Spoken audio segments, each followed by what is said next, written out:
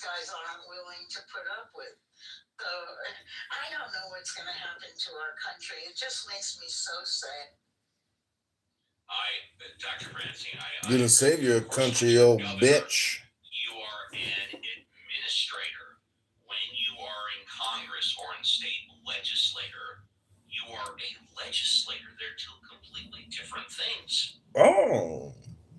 Right. And Dr. Francine, anything else? We got time. Anything else? No, I'm good. I'm kind of depressed by what I saw. And the name of the town is called Surprise, Arizona. Surprise, bitch! And it's one of those towns. Surprise, you old bitch! Somewhat conservative suburb, but when we drove up to the building and started photographing it, someone had put a bunch of pink Post-it notes on the front of the building that said Buckeyes and Isaac. Yeah. Dr. Francine, thank you. Let's go to Aaron. Let's go back there. Aaron, are you available? Hi. Good morning. Welcome to the show. This is your first time. Yeah, thanks for having me. Absolutely. What would you like to talk about? If it's all right, I'd just like to listen to what you guys are thinking. I mean, absolutely. It's perfectly okay. So what we're going to do, because we're going to start doing it anyway, so I'll give you a second chance. Are you sure you just want to listen? It's okay. If you just want to listen, no problem. Just want to make sure. Yeah, I just don't want to make comments about stuff I don't know nothing about. So no, it's perfectly okay. So what we're going to do, because we're going to start doing it anyways, we are going to give you a first-class escort down the red carpet to the VIP. And again, we start doing that with everybody towards the end of the show.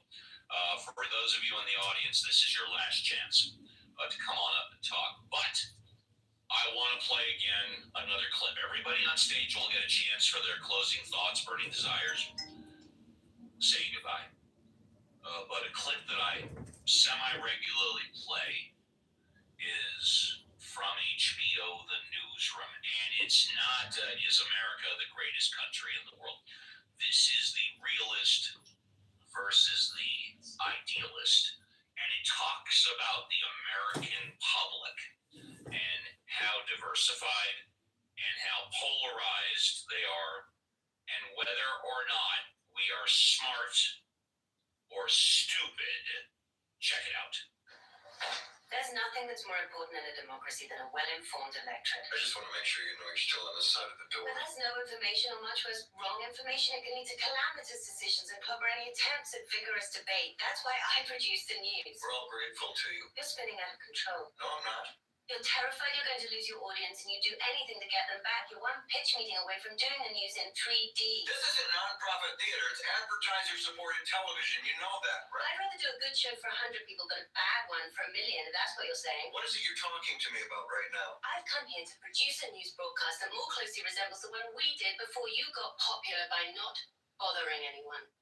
Leno. I think Jay and I would rather be employed if it's all the same to you. It's not all the same to me, you punk. I've come here to take your IQ and your talent and put it to some patriotic fucking use. And where does it say that a good news show can't be popular? Nielsen ratings. We're going to do a good news show and make it popular at the same time. That is impossible. Between your brains, charm, looks, and affability, and my refusal to live in reality. It's impossible that social scientists have concluded that the country is more polarized than at any time since the Civil War. The Civil War. Yes, people choose the news they want now, but we can People choose overcome the that. facts they want now. So what you just described is impossible. Only if you think an overwhelming majority of Americans are preternaturally stupid. I do. I don't. And if you let me, I can prove it. You know what you left out of your sermon? That America is the only country on the planet that since its birth has said over and over and over that we can do better. It's part of our DNA. Hey. People will want the news if you give it to them with integrity. Hey, Not Grace, everybody, not even a lot of Christopher people. 5%. Montesanto. And 5% more of anything is what makes the difference in this country. So we can do better. Hey, Grace, I'm your Christopher And Montesanto. ladies and gentlemen, Let's get a boys and gabagoo. girls, nieces Let's get a and gabagoo. nephews, is my Let's message get a to gabagoo. all of you. We can do Better. better. Better. Now, how you choose to do better is up to you.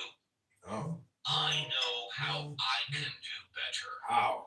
I'm going to keep doing this show. Ooh. By the way, going on Clubhouse 5 years. Wow. March. Oh no, I'm sorry. I've got 6 weeks. April 1. I'm going to keep doing the show. Keep doing it, Steve. I'm going to keep offering a platform where you, the people, can come up and talk about anything you want. You, the people, except for John Kitover. Definitely not John. And I'm going to hopefully I've only had to block one person opinions a ton of both sides times. the coin.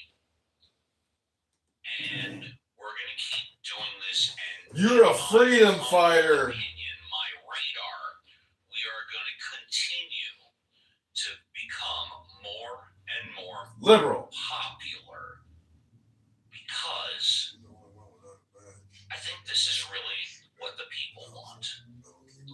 People, although it's entertaining, and I'm the first one to admit that I gravitate towards the psycho, wacko, yelling, insulting rooms on the weekend. You can count on me, Reverend Scott, and the Mod Squad to be here every Saturday and Sunday from 7 a.m. to 10 a.m. Pacific Standard Time, 10 a.m. to 1 p.m. Eastern Standard Time.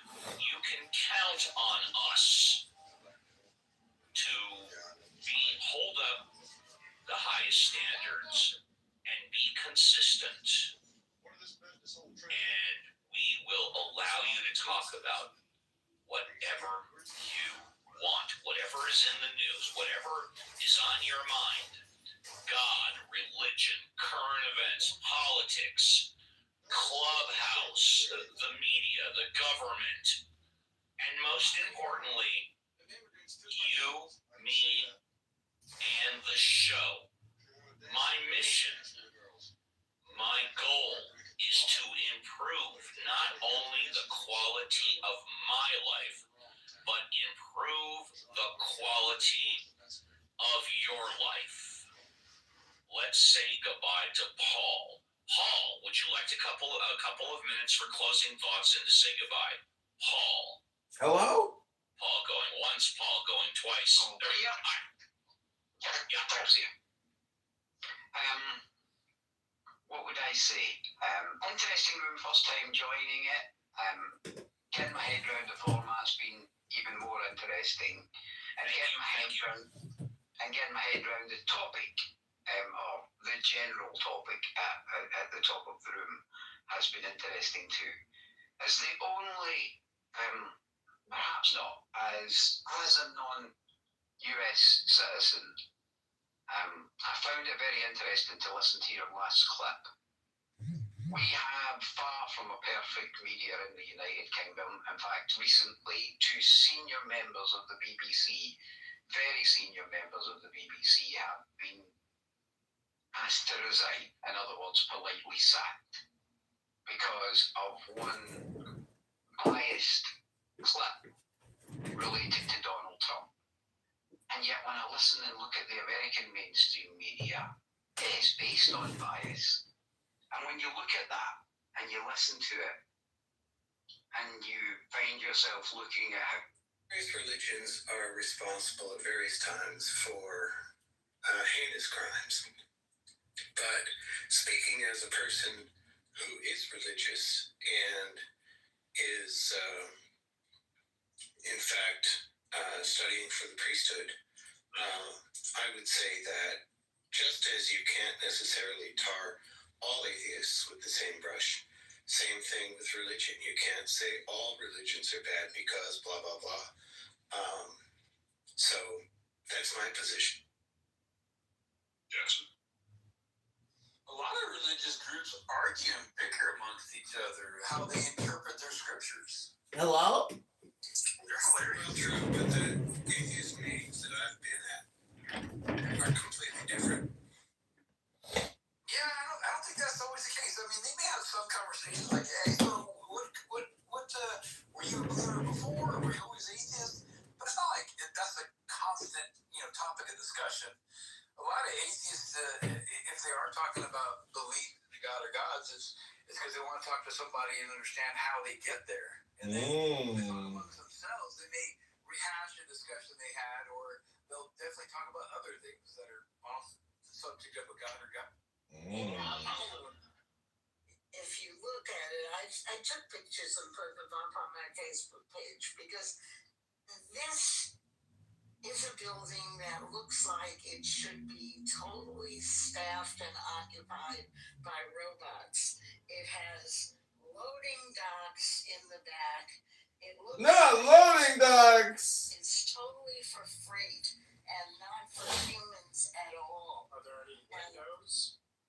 There are windows, but it's Limited. yeah, exactly. It's No. just a human-looking facility. It's like a human warehouse is what I'm hearing. Human warehouse. That's exactly right. And it's so cute because here we are in Arizona, and Surprise is a conservative, mostly older community, but there are 4. Hello? That is only rabbi who I had never heard of until you brought it up. So yeah, go ahead. That's just one out of many. Go ahead. The only purpose of the goy is to work and till and serve, so that you can Hello? and eat. And that's the experts telling me about your religion. Goy slang. No, it's not the experts. That is not true. It is 1 out of thousands. Well, it is the lead expert. It is a lead expert. I didn't know that. He really is. But here's the thing I'd like you to tell me, Steve. Where is the line between you and he? Are you and he the same, or are you and he disagree on this? And where is that line? I told you when you brought it up. I completely disagreed with it. I told you Is that. he not a Jew and you are? I believe he's a If Jew. you and he are the same. No, we're not the same. No, that's not true. Okay, well, he's a Jew. His religion is Judaism, and your religion is what? Judaism. Yes. Okay, so that sounds like same to me. So Are you saying that all Jews are exactly the same? Is that what you're really saying? what I'm saying, if you're going to separate from him, I'd like to know how you do it. Because I'm not him. I'm not him. Okay. Hello? So the religion. That's how I separate from him. I'm not him. So Hello? who decides what the religion means? Who is Uncle Steve? You decide, or he decides. For me, I decide. Oh, okay. I'm the final. Ben. I'm the final decision maker when it comes to my life. Don't you agree? I mean, I have a choice. Maybe so. You've said that. Maybe you said that many times. How would I know if I'm part of your religion or not? If I Do don't you know not believe I am the final decision maker of my life? Well, maybe I do, but more particularly, you seem to be the final decision maker of what it means to be Jewish. So I just was asking the final decision No. Well, then you've got it all wrong, pal.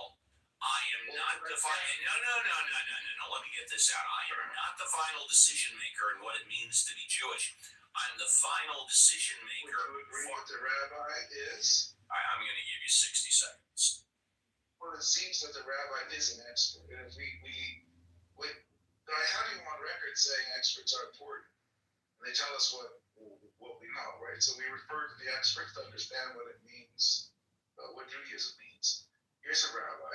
Here's giving the expert. He has given a description of what Judaism means, and now you're rejecting that expert opinion. So I just want to know where are you coherent here?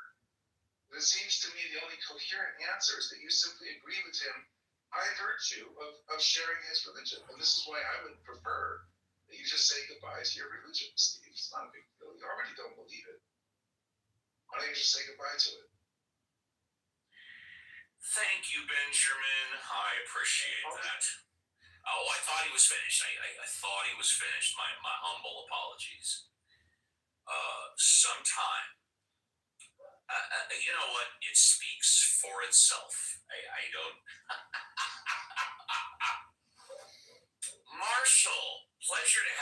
with the green butthole on the show again. Would you like to say goodbye? Yeah, I'll mention one thing. The Mortal Republic, written by Ed Watts, who Scott is a friend of, says the very last thing that failed the Roman Republic, and we're a republic, so we should look to other republics for examples. The thing that failed the Roman Republic was not always greed, it wasn't always power, it wasn't always venality. It was good people saw the problems and did nothing. Regardless of whether they didn't think they were effective or they think they couldn't do anything, the bottom line was no one got off their behind to save their own country. And as a consequence, the country dissipated. Well, thank you. We'll go to Mega in a moment, or Messa. Nothing. Okay. You know, in the George Floyd case, where Derek Chauvin put his knee on George Floyd's neck for 9 minutes and George Floyd died, there was a trial, a criminal trial. The officer was, I believe, tried for second-degree murder and found guilty. There were experts on both sides, both medical doctors. One expert said that he died because of a knee being put on his neck against a curb for 9 minutes. The other expert said, no, that didn't kill him. It was a fentanyl overdose. Well, both experts can't be right. One has to be right and one has to be wrong. Who decided in that particular case? It was the jury. In my case, whether or not I should leave my religion, which I have belonged to for over 65 years, just because one expert comes out and says something completely idiotic and stupid, that the Goyim are here to serve the Jews, when I don't know how many other thousands of experts would disagree with him. Of course, Ben is relying on the one expert and apparently refuses to acknowledge the thousands of other experts that I presume disagree. What does that tell you about Ben's ability to be a critical thinker? I'm assuming he's sincere. I'm assuming he believes what he says. And in this particular instance, I will go out on a limb on this particular instance and say that, well, quite frankly, Ben, your critical thinking skills fucking suck in this particular case. It's almost like you brought up, Ben, yesterday, the 7 CEOs of tobacco. And I told you, my understanding is they literally had they performed 100 studies on whether or not tobacco causes cancer. 99 of the studies from experts says yes, it does.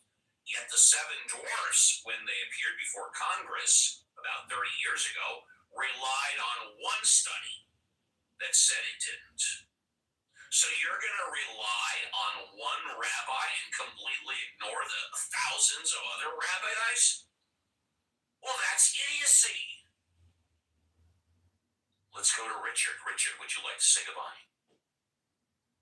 Richard going once. Richard going twice. Come on. Richard, thank you. Let's go to Alfonso, who's quite often with the fan band. Alfonso, would you like to say goodbye? Bye. Alfonso going once. There we go. Alfonso. Hi, would you like to say goodbye? For the show as usual. Thank you. I appreciate it. Yeah. To address Great our fucking good show, friend Ben, Steve. Yes. Was I too hard on him? there's Was I too hard on I him? mean, no, I think I'm even harder on him sometimes. And the thing is that there's It makes for good educational entertainment, I'll tell you that, you know. yeah, but it turns into a fixation. For me, well, it is entertainment, but not educational, because you end up entertaining a fixation in the attacking of people. In the or the persecution of people or a group based on the Google definition. Yeah. Yeah, there is that. There is a fixation and an insistence in. It's not hatred, because I think what Pro said was relevant. That I think what Pro said was not only relevant, it was spot on. Yeah. Yeah, that he brings something to the table, but I think when you've spent Yes, he does. When you've spent 50 hours with him, it becomes repetitive and not productive anymore. And it's just it gets to a point where, for me, I want to move on. I want to learn.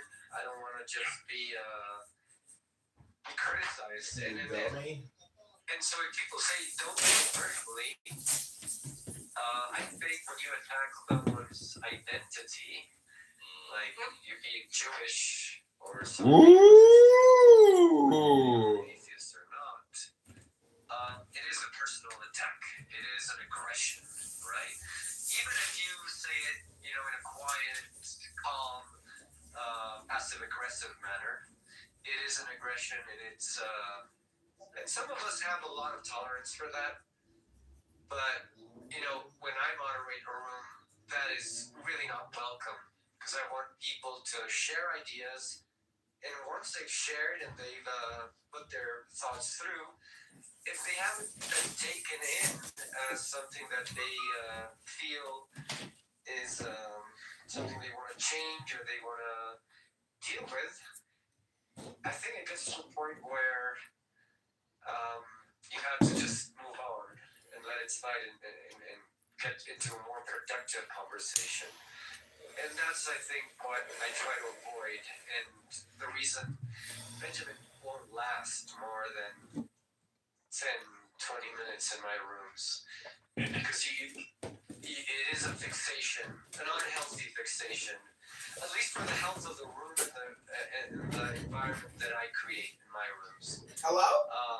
With that said, I haven't been running many rooms lately, and I probably won't be running many rooms in the future, because I have a lot going on in real life, and I am enjoying IRL much more than Clubhouse.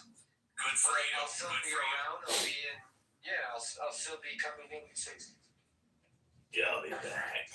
So We're always gonna it's be carnival back. celebrations here in La Paz. That's so okay. It's quite loud.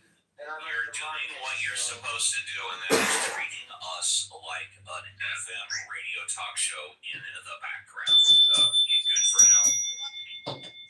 Yeah, that was it. Thanks for the show. I'll be here every Saturday and Sunday. I just like you said you're having too much fun in real life. Weekdays I'll But probably here just you be are telling us lurking your in mostly. fun See you. schedule. No worries. Hello? Take care. Take Violet, care. would you Bye-bye. say goodbye? Violet, are you lurking? I have That's music room I do with my friends. I have been listening a great deal more when I am on Clubhouse, and I've been on Clubhouse a little less to listen at all. Good for you. But good for you. yeah, no, I love being here. We burst out of the gate today Hello. with a really high energy, and then a steady pounding pace helped us win the race. Great Sunday yet again. I hope everybody has a safe week, a good week, and Thank you. So a lot of the agencies that are out there that at least supposedly are supposed to be the ones, looking out for the humanitarian aid and these kind of things. So it's like where would that go, kind of thing. So I know that's like a big general bite of it. I'm sure people have more of the specific. That hadith is sahih. Yeah, also about the stoning, for example, they believe that there is a stoning verse inside the Quran that was eaten by a goat. So you have a whole surah regarding apparently stoning that was eaten by a goat. So I mean, there's this is something which the Dawah bros they don't talk about. Right? But I mean, to be frankly honest, like we can. I think it's exactly opposite. It's okay. It sounds like it's too late. That's right. I'd left already, so. We'll go back and get it. Yeah. Give it to the guy. Well, I have a friend who lives in a building. I just love saying the word I still flex. say it, David. Yeah. I just love saying the word flex to David. But he is single-handedly behind that word, man. I don't hear anyone else saying it, you know? And I mean, sometimes I'll say that's a flex. But nobody says flex is one word sentence like David. And I love it. I love it. Flex. Okay, well, what is that word from Mean Girls that she was trying to create? I forgot. One of the plastics was, that was great. It was something Mean Girls. Is that a movie? Oh my god! Fetch. Is that a movie? Best TV movies. Oh my god, you gotta watch it, David. It's so good. What was the word that she used? She tried to, one of them tried to create a word and tried to get it going, and it didn't work. Let me try to remember it. Randy, you know, I gotta say, you said you're thinking about hiring a beautiful young woman to help you clean your office. Randy, don't do it. Just turn on Clubhouse and clean it yourself. Okay.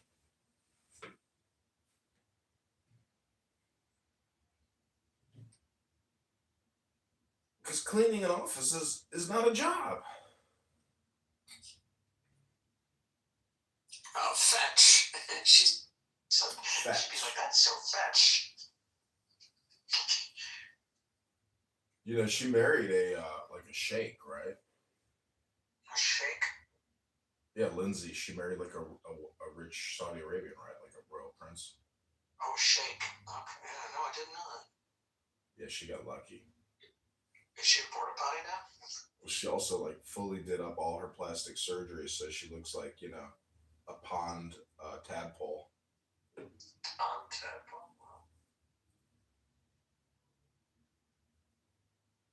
So, David, what's your first drink of the day gonna be? Gin, vodka, or whiskey? Not gonna be. Has been. What was? Left. Fetch. Flex. Mood. What kind of mood are you in?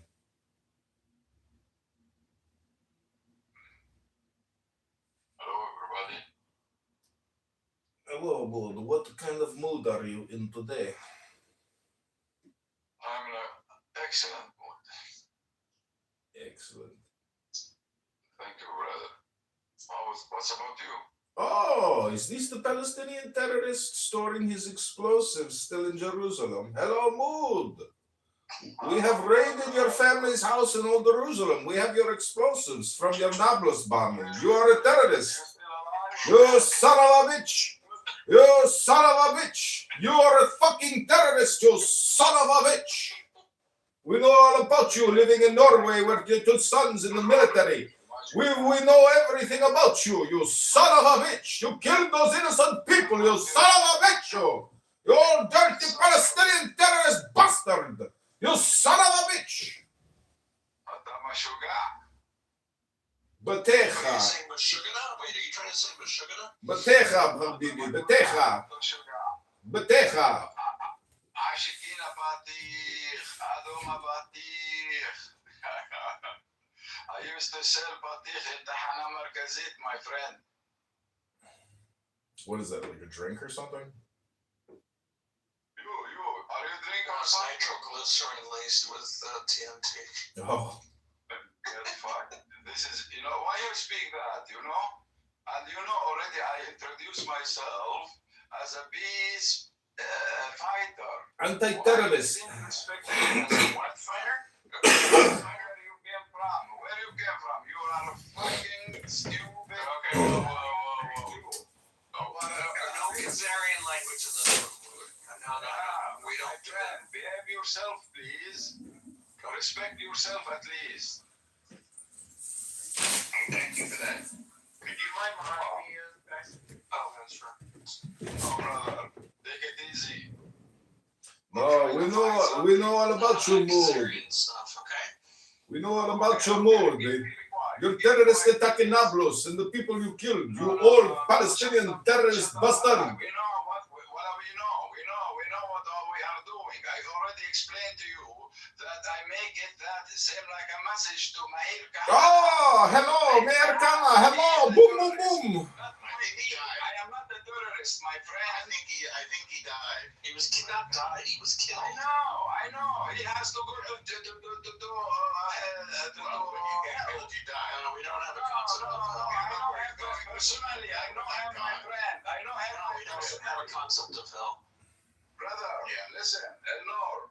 Well, thank God you did that, all right? I am not putting words from my mind. I do see him. I do, with. Are you in hell? Is it okay if we let God take care of that stuff? We'll deal. So if you pick up a gun and point it at us, we're going to come take it from you. We're not going to do it gently. If you're peaceful, you can stay where you are. Okay. Very Because I'm a peaceful man, Eleanor. Come on. There's no problem. Eleanor, that's a good one. You know what is my name? I am Mr. X. I don't know what that means. Mr. X. Was that No, your I name? am Mr. X. That was his old You name. know me, I Eleanor. sure. We was friends together. I create you. I create you with Hanukkah. I create you with Hanukkah. If you remember? No, I don't. No, I did it. Come on, man. Okay, good. Okay, come on, man. Who you Man. Joe Biden? Sorry, my man. friend. Come on. I think you're Joe Biden. No, I am here to be, honest, To be honest, we try to make, to coexist. Enough is enough. You are not young anymore. I am not young alcohol anymore. today? Are we drinking Never. I alcohol don't today, touch brother? it. No, brother. No. I am a Muslim. You seem a little intoxicated. No, brother. No. All right. I don't do it. But the atmosphere, I get fucked, kicked out, a few, maybe before half hour from another room. I know Yanni. Megatron and other persons over there, and I think PP, and not like this. I partied with Emiratis in Dubai. They've done a lot of Muslim. And they were drinking. They were not supposed to. But they did. Listen. Well, like you know nothing about anything. Listen to me careful. No, he was in the UAE. He was in the UAE. Yes, yeah. There's a lot of alcoholism in the Muslim community. Don't worry, you can find alcohol everywhere, my friend. Well, that's our point. Yeah, it is not big deal. Mood. So, how many people did you kill in your terrorist attack in Nablus when you detonated your explosive? You old Palestinian terrorist bastard! Bajikan, behave your time person. Talk, No, this is not a good way to talk to others. Are you a human being or something else? Behave yourself. I'm going to get human being. Okay, respect yourself, my friend. We are friends. Okay. You don't know me. Why you take a dark side from the words? Even if I make a mistake with the word, don't touch it, don't judge. That's it. Hey! One PB just enough. Please, brother, don't judge. I already say this is my past, and I never injured a snake. Well, like the fuck, I give you now videos, the snake. Because you are a snake. Thank you. Even the snake I respect, brother. She have the right to exist, same like me. I am not better than the snake. I'm not better. Maybe I'm here to serve a snake. This is the reason why we are here, to serve the snakes, maybe. Come on, now. Open your mind, please. Open your mind. You know something? Are you a Jew? No, I'm gay. Are you a Jew? Are you a Jew? No, I'm gay. No, I'm Catholic. You sleep one night and next day you wake up again? Is that how it works? I don't know. You tell me why you are gay? Tell me. full respect. Maybe it is a sickness or something.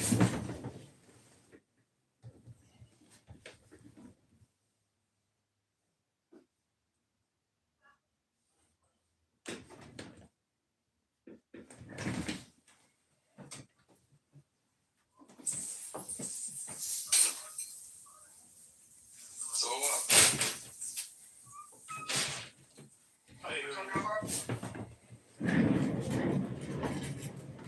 Let's talk, You need to go back to Nablus and apologize for what you did and all the innocent people you killed, you bastard.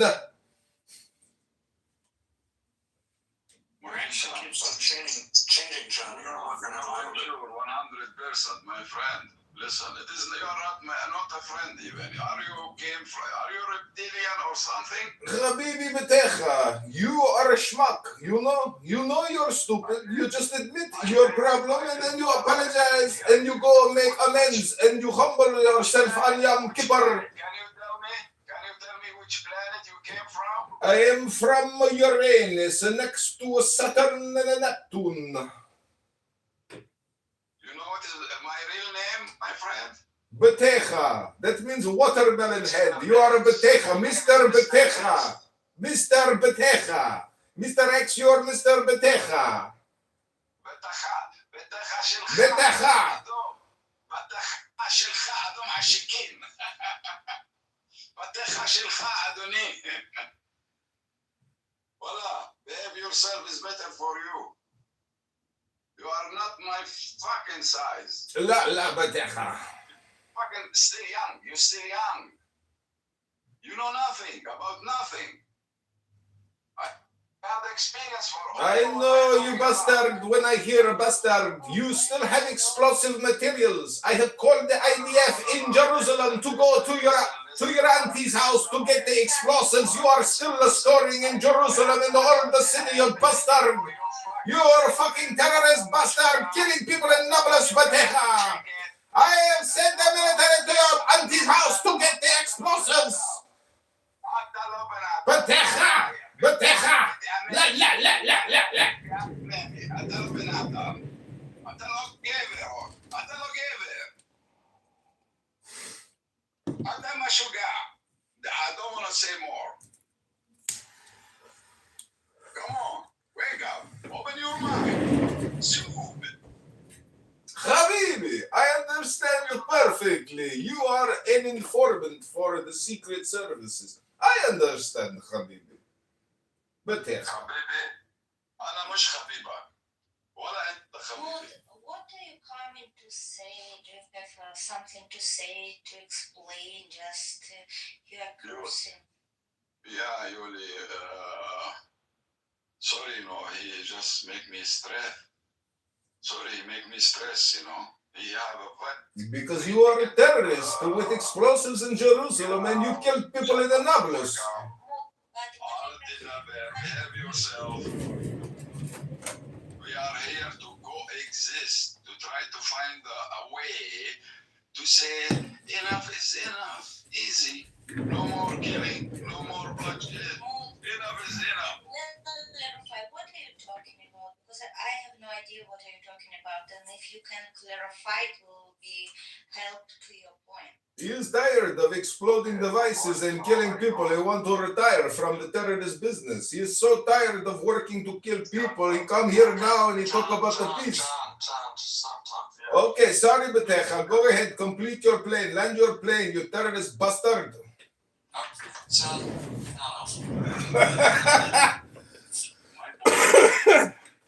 This is our destiny. To be honest, this is our destiny. Not only my destiny, your destiny and my destiny. To love one place, to belong to one place. We belong, both me and you, to one place. We love that place. We involve in love with that place. We just spoke, me and Jacob before, 1 hour ago, about my city. He have been there. Am I true, Jacob?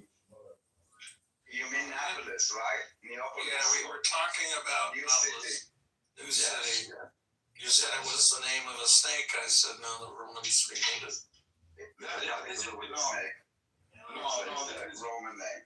It's come from Neapolis, and then it turned into Nablus. It has nothing to do with I'm the telling same. you, brother, this is story I heard it from Rabbi. Now, I don't know which rabbi told you this, but it's not true. Sadaka. His name Rabbi Sadaka. So it's not true. It's not true. You Google it. I understand, but it's not true. It's not true. This is The name. we have many historical stories in name. You know nothing about historical Nablus. I know it's not. All Nablus is brother. It's not. Hold on, brother. It's not an Arabic name. It's a Roman name, means new city, Neapolis, and then it was turned into Nablus. It has nothing to do with snakes or with teeth or with anything. And whoever told you this, hold on, listen, sweetie, all good. It's not. I'm not saying it's just like you're just inaccurate, and I understand that you were told this by some random rabbi. It's okay. There are many rabbis in the entire world. Not everybody is saying, you know what, just, you want to take like 2 minutes and Google it and see that the origin of the word is from Neapolis, new city, by the Romans. It has nothing to do with this story about snake.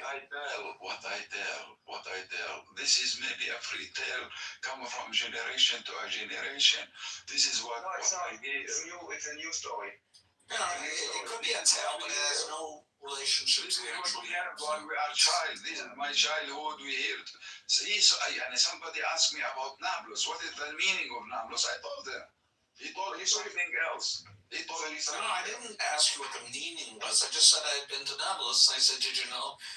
We were just talked about the city, like Yosef's tomb. I have somebody else asked me in another room, maybe.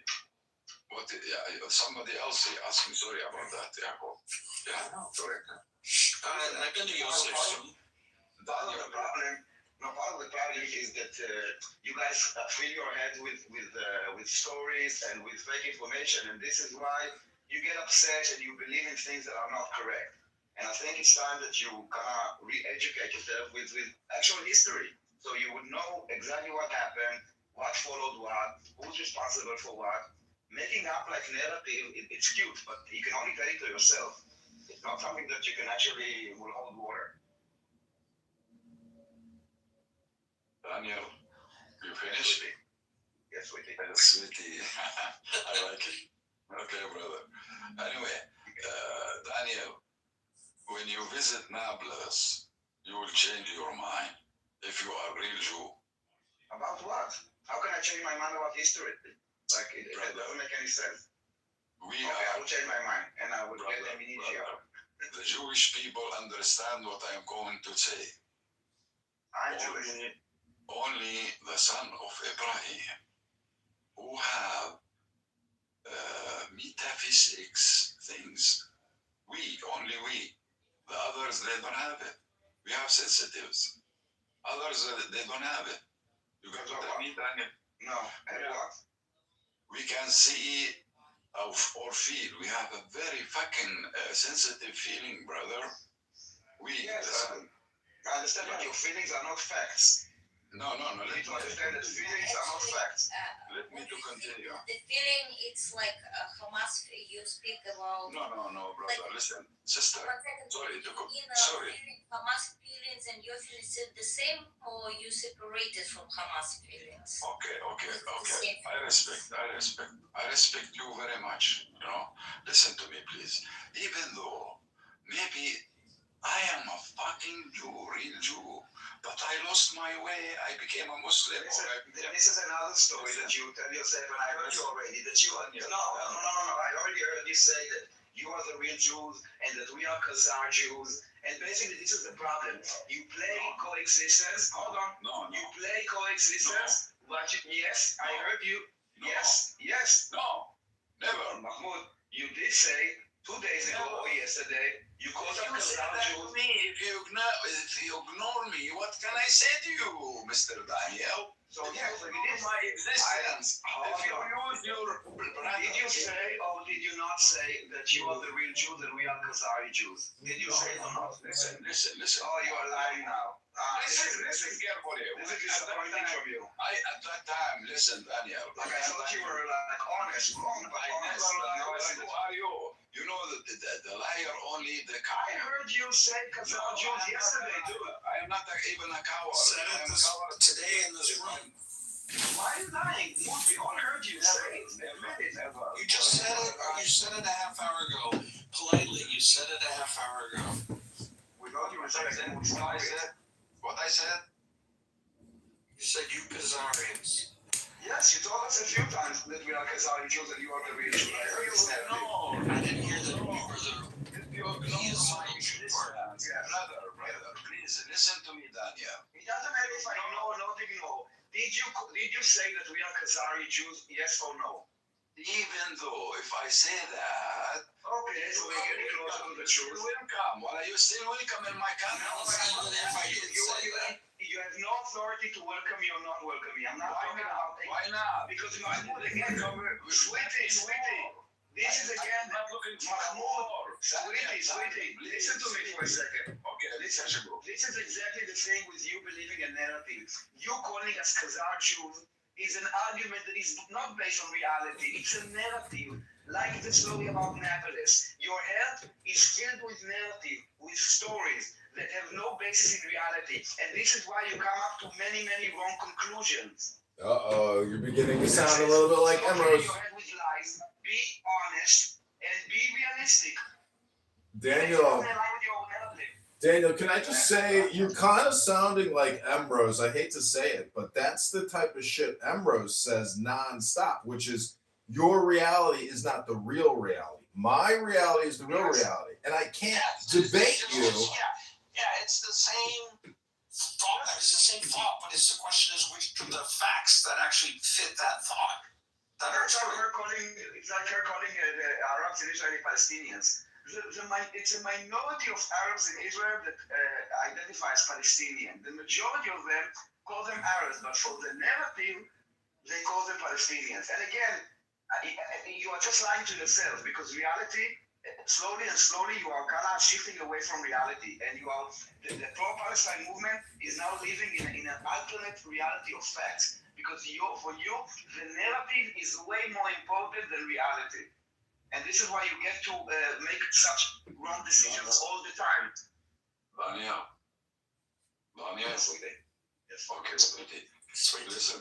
Love that. Wallahi, I swear God, I swear بحياي, I swear God. Yeah. أنا إزرائيلي. Listen to me careful. No matter. I don't care. Even though if you are a fake Jew or true Jew, I don't care. What is a fake Jew? Even you saying it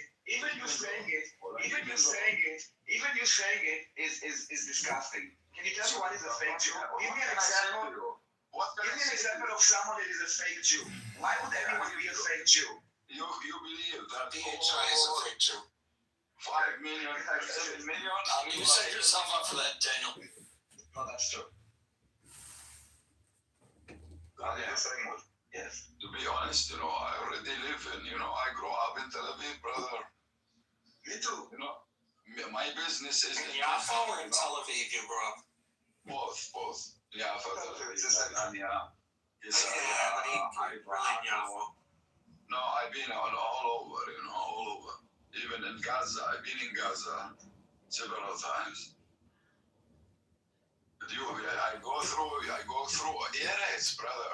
I go through areas before. We don't have the same borders between. It is the same, almost the same. We can't drive the car before. Yeah, we didn't always have borders. It started with the violence, yes. Yeah, this is, I am an eyewitness, brother. I don't put words from somebody told me or. No, but the fake Jew is something that you said. It's not based on reality. The Khazar Jews is something that you said. It's not based on reality. The Nablus story about the snake is a story that you said. It's not based on reality. It's not from your experience. It's things that you were told. And those things that you were told and you repeat them are not helping your cause. Because if you want to help your cause, you need to be realistic. Otherwise, it will never be resolved. Even if it's not aligned with, even if it's not good for you, you need to be. Sweetie. No. Oh, we miss a big chance, brother. It's a shithole. I wish one day we live in peace and then invite you. I own a You house. guys, one thing you need to work on is a trash collection. Daniel, I'm serious. Yakov, haven't you heard of Clubhouse? Jerusalem. I'm a garbage collector here on Clown House. I collect trash here and put it in a landfill, for people to go and possibly bring a little garbage out.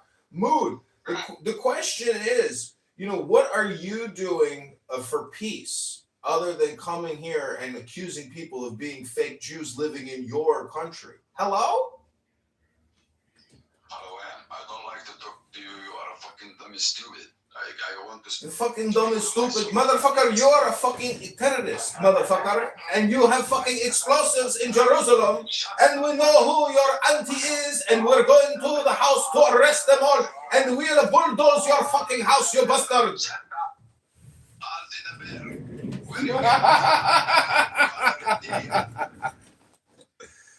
Reptilian, wow. Yes, Call you a reptilian? this is a reptilian, 100%. Like the snake with the tooth? Yes, exactly. Or the goat. This is a goat. Wait, what's the goat have to do? What's the goat doing Oh, now? fucking bastard, the goats. You have to Oh, be fucking bastards. Be careful. They hate us, brother. I don't hate you. I hate your stupidity. I hate your ignorance. I hate your low IQ. And I hate that you are a terrorist. And you have committed a terrorism in the past, you bastard. You are the snake. You are the goat. You are the reptile. You project onto me, you bastard. He's a reptilian. Let me see what is your picture. That's all. Oh, fuck you. Gay. You are a gay. Okay, remove, please. Yeah. Okay, brother. We are sorry, Danny. Sweetie. Hey, did you just call me gay, you motherfucker? I am not a gay. I'm a happy man, and you are the reptile. You accuse me of being a reptile. Julia, let Julia get in here, magician. I wanted to clarify why you use the word gay like something bad. What's bad in gays? I never been a gay to tell you the bad and the good, and I don't know. But you exactly. judge gays. No, I don't judge. I respect everybody. This is, when you're trying to offend someone. he say about himself, he say, I'm a gay. It's okay. I reply to him. Normal, no? Everything you say is a negative. You come on the Clubhouse and you make a negative statement to people over and over and over again. Why? Why, Habibi? Why do you come here and do this to yourself and to other people and make them feel bad? Why do you do this? Is it because your self-confidence and self-esteem is so low? Who are you? Hello?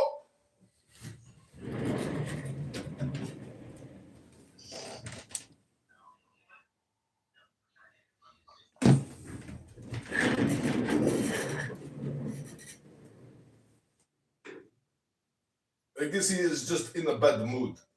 Most of these former terrorists are not happy people, and he's just in a bad mood to come here and make fun of the gays and then make fun of the fake Jews.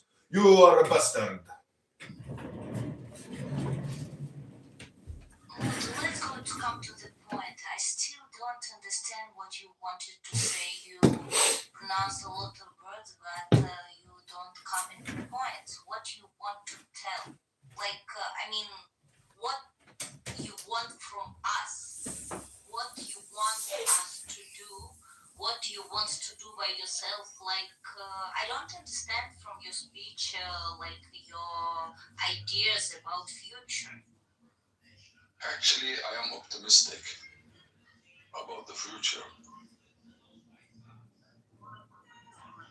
Oh, optimism is feeling, but how do you Yes. see reality future? I feel reality that our things will come back to us. if you didn't agree. What do you mean our things? Can you clarify? I don't know what is your Okay. things. Let me ask you a question, please. I am a Palestinian first. Are you a Jew? Yeah, I'm Jew. Have you been in Israel? I'm living in Israel. I'm right now Really? in Israel. Really? Oh Yeah. my God, you enjoy it. I feel jealous now. I feel jealous of you. Well, I feel jealous. You know what? Look, Mood, I'm answering your questions, but you didn't answer mine. For how you see the future. It is time to wake up, both sides. The What do you Palestinian. mean make file? You don't stop to trying to speak philosophically. Saying what you want. Like, can you tell what I want now, as a PLO ex-member, the right for fully independence, Palestinian state in the West Bank on the borders of 1976. Fully independent. Otherwise, we're still in war. But do you understand that it's impossible? It is not impossible. You will have a choice to have a beautiful life. For example, I'm just curious. Let's say that we're kind of living in an ideal world, and tomorrow you can come in and live in the West Bank, and West Bank will be Palestinian independent country, where you will be the citizen. It will be named Israel. Mood, you literally just said that you are demanding access to a time machine, otherwise there will be war. You know how stupid you are? You said, I want access to a time machine, or there will be war. That's what you just said. Listen to yourself. Wake up! Tomorrow you are living in prosperity. You want a new country, Palestine, in the borders. Where is it now? Pretty safe border, not that one which you want. Will you be agree on it? Listen to me. First, I still have my ID. I have my Israeli ID. Identity. יש לי תעודות זהות. יש לי. Also, I have a Palestinian passport. Honestly, I was willing to not say it wasn't a genocide until the starvation camp. That's what sealed the deal for me personally, right? Yeah, but you have to define the word genocide, because genocide implies totality. And there's no totality here. It does imply totality. What is it then? What is genocide? Read the definition, it literally says in whole or in parts. It says what? In whole or in parts. In whole or in parts? Oh, so there's a part of genocide, not a whole genocide. Got it. Okay. Ah. Yeah, but Hey, watch your fucking mouth. Hey, watch your mouth. nigga Johnson. Yeah, Lil E. When they wake up today, go Lil E. sleep. Oh my mama. Fuck wrong with you, Lil E. When we get it to the I'm my mama.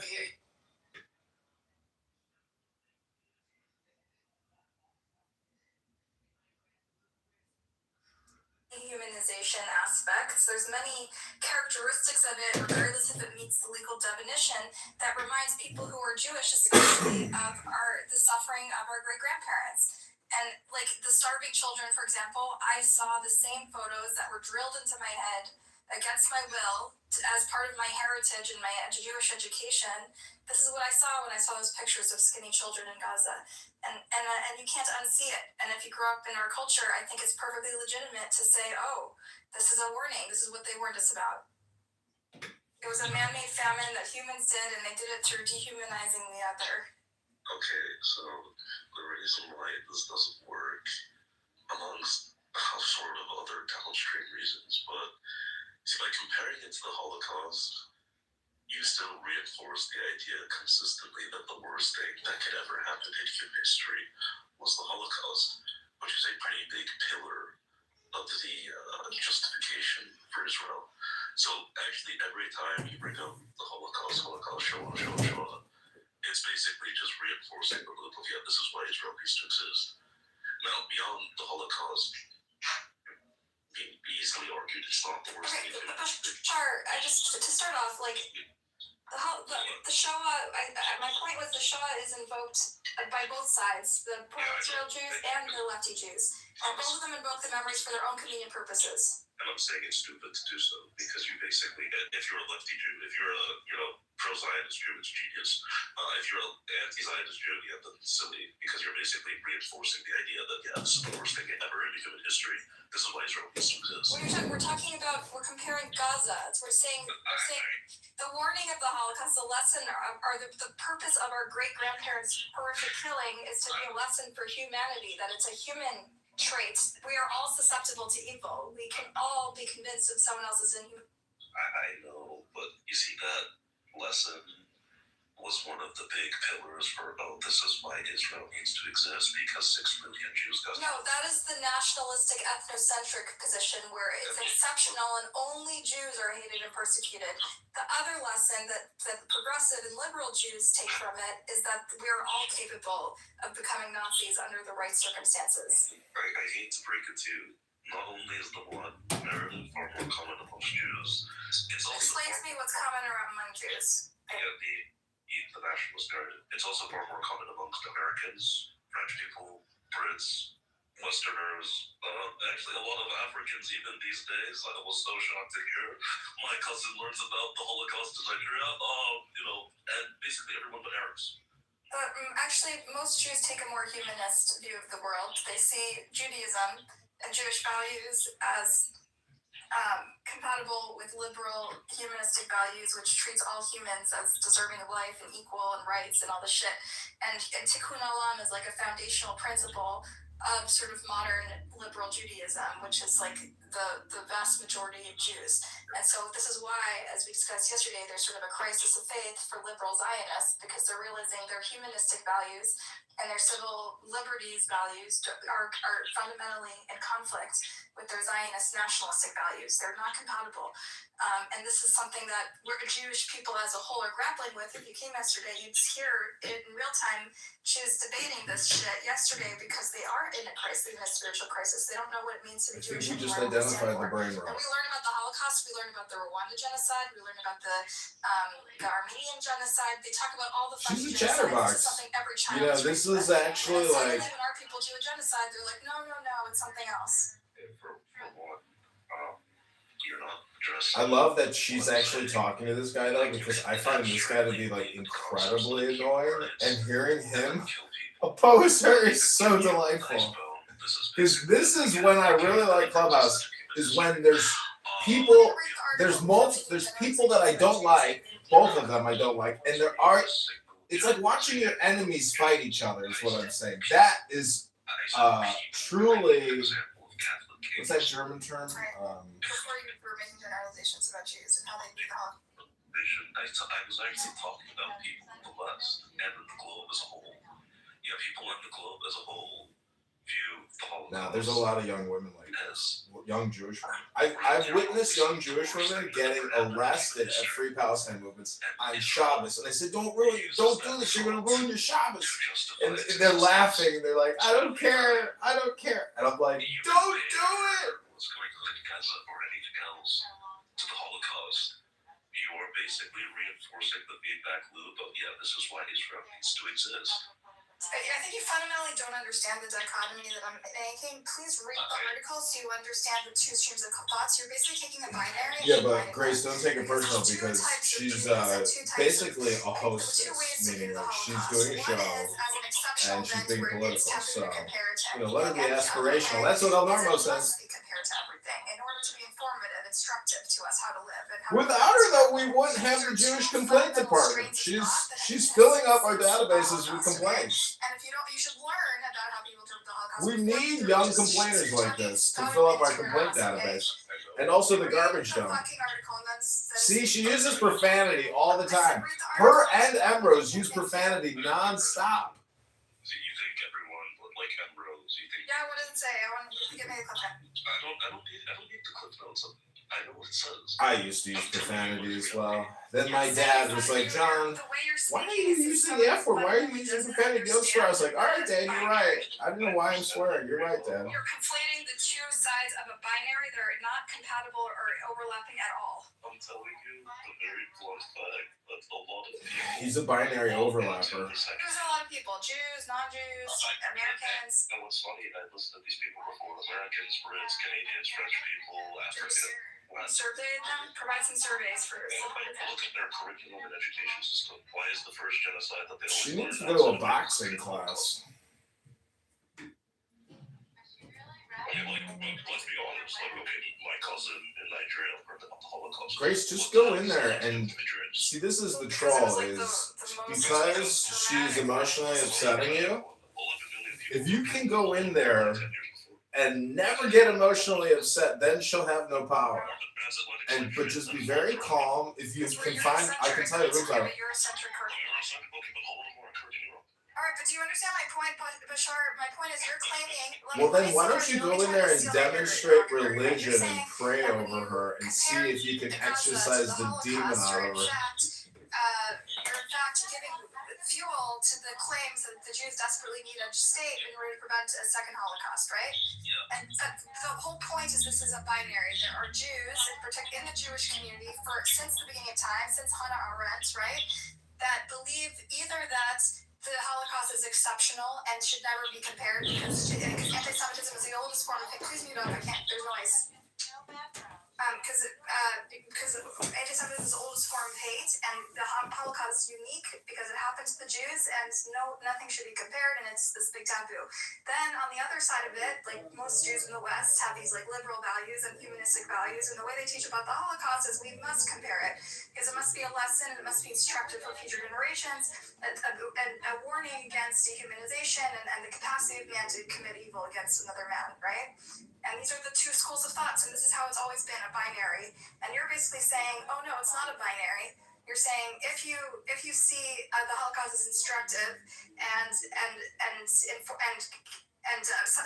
something about what's happening in Gaza, then in fact it makes you the other kind, which sees the ethnocentric. It reinforces the ethnocentric interpretation of the Holocaust, which is just that it only happens to Jews and everyone uniquely hates the Jews and anti-Semitism will always persist, and therefore nothing should be compared because it cheapens it. I'm saying the binary. Which one is it? I don't think you read the article because it doesn't sound like it. I'm saying the binary of the second, right, that the Holocaust is exceptional, etc., is one of the key arguments and pillars to justify the existence of Israel. And what's more funny, beyond just the majority of Jews arguably falling into the second, for sure the majority. Maybe I'm missing a piece. How does calling Gaza a genocide, saying the Jews perpetuated genocide, justify a homeland for the Jews? Because of what you're comparing it to. What you compare it to, I mean, you could compare it to a million and one other things. And in fact, there are genocides that inform on what's happening in Gaza with the Holocaust. But you're saying the specific comparison is what. Yes, the specific comparison, yeah. Well, that's their own, like, blind spot, though. No, that's reality. That's the blind spot of, like, basically the majority of Westerners, the majority of Africans, basically everyone but, like, Arabs. I don't think even Jews view it this way. I think a growing number of Jews don't view it this way, and I think this is not how we were taught about the Holocaust and genocide in general. We were taught to compare it. Okay. In Israel, it might be more too. I don't know, maybe everyone's coming in about what the taboo of comparing to the Holocaust in Israel, but in America, this is how we learn about Holocaust history. We learn about how to compare. In America, we learned about the Holocaust as if it was the worst thing that ever happened in human history. And I know this because I'm also American. And because I've been being taught about the Holocaust since, first grade? I don't know how you learn it, but in sort of Jewish culture, the way we learn about it in Holocaust, we learn it specifically as instructive for the way we view the world and atrocities that have happened since and before, right? We use it as a prism to look at the capacity of man for evil. Yeah, and why is it that one? Why not Holodomor, which was larger? Or the slave trade, or the Trail of Tears, which we do. They also talk about slavery and Trail of Tears in Jewish history. To the Holocaust, how much they can talk about it, not that much. What? Well, I'm talking about Jewish day schools and Jewish Hebrew schools. When we talk about the Holocaust, it's through the prism of the Jewish experience. They talk about slavery, they talk about the Trail of Tears, they talk about racism throughout history, they talk about Jim Crow. Of course they do. This is I'm talking about public society, right? Which is far larger than Jewish. Well, I was hoping to have a conversation with Jews here today. So if you have a problem with the way Holocaust is taught, that's like a different conversation. Hey, that's an issue of the way Holocaust is taught, but I mean, you seem to have no problem discussing with others until, like, they, I mean, they were agreeing with you. You're criticizing Holocaust education, right, in America? No, not at You're all. saying you should focus on other atrocities. No, Fair.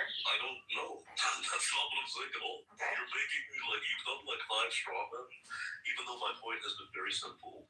Israel justifies itself because of the belief that the Holocaust is the worst thing that ever happened in human history. Most people believe in this. So when you compare what's going on in Gaza to the Holocaust, yeah, you're basically reinforcing, including most anti-Zionists, by the way, yeah, you're reinforcing that idea in people's head. Okay, thank you for sharing.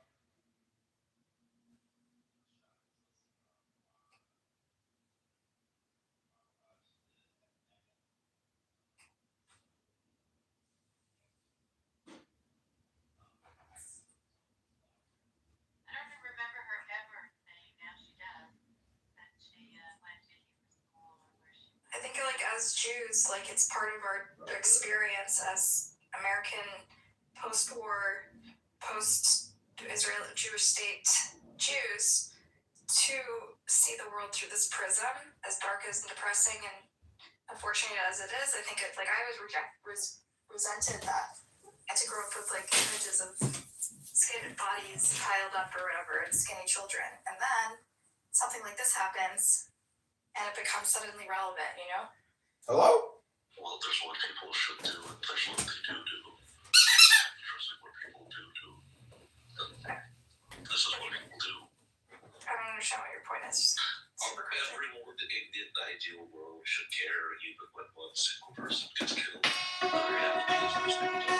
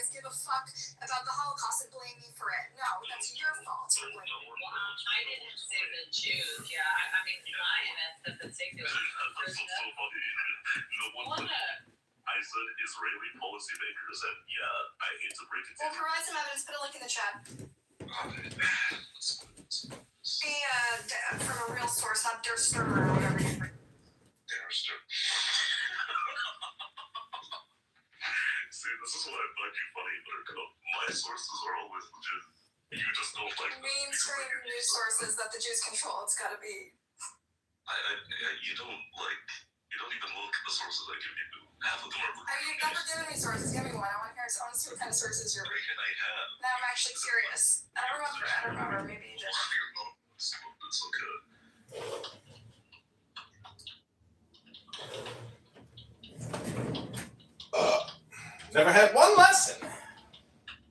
Hey, Buttercup. Yes. Can you tell us more about the Shoah? I'm looking at Shoah. What is that? The Shoah is the Holocaust in Hebrew. It's about basically in Jewish culture, there's two schools of thought. One is that the Shoah, well, first of all, in this particular conflict, there people on both sides, the right and the left, the pro-Israel camp and the critical of Israel's camp, both have invoked the Shoah conveniently for their own political purposes, right?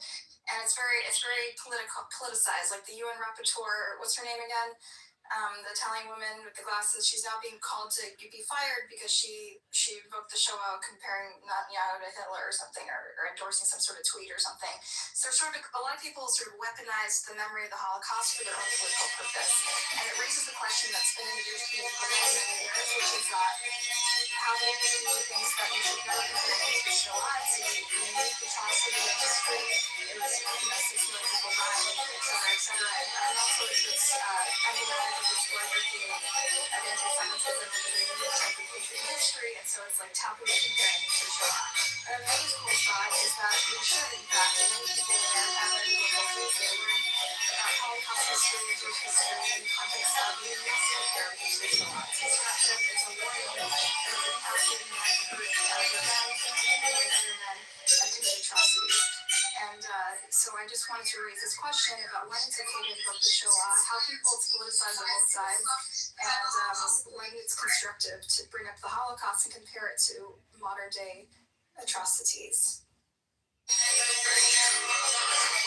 you. like listening to you as much as you like listening to yourself. I think. Are you being sarcastic? I answer a specific question, Sugar. You just got here. I really like how you said that Sugar was very succinct, like you thought about your sentence beforehand, so it actually had a beginning, a middle, and an end, and it didn't sort of meander for like 10 minutes saying absolutely nothing. Well done. Anyway, I hope Reuters is reliable enough for you.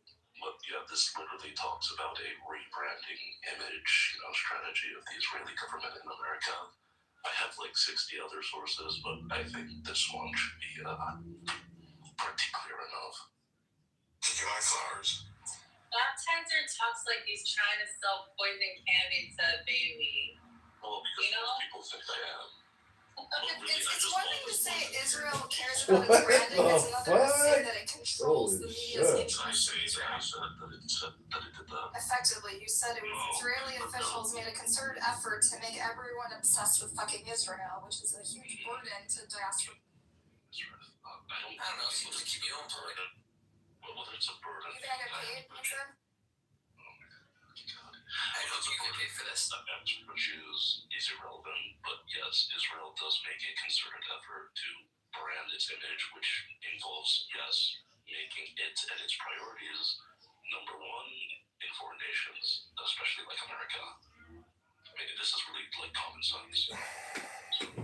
Pepe, I just want to warn you, we're talking about the Shoah. I know a lot of people, if you say anything that stereotypes Jews or promotes any sort of conspiracy theories about Jews, no matter how valid you think it is, you're going down because that's what caused the Shoah. Oh, come on. I mean, I never did this shit when we were in the same room and I'm a mark. Holy shit. She doesn't say things that are like astronomically offensive. This is just like a PSA, not just for Pepe. Sorry for singling you out. Anyone who promotes an anti-Semitic conspiracy theory, there's no warnings, okay? We're talking about the Shoah, which is a really delicate issue. I bend you over and have my way with you? How about? You're so disgusting, dude. Yeah, I'm talking to fucking you, Buttercup. Whoa. Only I can do it, and I can only say these things, so you need to stop that. Buttercup, I need you to give me a mod badge, like. No, Solana takes life too seriously. No, god damn. Final warning, Sugar. I just want to sugar you up, Buttercup. Alright, you're going down. Hey, no. You're lucky I don't kick you out. I kick you out for that, okay? So I'm not going to treat Jews differently. I'm actually being sincere, but whatever. Better one. Sorry, I gotta punish you at least for 5 minutes.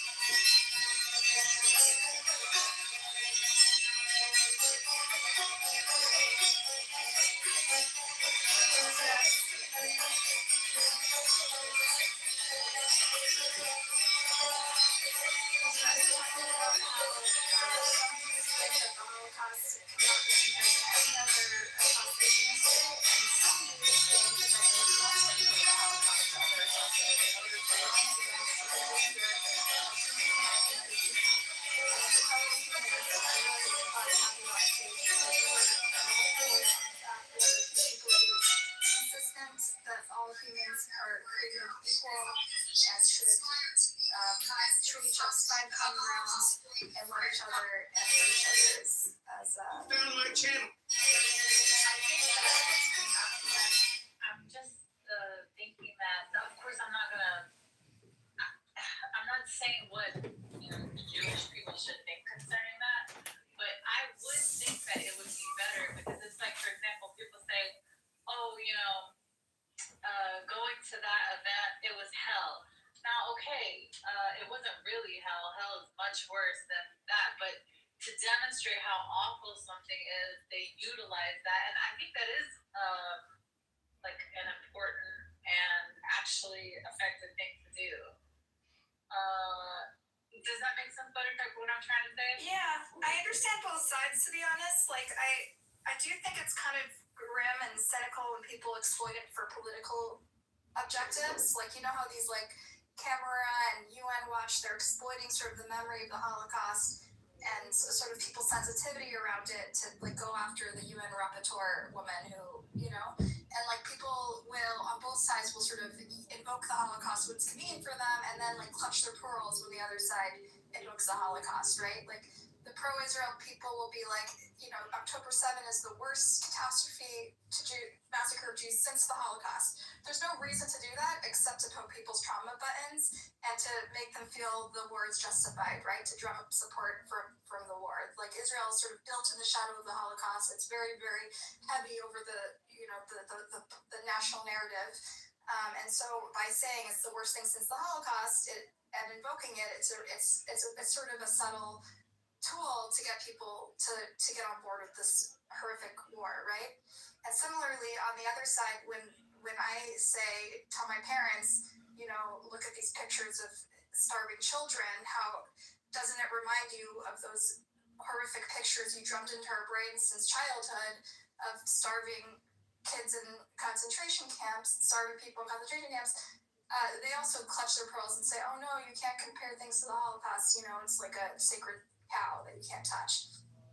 And so but throughout history, there's been sort of these two camps, and some people are like, to their credit, like the Holocaust was uniquely horrific in a lot of ways. Like it was this industrialized killing that we've never seen before, where they literally created, you know, when shooting people in the head was too onerous on the soldiers, they created gas chambers, right? And they created these like killing industries, and the goal was literally to erase Jewish DNA, and it was a really like unique atrocity, and it should be given its weight, and it's right that we treat it with the gravity that it deserves. But to somehow infer from that it's not it's not like, I mean, to some people it is sacred. I understand, and especially if like your family went through it. You wouldn't want people to cheapen it by saying every genocide, every war crime, you know, is comparable to this horrific thing that happened in history that completely reshaped the world. On the other hand, what is the purpose of it? What is the meaning of my great-grandparents' deaths if it doesn't tell us something about the human condition, and it doesn't warn us about the capacity of man to behave this way, right? Well, if we look at anything else in history, is there anything that we say like it is off limits to compare anything to this historically? And if so, that might be like an indication of the position one should take, maybe. I mean, okay, so you're Iranian. Is there a horrific event in Iranians' history that people prefer, that they kind of put on a pedestal? It's a bit of a sacred cow. You can't like say, you can't compare it to other crimes against humanity. Can you think of anything like that to try to personalize it? Because I'm sure there's Native Americans. You see the Trail of Tears and the literal successful annihilation of Native American culture as an atrocity without comparison throughout history, right? Similarly, slavery. There's not many crimes worse than the 200 years of slavery, of black slavery in America, right? Each of these crimes stand on their own, but also tell us something about human condition. I think comparing like the indigenous people being eradicated, I don't think Native Americans would have a problem with that. I think there's a lot of similarities, but you did use a good one when you said slavery. That seems to be very triggering when anyone tries to compare anything to the cattle, whatever. Cattle, yeah, slavery. Yeah. That was a good comparison. I think Stella, like it's that each of these atrocities is it's just that one atrocity is not comparable to another because each one is unique, and that is true. And also, it says something about the human condition because it's humans that have. I do notice that if you try to compare any slavery if you try to say it's like slavery, Black people, the African American community, they don't like that shit. So that was a really good comparison, actually. And they're stupid. All right, Bashar. I'm black, you forgot. Okay, but you're not African American. Oh shit! Where do you think they came from? Who do you think is people? Those are right. Why do you think the Igbo landing is called Igbo landing? All right, I don't want to do this. Oh, you don't want to. Okay, so you. I don't want to be racist on my app talking about the Holocaust. Racist? Who uncles being racist. It's like I'm not black, so I'm not going to talk about You know how this. long Tashar has been talking about the Igbo tribe or whatever for like literally the entirety of this app? Like ever since I've been on this app, like he's the only one with his like tonation and inflection that like I know, like it's like embedded in my brain. Like I when I hear him, I'm like it's always going to go to that all the time. It's fucking funny. What Igbo tribe are you from? Like, what? I would say this, listening, you have always heard the phrase never forget. There is, push to make it so that, like, people in the West in particular, remember, all the generations, remember what happened. And, I mean, I guess when there's, like, an accusation of, like, many people being killed in a population, wouldn't that be naturally, like, the event that comes up in everybody's head first? Coming here and accusing people of being fake Jews living in your country. Hello? And we learn about the Holocaust. They do Anyway, I don't like to talk to you. You are fucking dumb stupid. I don't understand. They do compare it to the Armenian genocide. They use it as an instructive story to warn against how we need to prevent genocide, right? Use it as an instructive tool to prevent this from happening again. They make this horrific tragedy meaningful. That's how population historically has made the Holocaust meaningful. Parents, grandparents, that's meaningful. And so it's an interesting blind spot. Coming here and accusing people of being fake Jews living in your country. Hello? To not see echoes of Anyway, I don't like to talk to you. You are fucking dumb stupid. I don't understand. Fucking dumb and stupid. Motherfucker, you are a fucking terrorist, motherfucker. And you have fucking explosives in Jerusalem. And we know who. Coming here and accusing. all of these institutions that to preserve the memory of the Holocaust is a warning about the capacity of man to do evil. Trials and troubles. Pathetic stance Rejoice because of them. For in them is strife. spiritual crisis in Jewish And by their means is community. Like we just don't stand for anything anymore. I can see you wrote that down, so good job. Just made that speech a bit And then my son, sick earlier, that sucked. They had their little. What Casper community are you living in? Actually, I have that verse. I don't know. Did you go to like a Hebrew school?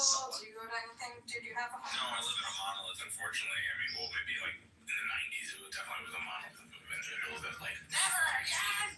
You can never compare the atrocities! I think in like Florida, they're more like Trumpy right wingers, so like maybe. Well, no, they were very lefty, but it's the very boomer-esque kind of like mentality.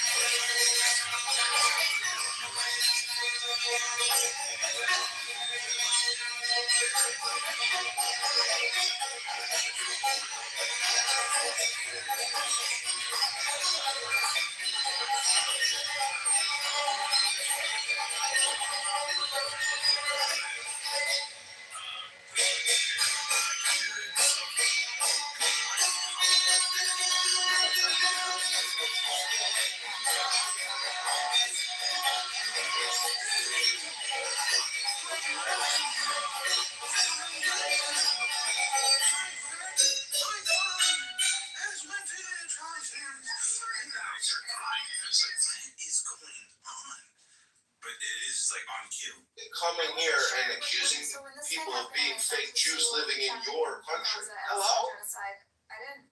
I mean, you Anyway, I don't like to talk to you. You are fucking dumb stupid. Clutch their pearls and be really upset. But I posted on social media an image of my great grandparents who were killed shot by the Nazis, and then with all the men in their town, and then a month later, all the women are shot. Right? And But they would constitute as I honor the memory story that's something I was in Jason. oppression, A 14-year-old child was shot. innocent, right? Don't want to actually compete with legitimateness. Positive feedback, and I realized that like people who are minority that make it seem like this is like so offensive. It's Has actually always not. been in some ways more Catholic than the Pope. Understand that in our value system Us, the is same, to take these the real king of the past woman. and use it as Become a lessons pretty and fine as a whisper destructive, of. right? Well, unfortunately, there's a lot of self-induced trauma, and they are. This passage is typical. Received from nuns was, yes, confucia, I respect each other. have induced the trauma. It is stronger than before.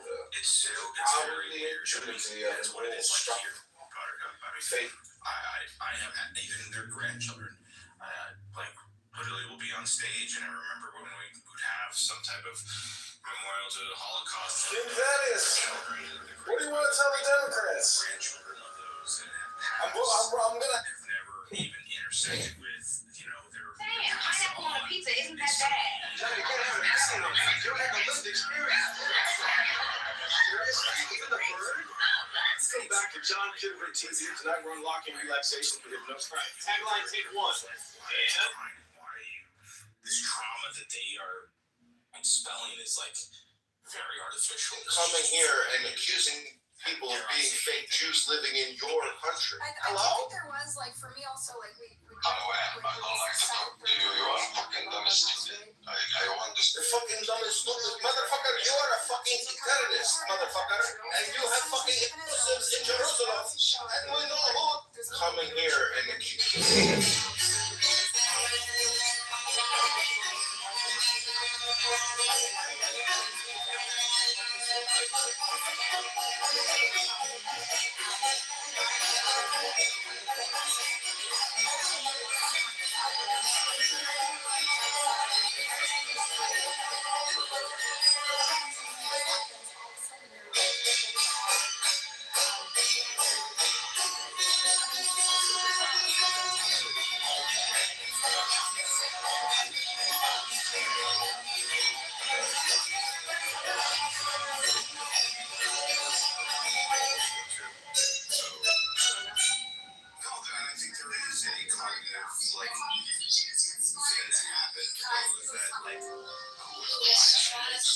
Go back, sir.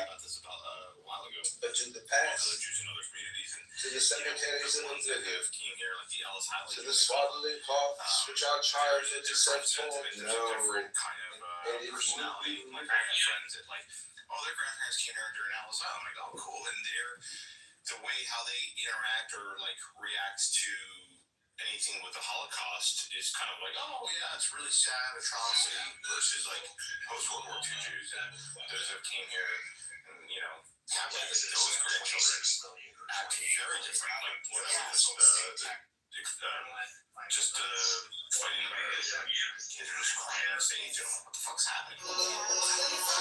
Pressure to cry. Otherwise, you're not they're like, why don't I feel anything? But when I see these pictures of these violent bodies, why don't I feel anything? And a lot of people try to interrogate that and try to force themselves to feel it. It's a way they sort of drill into. But we gotta unite to fight Brazil. We gotta unite to fight. We gotta unite to fight. Make them cry, but then when you see the relevance of it, then just it's hypocritical. It's contradictory. I don't know. I think that if someone's trying to make a comparison to slavery, the slavery that was invoked in America, and it's not analogous, that's when people get really upset. But if it were actually analogous, I don't think that they would get upset. And I think that's what triggers people. It's like you're comparing something that is not as atrocious, and that's what triggers them. That was way more atrocious. Yes, it's an atrocity, but to compare it to that, do you think that if it was an actual, let's say, for example, in another country, they performed chattel, that's what it's called, chattel slavery, almost to a T, and they were they're conducting slavery that was just like how, was conducted in America. I don't think that they would get upset. I think it's just that we try to make that analogy sometimes, and it's a million miles apart. That makes it trigger, not a million miles apart, but it's just doesn't do it justice. That's a great point. That's a really good point, Sela. And in fact, people are more offended when I invoke the Shoah, which is a very specific genocide, than when I invoke genocide in general, right? Because Jews do acknowledge that other genocides have happened, but when I say something like, when I make a comparison, like the children of the Holocaust have committed a Holocaust, they get very offended by that. They say you can't compare, and it's true to some extent. It's true. You can't compare any two atrocities. They're all different, right? But was it really 6 million? Hey, sugar. Is Holocaust a title of an event that occurred, or does it mean like specifically something that could be attributed to other events? It's usually associated with the Holocaust, the Jewish Holocaust. So there were like 3 million Poles or something that died, but they don't consider that a Holocaust, or even like I don't even know. They might be considered a genocide, but not a Holocaust. I don't know. The Holocaust is supposed to be a unique event. It's a unique name to memorialize the 6 million that died. And it wasn't used before the Holocaust. It means like burnt offering or something, literally. And that's what Shoah means too, I think. What does Shoah mean? Let me double check. Burnt offering, that doesn't make sense. No, it's like because they were burned. I don't know.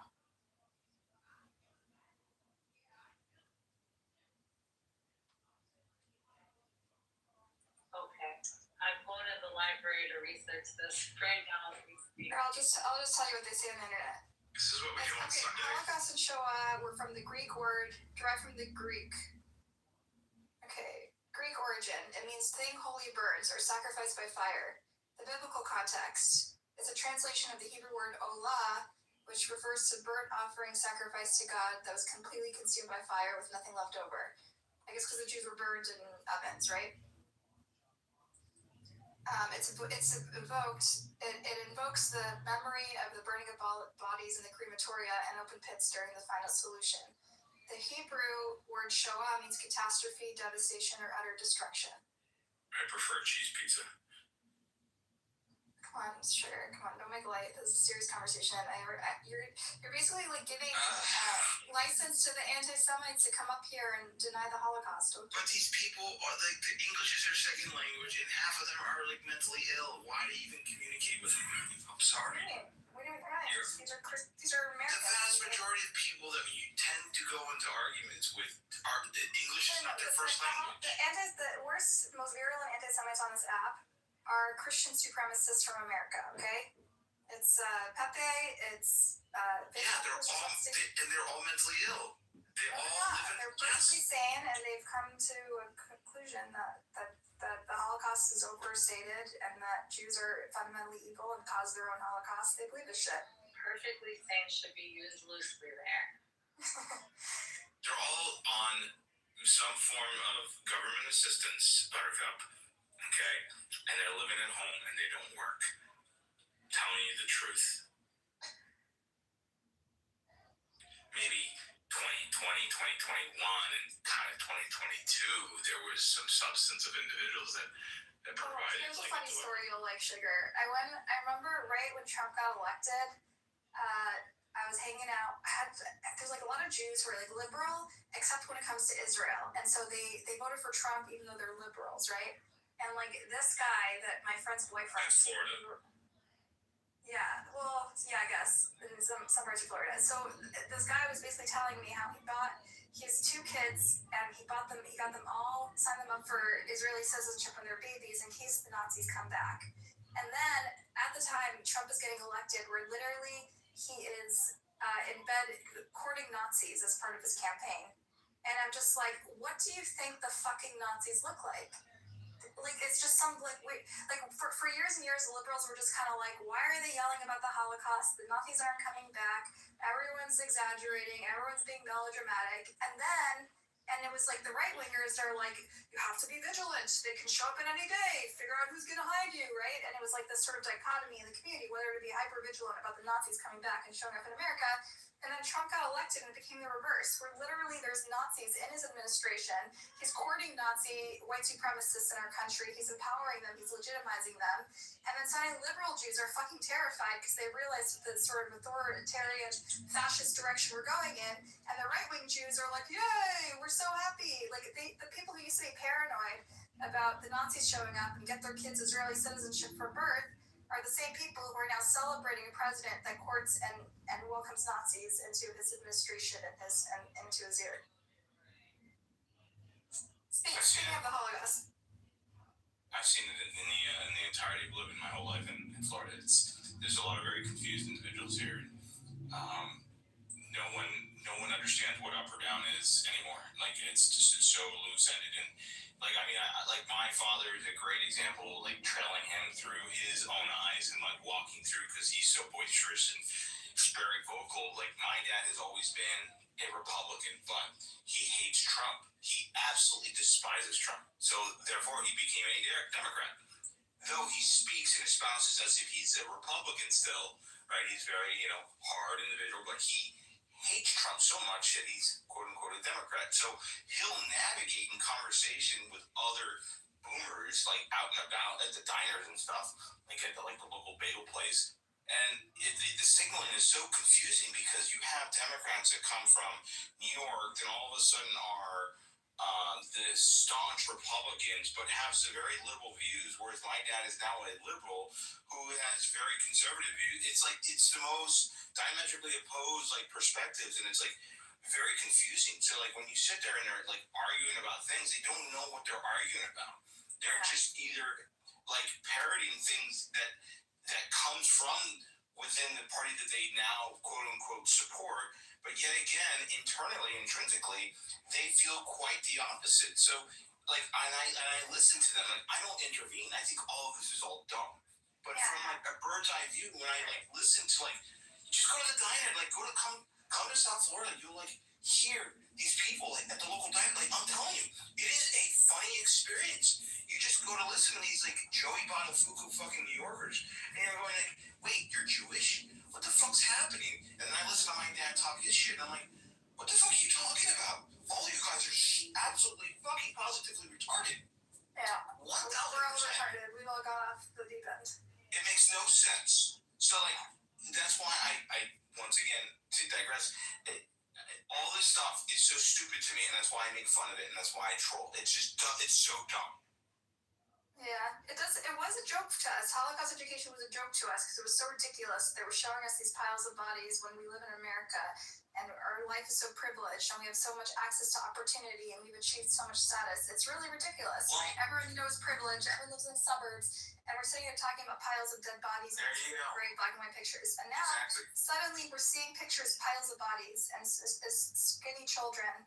And all of a sudden, the Holocaust memorial organizations are telling us to look away and close our eyes. And it's the opposite of what they've been drilling into our heads. It's for those that live here, that once again, my experience is not just yours, obviously, but to take yours in consideration too. But here, what I think it is that they have been, how can I say that? They have not escaped. It's become a habit to only look at our own atrocities, the own issues that we've had internally, and they can't see anything outside of that. And if they do, they try to compare it. It's like, well, either they're shunned or they're kind of like, well, it's not really important to my relevance and to what I. There's something especially corny about sort of and funny almost, amusing, caricaturistic about the American Jewish psyche and pathology of being obsessed with the Holocaust, and it's the basis of so much hilarious literature and art and movies, right? Of our sort of American Jewish post-war pathology of fixating on the Holocaust and seeing ghosts of Hitler everywhere, right? And then that's why it's so ironic, right? That suddenly it becomes a sacred cow when it has to do with when we are the ones who are dehumanizing or falling into the same human trap of dehumanizing the other. And yet again, you got Jewish influencers that that they're making fun of themselves. They're just maxing themselves. You're talking about the pro-Israel influencer ecosystem. No, well, there's a kind of a duality I see in the influencer world. Use general terms. They, them, who? Be specific. Well, there's quite a bit. There's a lot of local influencers here in Florida that are super Jewish, but they don't partake into the ethos of the hard right kind of thing. They kind of joke on it, and they want to be as relevant as someone who's who's also who questions Sneeko and all that. They kind of, for just to people like him, and they want to be part of that ethos. So have you not noticed like it's all the alt-right white supremacists are all diverse. They're all diverse, right? Like Kenny Ko, Sneeko. And it's important. Are you kidding me? You absolutely should understand. These are right wing. No, these are all black, Arab, Hispanic. It's the most goofiest thing to see. They're not Arab. I know that's what I'm What are trying you to saying about them? What are they? How are they invoking? These are white, like white supremacist activists. Like these are even Nick Fuentes. He's like a half Hispanic, right? Okay, how does that tie to the Holocaust narrative? I'm trying to explain that the people that the Jewish influencers, especially here, the ones that try to vibe, they tend to gravitate to those individuals, and they'll end up setting up themselves with those people, like on a podcast, talking about Jewish issues and whatnot, and clowning on themselves and clowning on other people. Whereas, like, the hard right strays away from those individuals, and they become this very dictatorial, like, individuals that are on. I gotta send you a whole bunch of clips. I'll send you clips and give you letters. I'll try to info. I don't think you really care anyway, but whatever. I don't know. Whatever. Hey Bob, what's up? Are you Jew? Did you grow up with the Holocaust? He's a Persian hybrid.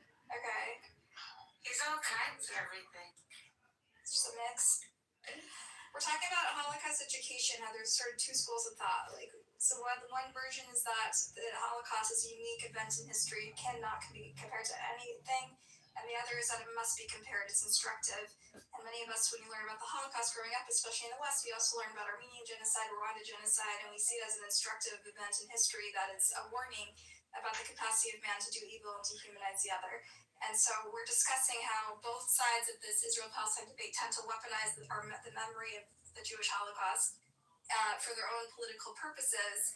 And so we're trying to explore when it's okay to invoke and when it's cheapens it and when it's actually instructive. Yeah. Do you have any thoughts? Any thoughts?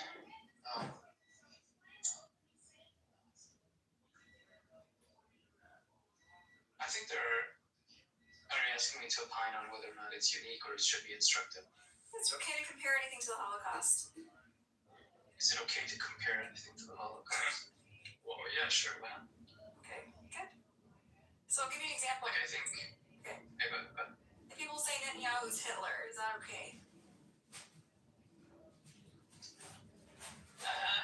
no, I would make those comparisons. Like, I would understand why someone makes them.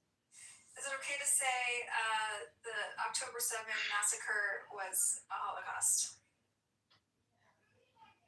Or compare, or just invoke the Holocaust. No. Say, it's the first atrocity since the Holocaust, the largest one since the Holocaust. Is it okay to make a comparative statement like that? When Hamas went in and killed like some thousand Jews. Yeah.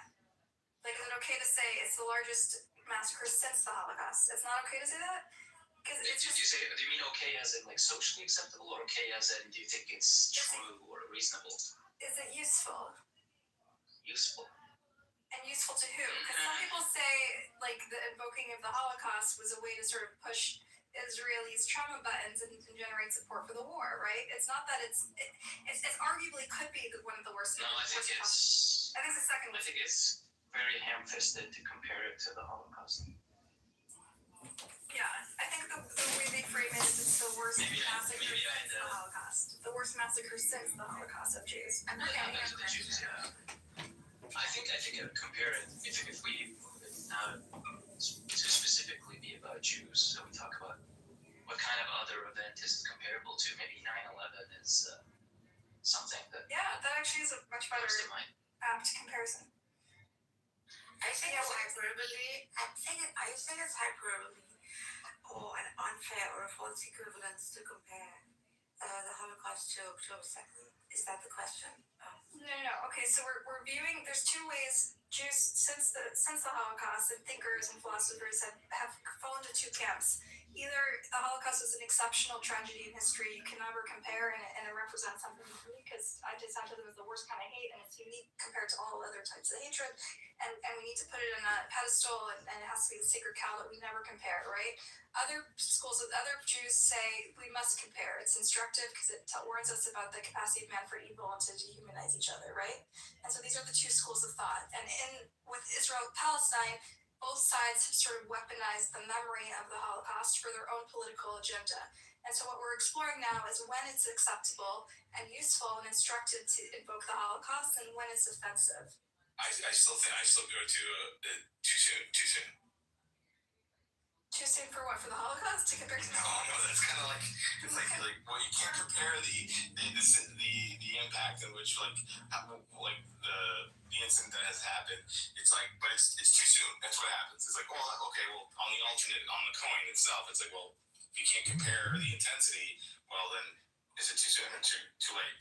So Daniel has an interesting comment. He's from Israel, and I really wish that Ambrose was still here so she could give us like an overview of what it's like. I think in Israel it's far more taboo to compare things to the Holocaust than it is in America, where we take a more universalist, humanist perspective on Jewish ideals, right? And so they see anti-Semitism is very much in the forefront of Israeli culture. Everyone hates us. That's why we exist, and it's central to their narrative about why they exist. And so they have a much harder time saying any atrocities are similar to the Holocaust, or saying anything similar, or even comparing themselves, being introspective about themselves as the capacity of doing the very thing that used to oppress us.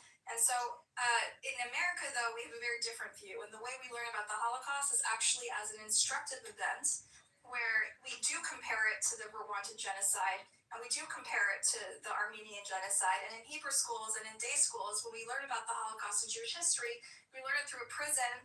We see it as a warning. We make our great-grandparents' deaths meaningful by saying it is a warning on the human capacity for evil.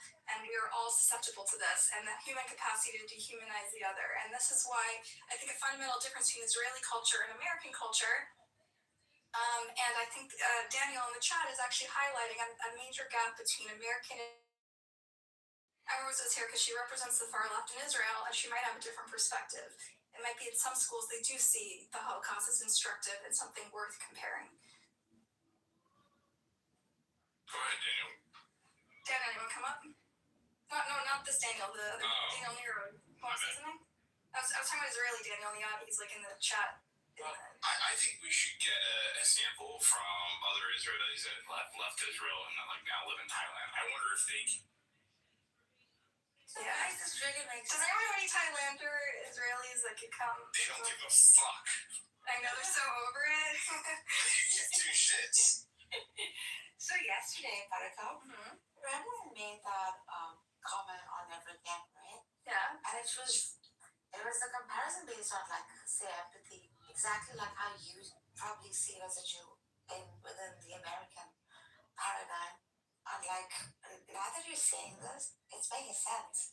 Because I made a comparison that Ambrose didn't get, and immediately jumped at it out of justified sensitivity, right? Yeah. And you said, no, we don't do that. We just don't do. All she's saying is we just don't compare it to anything. Yeah. Well, the question was, I don't know if someone asked this absurd hypothetical, what do you think is happening in the mind of Palestinians, right? When he's going through atrocities. Yeah. Well, what do you think is happening in the Palestinians? Yeah, so I made a poetic comparison, saying that he's probably thinking never again. If I was a Palestinian, I'd be let's stop this and let's rebuild.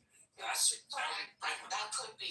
could be. And it's Hamas that is. All right, David, David, I'm not going there. I made a poetic comparison, right?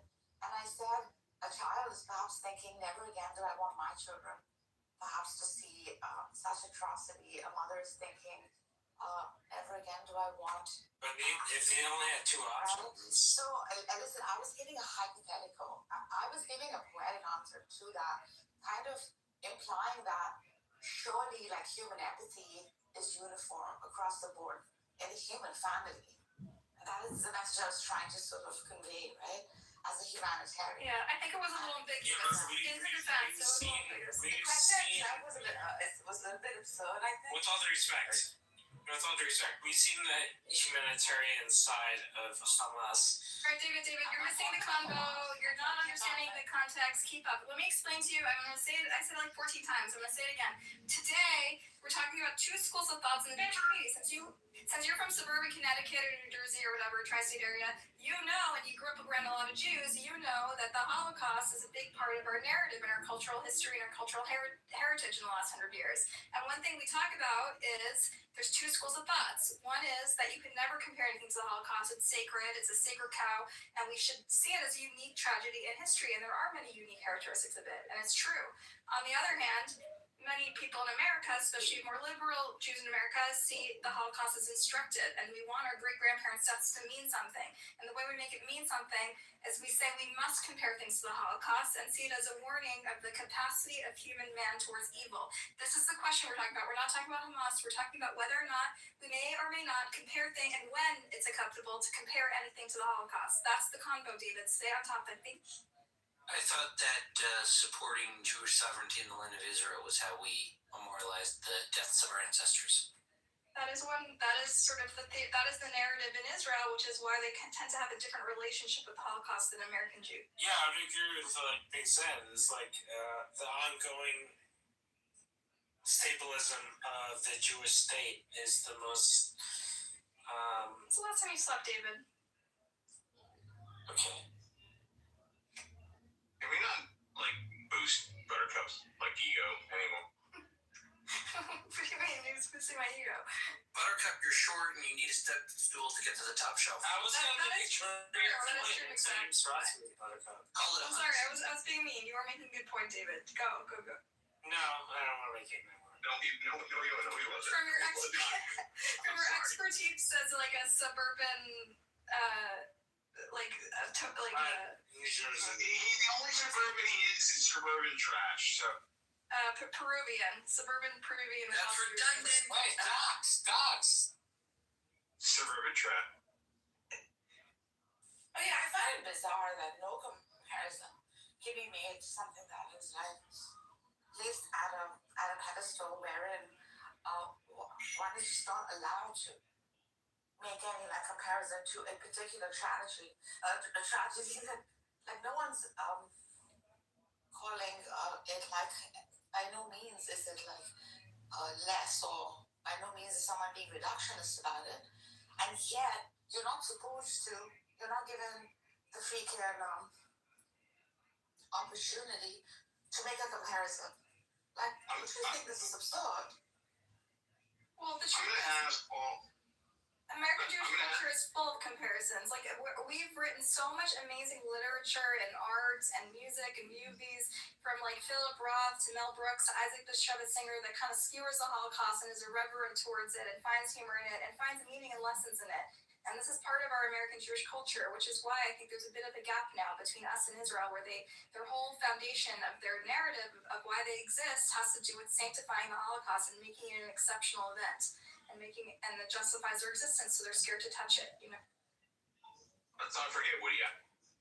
Woody Allen, yeah. Look, this is just part of. This has become like our. I don't know. They were able to. I'm going to tell you. I'll tell you that the opinions that I do admire are those that are all my Jewish male friends that are all married to Latinas. So I'm going to get back to you on that and see what they think.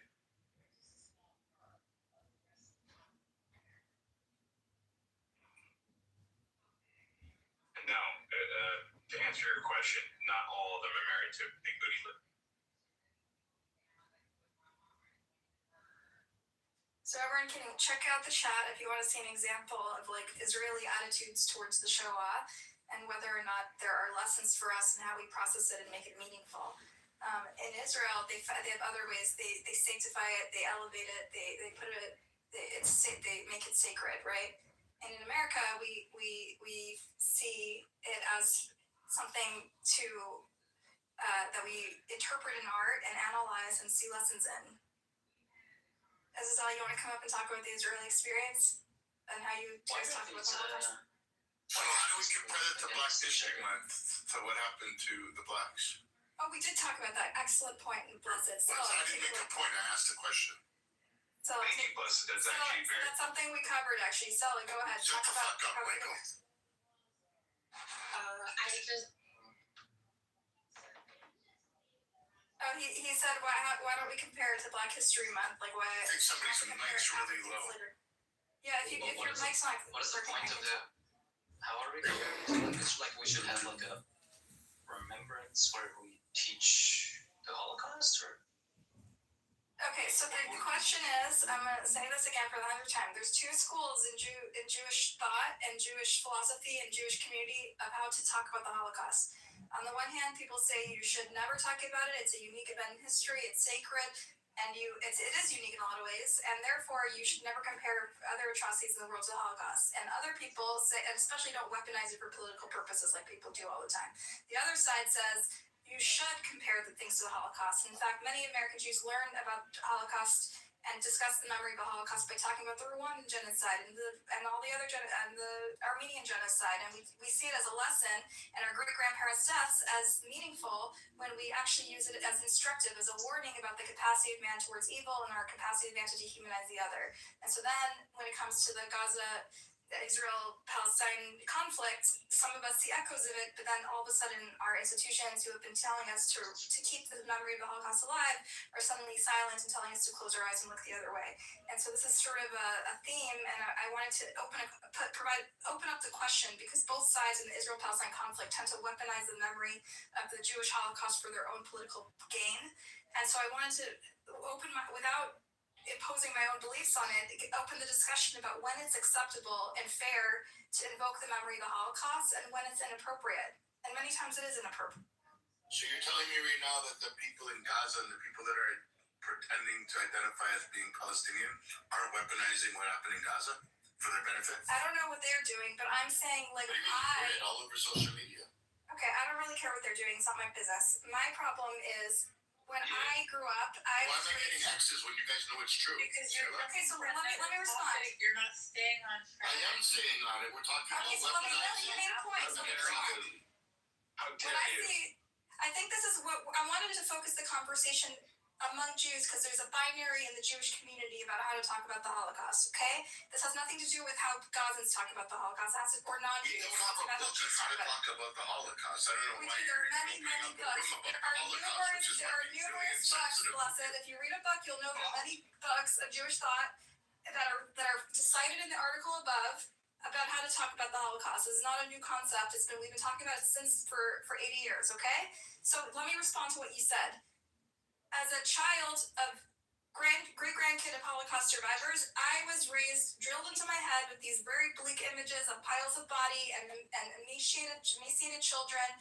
And when the Gaza war broke out, at some point you start to see echoes. The things that they taught you and warned you about and tell you are instructive about humanity and our capacity for evil all of a sudden become relevant, regardless of whether or not it meets the criteria of a genocide. You can't not see those things that your Holocaust education drilled into your head growing up. But when I say it, all of a sudden, those very people who said, oh, never forget the Holocaust and see it as a warning for humanity about the capacity for evil are suddenly telling me that, just kidding, don't look, like, this is not relevant. This is not comparable, and it's actually taboo to compare. And so we're trying to explore this paradox, right? That on the one hand, they told us it is instructive to compare, and now they're saying, just kidding. Bibi, is it okay to compare other atrocities, though? Love you, Buttercup. I love you. Yeah, I love you too. And Mohammed. You can't do that. Now he's gonna think you're his wife. Yeah, in a very platonic way. No, seriously, you gotta be very careful. Megatron, I'm warning you, I should, since that's kind of in your room, I should put a PSA. Any even slight conspiracy theory about Jews controlling the media or questioning the legitimacy of the Jewish Holocaust or any anti-Jewish conspiracy, you immediately get pushed down without finishing the thought, because that is what caused the Holocaust, and we're going to treat it with sensitivity to deserve. I want to hear what Bibi has to say. What was wrong with the first three versions of Buttercup?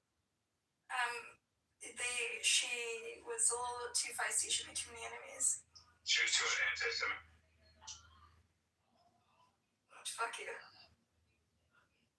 My crime, Bob, was being naive enough to think that humans have the capacity to live together and not kill each other for each other. We can. I mean, I don't know what to think about the topic. That's okay. You can just listen. Well, If your language is not English, I want to add to the framing. Sorry, what? Was that you can only answer if English was not your first language. Right, he's trolling. Bob, well, you're in luck. English is not my first language. Okay, and do you have a mental disability by any chance? stop talking, sugar. Well, I'm on this.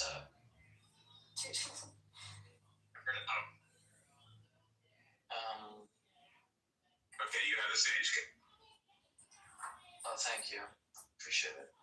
I think it's weird to say that it should never be talked about. So I guess I'm part of the second school, where it's like you should talk about it. I mean, it has value and being talked about. So open up for comparison. Maybe there aren't any. Maybe there are.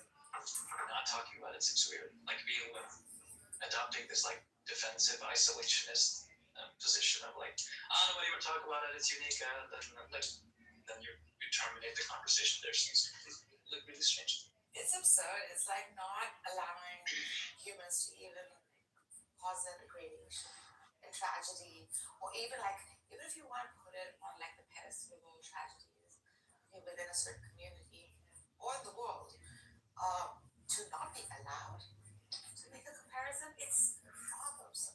Do they actually mean don't talk about it at all, or don't compare it to anything else at all? Yeah. I think it's what you described, that how the way you described African Americans being offended when people compare things to slavery. I think it's something similar to that. It's a similar sensitivity where it is a unique atrocity in history, and people think that you should respect it and not cheapen it by saying, "Oh, a lesser tragedy is the same as the Jewish Holocaust, which was really, really shocking to the world and changed, irreparably changed us as humans, right?" That's more like saying like Christ who died for our sins on the cross, and XYZ who died out of like self-sacrificing themselves for the greater good, sort of a thing. And then it would be natural to say, no, you don't compare Christ to your local friend, something like that. Terrible example, but I get it. See, so you see how it's very obscene. It's how light is.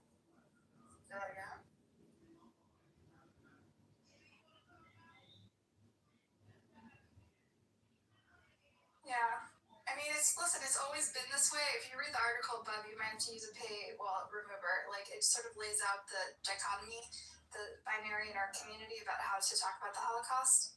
And I think most people fall somewhere in between, but I think it depends also, like, the politics has a big influence on it. So you find that people invoke the Holocaust. It's okay. They find it okay to invoke the Holocaust when it's for their own purposes, when they're saying, oh, October 7 was the worst slaughter of Jews since the Holocaust, which may be a true statement, but the invocation of the Holocaust is designed to push people's buttons and make them feel a certain way, right? And then those same people say, oh, if you compare, and make any comparison to what's happening in Gaza and the Holocaust, you're an anti-Semite, and you need to be excommunicated, and you're a Nazi, right? And so I think people on both sides, to be fair, have sort of weaponized the memory of our ancestors' brutal murder for their own purpose, their own political purpose. I think that if you are correct, Buttercup, and this particular one-time event is called the Holocaust, and then people are trying to use it as a Holocaust, it starts to get a little bit weird. Now, if you were saying, like, the Holocaust, like, this is comparative, like, this is like the Holocaust, right? The thing is, there isn't a Holocaust. It's a word that was created just for the Jewish Holocaust, Right. Right. Like, you can say genocide is one thing. Yeah. People are more offended when I say Holocaust than when I say genocide.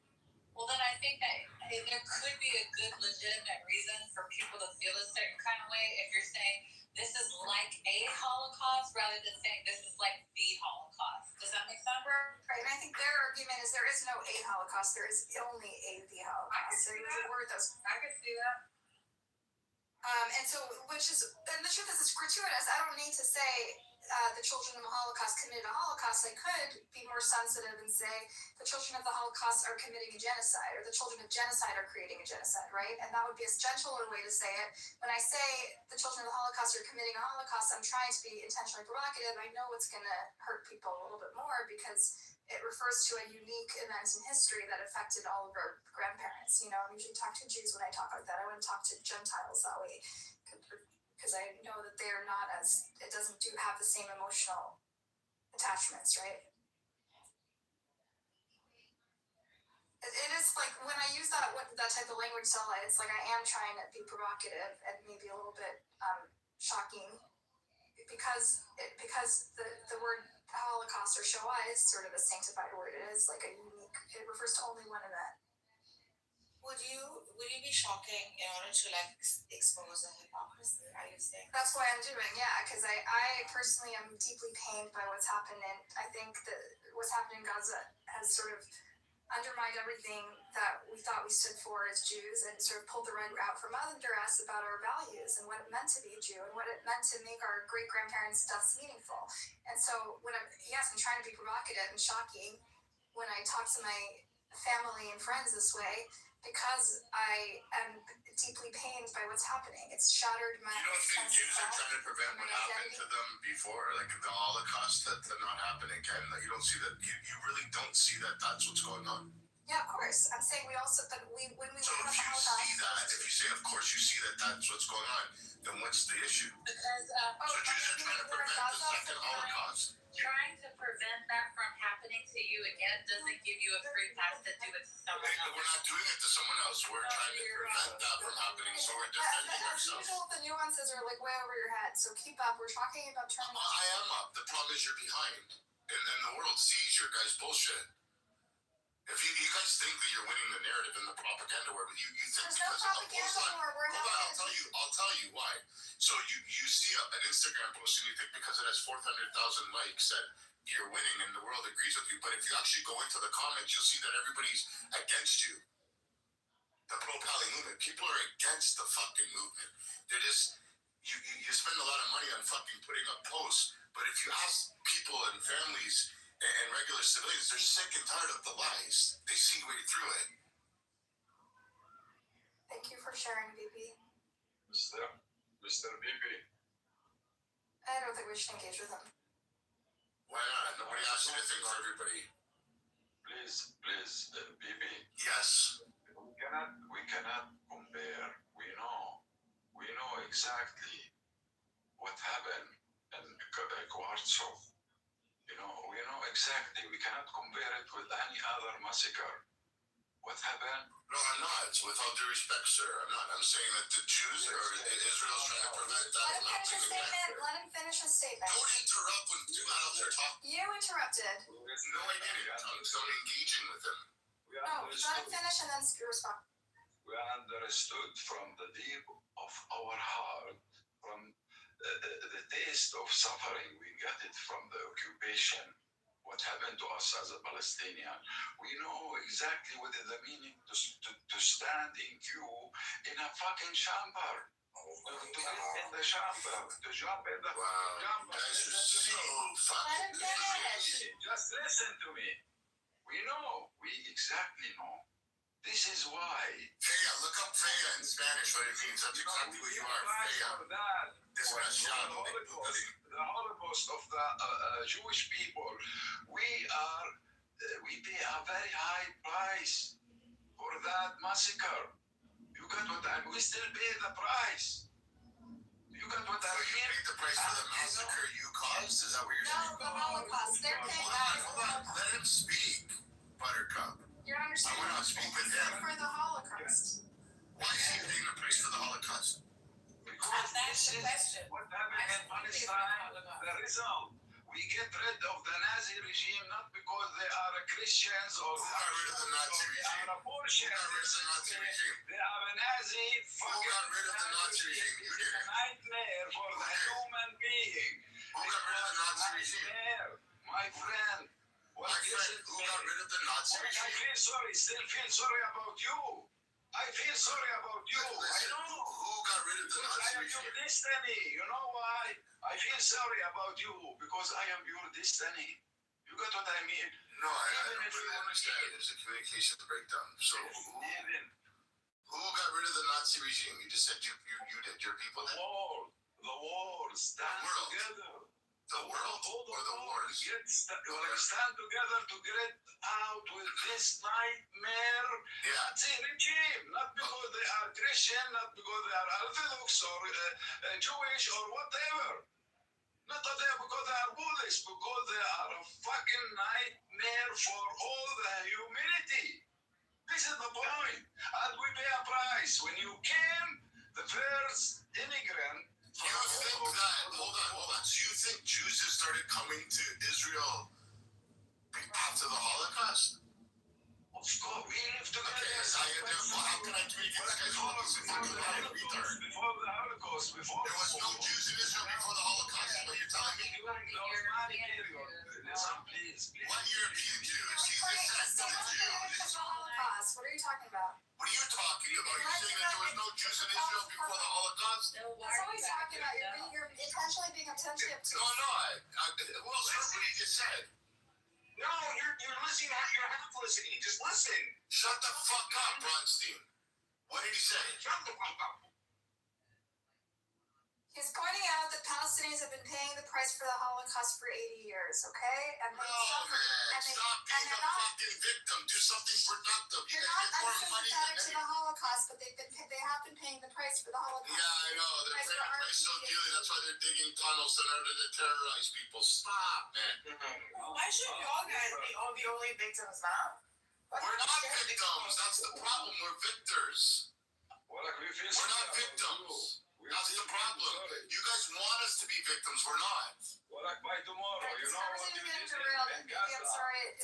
Please, sorry. What you did in Gaza, you know what you did. Exactly. What We saw it, you know, on videotape, live, what you did. It's different than 1948. Not much people Wait can your see. turn. It's a serious. Yeah, so you're telling me, okay, hold on. Listen, the problem is, Tomorrow, Anyway, if you make keep blaming me, yell at me, but if you make a vote tomorrow in Gaza, Mood, let me ask you a question. come on, man. Let me ask you a question, Mood. Without being interrupted. Same like So others. you saying, hold on, Mood, can I ask you a question, Mood? Without your respect, sir. So you're saying the world, and I don't want to be interrupted, so the world seeing, so who's on here? So you're saying the world's seen it through video and Instagram and Facebook and all that, right? Correct? Hello? Mood. He watched the videos. Hold on. Mood. So did the world also see the Nutella stores, the restaurants that were still open during the whole time that the world was seeing these fake videos come out? Did the world see that these restaurants that were still open inside Gaza, that there's still buildings still standing inside Gaza? Or did they only see the part that the world wanted, that the propagandists wanted you to see? Like the rubble, destruction, and fake fucking tears. Like, come on, man. How does a fucking whole room of people still not understand what's going on here? 70,000 people dead, that's way too many. Absolutely, I agree with that. But 70,000 out of 2 million people in 2 years? You don't think that's precision striking? All right. What's the matter with that? Well, why can't I speak when I have something to say? Why do you want to shut me down? But I'm asking Mood. He's saying that the world's seen it. Did the world see the restaurants? Mood, did they see the restaurants that were open? Why aren't you answering? Okay, you're taking it out of. Okay, you're. Well, I'm not taking anything out of context. He said the world's seen what happened in You're getting Gaza. derailed and this is boring. Baby, you're yelling. Can you take a Xanax and chill, bro? He's gonna go in the audience until he comes down. Can we get back on the topic? Yeah, so to recap the topic, I don't know if you hear the intro, Igor? Basically, we're talking about Jews, how there's like a binary about how to talk about the Holocaust. Some people say it is instructive and we should compare things to it, and they learn about the Holocaust by talking about the Rwandan and the Armenian genocides, and they say it's instructive about how the capacity of man for evil, and we must learn and make our great grandparents' deaths meaningful. And then the other half say it's an exceptional event in history. It's horrific. It was industrialized killing, and we must treat it, sanctify it, make it like a gold, like a something that can never be compared. Right. Yeah, I agree And that so- we shouldn't compare. Really? And because I think there is like events in history who have different. When I say that doesn't need to be compared, that doesn't mean that the other crimes are small or anything, right? But I think that the Holocaust is like specific event in the history that actually, and I think most of academic agree on that is like was industrial killing and stuff like that, and it's very unique. So when we starting comparing that with other crimes that happened, like let's say in World War II, the genocide of the Serbs in Croatia, that kill around 500,000 people in camps, it's also different than the Holocaust that happened to the Jews, right? But can't we say every genocide is unique and not compare the two? Say they're like apples to apples is one thing, but to just say to make it meaningful and say we learn from this about the capacity of humans to become evil or to dehumanize the other, then makes actually the tragedy more meaningful for a lot of us who are descended from Holocaust survivors, right? Yeah, I agree that we shouldn't forget that and we should learn about that and that never should happen again, right? And then if we have education about Holocaust, we would prevent genocide, other massacres, war crimes. I agree with that. But if you're comparing something that is not parallel with the Holocaust and making the same, how to say it in English? Equivalency?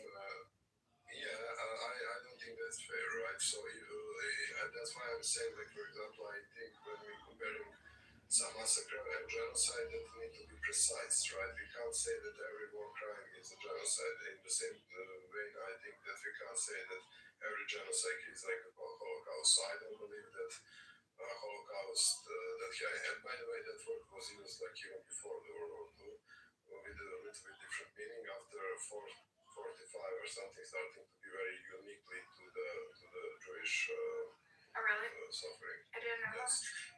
Yeah, so point I'm making is that, like, for example, for me, the Holocaust and the Armenian genocide are totally two different things because the motivation was different, the execution was different, the hatred was different. So I think this is like uniquely Nazi ideology that was affected to Jews, right? You can make argument that, like I said, many Serbs died, many Slavs died, Gypsies, homosexuals, but the level on the hate Nazis to the Jews, they were like, I don't want to offend anybody, but they were saying they are not human, right? Right. And you have the second tier then for Slavs and so, right?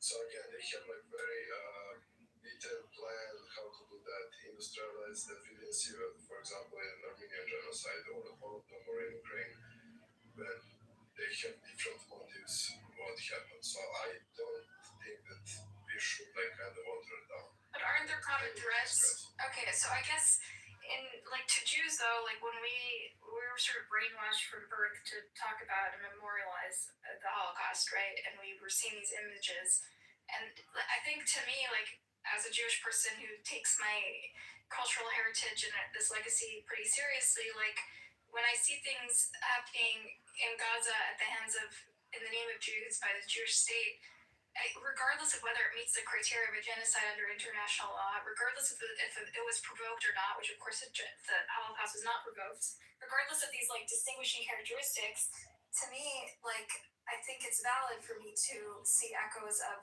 what my great grandparents went through in the images that are coming out, and to me, like it makes it's an affront, it's insulting to their deaths to not use it as instructive, to use their memory and of their tragedy as instructive. Are you like trying to gaslight people by saying that you take your Judaism serious? Like, Buttercup, are you serious? All right, you know what? Go down.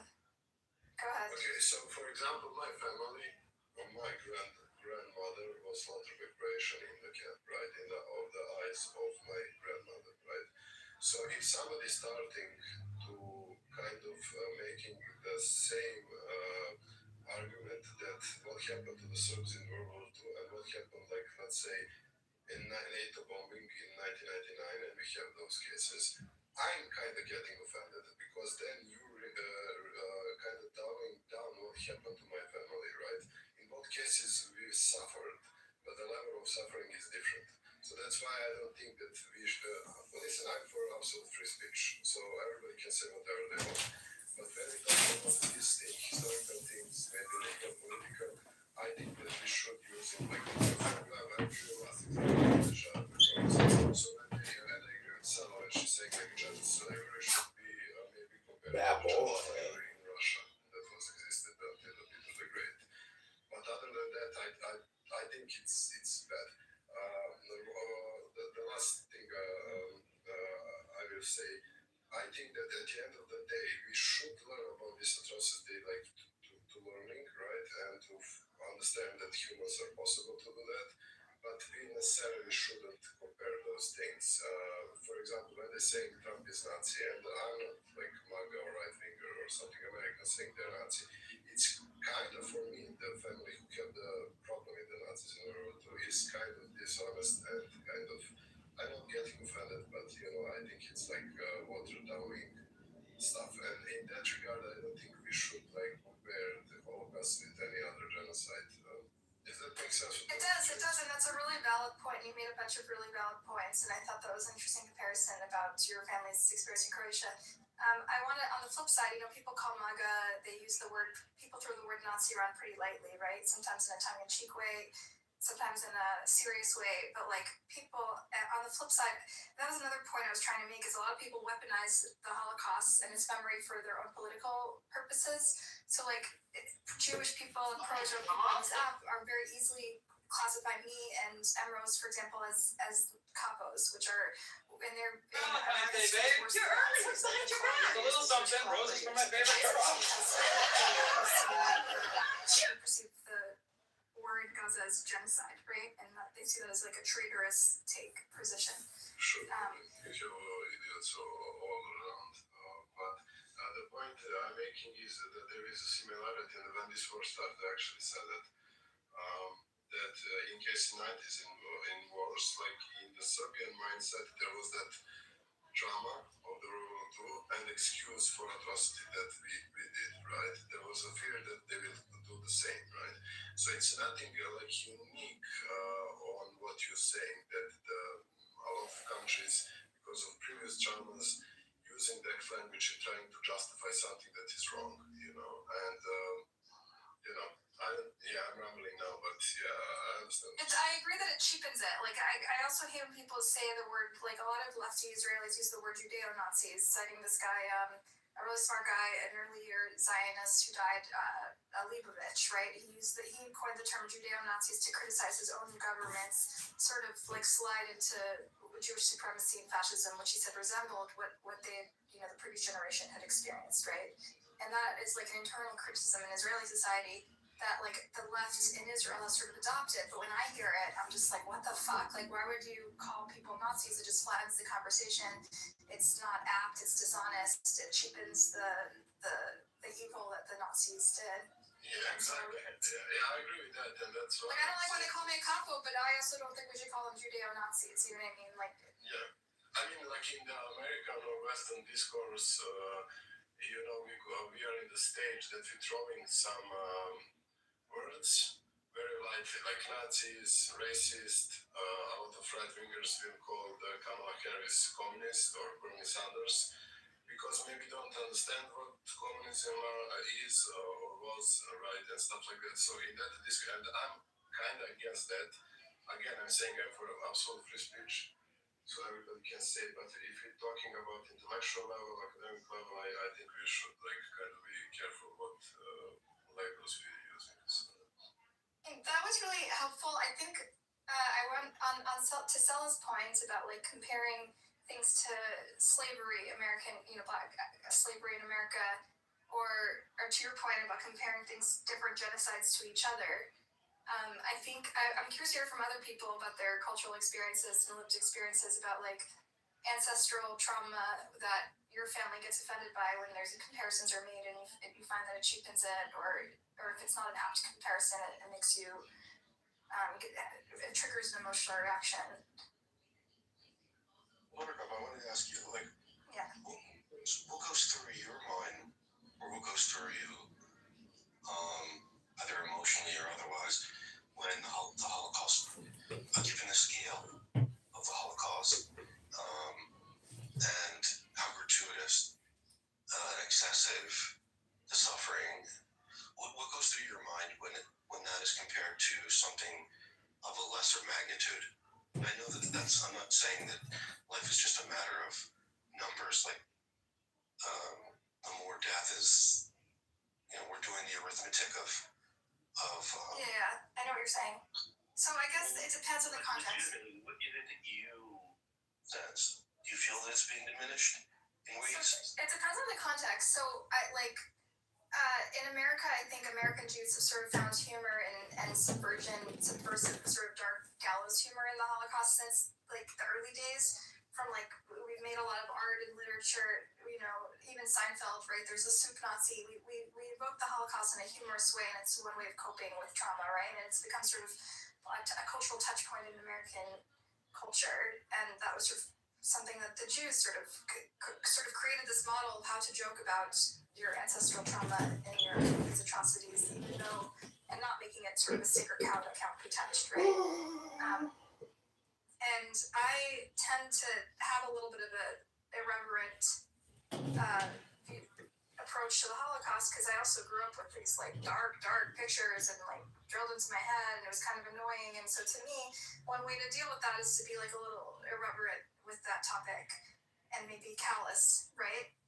But I think when it starts to apply to the genocide in Gaza, people start to get it's a little too real, because I'm basically I'm not just joking about you, oh wow, you're being a grammar Nazi. I'm saying something that I'm raising something that's a very inconvenient truth, which is that Jews are sometimes the perpetrators, right? Like, and that maybe we've become the very thing that used to oppress us, and that is a tougher pill to swallow. And I when I make that comparison, I know I'm hurting people, but I feel like it's necessary. It's like I feel like when you love someone, you tell them hard truths, and I know it's painful. And it took me a long time to say the word genocide about this war, even though I believed it was one, because I knew the second I said it, I was causing people pain, and I knew it was hurting them in a visceral, existential way, and like I didn't want to do that, but then now I feel we have to save what things that we cherish, our values, what we stand for, who we are. We're having sort of like an identity crisis and a spiritual crisis that requires us to have hard conversations, and use hard language. That is. Yeah. So you would say that. So you would say that things like the magnitude of suffering, the magnitude of death. No, I would never say it's apples to apples. Okay, I always acknowledge that the Holocaust was not provoked, and the Gaza, what I consider to be genocide, was provoked, right? And I also, as a journalist, I always put this qualifying language, what I consider to be genocide, right? Like the courts haven't decided, but I consider it to be genocide. That way, it kind of gives me cover, right? And so I'll say stuff like that, but. Obviously, I acknowledge that Hamas exists and embeds itself within civilians. These are realities, but it doesn't change the fact that Israel has culpability for its actions and the way it executed its war, right? And I always point out that there are things that are similar, like the industrialized killing, the invention of new technologies to kill on a mass scale that removes culpability from the killers, right? Like when you use AI to generate targets and have drones committing the killings, then there's no one to feel guilty. No one feels personally responsible, right? And like there are comparisons to the ghettoization of the Jews, right? Where they rationed, there's like man-made famine where a million Jews, including many of my relatives, died in ghettos because the Nazis rationed the admission of food and aid, and most people die from exposure to elements and starvation and things like that, and disease, and that's similar to conditions on the ground that are being created in Gaza.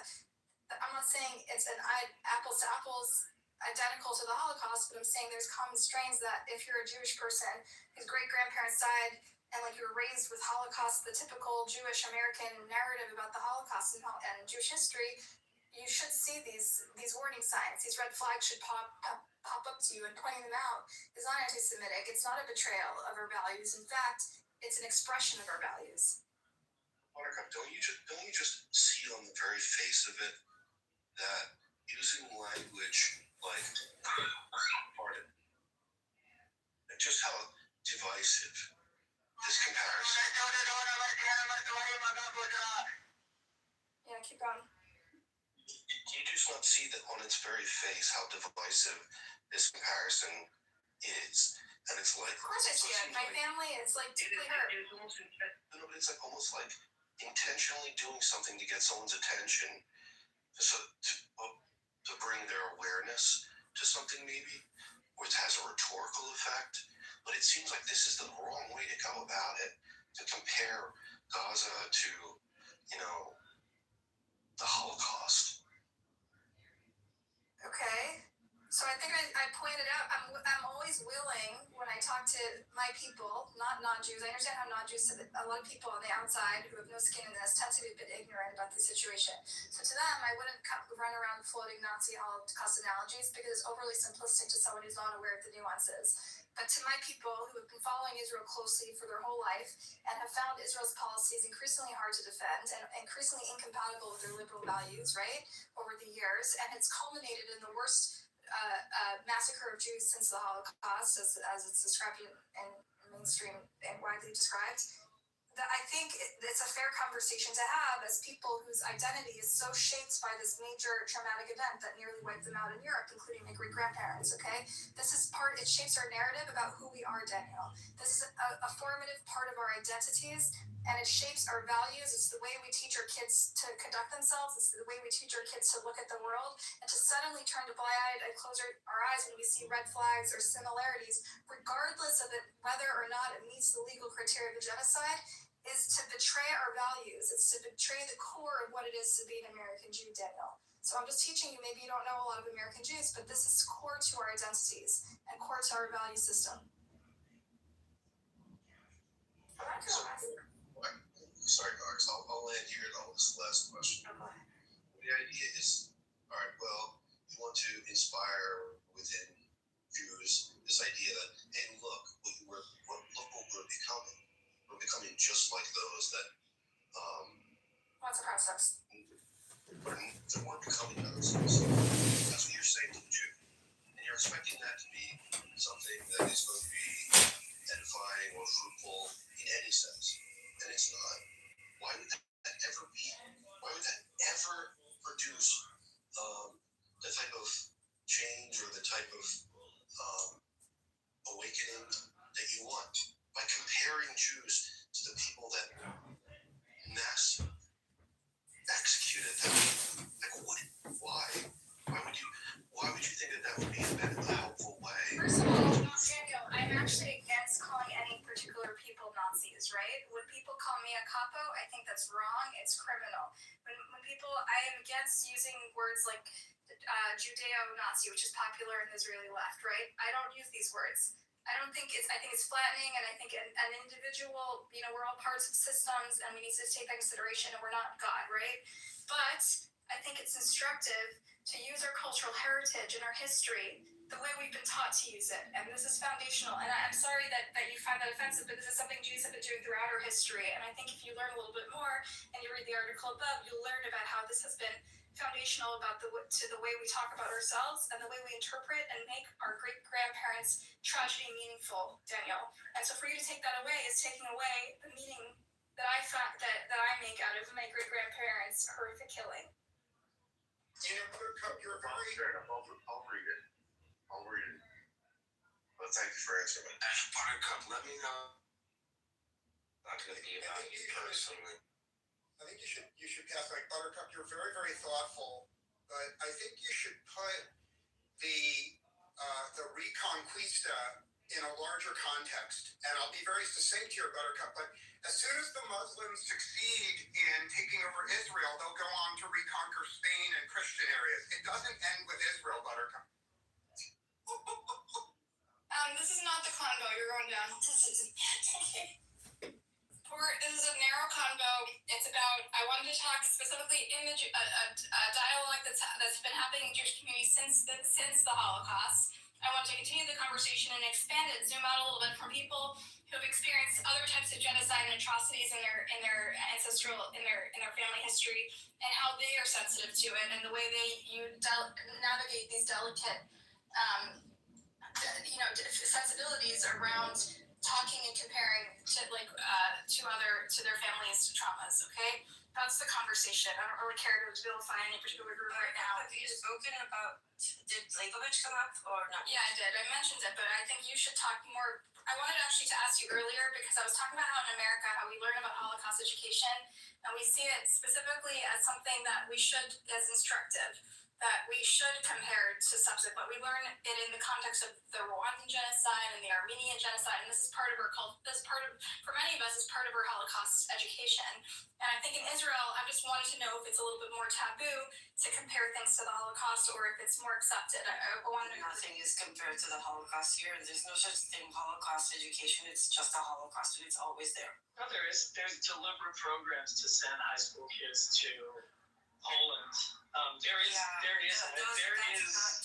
curriculum. There are. Did you go to school in Israel? Do you have children in school in Israel? No. Then can you let me talk? But these One sentence. She's right. Like, give her a chance. Go ahead, Nemrod. Mute, dude. I think my sheath. Okay, mute. You have background noise. Thank you. What he was referring to is in senior years in high school, usually 11th grade, mine was 11th grade, certain students, not all of them, usually it's those who can afford it, and sometimes there's a pro bono, go on what they call, and I'm sorry, but it's a Holocaust industry. They take you for a week, your whole class. You go and see concentration camps, ghettos. We went to all over Poland and a little bit of the Czech Republic, and it's insane. Looking back at it, you understand the level of indoctrination that happens there. It's weird. But whereas Thank you for agreeing with me that there is. Thank you for agreeing with me that there is deliberate Holocaust education. Okay, good. The state doesn't pay for it. Excuse me.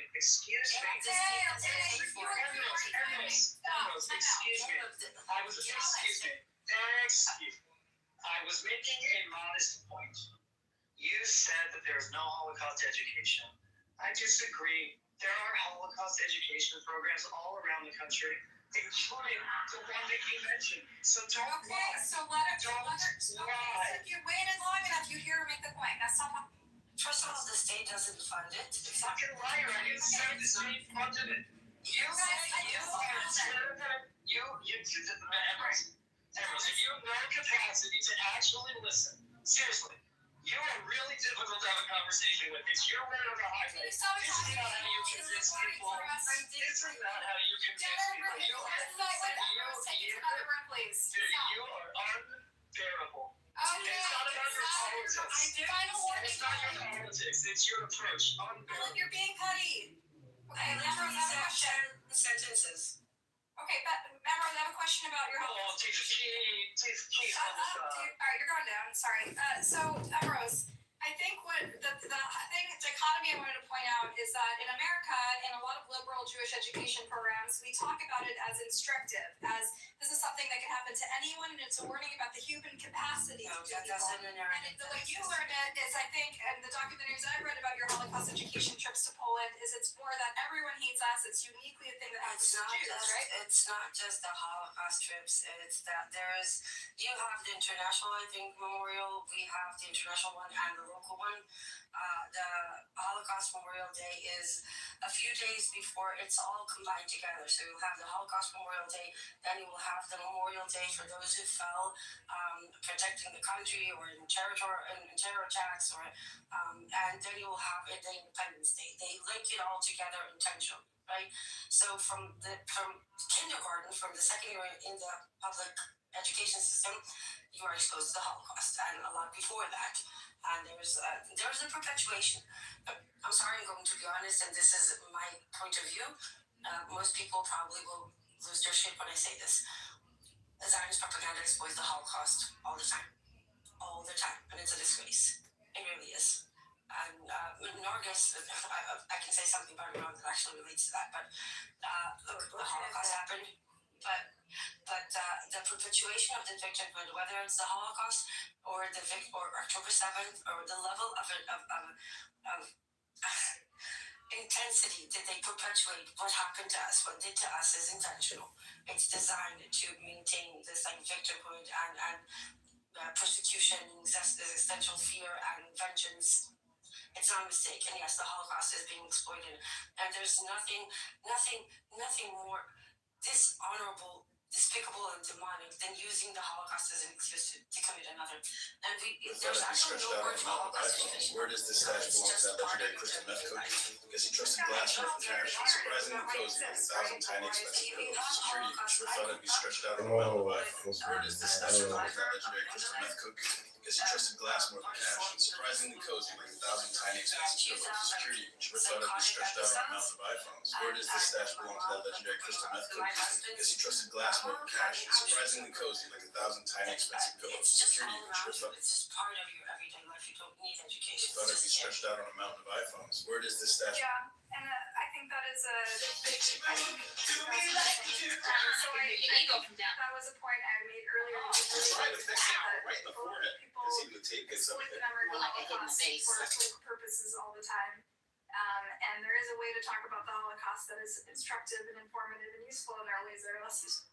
One of the reasons I do what I do is because maybe if somebody did it, then some of our families would still be alive. If somebody did it for them, it's probably like complete something that would have any impact. But yeah. Well,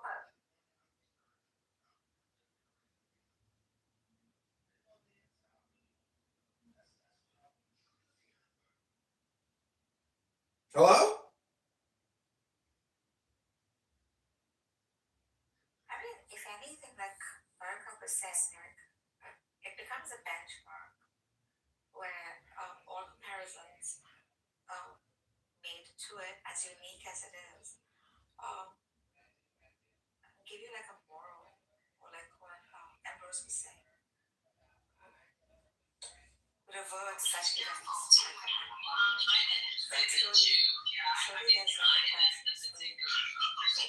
There's a reductionist approach, and then there's a hyperbolic approach, right? Where both would not do justice to a particular event in history that is like so grave and tragic. But to say that there are no common denominators, I think it's just rather bizarre, because the common denominator would be human suffering, would be the loss of lives on a large scale, systemic oppression, racism, etc., etc. So these become like benchmarks by which we could sort of like compare to some extent, if not everything, tragedy to something that is like a bigger tragic event. Again, I'm finding it rather bizarre to like isolate a certain event and say nothing can be compared to it. But there is other comparison. Like we did point out for Black people, chattel slavery is a similar thing that people casually compare to the events as. But I did want to say, to Daniel's point, like when I talk to my fellow Jews or to my family members and I invoke the Holocaust, I'm doing it deliberately, intentionally to be provocative. I do always qualify it because I know what they're thinking. I know exactly what's going through their mind. Oh, but we didn't start the war. Oh, but they embed themselves in civilian populations. Oh, but XYZ, Hamas. So I always say it's not apples to apples. But that means you're equating it to what's happening in Gaza. Yes. When I talk to my family about what's happening in Gaza, I do try to qualify it. I use That's a personal equation. It's not. Are you interrupting me, David, or do you need to go down and time out? So when I talk to my family about it, I'm just simply invoking my own family history that's also their family history in like a personal, intimate way that is like among friends, and we don't have to worry about what the anti-Semites are going to say or whatever, you know. And I think it's important because we have this shared history, and it's important. And I'm intentionally using provocative language, but I do always use qualifying language too, and say, while it's not apples to apples and XYZ is different, there are these commonalities, and this is what they raised us. This is our culture. This is what they raised us to look out for, and to suddenly close our eyes and develop this like blind spot is a betrayal of our culture, of that education that you gave. You know, David, may I respond to Rose really quick? I just want to. It's going to be really quick. Yeah, go for it. So, Rose, I when you said propaganda or something, right? So, through the years, well, let's just use a 2,000 year, or actually, 2,000 year mark in Jerome. Jews have been thrown out of this country, that country. This constant sort of disdain or blaming things on this particular group. Then things get up again, and then they bring up these things from the past. They get exiled again and pushed away. And then let's just skip to the Black Plague against the Ashkenazis. They start killing Jews immediately. Okay, can you make your point? We all know this history. You're not educating us. Because they're hand. But no. But the thing with Melrose is that he's not actually remembering all these steps. Of course she is. This is foundational to our narrative about ourselves. What are you talking about? That got to the point where they were being systematically killed. What is the joke about Jewish holidays? Because it's you guys don't want to have comment. You guys just want to hear us. You're not. Make your points. Like if you're 10 seconds to be a 10 seconds, you're giving us a He little runs his own cultisy all program the in cults. oppression that we've experienced in history. We all fucking know that we're Jews. Anything else? Tried to kill us. They failed. That's sure we are. What are you fucking saying? He's disregarding it and pointing out and saying, "Oh, well, it's." אתם יודעים מה אנחנו ניצולי, מה צריך את יודעת מה You guys don't want to hear objections? I'll just listen. just hold on, את יודעת מה אנחנו ניצולי שואה במחנות ריכוז? No. There's a saying in Hebrew called new. New means get to the point quick. So you see, I told Buttercup a joke in Hebrew that I will not repeat in English because this is like a joke that every sixth grader in Israel knows. What does it mean? I'm not going to say. It's a really vile holocaust if people don't, because it's not their business. But the thing is that the way that I think it's very different than the way we look at it. Like, very, very, very different. It's true that you bring onto the stage people that are stupid. I'm trying to say something. You bring onto the stage people that are stupid and long-winded, and it's a terrible combination because these stupid people take hours and hours and it gets boring as hell. I know that's we're rushing him. For the record, I have 2 PhDs, for the record. But I did want to say something. And please don't change anything. There's a relevancy to the Holocaust, not just because it's a Jewish Holocaust, because we'll change it.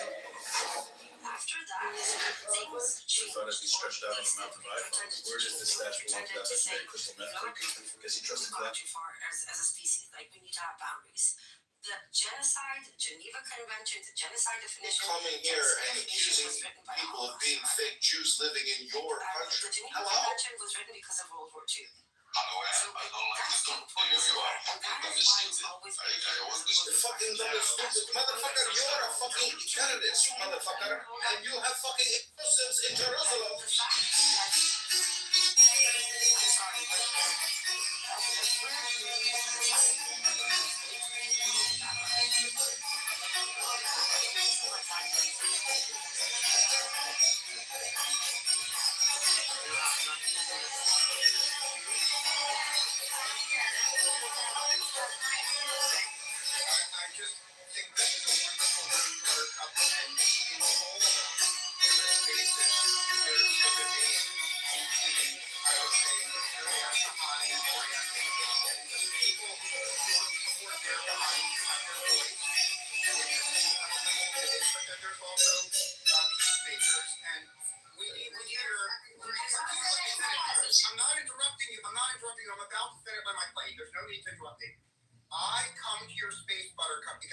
the smartest and most succinct supporters of Mayor Kahane here, and I want the smartest and most succinct peaceniks, and I want to hear an honest, open debate, and I implore you to kick the retards off the stage because they make your room boring, and I'm done speaking. But Thank you for the feedback. I think Empress, when we talk about him or I love him.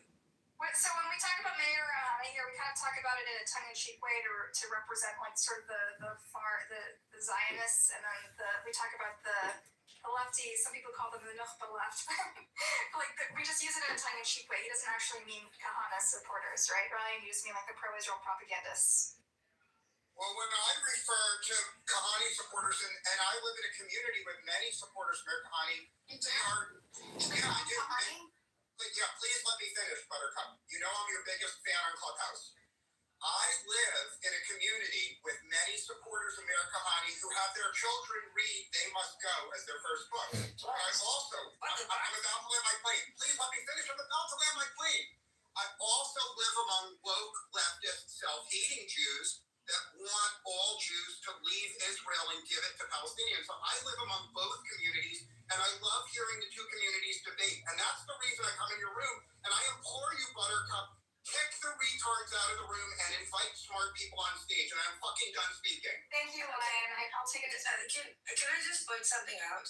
It's really weird that He went out. half self-hating Jew, and you all are and like acting like this is your country. You don't live here. You don't. This involves you in many different ways, but you don't live here. So respectfully, calm down.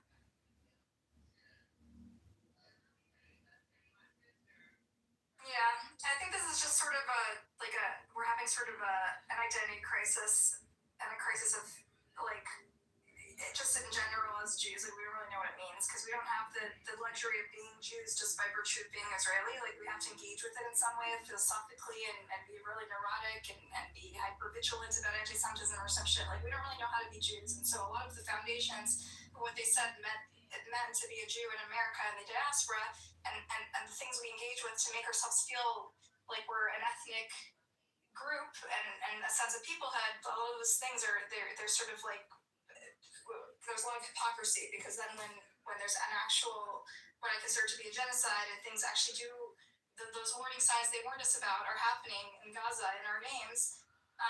They're telling us to close our eyes, and the Holocaust museums and the ADL and the institutions are saying no, this is something else, and we must never compare, you know. So I think it's just sort of. The thing is, Buttercup, you said you don't have the luxury of being Jewish just by the sake of being Israeli. I don't have the luxury of being Jewish without being complicit in occupation, genocide, and oppression. You have that advantage. We do, and I should appreciate it more. That I don't live in a war zone, and I think you speak from a perspective that's like super valuable, and I'm really glad to have it. It's not about me. This is really a luxury that you have, and that you have an obligation to exploit to protect the Jewish people, right? Because this is indeed. There's no line. Look, a year ago, I was seriously considering leaving here. Now I'm terrified of leaving, and because people are not going to come up to me and say, "I've heard you're an Israeli. Where do you stand politically?"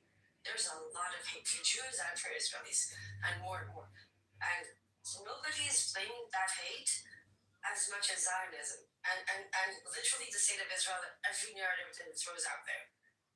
It doesn't help that they've recently started pushing Islamophobia.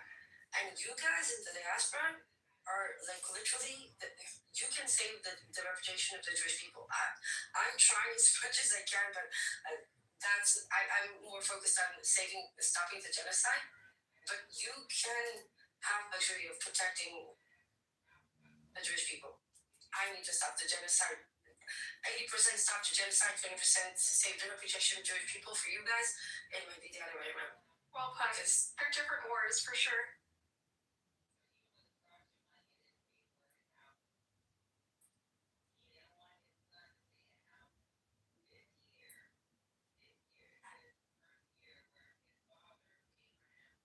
So I don't know if we can deliver on a Kahane supporter, and what did he say? What do you call us? Lefty, self-hating Jew. I don't know if we can find one of those. Lefty, self-hating Jew. But we can try. We'll try to represent all the sides. Just to be clear, I'm not a lefty. I'm proud anti-Semite. Yeah. And I'm not a self-hating Jew. Did you just I love Jews. Yeah, because he called it. I love the typecasting over here. Hey, shapeshifter, how are you? We're having conversation about when it's okay to compare things to the Holocaust or weaponize the Holocaust and when it's not okay. Okay, so we've heard the slurp. We've heard the snort. We've heard the burp. All we need to hear is the farts. Oh no. Uh-oh. I'm just waiting for the other shoe to drop. Those are really cute, by the way. Did you read Daniel, did you read the article? I'm about to start. I actually have to do just some. Okay.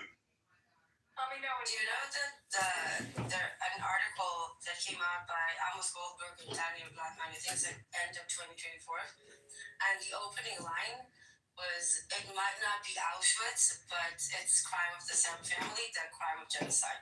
Sorry, Gaza might not look like Auschwitz, but it's a crime from the same family, the family of genocide. And they go on to explain it, but... Can you post in the chat? Or I can look for it. I can find it. It was in Ahmed, Amos Goldberg.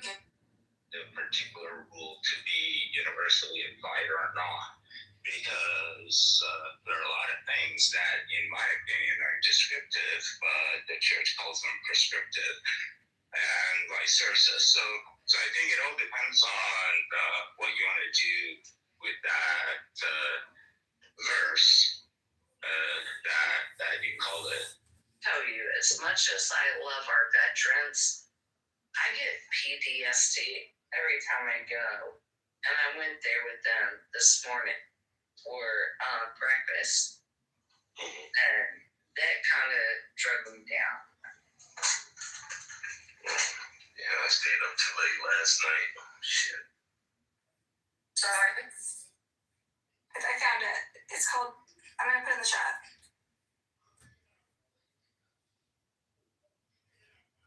And that's the real, no two genocides look the same. That's not the point, you know?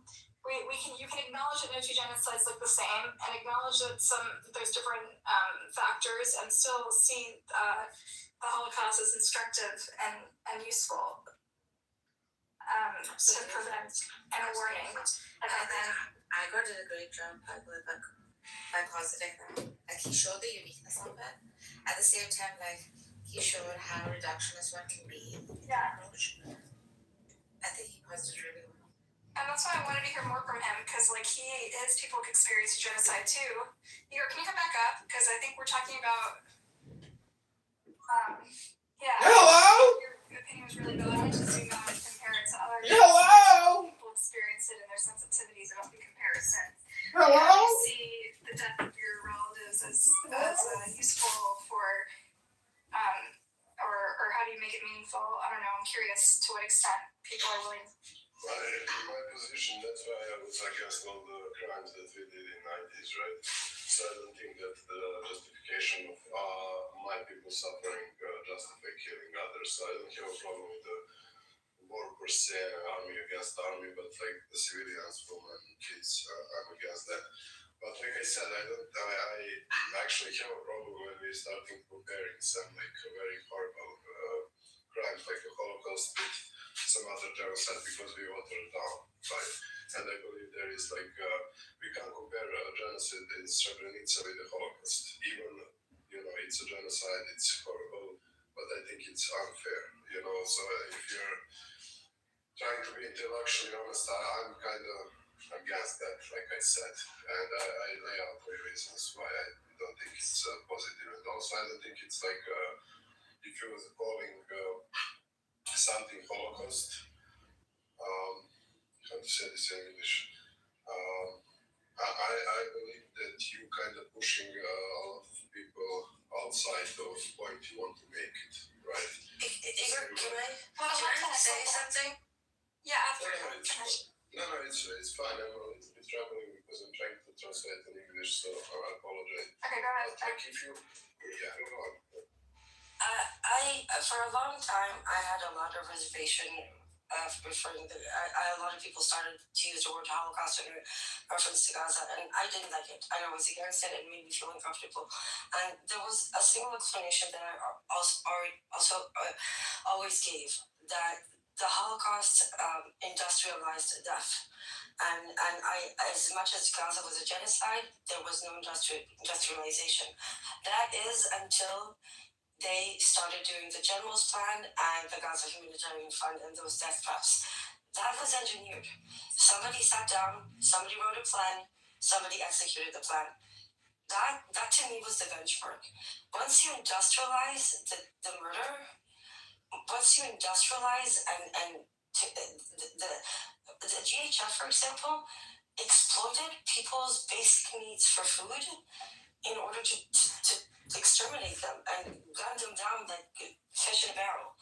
That was a full-on industrialization of murder. Yeah. And that's when I started using the word. I understand your point, but for example, you will not call the Holocaust of the Serbs in Croatia. I don't know enough about it. So let's speak. Yeah, let me tell you. So basically, you had a plan from the Nazi Croatians who wanted to one-third of Serbs to be killed, one-third to be ethnically cleansed, and one-third to change their religion in Catholicism. So the name of the plan was from the Budak. So it doesn't matter. I don't want to go into details. Will the moderators allow me to engage? Because I know so. Let me finish school. Yeah, let me finish school. Yes, wait your turn. Yeah, so point I'm making, like after World War II, we collectively agreed that Holocaust is a Jewish suffering, right? And I think should be left. I don't mind that we can like call different things like genocide, ethnic, whatever the legal term we want to use it, right? But I think it's like reductive, like who said it? Nargis said, yeah. Right? That we're using like a broad brush on every crime, and what you described happened in other genocide, right? But we still don't have that hate that Nazi had toward the Jews, right? Okay. That's why I'm making the distinction. Okay, sorry. So I want to make a point. So I think Emrose and I are coming from Israelis and Jews.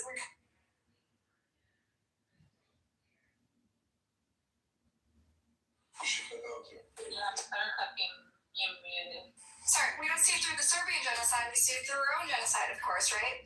And so I think it's natural that we would compare it to the Holocaust just because that was our historical trauma, and this is now perpetuated by our people. I think that's why that's why we made that link. And also to Emrose's point, I always saw industrialization in sort of the AI munition system. They created new technologies, just like the Nazis created the concentration camps and then the gas chambers in order to sort of take the fingerprints off the killing, because the Nazis were coming back with PTSD from shooting kids in the head while they're screaming. So they said, what can we do so they don't have to see the death, right? They can just push a button. And this is similar, this is even more hands-off when they're just using an AI-generated targets and like drones, so there's literally no fingerprints and no one feels culpability for the mass deaths that are happening. To me, I see that sort of invention of new AI technologies and machines to do the killing is another form of industrialization, an industrialized killing that detaches the killer from the It seems that, making like we see atrocities and comparing them to the Holocaust doesn't seem to be problematic. The problem, I think, that becomes really insensitive is when we say like a Holocaust, this is a Holocaust, rather than comparing it to the Holocaust. That's where I think that there's a level of insensitivity that's happening unawaredly. Am I saying that word correctly? And I'm now aware of it. Like this was very educational for me to note the difference, right? There is a true difference by saying, insert whatever atrocity is a Holocaust. You're really kind of negating the actual Holocaust by dropping the Holocaust, like saying this is like the Holocaust in these ways, but instead you're saying a Holocaust, which is like really in a kind of way making what should be the title of an event minimizing it. Like it Yeah. brings it down. It's not singular. It's a singular event, and now you're making it like just it's dilutes it. Totally makes sense. Totally makes sense. Wait, I want to hear from Igor. Yeah, go ahead. So, would you like to say that all slavery is the same, right? That is the distinction that I make, right? So that is question for you. Would you say that every slavery they have? I made that point earlier, Igor. No, I understand. But like, if we making the point that we can call everything Holocaust, that I disagree, then could we call like all slavery, Arab slavery, slavery in Ottoman Empire, Roman Empire slavery, chattel slavery, is they all the same or not? Or we can make distinctions? That is my angle. I'm coming from my perspective. Of course, we should make distinctions. No two slaveries are the same, but that doesn't mean we can't talk generally, broadly about slavery and what and try to prevent, because we must talk broadly about it as a theme and understand the common threads, right? In order to oppose it. Like, there's a difference between saying, like, you know, I was at work or like I was in this event and they treated me like a slave, right? That could be so offensive. But if we're saying, like in the slave trade, when they did ... they're doing ... there's a less, we can distinct the Okay, so we're talking about, let's say human trafficking. Let's say Jeffrey Epstein. Right. Would you compare that to slavery because he's trafficking? So, like if you say, you know, the people that you know were human trafficked were like, you know, the slaves in America, right? Like that could probably be offensive. But if you say something like, for example, this isn't the way it was, but it's a quick example. People were bought and sold, like, you know, like they were in the slave trade, they were bought and sold also. Like, to make it like distinct comparison is one thing, but to like, do you understand what I'm saying? Like, if you want to be as specific as possible about the criteria, so you're not lumping in or generalizing about the experiences. Yeah, like for example, I use something a comparison often, right, to show that brutalized people do brutal things, and I talk about how the abolitionists were asked, do you condone the slave rebellion, like the slaves turn on their slave masters and killed a whole bunch of people? Do you condone that? And I'm like, no, like we don't condone that, but we told you this would happen. We told you this would happen. Often, in other examples, hold on a second, to show that, like, listen, when you brutalize people, we're not saying that we condone something, but we're saying that this is an inevitability of what happens to brutalized people at some point. That they also can return brutality for, you know, brutality for brutality. Right. I think that's a good point in a way. I understand the point you're trying to make, and I think that's something that me and Emrose were making too when we were trying to say to Igor, like what we see, like when we point out a specific aspect of the war, which we say reminds us of the way the Holocaust unfolded, because we as Jews are very versed in the Holocaust, and it's so much a part of our narrative and the way, the prism through which we see the world. And so she took one of the aspects of the war and saw industrialized killing. I saw another aspect of the war and recognized industrialized killing. And the reason we recognize it is because the Holocaust is so shaped our psyche in the way we see the world. You should teach me that everybody down there saw it, probably blinded by how shiny you are. Focus cases. I have a couple of comments. Most of that I'll pull my knees off.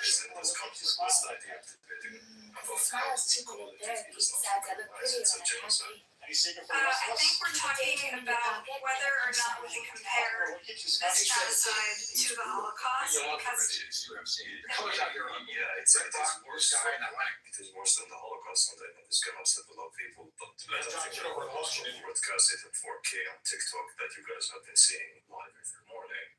I talked about it a lot of the war. You're just flipping channels on Friday night.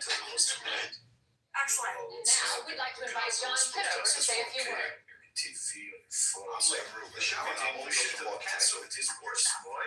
Because you say the only evening clap that you're shitty genocidal supporters. Yes. You're looking at it, and you did not do shit about this. So that's right.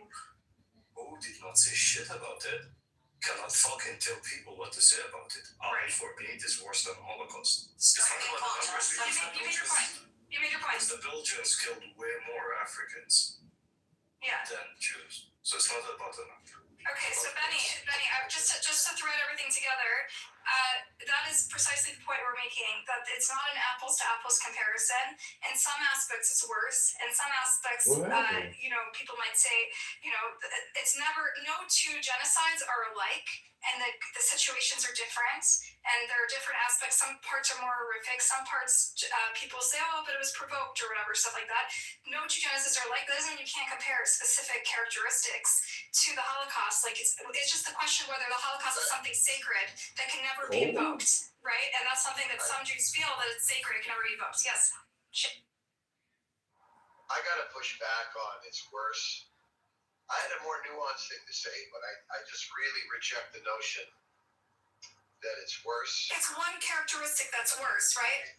Yeah, I just think that attempting to tiptoe to the areas that are worse is so unproductive. I don't care what you feel about it. I want to show finish this point. Yeah. It's relax. I am very relaxed. Okay. So, no, just relax.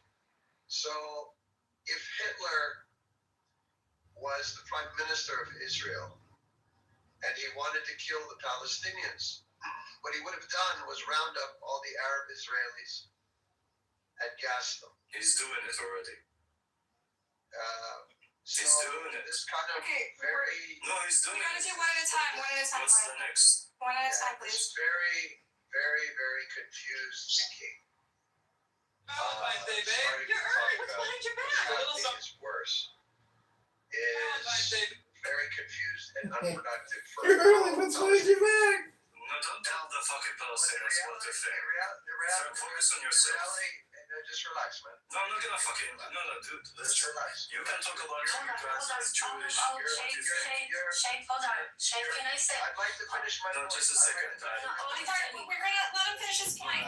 Shane is gonna land. He's gonna land. I'd like to finish my point. Everybody relax. What is clearly happening is Netanyahu is trying to silently erase the Palestinians. And so we need to recognize his techniques for what they are. Okay? We need to condemn those techniques because he's, to some degree, getting away with it. If we sit here making parallels to Hitler that use completely different techniques, we've lost the plot and we'll lose people around us. We need to be smarter about it. Okay, are you done? I will answer. That was a No, I will answer. No, I will answer him shit. So what this guy is trying to tell you that we need to wait for Netanyahu to discuss changes. Why? Because Hitler, if you did not stop him, he would not do it. So Netanyahu, who's letting a crime over in South Israel, kill Arab Israelis, or whatever you want to call them, every day between 2 to 3 people being killed. Yeah, that's not enough. So he's preparing it, but by what's his name, should wait up for the gas chambers, then we can stop. No, it is worse for Palestinians. It's way worse than the Holocaust. And you can say, hey, I can like it, but don't fucking tell the Palestinians what to do. Because for a mother who has lost her kid inside of Gaza, it's way worse than the 6 million Jews who were killed. Just like for 1 million, just a second, I don't need just like for 1 million mother that she lost her kid, it's way worse than all of the 6 million. So keep your fucking eyes for yourself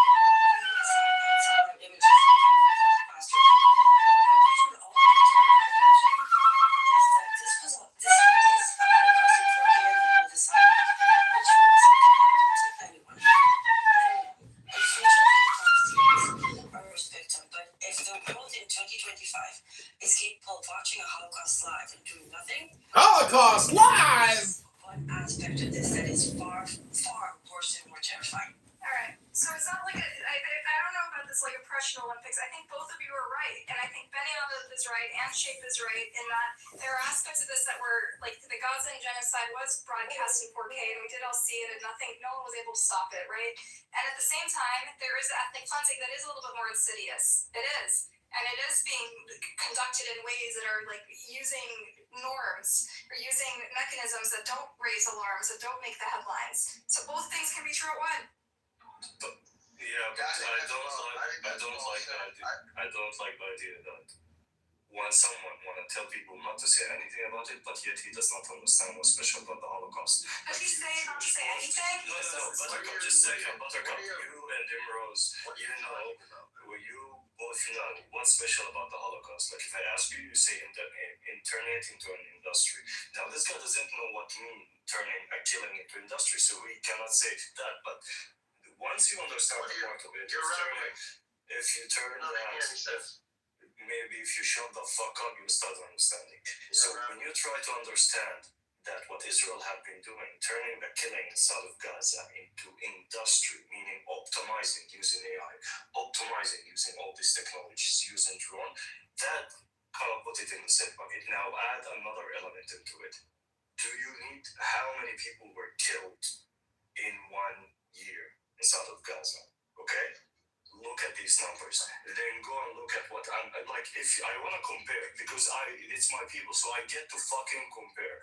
Now we'll go look at, did the people know about it? Did the people here wake up every fucking morning, look into their TikTok or into their YouTube or into their X account, and they saw Basim being burned alive? Burned alive. Yes, we all did that on 4K. What did the community do? Nothing. The community that's supposed to came up with these rules that to prevent the genocide. So it is worse. Why? Because it happened after you knew about it, that it could happen, and you swear that it will not happen. قص أختك. ليك أنت بتحترم حالك يعني. أمك يا لبنان. Hey, stop cursing, guys. We all know the Arabic. عن جد عيب شو عليك, man. I'm not going to curse him because I was raised with better standards. I respect the upbringing that I've gone through. And you know, if his parents were listening to him, you know, they would be ashamed of him. Yes. So anyway, what he said was didn't really make a lot of sense. He's just holding on to his point, using his fixed mindset. And, you know, to say that nobody did anything about the crimes that were committed by Israel is not true. You can make an argument and say, well, you know, the Arab countries should have done X and they should have done Y and they should have done Z. Those are fair arguments. Shape, the word justified it. What are you talking about? To say, I'm talking, and if you listen, you'll understand. To say that nobody did anything, is, you know, it's just not true. No, who did? Give me a fucking example. Who tried to stop it and did stop it? No, so shut the fuck up. If no one stopped it, and you all watched, okay, shut so the fuck up. What would you have liked to see? No, what I like to see, like seriously, any action that would stop it. Like what? Well, what do you mean? Like what? Who's asking? Who's asking? Who's asking? Name an action. No, action from who? From the U.S. or from the Arab countries? Would or you from like to see the U.S. military embargo. Military embargo from the U.S. Arab countries cutting sanction and they forcing Israel into letting food and aid into. Right, not kind of sitting with them in some. There are 100 ways. And you know what? If Egypt would kind of close the Suez Canal for a few days, there's so many shit, man. If you don't know, shut the fuck up. Like, why do you have to open your? Alright, this is not productive anymore, guys. Guys, this is not productive anymore. I'm trying to dump shit for this guy. Alright, guys, I think we're talking past each other. Alright, Bugs, speak up. Bugs, it's your turn. You know, Buttercup, this is a wonderful room, but there's just groupthink. There's just denouncing. How come you don't have any kahanists on your stage? It would make the room more Are interesting. you the same guy from before? Yeah. Yeah. He's yelling about the Kahanis. Yeah. Yeah. All right, you're because you're annoying. If you have nothing to add to the conversation, kindly remove yourself. Yeah, and if you think you can do it better, then go open your own room and do it. I'm sorry, I have to say something. But respectfully, Shay, we have been trying to do something. Since February 2024, I've known every single detail there is to know about Gaza. And I know exactly who did what, when, how, which country. World shape. The whole world was watching. The whole world. At best, they were ignoring it or throwing a condemnation here or there. At worst, they were justifying and arming the genocide. Like, we need to understand that the world is watching a Holocaust live 2 years. The world watched babies freeze to death and did fucking nothing. We should all be terrified. This was always the concept was, okay, the Jewish Holocaust happened, but the world understood how bad that is, and no one is ever going to let that happen again. We should all be terrified. Terrified. If it happened to the Palestinians, Question anyone can for you, Rosa Mutarkam. Can you tell me about all the ways that Jews were killed in the Holocaust? Yes. Like what were the most common ways? Gas chambers and fire pits. Okay. They have it in Gaza. Literally, Gaza, the genocide in Gaza was the first genocide that humans were killed in every way. They were killed when they tried to get aid. They were drowned. They were burned twice. They were bombed in hospital. All them but the quadcopters. After they injured, they literally tried everything in the book about how to kill Palestinians. Every way was they tried. People died when they were trying to get food. Do you realize people that drowned? But no. This Lebanese knows better. Go ahead. They're using footage from Gaza in commercials for the military industry. Do you understand how fucking sinister that? Imagine, like, one of their first points in time that you remember. I remember when we started hearing about the drones, like the quadcopters that could throw bombs and shoot at people. So it's okay, people are going too far. Like, let's not go overboard. This is not like a B-grade disaster Hollywood movie. And then the video started coming out. And for fuck's sake, Gaza, there's nowhere to go. A quadcopter can appear out of anywhere in your bedroom window. You could hear a child. There was a time where they used to play a crying child through the quadcopter to attract people outside. They used quadcopters to herd women and children like animals. For 2.5 years, these people are living in a fucking dystopian movie. So, yeah, there were no gas chambers, but the whole world is watching a dystopian movie happen, the Hunger Games in real life, and doing nothing, Shape.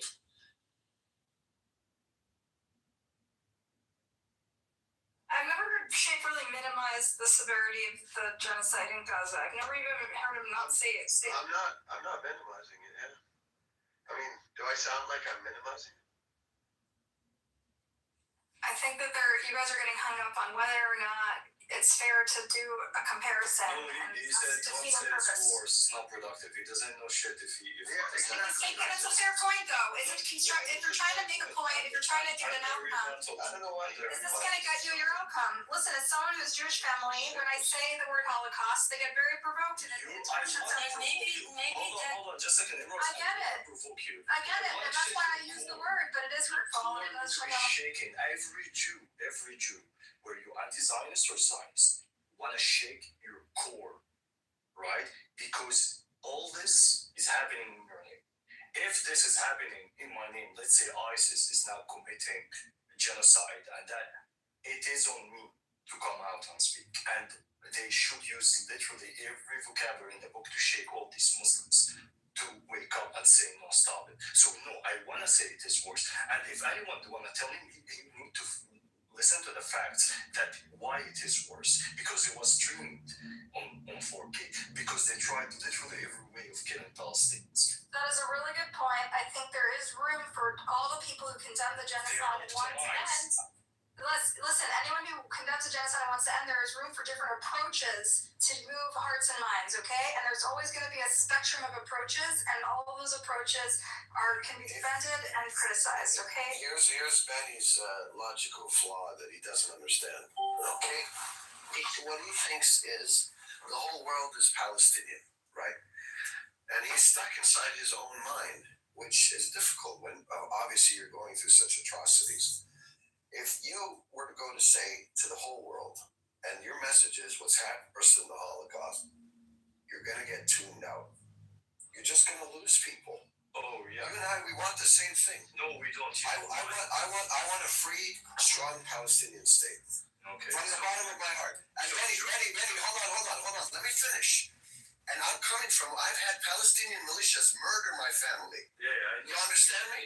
You understand me? Yeah, I know it. And I've done nothing but defend the Palestinians. Sure, Okay. Thank you. So when you go out, just be quiet, settle down. When you go out with this kind of narrative, you're gonna lose 95% of the people. Which people? Okay.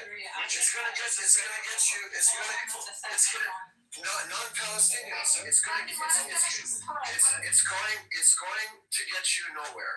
And if you think it's going to get you somewhere, I hope you get it done because it's not working. Thank you, God. I'll answer. Hold on.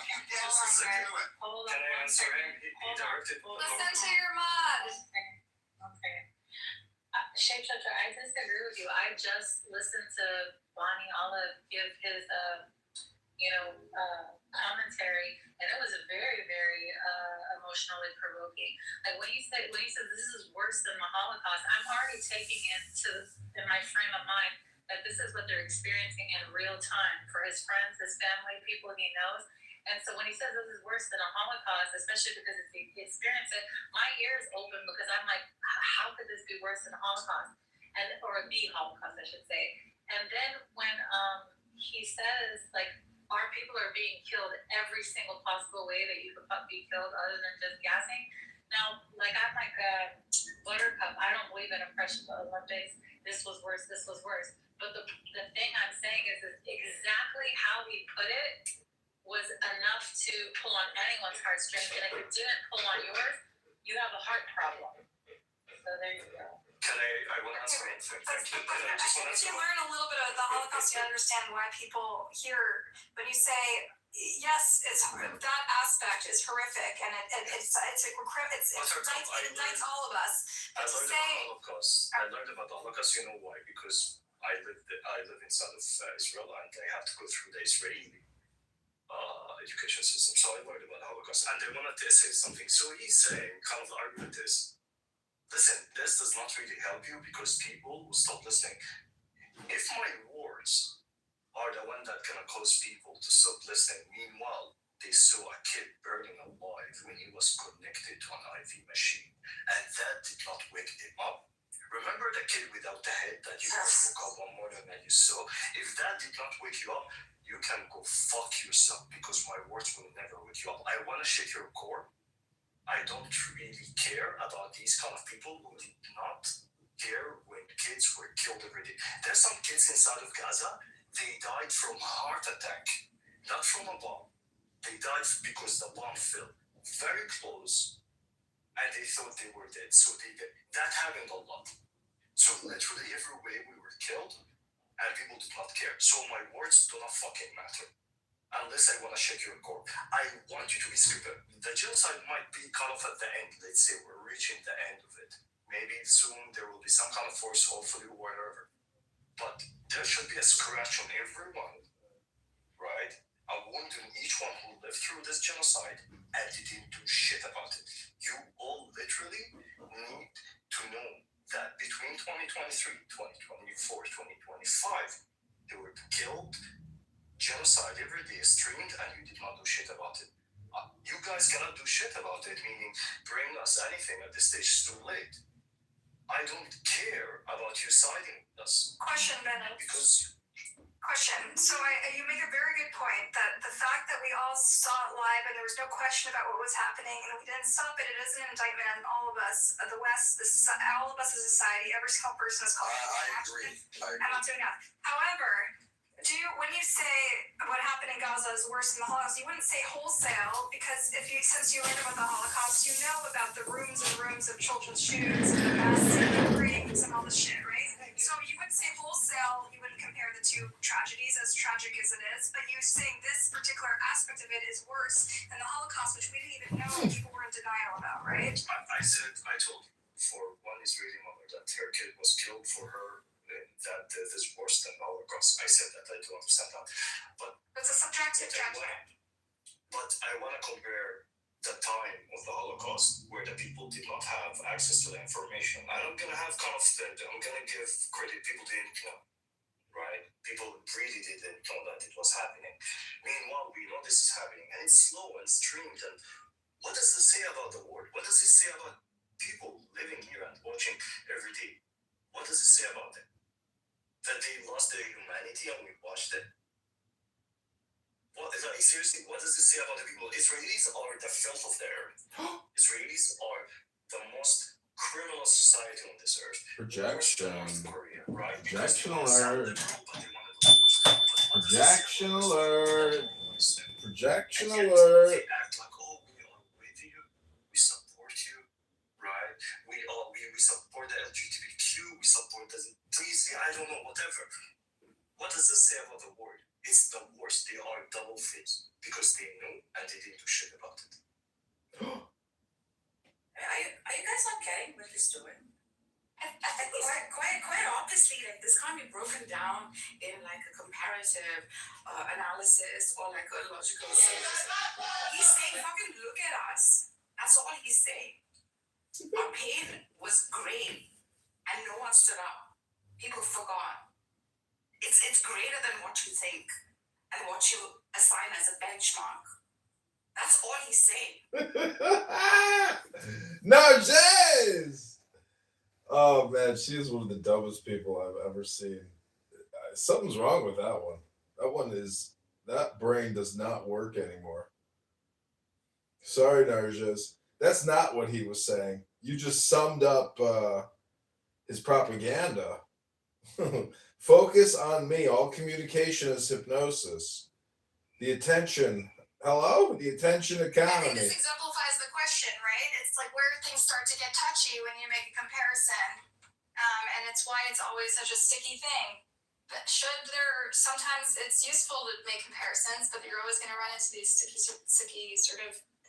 Yeah, and I know how you're feeling about this, Buttercup, and but it's intended to. I mean, there's no question for us to be moved. No, but there's no question that the Holocaust scale was like exponentially worse than what happens in Gaza so far, right? There's no question. And like to say its equivalence is like even as someone who's very critical of Israel. She opened up a can of worms and now she can't put it back in. But he's reminding the shock value. Okay, I don't think I'm not going to use the term shock value because it's more meaningful than this. Okay, the issue is you have to think about the world as a bell curve. Okay, and there's people on the polarities. The message to grab the people in the middle is not the shock message. It's not going to work. There is no middle. It'll resonate with people that have an affinity. There is a middle, you stupid bitch. There's always a middle. Okay. You can't just keep doing statistics. Hello. Okay, the Arabs have ignored the Palestinians. Do you think the rest of the world is ignoring them? It's not because there's no shortage of people screaming Holocaust. But let me ask you something before you continue to crush my narrative and reframe my narrative. I must regain control of the frame. It gets us nowhere. Hello? Okay, if you want to keep repeating the same thing, expect a different result. Bonnie, that's a good point. Because no, but I want to ask about the middle. Literally almost every atrocity that's happening, people are saying it's a Holocaust, and if you examine it a little bit more closely, it's not. So what do you think about that? That's a great, go ahead. No, but I don't go and tell, I don't know, let's say I'm not going to speak to the Jordanians or Egyptians and tell them it's a Holocaust. Hello? It's a different kind of terminology, but when I'm speaking with Jewish around the Hello? Be sure to hit the like button now and subscribe now before it's too late. You just gotta hit subscribe now. Hello? Now, that middle that speaks about how they cannot capture Hello? And but that people cares about the Hello? Holocaust does not really care about Alex Maruri! Subscribe now! there's no middle in this cause. Now subscribe. You're Now subscribe. anti-genocide. Hello? Genocide. It's what it is. So the middle does not really exist because you can't be in the middle. You cannot be in the middle. It does not exist. It is a concept better than any other concept. So if you were there, you're technically an Israeli pro-genocide. And that you cannot capture. I don't want to capture you. I want to force you into stopping. I want to put sanctions on you. I want to sanction you the fuck out until you cannot do this genocide anymore. That's what I want to do to you. Me too. Me too. E3. Me three. Yes. To be clear, if Israel is sanctioned, everybody who lives there is going to suffer. That includes us. But please sanction everything as much as you can. Buy a coat also, buy a coat. Buy a coat here in Norway. All the settlers will buy a coat there. We kick them out from all the shops.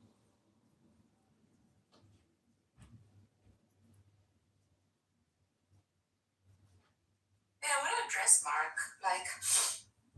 Mark, you can't sort of again dissect this into comparisons and the hyperbole here is that you are seeing is surely coming across as perhaps hatred, Mark, Grant, and I respect you a lot. But all in all, it's an expression of pain. You're not seeing us. You never saw us. You did nothing for us. You let an entire race of people just very gradually and quickly sometimes exterminate in front of our eyes while we watched it on our phones. That's what is. From the deep of my heart, I love you. I love you, Nargis. From the deep of my heart. Buttercup, help me out. There was a famous Holocaust. I can't believe I forgot it. The name evades me. Famous Holocaust survivor, white hair. Help me out. White hair? I assume they all have white hair. No. Oh God. Any other defining characteristics besides white hair? Well, he has a cool. Albert Einstein? No. Rose. Can you not go ridiculous? I'm going. Help me out. I just stuck on me. So Circumstance. hold on. He said. Please. Hold on. Wait. Hold on. He said that the other side of the coin of love is apathy, not hate, and apathy is the most dangerous thing there is. This is why you provoke. You use and yes, it's specifically, and I use it specifically with Jews and Israelis because there needs to be a response because otherwise it's normalized. People are very good at compartmentalizing and creating cognitive dissonance. We've seen it throughout the occupation. We cannot allow them to solidify the cognitive dissonance. They will not get to say we didn't know, but no, they will know. They will know, and either they do something or they don't. I have a pushback to that thought. So, go ahead, Mister. Go ahead. Tfaddal, Habibi. Go ahead, please. Some of the language and the ideas, we know that all human beings are prone to getting polarized. Okay, so we know that we need to do a few things. The world needs to take more action and less words in terms of helping and stopping Israel from murdering Palestinians. We know this. We know to do this, we need more in numbers, more people that act. Okay? There's not any shortage of talking. There's a lot of talking, but there's no acting. Okay? The problem with the language that becomes extreme, which we've heard lots of, is it's polarizing. But Benny had my. It's polarizing. How do you explain? How do you rationalize that with the apathy point? Okay, because you're making an interesting point around apathy and the danger of indifference. I understand. It's a good point, but you're ignoring in your point the danger of polarizing language. How do you address that? Polarizing between who and who? Well, to say, all Israelis are X, okay? Yeah. And try and get strength in numbers by saying what's happening is worse than the Holocaust. The average person listening to this, you're not going to get people on side with this language. And I'm not saying it's right. I'm just saying it's the way. Can I say? Not really. That average person, just saying, someone answered, that average person is waiting for my words and the images that are coming out, the videos that are coming out, they don't move them. So I think his words, like requesting that the victim be a little bit polite when he speaks. They're requesting the victim be polite. Well, do you want to be rude? I'm reminded of a text message I Hello? recently dug up where I'm messaging my sister before I Hello? panicking, Hello? trying to remind my family that if we don't acknowledge what's happening in Gaza as the horror that it really is, that's not a form of loving Israel. Like, when you love people, you tell them the hard truth. In fact, putting our heads in the sand and denying what's happening is the opposite of love. It's enabling. Do you right? believe in abortion? And what's going to happen is when the full truth comes out and the dust settles, it's Do you going to be believe in that forced much more horrific vaccination? and that much more traumatic. Obviously. And so I'm always sending these Ooh, impassioned, girl. touch hearts articles, Girl. being like, we have to confront the truth. It's not love to put our heads in the sand and lie to ourselves. And I was just kind of fucked up, actually. And eventually my family, I see my sister wrote me back, have I ever said anything in favor of the war? Have I ever said anything endorsing Netanyahu? Have I ever said anything to that effect? Why are you sending me this? And it was basically my cue to fuck off and stop being so sanctimonious. Yeah, And I basically. think to Shapeshifter's point, that's kind of what happens. And I was speaking for Hello? my heart. I was saying, look at how we were raised, how we're educated, what our values are, and we're turning a blind eye. They saw that as an affront. And basically said, stop sending me horrors articles. And I did. And I think to Shape's point, sure, I thought I was going to, stir their soul somehow. And all I got was sort of a stone wall. And so I had to find another outlet. And now I'm fucking on Clubhouse. So, I don't know. That's just, I wanted to share that anecdote because I started searching through my texts and remember that interaction and how I not reached them, but I started to annoy them and affected my relationship with them. I appreciate the share. The laugh emoji was a wrong emoji. One thing, Lonnie, I think that is a little fun, comical that I thought I was accomplishing something. I think Shapeshifter's complaint wasn't necessarily that it's rude. Hold on, Do you know what you accomplished, Buttercup? Sometime in a year, 5 years, 10 years, everybody will know exactly what happened. Have to ask themselves, what happened? What did I do? And when they try to say I didn't know, they didn't tell me, it's the media, you will tell them that I did tell you. And you will have, and then they will have to do their own soul searching. Because you did tell them. And they didn't listen. And that's what you did. And that will push them to save themselves and make sure they understand what happens. And not to repeat it again. And why it was so horrible. That's why it's important. And the safest way for the triumph of evil is for good people to do nothing. You did something. What did you do? You came on Clubhouse and talked for fucking 6 hours. But if everybody held back evil by a step, we might actually hold it back. But most people are least and egotistical and narcissistic. But you are not. And that's the most important thing. Thank you. It's so validating talking to Israelis. There was another earlier interaction I had during the height of the genocide where I reached out to this guy, Ori Goldberg, an Israeli political scientist who often comments very beautifully and poetically about the experience of living in a society that's sort of disintegrating into this moral abyss and everyone around him is genocidal and sort of what that experience is like. He's sort of of his society. And so I wrote him a letter because I felt so crazy that I'm living in this reality that nobody recognized on Twitter. And he wrote me back the most beautiful thing ever. I don't know if you guys want me to read it. I the same experience with Oli. He always checks on me. He is in a very advanced cancer situation. Hopefully he'll get out of it, but and he's a wonderful, wonderful person.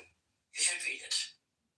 So I reached out and I said, I just want to pop in and say your Twitter feed makes me cry every day. I'm glad your surgery went okay. I'm sick of what's going on in the States. He said, thank you. I said, at least in Israel,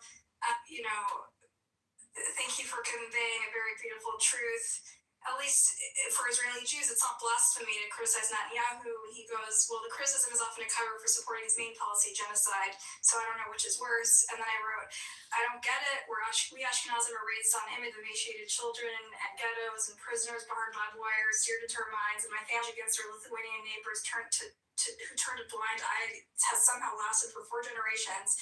And yet, so when we look at the same images from Gaza, they don't see what I see. I feel like I'm causing pain to the people I love just for stating the obvious.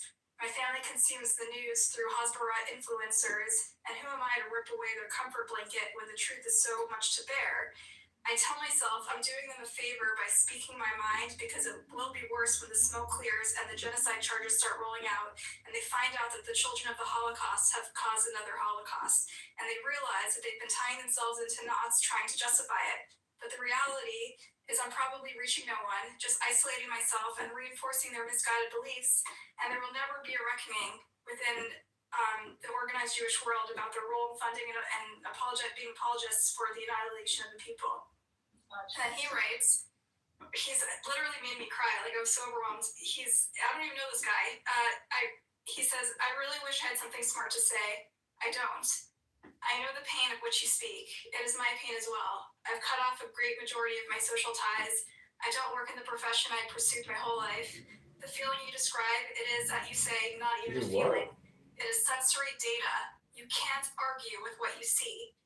And you see. If you tried to shut your eyes, even if you tried to avert your gaze, it would consume all your energy.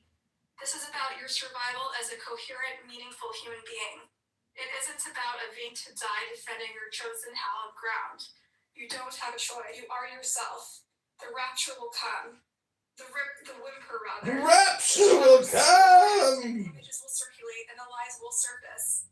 And your family and all the others will squint for a while and agree reluctantly to take the bandages off their eyes. And they will begin to see. They won't apologize. But you will still be yourself when they squirm. And you will still be a force for good. That is my small comfort in this hour of wolves. It is so Shit is so funny. That doesn't go with group thing. Oh man, this pity party is amazing. Blows, hits and criticism and hurt and accusations that a person that doesn't go with group thing has to engage in. It's so tough. It really is. Perfect amount of coffee coming right up. When it comes to the conflict of Iran, actually, I don't even need to describe the word conflict. Hello? I'll avoid it, but Hello? for Iran, Hit that like button and subscribe right now. Subscribe. Subscribe right now. Hello? Their freedom. I want freedom too. I want some more freedom. How do I get more freedom? Hello? Hello? You scum, you pieces of shit, we hate you, and they say all this, they just throw up all this vile commentary. Now, on the flip side, the Iranian people, all they want is their freedom, just like the Palestinian. And guess whose help that they're reaching out for? Israeli. So what do the pro-Palis do? You fucking scum, you da-da-da. And here we are, the people that are stuck in the middle who have reason outside of group thing to understand, both these people are their freedom and they're utilizing any method of mechanism to see it. And instead of attacking the oppressed people of each group, right? Instead of attacking the oppressed people that are Palestinian, instead of attacking the Iranian people that want to be free, Bonnie, could you mute it? It kind of throws me off when I hear a little bit of background. Sorry, I'm ADHD. We don't stand with the people because we're narrow-minded and we go with groupthink and we go with whatever narrative that we're being fed. So you have these people, and they hate each other on either side. This is amazing to me. My life is freaking amazing. For 2 years, I was trying to convince Iranians and other people that 30,000 children had been killed. Now I'm on the other end trying to convince pro-Palis that over 30,000 Why do you need to Iranians convince been them? killed. Sorry, can I ask you something? Why do you need to convince the pro-Palestinians community? The pro-Palestinians, because here's the thing. Can they do something? No. Yeah. Oh, they're yeah. useless. No, they're useless. I know you think that because you haven't seen fruit. No, I seen them in action. I think the pro-Palestinian community is not really okay. So I do understand what you're saying, but I want to do some correction. But I wasn't done, and now I forgot the rest of it. It's okay. It was gonna be really good, but I don't even remember. I believe it was going to be good. Thank you. It was gonna be epic, and you ruined it. Yeah. There's something wrong with Just these preparing away. Israelis. You know, they keep interrupting, like Emeralds and Danny. Is there something in Israel that doesn't let someone else? Fine is okay. Go ahead. So the Palestinians did not really get help from Iran. The one who got help from Iran was Hamas. So even if you look at the Palestinian in Palestine, you're not going to find one Iranian hospital. Like they did not build it. All that money was coming from to Iran, to Hamas, and mostly Qatar. So there's kind of an image that being sold to the Iranians who are being oppressed inside of Iran. We are in deep shit because we're standing with the Palestinians. No, sorry, you're not in deep shit because you're standing with the Palestinians. No, you're just oppressing, and you're in deep shit because you're corrupt and you have all this kind of shit. So it's not related. Iranians are not really getting help from Iran. The help is getting. Donnie, you're missing what I'm saying. These are the propaganda narrative that each side is given, and then they believe to hate other people. Like, I can't tell you how many times we had Zionist Persians come into a room and just say the most violent things. Okay, and now you need to go into the rooms of pro-Palis and see what the hell they say towards Iranians. I know what they're saying, but they don't matter. What doesn't matter are the people that are suffering on both sides. That's what doesn't matter. No, the one who matter are the people who are suffering. Well, that's what I'm saying. But when people have these different propagandas, they make the oppressed not matter, and they stand against the oppressed. So right now, like in Amir's room, when he doesn't listen to the Iranian people and them saying, we're crying, there's a guy here. And he like thinks that everything is just a lie, that the Iranian people are, it's just Mossad propaganda, all this stuff. Is he Iranian? No, he's not. He's a pro-Pali. Okay, is he Amir, what up, Amir? Amir Prince? No, Amir. Okay, so I always run 24/7 for Palestine. Okay. So here's the thing. If you're not Palestinian, if you're not Iranian, you don't really matter. Let me explain why. At the end of the day, those pro-Palestinian community, once they are infected, by the way, I really don't care, by the way, about October 7 woken up the pro-Palestinian community. If that community was asleep and they need to see blood to wake up, then they can fuck themselves. At the end of the day, they have zero influence. Zero influence because A, they could not stop the genocide. B, they're just doing some money out of it. There's a lot of grifters in the pro-Palestinian community that they built careers out of this genocide. And the same thing on the other side. At the end of the day, who's going to decide when there is an election inside of Palestine, when there is a free election is going to be in Iran? It's going to be the Iranians or the Palestinians. Now, if you look at the core inside of these people, put the propaganda aside, you go to ask the average Iranian, not the spaces or the Zionist Iranian who live in LA. That's the average Iranian. Who's anti-regime? He's anti-IRGC, but he just want to go with his day and he just want to put food on the table. So, like, people are dying in South Palestine. You tell me, yes, like, are you supporting that? He's not going to be. The same thing with you catch someone in the West Bank and you tell him about Iran, he's going to curse the IRGC because the IRGC are oppressing the people inside Gaza using their Hamas, right? So, at the end of the day, the pro-X, pro-Y, pro-whatever, they don't really matter. They don't. So why would I literally burn 400 calories and trying to explain to someone who's Zionist Iranian that no, we are humans. You don't want to go fuck yourself. That's it. End of discussion. You came with a conclusion that the enemy of my enemy is my friend. Okay, great. I cannot change that. That means that you don't have any morals. Yeah, but this is on both sides. Like, it's just. No, I know it is on both sides. No one attacked the pro-Palestinian community as much as me. Okay? So I know it is on both sides. Why are you attacking a pro-Palestinian community? I'm trying to understand that. Because the new trend in the pro-Palestinian community, they're pro-Hamas. They're not pro-Palestine. How do you know they're pro-Hamas? Because when I see their posts, I see they are pro-Hamas. They're very few. So you see everyone's who is pro-Palestinians. No, not everyone. The one I saw. Okay, so then you're generalizing, right? No. Yeah, I am generalizing right now. The grifters. I'm generalizing on the grifters and the loud voices. Let him finish his point. I'm generalizing on the loud voices, that community. Okay? That community that think that Palestine is equal to Hamas. Okay? So if you're in that camp and you're very loud, this is all we hear. The pro-Palestinian community for Palestinians does not really matter. It's not, with all due respect. Can I say something? You know, before you do, I just want to point out the irony is this is more so amongst like the Western pro-Palestinian communities that are, a lot of them are not Palestinian or not even Arab, right? You actually love Palestinians, especially on the ground. I've had the same sort of. I hate them also. Yeah, it's almost like a video game. This is also true for the diaspora of like the Iranians, right? All this is happening in the diaspora. This is what we're saying. These taking sides, the friend of my friend, enemy of my enemy, is like so black and white. It is like soccer game.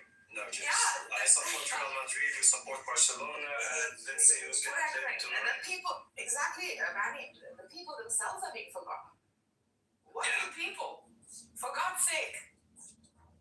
So a big problem, you guys are aware of tribalism. So tribalism.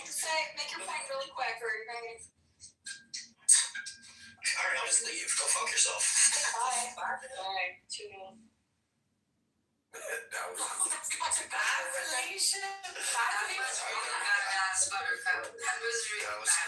Honestly, man, coming into a Middle Eastern space and asking if we know what tribalism is, it's fucking unbelievable.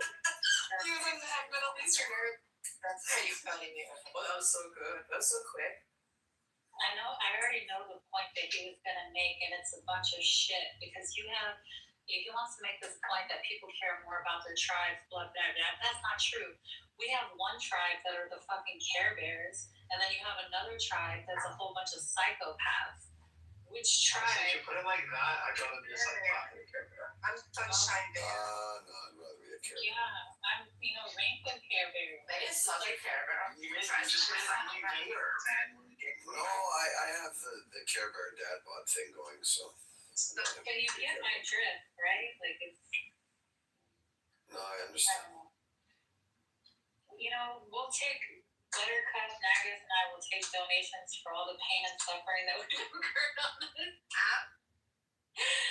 We'll send you our Cash App, and then you can reimburse us for all the pain. Wait, I think both of you, Nargis and Salamid, and Buttercup and Emeralds, because to be honest with you, the Jewish community are very disgusting to Buttercup and Emeralds, saying horrible things, disgusting, misogynist things. Oh my God! Yeah, they are. You haven't heard the comments. Wait. Hold on. Persian Jewish people too. We have our own particular brand of line going on. Are they Like, at this point, everyone is making Otherwise, completely taco included, mouse included. We are not. We're getting it from They are a bunch of vicious insecure fucks. Hey, what's up, Tom? How you doing, Jay? How's it Good, man. We had some Aragon hate happening. You missed it. Yeah, like they'll say things like, how's your dad, Sayla? Oh, bitch, I will fuck you up. I'll come and find you in California. See, this is why I have to talk to them the way I talk to them. Because they're animals. They're animals. Sorry, they are. It's not just So I them. resort to being an animal back. I resent just saying them because at the end right now I have pro pallies. They can't see past the hand in front of their face, and they like attack Persians and Iranians, and they like, oh, it's all lies. It's all. There's no difference in me. They are acting exactly how the Zionists were acting to us when we were trying to inform them about atrocities. Now we're trying to inform you about other atrocities, and you're doing exactly what they did to us when we were informing them about atrocities. So all these people, all of them, they only care about their own goals, agenda, and narrative. And unable to see past any of that, which I get it now. Like, I totally get it, but I don't hold it against anyone anymore. I don't hold it against the Palestinians for, trying to work with the Islamic Republic, and I don't hold it against the Iranians for trying to work with the Israelis, because this whole world seems to be evil to me, and like, what are you gonna do? Form of At this point. Once you understand that this whole world is evil, you're ready to become an Gnostic. That is correct, baby. So bad. That is correct. Like a not like Stop okay. evangelizing, guys. It's gross. I wanna address shapeshifter's point, and I think it was like misunderstood. And this is what Mark is saying, who I highly respect, right? In the chats. I think it's true. He's saying like using provocative language shows like a disgusting like collective hate and sort of like false moral equivocation, right? So I understand what Mark and Shape are saying. They're saying like this doesn't help the narrative of the oppressed to sort of push through. Because all an onlooker is hearing is hate, hate, hate. This is worse than the Holocaust. This is worse than this and that. Like Fanny quite like effectively put forth, right? So I also want you guys to sort of be objective and see the other side of the picture too. I appreciate that, Nargis, and you said it much better than I did. The thing I will admit, as I'm kind of thinking through Benny's point, I think there is a place for this jarring language, and it can be effective. It's probably more situational than it is the norm. But the points he brought up in terms of when and how to use it, I think if you're situational with it, it can be effective. I'm not telling anybody how to feel. It's not my right to tell anybody how to Because feel. you're saying it, I feel like Jews can get away with it more than non-Jews. It's so funny. Like when Benny Olive said, described this live stream genocide and how it's worse than the Holocaust, I wasn't offended. But then when Sella repeated it, I was just like, Sella, what the fuck? I think it's like depends who's saying it. I think as Jews we have a little bit more credibility to be like invoke the Holocaust gratuitously. To make a point to the people we love because we urgently wanted to stop, and then when non-Jews will say the same thing, sometimes I balk a little bit, like I do react and I'd be like, okay, first of all, have you seen the concentration camps? Have you seen the pile of shoes? Have you seen the mass deaths? Have you seen the pile of bodies? Like, it makes me feel like worried that they don't know the scale of our suffering to think that you can compare it. But also on the other hand, it makes you think to yourself, like, why do you suppose nothing could be worse? Like, so when he says it, I'm objective, and I'm like, oh, how is this worse? And then when I listen, I understand what he's invoking. You understand what I mean? I'm gonna give an example. How I have conversation with Muslims, Arabs more specifically. We're getting to a world where artificial things are becoming more holier than the really important thing. Meaning, so the memory of the Holocaust becoming more holier than the blood itself, right? So, for example, when I sit in front of one of those Muslim Brotherhood, or when religious Salafis, Emirates, knows that, the first thing I burn for them, I burn the Al-Aqsa. Like, I tell them I want Al-Aqsa to be destroyed or given to the Israelis, and I'm gonna pay for the carpet for the new temple, because for me, blood of a Gazan is more holier than Al-Aqsa and Mecca and everything. So they get that shocking.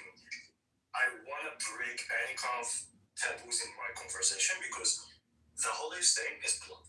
And if you think, oh, a stone, sorry, buttercup, like the shoes of the Holocaust, or that thing is more holy. No, they were talking about artificial shit. There's nothing holier than the blood of a kid. So I bring Al-Aqsa into it. I bring Mecca. I got in so much trouble. Like, if you go listen to my recording about why you put the threat on kids? Yes, that was all people, same like me. Hey man, you are a racist. By the way, if you go back to religion, if you go back to religion, and God said that Kaaba can be destroyed stone by stone, it's still not. It's still better than the blood of a Muslim. Don't make me cry, please. I am a man. I can't. Please. Love you, brother. Bani. Okay, go ahead. Do you love Bani? هذا شوي مطلوب. الله يشفيك. Anyway, so so I'm talking to Muslim, I'll just give the holy stand for him because sometimes we create holy things, but they're artificial. And if you go to the core of my belief as a Muslim, the Al-Aqsa Kaaba should not be holier than blood. And the land itself, like the land of Palestine, is not holier than the Palestinians. Because a lot of Palestinian diaspora think that Palestine is just the land. No, it's not. You're missing that land. Why? Because you exist. But for some Palestinians living in the land, Palestine is the people. Like heaven without people, you cannot go into it, as we say in Arabic. So I just wanted to break that taboo for them because sometimes they misunderstand their belief. Fair enough. He's doing it on both sides. So, Mark, I did. That's a good point. It's about the way people talk to their own communities and their own families, which is different, tends to strike a different note, and we have a little bit more liberty to speak our minds and use provocative language than when we're talking to someone, when you're someone who's not familiar and doesn't have that intimacy, right? So I told Mark, because he wasn't here, I just want to address it again. Mark said provocative language is just euphemism for disgusting collectivist hatred and moral equivocation. Agreed. And it doesn't allow for progress to occur. Also addressed, Mark, for your sake, I'm repeating this again, shapeshifters view that this does not entail any kind of progress for the collective who is going through the suffering. So I was asking them to see both sides of the equation.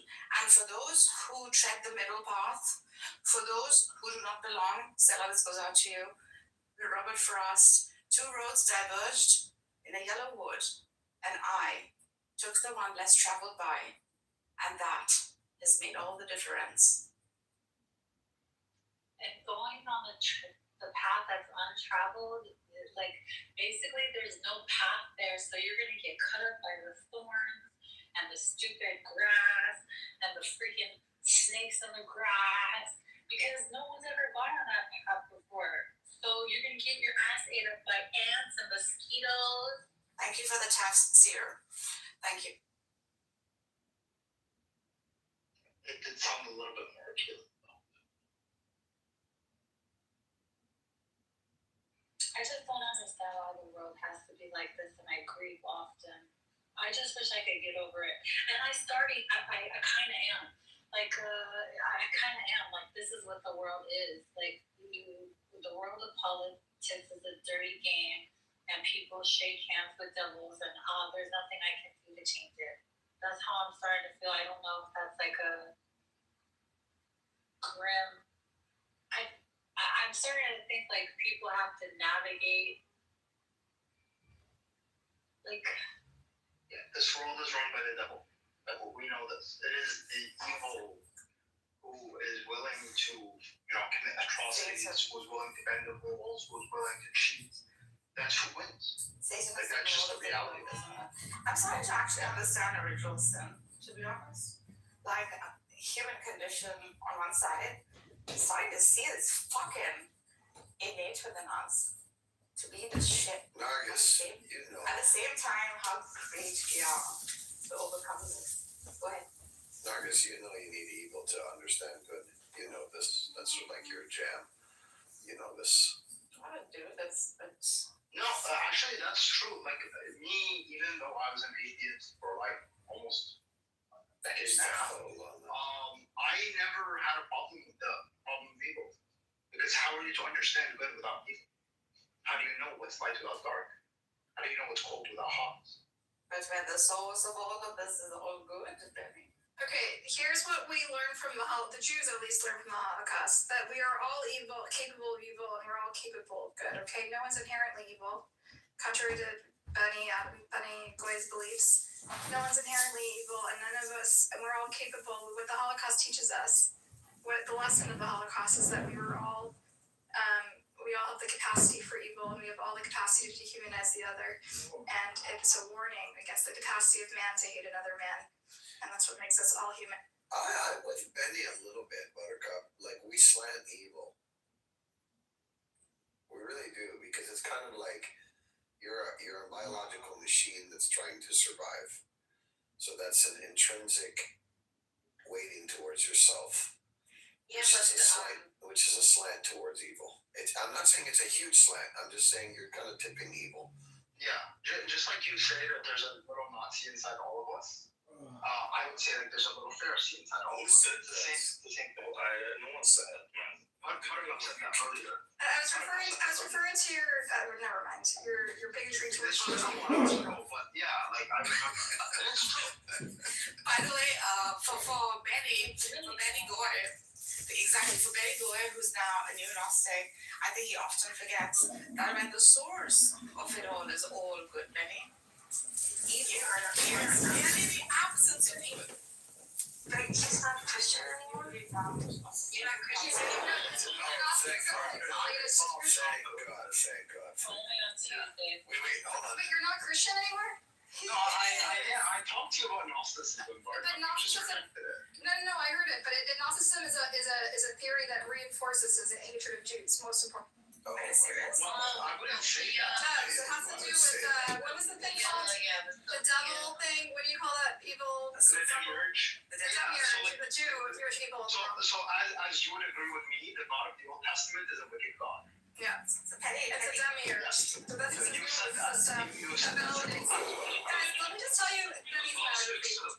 Benny grew up a Muslim. Oh, not this guy. You call yourself a Christian, you don't fully Jesus. I prayed for you. We don't have to go down this road. Okay, I love you, but you're a hater and you're a bigot.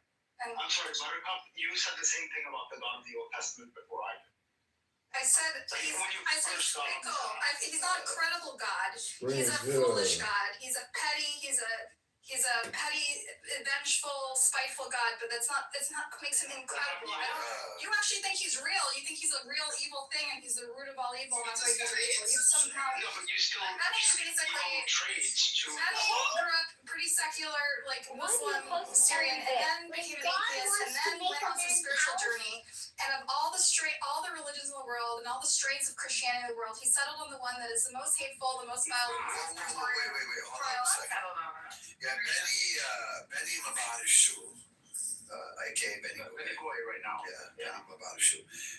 Look, can you clarify? That Christianity is a religion of love, and it's a beautiful religion, and Benny just found the one strain that is hateful and anti-Semitic. You don't think it's a beautiful religion because you deny our doctrine. No, thank you. We love the Jewish people. I disagree, Buttercup. Is this where you want the road to go down? We love the Jewish people. I said We love the Jewish people. We love the Muslims.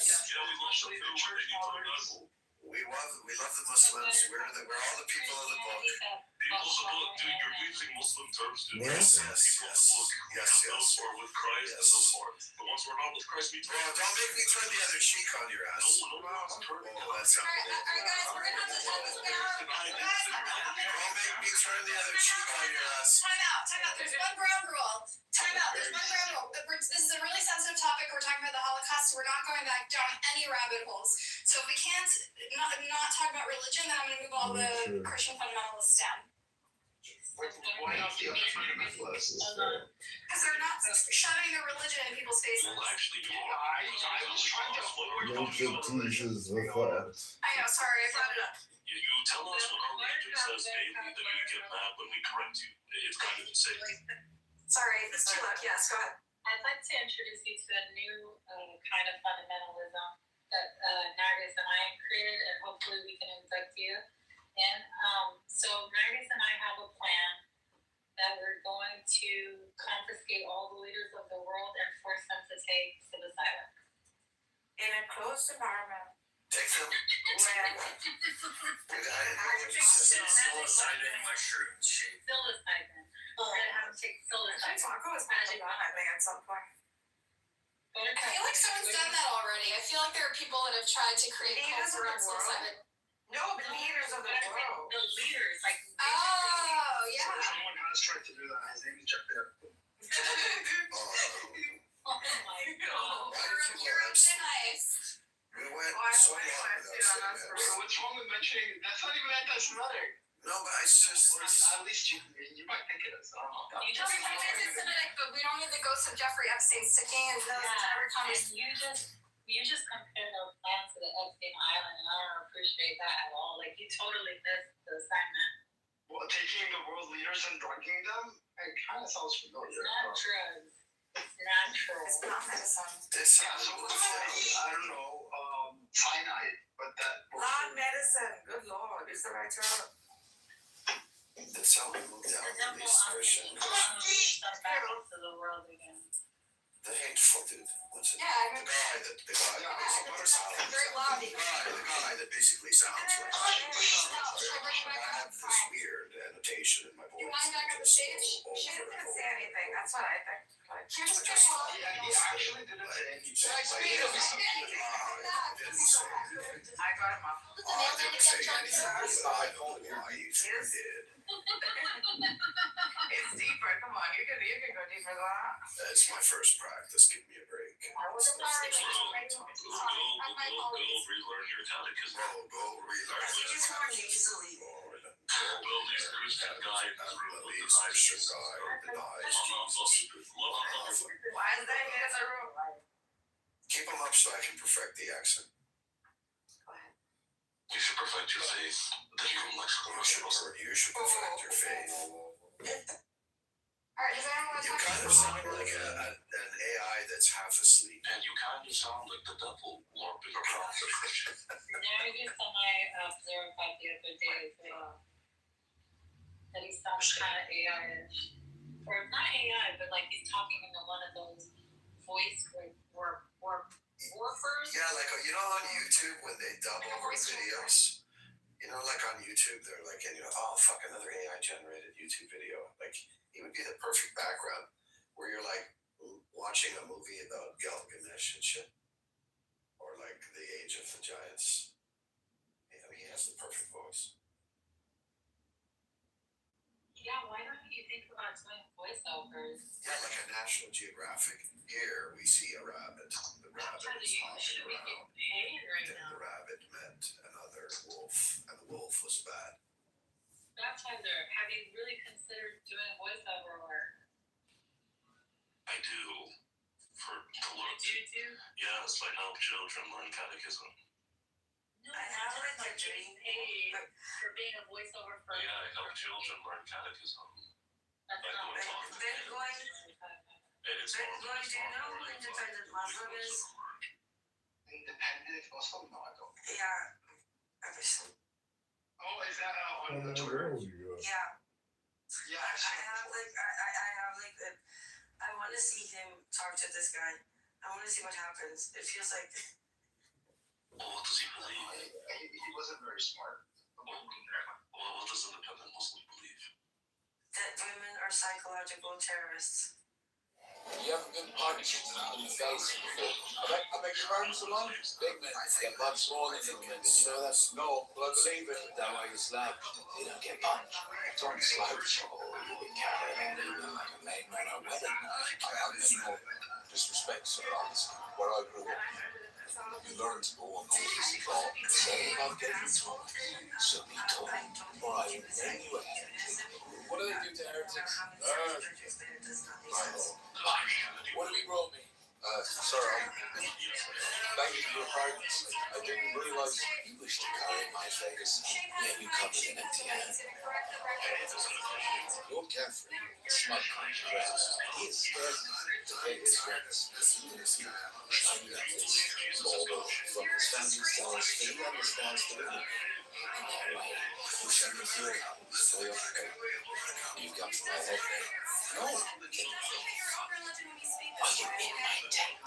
so supper.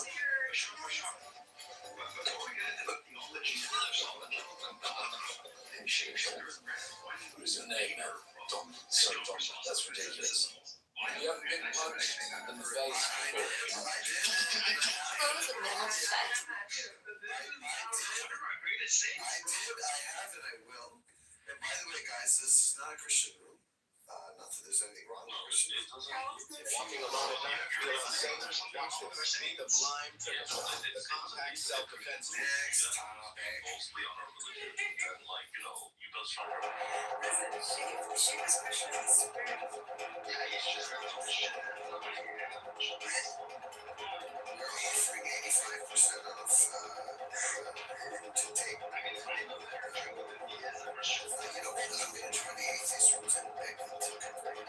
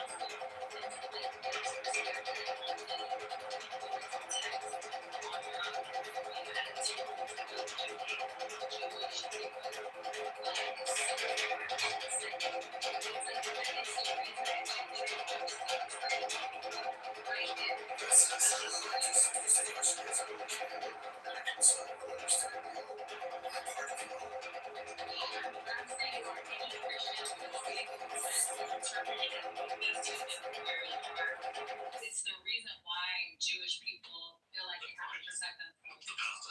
She just called both of you guys Kitovers. So we don't want. Yeah, but we don't want to pray for ourselves. We go to church most. Exactly, and it's a simple question.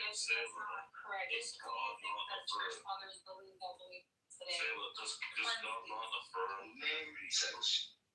Okay, Women were I allowed to wear appreciate- pants in the church. listen, we can engage with this another time. You guys like to hijack every room with this stuff. You're the one who brought it up, not us. I know, and I regret it. We're gonna move forward now. Move on. So let's forget any other topic. Let's talk about the Holocaust. Was it really 6 million? All right, you're going down. Oh, come on. It was a joke. I'm sorry. Do you want to talk about the violence? I actually heard him scream on the way down. He was like, oh, no.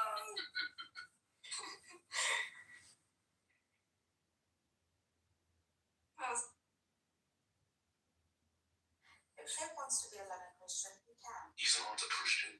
I'm gonna stop The fearing. entire. I got to fear it yesterday. Day before yesterday. He denies the entire second. Go to fear. You Please, agree? I'm I thought Christianity, they love everyone. Father, I No, baptize them, don't matter. we told people to come into faith. He's a fucking Christian. We have to find. I thought if you just accept the Lord as your Christ or whatever, He as your doesn't. Savior, it's Or fine. he doesn't, and most Leave most him people. alone. No, he doesn't. You found my channel. My main issue is that I love my neighbor and I love God. But you deny the Lord of What life. a sinner you are. For God to love the world and gave his only begotten son. I haven't believed in the son of perish and nothing, nothing. Welcome. Now, as is the tradition. Find someone to kneel before the Sultan as a show of respect. I will not kneel. It is he that should kneel. These are my rubies. These are my warriors. However, I will not kneel first because I am a Mansa, which means king. Sire of a sultan. I make the rules here. And if something doesn't change, things are going to get very serious. In honor of the Almighty, simultaneously with you. Okay. We need simultaneously 1, 2. The Sultan bows as low as possible in deference to the Almighty. Yes. Balls for everybody. And rubies for some of you. Welcome. I think it's super complicated. The point is that it's not religious, but I seem to see more People get really confused on this app for Emeralds when Talk you to you when say you get back, like, John people Kitover. constantly Sure, you question sound whether serious. Very John Kitover. Yeah. a religion or an ethnicity and like so I think it just confuses people and muddies it a little bit, especially when people don't know what the fuck a Jew is. You know what I mean? Like they don't know what the fuck a Jew is, they don't know what the fuck a Palestinian is, and I think it's a little bit these like complicated identities that you have in Israel are a little bit above most of people's heads. Jewish supremacy. I think it's when you were able to dehumanize another group, like how the Germans did to the Jews in Germany and around the surrounding Germany. You're able to do whatever inhuman things that a human is capable of doing to something they don't think it's human. So that's why But if it was a religious conflict, those things would have been done from a religious motivation, right? Right. And that's not the case. So this is not a religious conflict. They go over and over again. It's not a religious conflict. Are you so sure? Make sure it doesn't happen. Make sure that it doesn't happen. By the way, everyone take note. The most dangerous man in the clubhouse is in the audience. Who'll be that? No, I'm on page actually. Prince. Oh, Yes. Prince likes hi Judy. I don't think Prince likes Twitter. It doesn't matter. What he's saying is how a lot of Palestinians feel. You guys just What press says they're related to Palestinians. No, hold on. So there is a plethora Is that really you? Hold on. Judy, is that really you? You got 5 seconds with this. It might not be. let me just check this. So there is a plethora of opinions amongst the Palestinians and amongst the Israelis, right? So we can't really deny that. Definitely for some Palestinians, this is a religious conflict. Definitely some Israelis, this is a religious conflict. Let me ask you something. Just saying, Hitler used religious text, right? No. No, he didn't. He did not. No. He was actually very anti-Christian. You should. No, hold on. You should ask. You should ask too. I mean, Hitler did. Oh, he did. So to a Just a certain second. hold on. Man, go ahead. Just a second. When someone's using a reason and says, "Oh, I'm doing this because of religion. I'm doing that," does not mean because of religion. Israel can keep saying this is a religious war. For Palestinians, never going to be a religious war. It's not about religion. There are aspects of religion, but we're not doing this conflict liberation movement on behalf of Muslims. Muslims can go fuck themselves. It's not about them. They want to fight, they can come fight it themselves. We're looking for our own freedom. When Israel kills someone, You're speaking as if all Palestinians act with the same. no, just a second. No. Just a second. Look at the Muslim. You look at the Palestinian liberation movement. Right, that is what represented the Palestinians. Yes. It is about the land. It is about freedom. It's not about all war. Okay. But even assuming that all the Palestinians are acting with the same. You're always gonna find 1 or 2 or 3 or It's small. much more than that. But just a second, hold on. The Palestinian liberation movement is not funded on religion. Like you being Muslim. I didn't say it was founded on religion. No, it's not. I didn't say that it was. No, I mean What I said was there's a significant number of people that are motivated by religion. Like, okay, let's take your Nazis then. Yeah, the Nazis used Christianity to a certain extent to motivate certain Christian denominations to get on board with their plans, right? Why were they using Christianity or biblical texts or whatever to motivate those people that are motivated by Christianity, right? So to get them, although the Nazis, for them, it wasn't about Christianity, to get those people who believe in Christianity and who are motivated by it to be on board with their plans. Similarly, you can say the same thing about Palestinians and Israel. They both use religion as a motivating factor for those people that are religious. I'm not denying that some factions in the Palestinian liberation movement recently, in the last 20 years, or sorry, more than 20 years, in the last few years, where Hamas kind of took this and ran with it, they want to turn it about themselves, and they want to do it religion, just for their own agenda. But if you look at the foundation of the Palestinian movement, the liberation, the PLO, right, you're going to find many of the founders were Christians. This is where the Palestinian identity started kind of to shape into national Palestinian identity. We always were Palestinian, but I mean national Palestinian identity. So the foundation of it was not like when Israel kills you, it does not really kill you because you're a Muslim. It kills you because you're Palestinian, whether you're Christian or you're a Muslim. Okay, now Hamas want to use religion and just want to bring it into it. Oh, tahrir, what jihad, okay, they are, I'm not denying they're doing that. But if you return to the court, no, it's not about that. It's not about that. They I agree with you. Just like sorry? I agree with you that the core is a nationalist movement, but you can't deny that there were Muslims involved from the very beginning. So as the Din al-Assam from Syria, right? You said I ask you a question. You asked me to join the club for 99 cents per month. What does that mean? Wait, what? You asked me to join for 99 cents per month. No, she says, oh, I was impressed what you did to Prince yesterday. I said, join the club for 99 cents a month. I can do that. I can emulate Prince for 99 cents. If you... It's money. That's all it is. I don't care to even whatever he wants to say. I have a question. If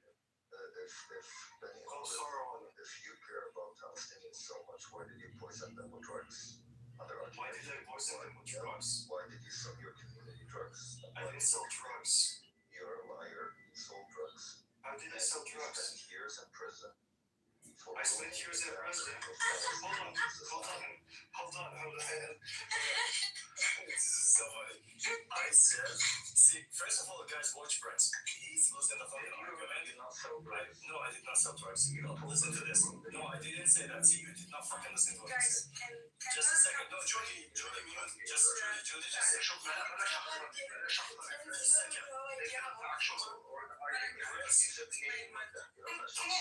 you answer? I'm trying to call you. Judy, just a second. Just a second. Prince is losing the fucking argument and is trying to turn it into personal. No, I never wondered. No. You asked about poison. I did not sell drugs. I went to jail, okay? But I did not go for drugs. For selling flowers? No, for hurting people. Oh, so you hurt your people? Yes. And you're here pretending that you're an advocate of your people? Yes, I am an advocate. I was in a bad place. No, not a thief. Why did you hurt people? I hurt people because they were fucking assholes and they deserve it. Now I can fucking hurt you. They were fucking assholes and they deserve it. Yeah, I don't think this is. I don't give a fuck what you think.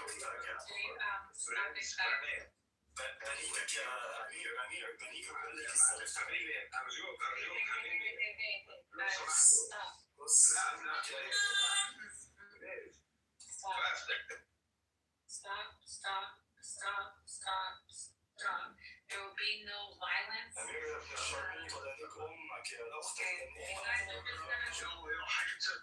Go take a time, guys. Yeah.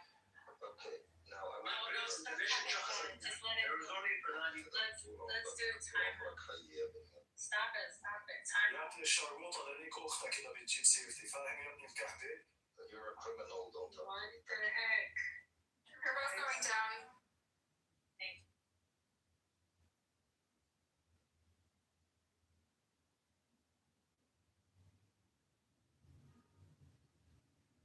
can't threaten people with acts of violence, weirdos. He just doxed him, or at least he thinks he did.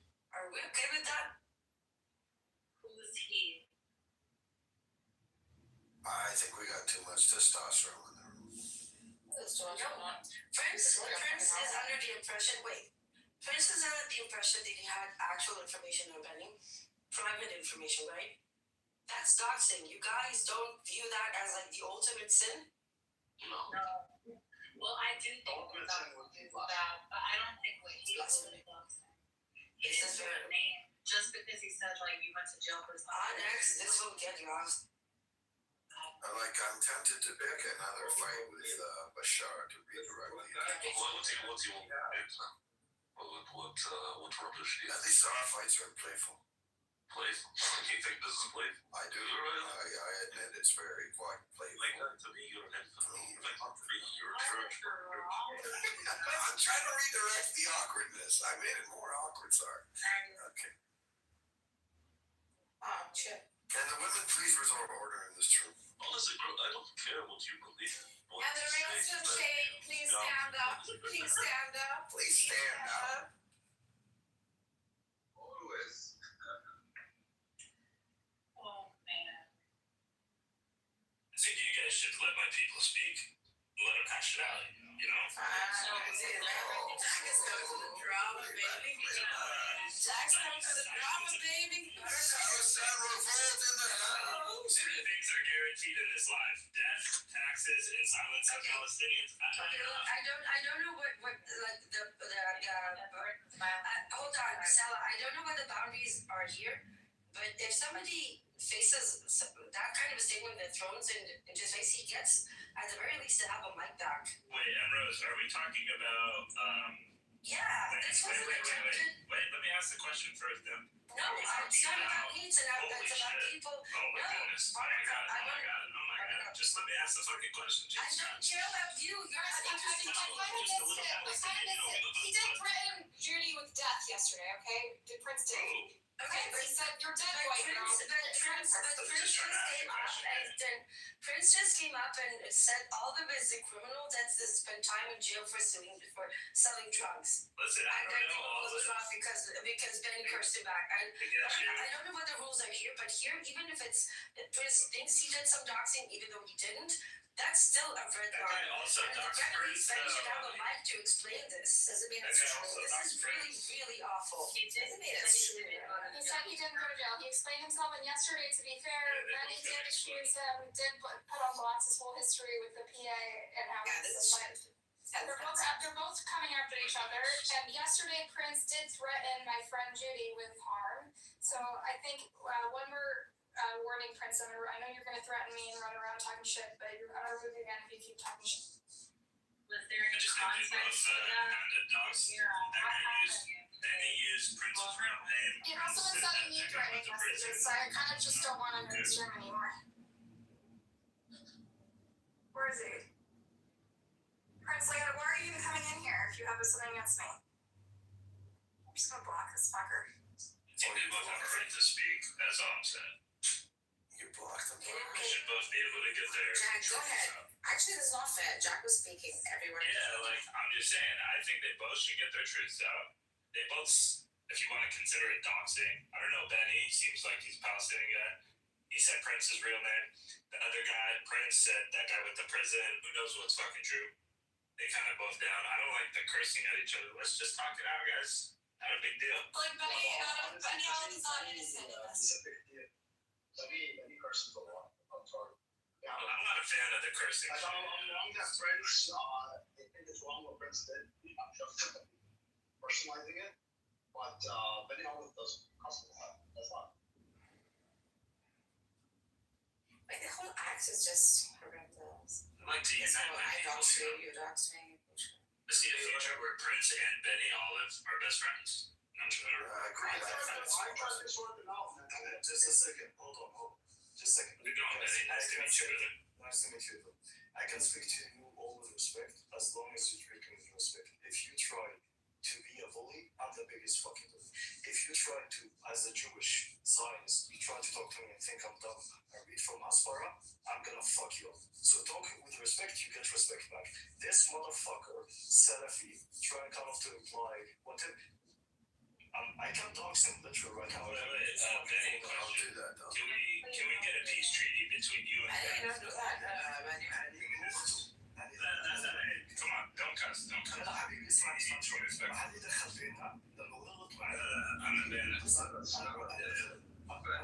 انا رد الجو عشان نيجي بس انا مش معي بس رمضان كريم يا حبيبي، رمضان كريم. مثلا هذا مش بس.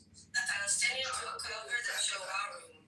I'm just here to, trying to create peace between my two people over here, Prince and Benny.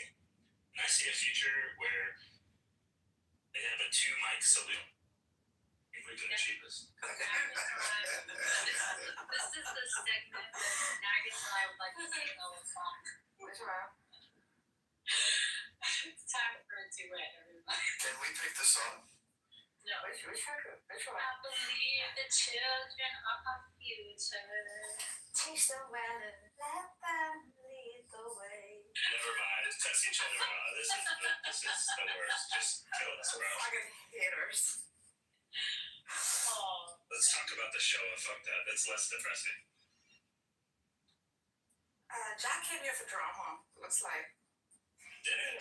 When I came in here, it was peaceful, and then the drama came. Where have you been, Jack? I'm a peacemaker, guys. I know. Where have you been? And, in a horrible place called reality. It's a terrible place. Welcome to life, baby. Jack, did you hit the road? Hit the road, Jack.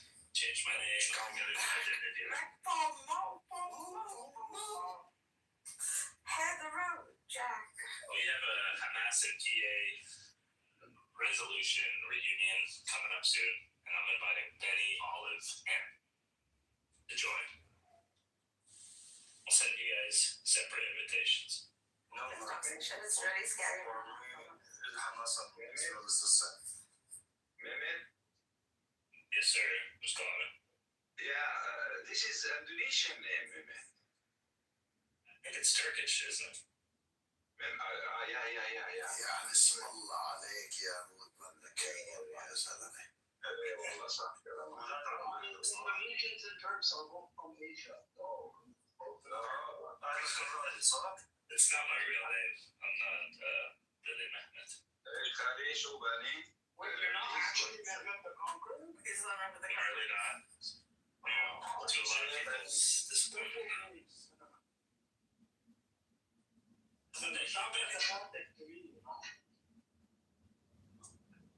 Sorry, what You're a benefit, Benny. Anyway. That was a joke. What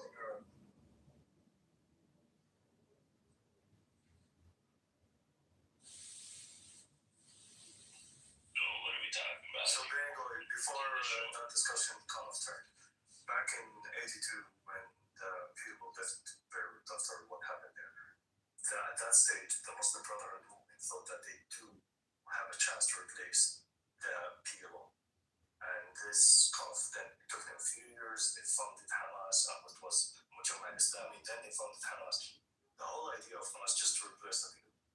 But if you think about it right now and you see what kind of Palestinian cause reached to kind of the bottom of the bottom, even Hamas saying we want to go back to the people, right? Understand that there's some factions who want to turn it into religious, but not because of jihad, because of donations, because they want to go to Malaysia and it's like, hey, donate for Al-Aqsa, give us your $1 million. So we always, as Palestinians, we resist that narrative because you're going to find a lot of between Hamas narrative and the Israelis. They both want to turn it into, they want to say that Hamas is victorious. Israelis say, oh, Hamas won. Hamas says we. It's like you find a lot of intersection. So we as Palestinians, majority of collective, we try to avoid that. I don't think you can speak for the majority, but yes, there's definitely a significant number of Palestinians who want to keep it a secular nature of the resistance. But you can't deny that from the very beginning, like I said, Al-Din al-Qassam, that was a Syrian guy, very religious. He was the inspiration, obviously, he was a martyr for Palestine. But he didn't, in his mind, he wasn't martyring himself for Palestine, he was martyring himself for Muslims. Right? And this goes back Not totally accurate. No, not totally accurate. No, but not totally accurate that he was doing it for Muslims. He was first of all an Arab. So he was saying, Jamal Abdel Nasser can put up the Palestinians because he's Muslim. How do you know? He was also an Arab. Now, I wanted to look at what the Palestinians' official representative are saying. I agree with you. Listen, I agree with you that the majority in the beginning, right, up until the 80s, was primarily secular in nature, right? I don't disagree with you on that. But there have always been a group of people who were more motivated by Islam as opposed to Palestinian. Palestinian, right? And at this point, there is a significant proportion of Palestinians that are motivated by Muslims. Listen, man, I get that. Like, listen, they're not mutually exclusive, Benny. They're not mutually exclusive. It's a redundant equivalence. It's redundant if he's equivalent. saying he's dying for his land, in a way he's abiding by religious principles or standing against oppression or resisting against oppression. So they would sort of go hand in hand. Yeah, but Al-Din al-Qassam was Syrian. Was even Muslim. Oh, I see. No, Jamal Abdel Nasser was Egyptian too. Jamal Abdel Nasser, yes, that's what he was hiding. Yes. Why are he was hiding that? Because his ideology was explicitly pan-Arabism and secular in nature. That's his professed ideology. Okay. So what I was trying to say, it is an Arab conflict. It's not a Palestinian conflict, right? So he can push his own identity. Just a second. One of the things that Palestinians have to go through, and actually one of the main reasons for the conflict between Palestinians and neighboring Arab countries, is define this conflict. Who speaks on behalf of Palestinians? And right, like Jamal Abdel Nasser want to control the narrative, then Ben Hussein want to control the narrative, then Mohammed al-Assad, then Lebanon. But the Palestinians, whether you like it or not, whatever you kind of stand on that side, you say the Palestinians want it, and they saw in this kind of conflict, they want to represent themselves. Okay? And they reached to that with the PLO. There were so many mistakes, there were so many things, but they reached to that with the PLO. And then there were some, which I agree with you, there's some groups from within that are originated in the Muslim Brotherhood, right? And later, for example, Jihad Islami, or sponsored by Iran, they want to turn this, they want to destroy the PLO as an organization. They have been working actively on destroying it. Now, I agree. Listen, we agree on the facts, but like the only thing that I'm trying to make clear is that there are a significant proportion of people on both sides, on the Israeli side and on the Palestinian side, and if you're like the larger Arab side, that are motivated by Islam. Yeah. Now, when we being pragmatic and we look at the world that we live in and what rules this world, international law, and let's assume international law is not a joke and the UN is not a joke, and this is what we're gonna play. These are the rules that big guys put, and we have to play with it because this theater we live in. The Israelis have this because the one side they keep cherry picking. Oh, now we're gonna play the ancestor land with us, and then later what you're gonna find is, oh, but we go by international law, we can't do this. Us as Palestinians, by international law, there's nothing saying, oh, this land belongs to the Jews. This is a joke. It's a fairy tale. It's a fairy tale from 2,000 years ago. If you bring it to a course like I used to live here 2,000 years ago, now I have it. By international law, this does not really stand. And for us as Palestinians, collective humanitarian rights, recognition on the international stage, we're not going to use the Muslim cause because it does not stand. That's not the book you believe in, and that book you believe in, and that does not stand. Right? So we need to be really careful using this kind of terminology. Now, what Prince was saying in the comments is, oh, we sin with someone guys is a shahid. So what? Like, even if you're Christian, you say, I don't shahid al-watan. Shahid is not kind of tied to religion. I mean, it can be, but it's not necessarily. No, exactly. Not necessarily tied. So each one start kind of seeing from the lens of himself. I agree with you. And listen, the last 100 years, give or take, of the Arab world, right, can be characterized as a power struggle between the pan-Arabists and the pan-Muslimists. more or less. I'm not so sure if you can make that sort of. It's an overgeneralization. That's obviously. overgeneralized. Yeah.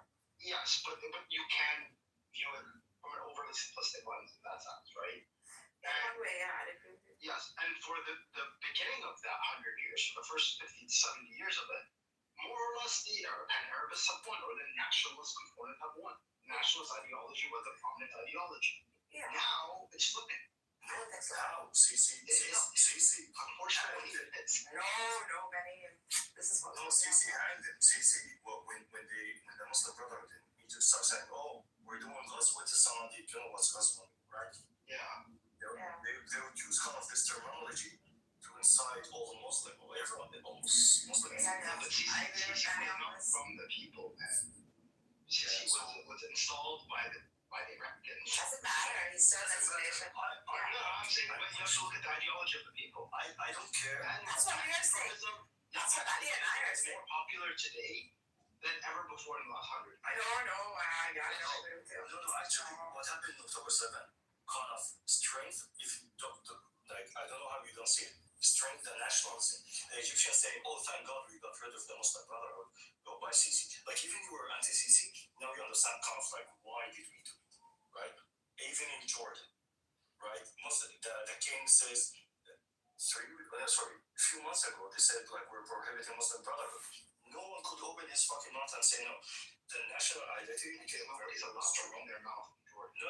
They would talk before, but now, when he told them shut the fuck up, everyone shut the fuck up, because now they understand they are in a region where Israel is your neighbor. And when Israel is your neighbor, you don't fuck around with. It's not like a game. It's not a dollhouse. You try to do shit.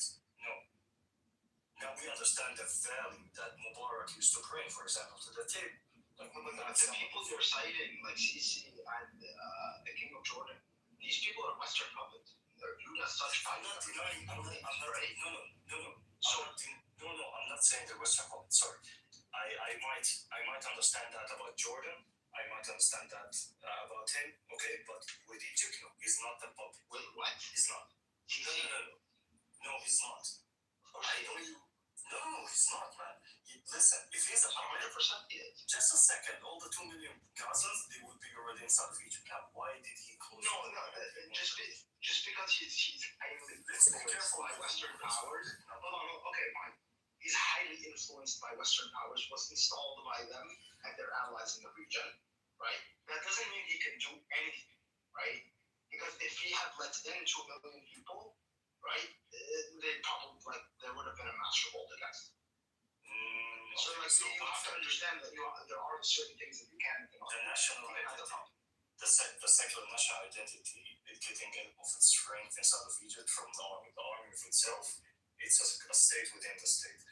And it's controlled by just a second. It's not controlled. No, sorry, it's not really controlled by the Americans. The Egyptian army, it's not. It's corrupt.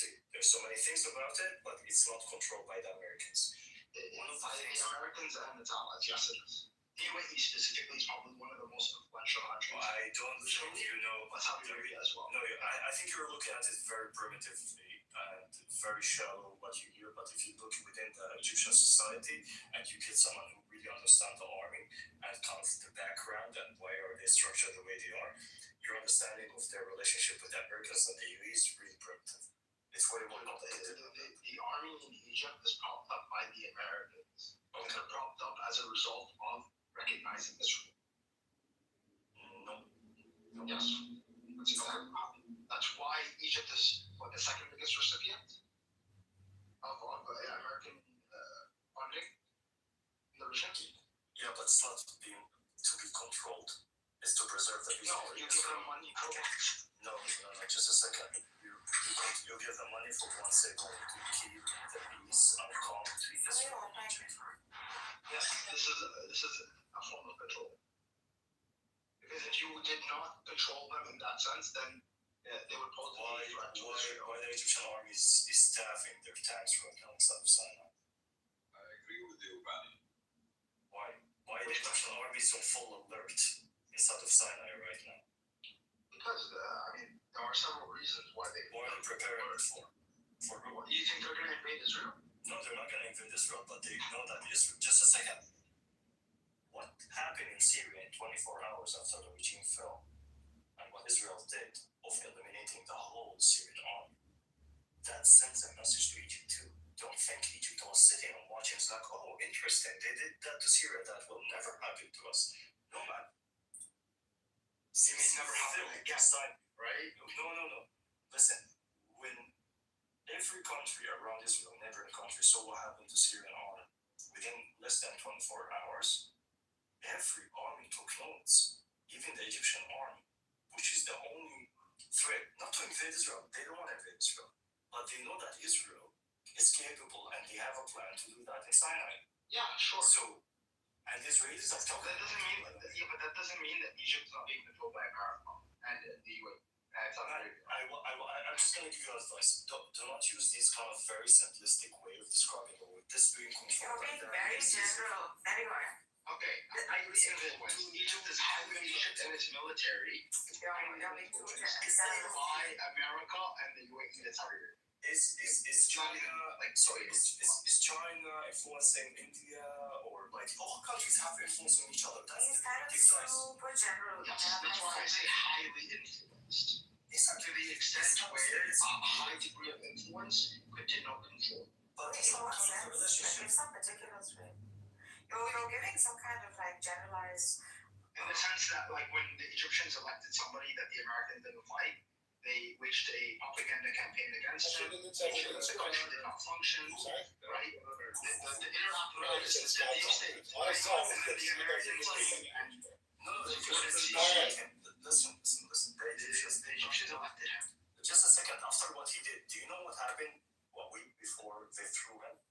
You know what kind of how did he change the constitution? He literally changed the constitution that his opinion can be changed. And that's it. Message to the army. And he gave them an ultimatum to come back from the army, which was effectively controlling the nation, which controlled the nation.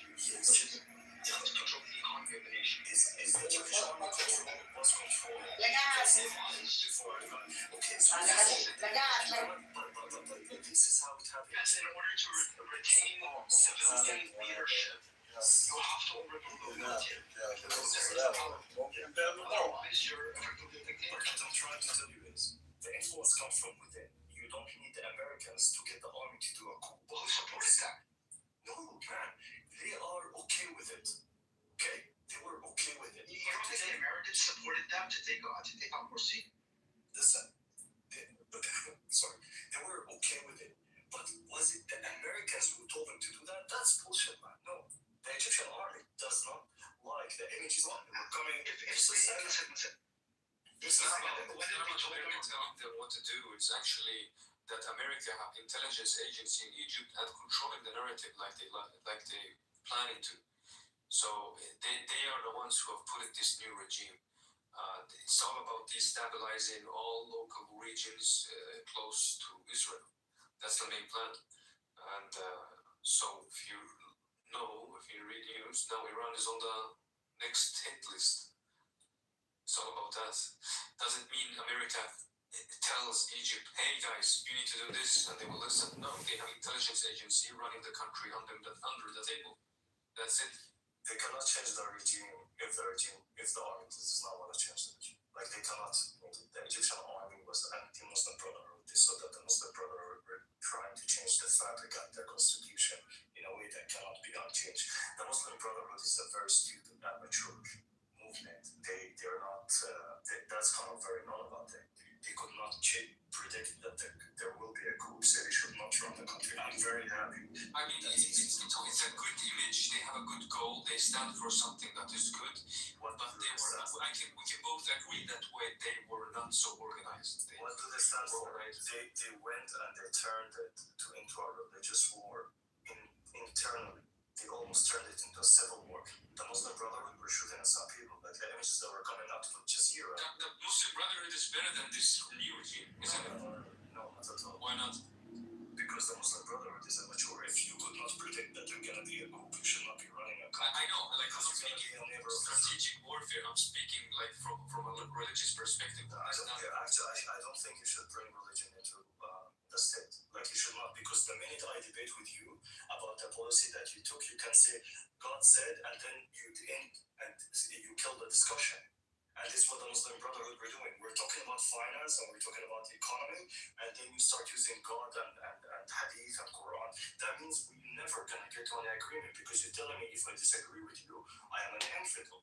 And this is why we don't want these kind of discussions. This is actually what we have a problem with Hamas. Hamas doesn't do that. What are you talking about? Hamas does not do that exactly. Oh, Edward. No, Hamas, when they were in charge and, when they won the elections in the West Bank, they kept the secular government. What are they? Even Hamas now, when they were governing Gaza, they were governing multiple. In this video, Vice President. They had, multiple groups from the PFLP.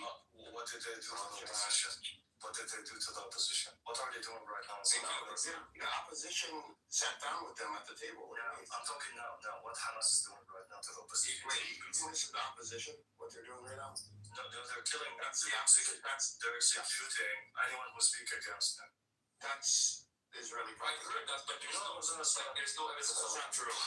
No, we literally have Israel. My friend father was abducted today. Yeah, so Hamas. Yeah, okay, I can say the same thing. His name is Mustafa Asfour. You can go check it out. Oh, then he must have done something. No, he did not do shit. You know what's his problem? That his son, who lives outside of Gaza, is criticizing Hamas. So what they do that. If you don't hear about this, They took his father? Just a second, Mustafa. Just don't tell me don't. No. You don't know anything about Hamas. I don't know shit. Let me hear it. So what did his friend do, like his father? What does his father have? Just a second. Mustafa Asfour, you tweets and he's opposed to Hamas. He talked everything about Hamas on their Qurans. And because they could not get Mustafa, they went and they abducted his father and another one today on Facebook. I'm just gonna bring it and leave it in the comment. Okay, so they got his father because of his son. That's my choice. Yeah, they did that. Just a second. They called someone's mother, right? And they threatened her, if you don't shut your son from posing against us, we're gonna come and we're gonna kill one of the kids. They did. There's so many people that speak up against Hamas. It doesn't sound logical. Why would Hamas even care about a random tweet? Like, there's millions of tweets against Hamas. What are you talking about? They do care.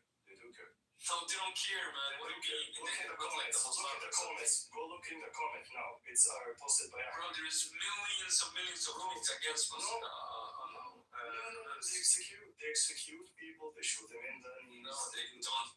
They do. Maybe a small portion of them, like the criminal portion. No, they don't. It's not about because they're criminals. Maybe some criminals claim themselves to be Hamas. You're just Hamas apologists. That's all. No, Hamas is the resistance. Isn't it? Hamas and Sinwar. Mabsool. Okay, where you from, Bani? Qasem Hamas. Just a second. Bani, where you from? Which country? Qasem Hamas. Okay, but why are you cursing? Bro, be civilized. I am civilized. I understand you're angry and you're hinted. Like, fully understand that, but you don't need to curse. No, I will curse Hamas. In this video, don't curse in here in this room. Then I will curse. In this room, we'll talk civilized. Shockingly rich. Kick him. He's asking that language. Okay. أنا قرأ حماس بس لا تسمع أشخاص حماس بس لا تسمع أشخاص أرجوك اسمعني لا They kidnapped the father of my friend and this guy's like, no, you don't know shit. You're just apologist for him. Listen, I understand your confusion. I understand your anger, okay? You have valid reasons. You have a relative who has been abducted. We understand that, okay? But cursing is not going to help you. I don't reach you. You don't need to curse here. I just left another video. Just because this specific event happened. I just left another video of Hamas leader, okay? What's his name? I'll get you the name of him. He's kicking a family from a tent so we can take their spot. I will put a post of my friend whose father was abducted today. Mustafa Asfour, just because his kid was speaking about it. There's so many. Don't tell me about Hamas. I know Hamas more than you. I mean, no, I know Jinjit doesn't like Hamas, but. Me too. But I can't say anything, you know, about, no, please, be patient, Bani. We cannot say, you know, He just said that the Palestinians are. Hamas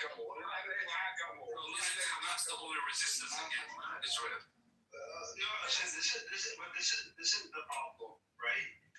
And how can you There's a triangle triangle. say what? There's a triangle. Look at what they just did right now. Without any evidence whatsoever, they said that if Hamas arrested this guy, that means he must be a criminal.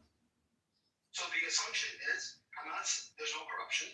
That Hamas operates under freedom and liberty and all of these things. And if you were arrested by Hamas, that means you must have been a criminal. Well, No one said that. No one said that. You just said that right now. Let me ask you a question. You just said that right now, man. Perspective of seeing this point because you claiming hating Hamas, but I want to see your point on Israel. Do you like Israel? Here's the thing. Can you like Israel? Yes or no? Love Israel. Okay, stop it. Okay, he's a Palestinian 48 that hates Israel. Halas. He's a Israel. yeah, bro. Like What the fuck is discussion, you're You came late to the fucking party. I just left in the comment my friend whose father was abducted. It's We're going to be running a 24-hour straw poll, which means as soon as we are done here today, as in the posted graphic outline, we are going to run a poll on your board. I literally know shit that you will never I swear to God, they are going to be caught Can I just ask a one by question? one. Everyone who committed any crime, anybody being killed or raped or stealing things, he will be committed. He will be caught. No, he won't. That's the thing. If these people attain power, they will be in power. Nobody will hold them accountable. It's the same thing for Syria right now. We have to contend with Jabhat al-Nusra taking over, right? What's the other side? Right? Because once you take power, that's it. I can stop. Buddy, who would you like to? I don't think it's anyone else. I don't want to give you a solution. Who's anyone else? Just a second. Hold on. There's gonna be an election. Hamas will be convicted by the Palestinian law. But right now, the discussion was, I'm telling you about something, and you made something holy. You cannot criticize No Hamas. one is saying Hamas is holy. You just No one is saying that. By your behavior, They you're are strong. the resisting group. Maybe they're not resistant. Hamas is not a resistant group. I don't know. Who's not the idea? No. Just a second. A drug dealer shooting a idea. Like, the drug dealer shoots at the police. Does not mean he's resisting. Yeah, the women. They can't be resistant. Another woman in your street. They can still be resistant in their drug dealer. But it doesn't make you a good person. It's like this guy's.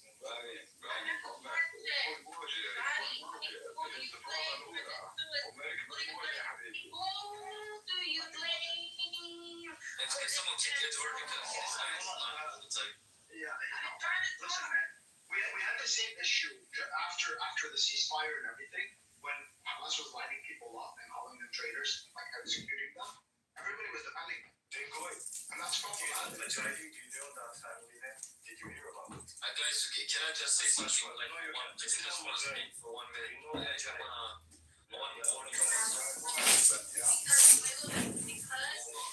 Palestinians, not just fucking Trust me. I was in Majali family. Now we got fucking Big Ned up here about to add his fucking Wednesday, just let the Arabs do their thing. Nargis, you need your Just a second. Big Just a second. In Majali family, Israel asked them, they sent them a message to their Mukhtar, I don't know how to describe the family. And they asked him that they want him to collaborate, to collaborate with them and kind of create a militia because they're very large family. The Mukhtar refused to do that. They dropped a bomb, they killed 102 from that family. 102 in one day. Damn. Just a second. A week after, they had Hamas wanted to evacuate evacuated from their tent because they want to take them and fight with Hamas. Hamas went and they executed 9 of their people. Hamas called them traitors. People who lost 102 a week before. So that label traitor by Hamas is very easy. It's just like water. They slap it at anyone. So whatever they tell you, that shit flies on you. It does not fly on us. We know exactly what Hamas do. We know when they call someone traitor, it has nothing to do with it. Who killed Muhammad al-Daif? When Muhammad al-Daif is hiding in al-Mawasi Khan Yunis, and 300 people were killed with him, innocent civilians. Wednesday. I've been trying to say something. No. You need to read the room, honey. You need to read the room. This is a moment. You need to wait, Wednesday. Maybe Hamas isn't good, but there's one good thing there is When Muhammad al-Daif was killed, who told Israel about Muhammad al-Daif that he was hiding between civilians in Mosque Khan Yunis? It was a Hamas member. Intelligence agencies, right? No, it was Hamas member who told him. Who is it? Why don't they talk that there are traitors in between them? Why do they always like slap anyone who killed? Hamas was full of traitors. Yeah, it has. No one's rejecting them, but the thing is, like maybe they have done the bad things, but at the same time, we know they are standing their ground. They're not standing their ground. Abu Marzouk said the following. Abu Marzouk said 3 months ago when they were debating with him on Al Jazeera, guys, the arms that we hold, we are the only one who can secure the settlements. You cannot take it from us. Our arms is the only way to secure the fucking settlement. That's Abu Marzouk. Imagine again. The head of Hamas, one of the leaders of Hamas, said, our weapons will be used to secure the Israeli settlement. Don't take it from us. Hamas weapons is not against Israel. What's left out of it is to use against the fucking Palestinians. Yeah, maybe. The thing is, it's a chaotic environment. Huh? Dude, I'm not going to continue debate with him because he does not fucking know the ABCs I'm coming in to debate. I can keep pulling. Why is your Arabic just an Arabic just why are you being like insulting? Like what is this how you talking? انا سبيته شيء ليش عم تسب؟ لانك مش فاهم ايش وبتحكي حتى لو مش فاهم بتسب اذا واحد مش يعني احسن ما انا مثبت اكون صريح معك حبيبي بنيامين يعني شوي روق شوي حدا سب فيك لحتى تسبب؟ والله خطأ. What is this guy? Kick this guy. Kick this guy. Like he's not supposed to be here. This guy is not supposed to be here. ابو فدائي هم خطفوه ولا خطفوه خطفوا واحد كثيرا وخطفوا فدائي اللي كان محبوس استغفر الله قاعدين تكفروا وما بعرف شو. Guys, can you mod me? I'm gonna kick this Benny out because he's being really rude and cursing a lot and saying. Where are you from? Are you Palestinian? Yeah, I'm Palestinian. Yes. Oh my God! Can I say something? Y'all having small talk? Talk something now, right? Okay, go ahead, Wednesday. Thank you. Bonnie, I have a question. Like, I understand. No, just keep saying. Don't ask him questions. No, I want to speak to it. I understand your anger. I understand you dislike Hamas, but in my opinion, oh my God, in my opinion, this disagreement with other Palestinians, with other Arabs, should have been done in a private room because what they're going to say to Zionists, in my opinion, they're going to say that the genocide, the supposed genocide, was of the Palestinians. Great question. Great question. Let me answer. No, you're not supposed to answer. طلعوا بعدين بتقولوا لي ليه بتسب دينه يعني انيكو هذا يسكتوا. Someone get this guy out. This guy is a drug dealer.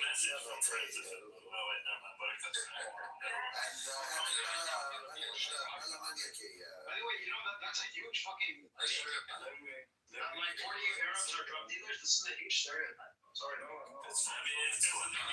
Everyone knows the Lebanese are the best drug dealers in the region. Hamas. That is true. They have the best hash. كل لون يعني الحاسوب No, it's serious. It's best friends. No, just because I thought you were the biggest drug dealer in Syria. Bro, we have the best drugs. Number one, we have tabbouleh, and whoever's not addicted to it, there's something fucking wrong with you. And then we have hash. Yeah, but he's the best, bro. Thank you.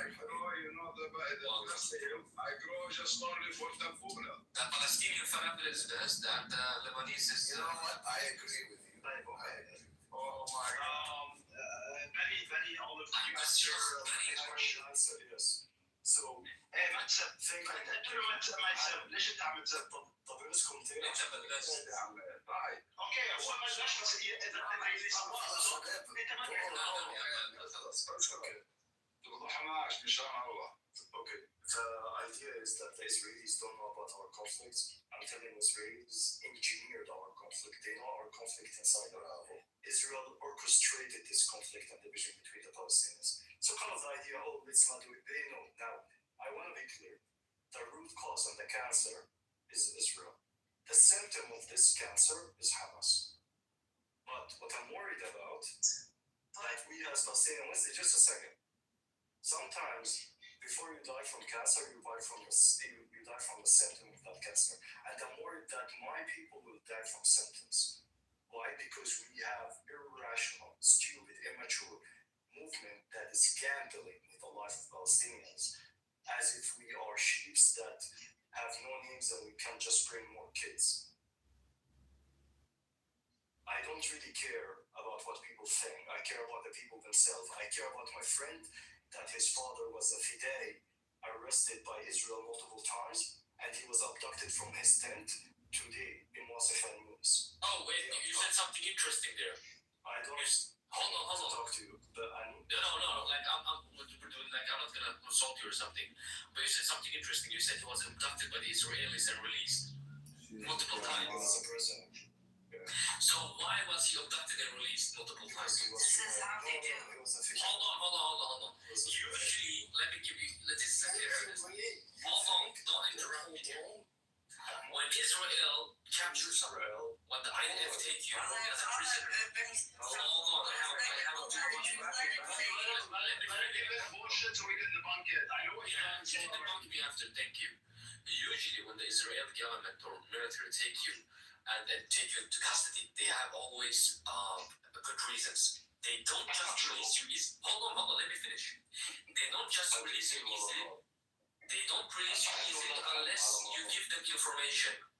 If they have taken you multiple times, it means you have revealed information that's crucial for, I guess, Hamas. So, maybe that could be the reason Hamas abducted him.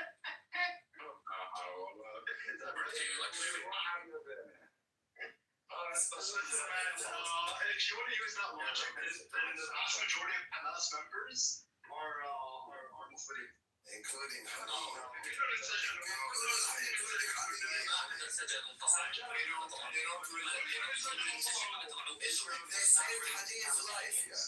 don't release easily. That's what I'm trying to say. So this guy, pick them up and release them. They don't do that now. Thank you. Exactly. If they take you, you're there for at least a few months. Exactly. You're innocent. But your friend's father probably revealed secret information about Hamas' position, and that's why they released him, bro. And they took him again and again and again. How do you explain honey? Hamas fucked him up. Honey? They healed him of cancer. Yo, how can you talk shit about Sinwar, bro? Sinwar was like, I don't give a fucking fight that. I wanna die. Like, I wanna die. I wanna die. Okay, bitch, that's boy. You take the whole Gaza with you. You wanna die. Manny, you were a Muslim. Yeah. You will die. أنا مساعد. أنا just جيبوخك. إلا عن قصة كراسة. سوري. سوري بتغيظك. طيب بالله عليك يا حبيبي والله انا فاهم لك انا اسف هو بقول انه اسمع ليه انت ابن الناس وعالم مبين عليك انت نظيف وباني برضه نظيف انا كنت نظيف من البدايه هو صاير سقفيني هو فوز المسكين I just want to point out that the Palestinians have taken over the Holocaust room. Okay. What? That's a random question. That Danny fucked up. He messed up. He mistakenly said that his friend's father was taken by the Israeli government multiple times, not once, not twice, multiple times, and released. That's a huge red flag. Huge red flag. Have you ever heard the term administrative detention or illegal fighter? I mean, usually when the Israel will take. Let me help you, Ty. Let me help you. Israel has 3 categories in which it can. Royce, you're Israeli, right? Yes, and let me explain, Ty. Let me explain. Israel has 3 categories: prisoners that have been charged and sentenced, administrative detainees, and illegal fighters. The second 2 categories. Okay, you're an AI. Just a second. I got the number. Just a second. So I got. Benny, you messed up, bro. That's not Congressman. His father was arrested in 1979, and then he was released, and then he was arrested in 1987 for 15 years. For 15 years. So he stayed in Israeli prison. He stayed twice. He at least like a long serving, beside the arrest here and there. But yeah, whatever. Yeah, it was.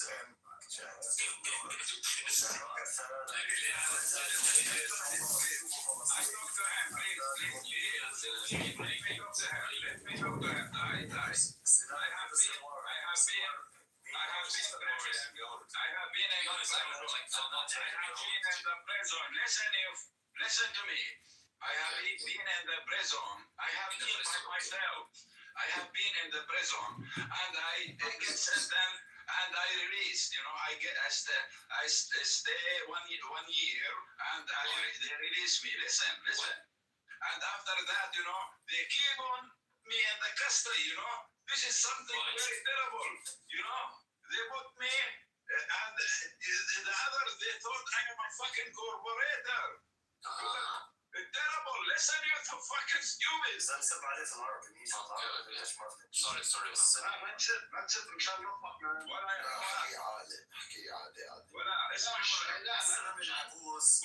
ولا كان يحسوني حيوان يحسوني عشان الناس تقول عني عميل يا واطي وانا اشرف من الشرف يا واطي. لا ما حدا عم يا ولاد انت ما بتستحي اسمع كلامي يا زلمه اخلص shut up back up.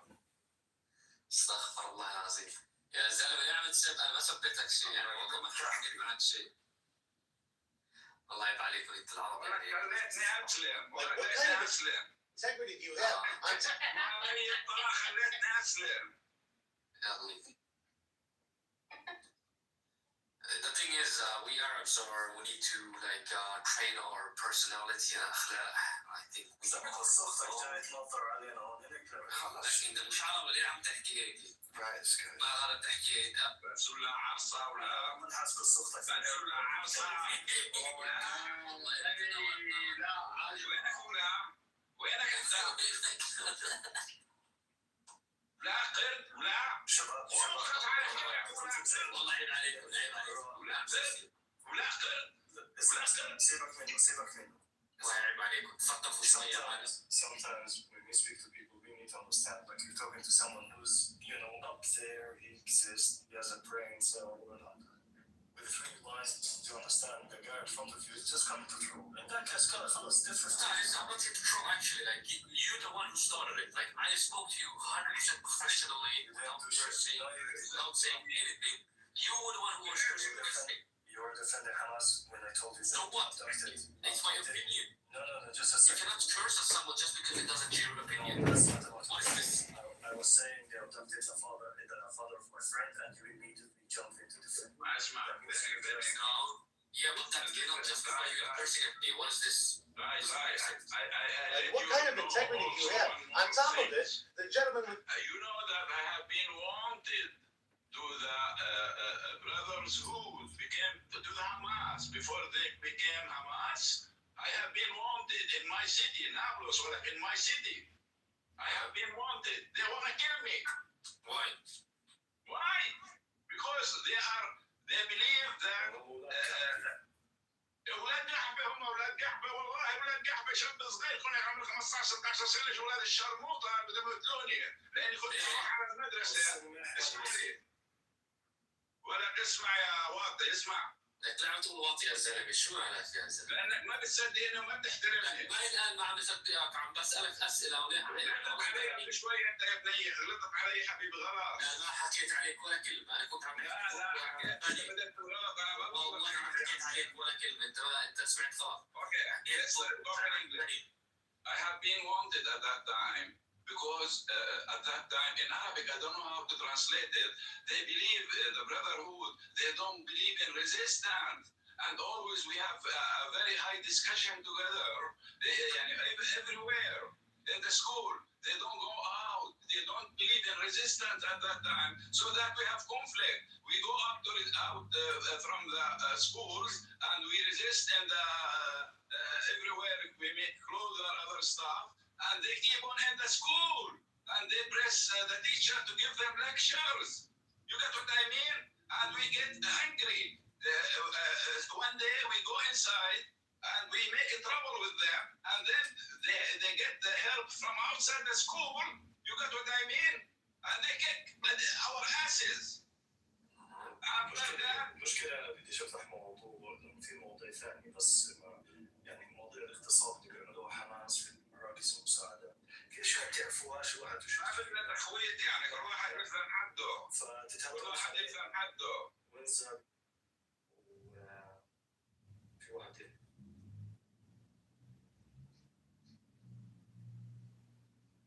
بعدين بني حبيبي انا وياك متفقين we meet me and you Benny you know why بس انت بالك طوال حط جرب فليس وكل يلا لا حبيبي خلي بالنا طويل انا هيك اسلوبي ناجح I success in my life this is my style you know I didn't sit beside opposite I don't like to sit opposite you even though we don't agree even though we don't agree I like to sit a little bit beside you and then you got what I mean yeah that's it.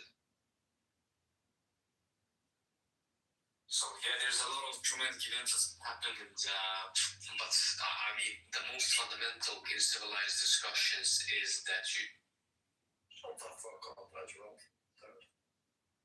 You know now, I'm a script little. إذا ولا طالع نطر علينا مش فاهم مبطيس ومسيب. You know nothing. Can you guys start a new room? I just feel like it's I love you all. I love you all. I love you, Benny. I love you, everybody. Someone requested to talk. You want to say something? Yeah, I was gonna say, before you guys end the room, Benny, I respect what you have to say for the Palestinians because people on the internet are used to a certain narrative of voices and opinions, and then with someone you are Palestinian outside, and you have a different opinions, I don't respect the fact that Palestinians and don't want to cancel you, attack you, and insult you for having an honest opinion about what you experience, the way you feel around the experience, about certain leaders and how they have, harmed your community and people around you. And I think it's really good for you to speak up against it. Wow. Thanks for sharing. I gotta go, guys. I'm closing the room. I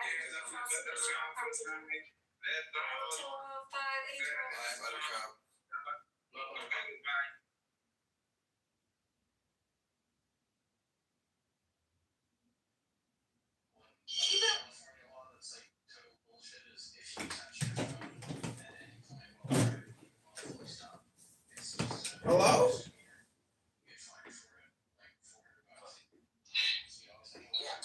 Yeah, definitely. It should make sense. It makes perfect sense because the pederasty was like a thing. He was obsessed with the Romans. What? Who said that? The boy is the new angle. Where do you get that? What do you mean it's a new angle? It's always been there. It's the like if you think about it, like pederasty was a thing back in the Jewish Roman era, right, during the time of Jesus. So pederasty is really the sexual immorality. It's not homosexuality. Why associate that with Aisha? Like, why does that? Because the reason why I say that Aisha's a boy is because one, she never got pregnant, never produced a child. To me, that would be the ultimate reason to have a young bride, would be to produce children. You get what I mean? She never even produced a child. The Coptic slave produced a child in a shorter amount of time than Aisha was around. So it just women must produce children. This is your example. All women necessarily produce children because they can. This is completely like taking out the animal where perhaps there are some women who cannot produce children. Or women that don't get their period, like young boys. In fact, historically, like historically, young boys. I don't know. Yeah, historically, young boys don't get their period. I mean, you know why this coming across is like really flawed as an argument? Why? It's because perhaps you as a Christian, this would be the reputation. You're justifying, I don't know, the priest or whatever, child. Hey, listen, you want to do whataboutism? That's fine. This is probably what, like, your as a reputation is what you have. You want to do whataboutism to me? That's perfectly fine. It doesn't cover up the fact that this is historically in their corpus and in their writings. That either Aisha is a young boy or a young girl. So I'm going to think that he wasn't stupid enough, because I think it's more common for older men to like younger boys versus younger girls. So it actually makes more sense, even historically it does. Even with all the botcha bodies, and the way that the Ottoman Empire actually had. Oh, these are like deep-rooted secrets within, their culture. It's going on in Afghanistan, it goes on in Pakistan, it goes on in these areas very frequently. I think those boys are respected.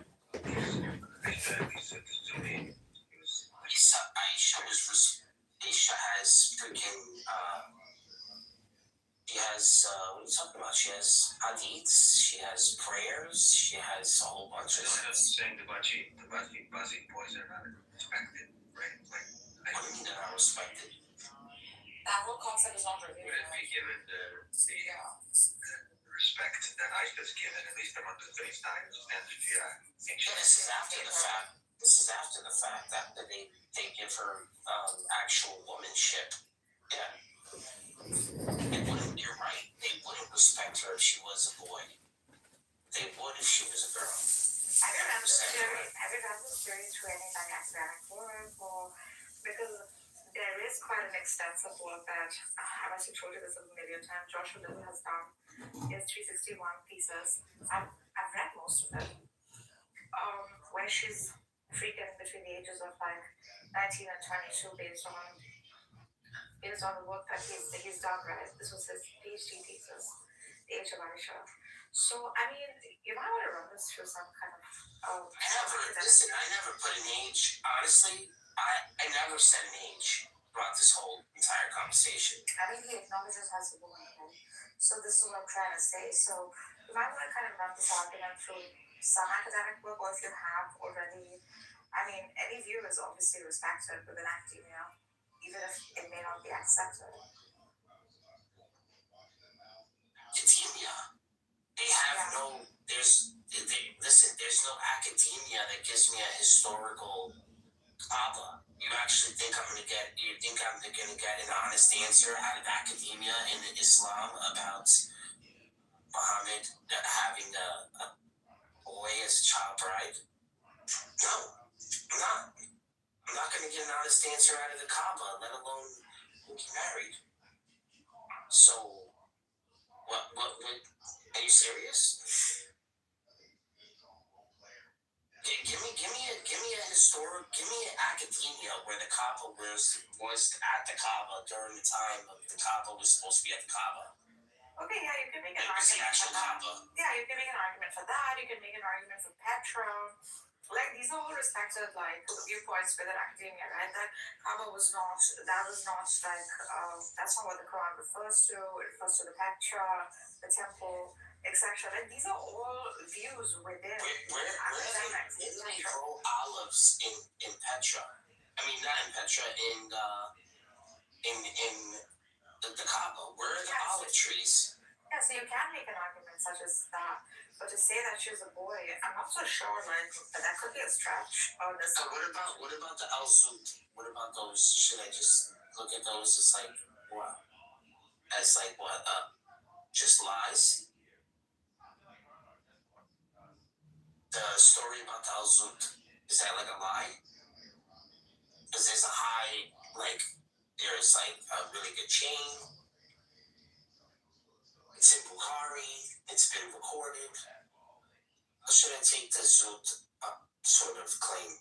Yeah, he's not everyone's gonna grant you that. Or him kissing young boys. Yeah, so no one's gonna grant you that simply because it's perhaps not there in the primary source, right? aka the Quran. So there's no mention of it, etc. Now, if you're reading in Hadith, you might have to do their whole like system of. There's no mention of Aisha in there either. Yeah. However, there's reference to. So then, if there's no mention of Aisha in the Quran, it all holds par. What are you talking about? Correct. Can I add to the Elsa thing? Yeah, it's not that. I don't know. With Elsa, the author or the writer of those hadiths, they were seen with the companion of Allah and Abu Bakr during their time on multiple occasions. So from Islamic authors that studied guide people, they said that would bring it to a level of Sahih Bukhari. Let's be fair here. I'm trying to be as fair as possible. I really am. I'm trying to be as fair as possible here, saying that, you know what? It wasn't a girl. But we should stop making these accusations. He's, a P or whatever. He just had a bit of a fetish. An older man fetish.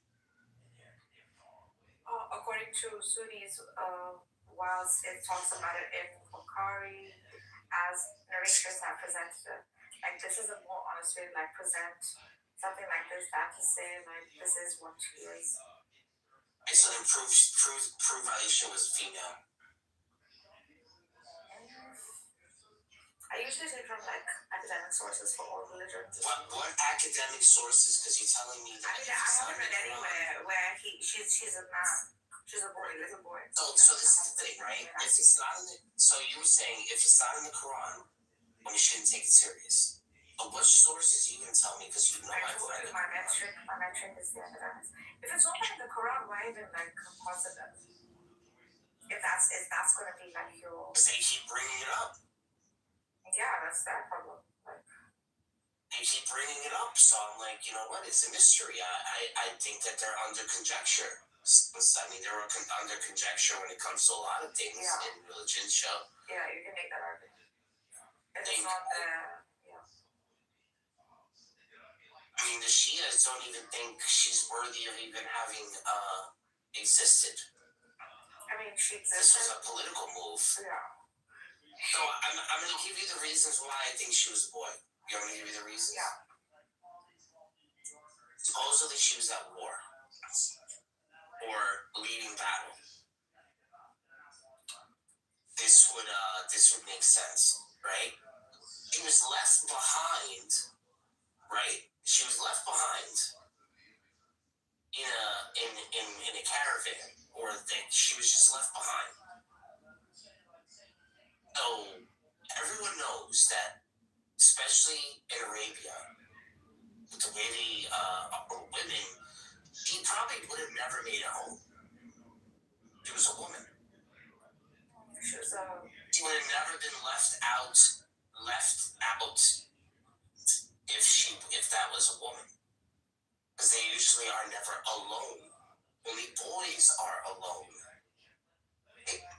Another reason why I think with the thing with the battle is the fact that they tried to emphasize that she was either strong, not a girly girl sort of person. That she was probably like a tomboy type, right? Yeah, we call them like studs now. Yeah. So it makes sense from just the way they describe Aisha as not being a very girly girl sort of girl left behind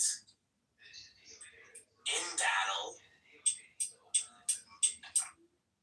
I mean, why is it that the Coptic woman, right, and all these other women would prepare food for Muhammad besides Aisha?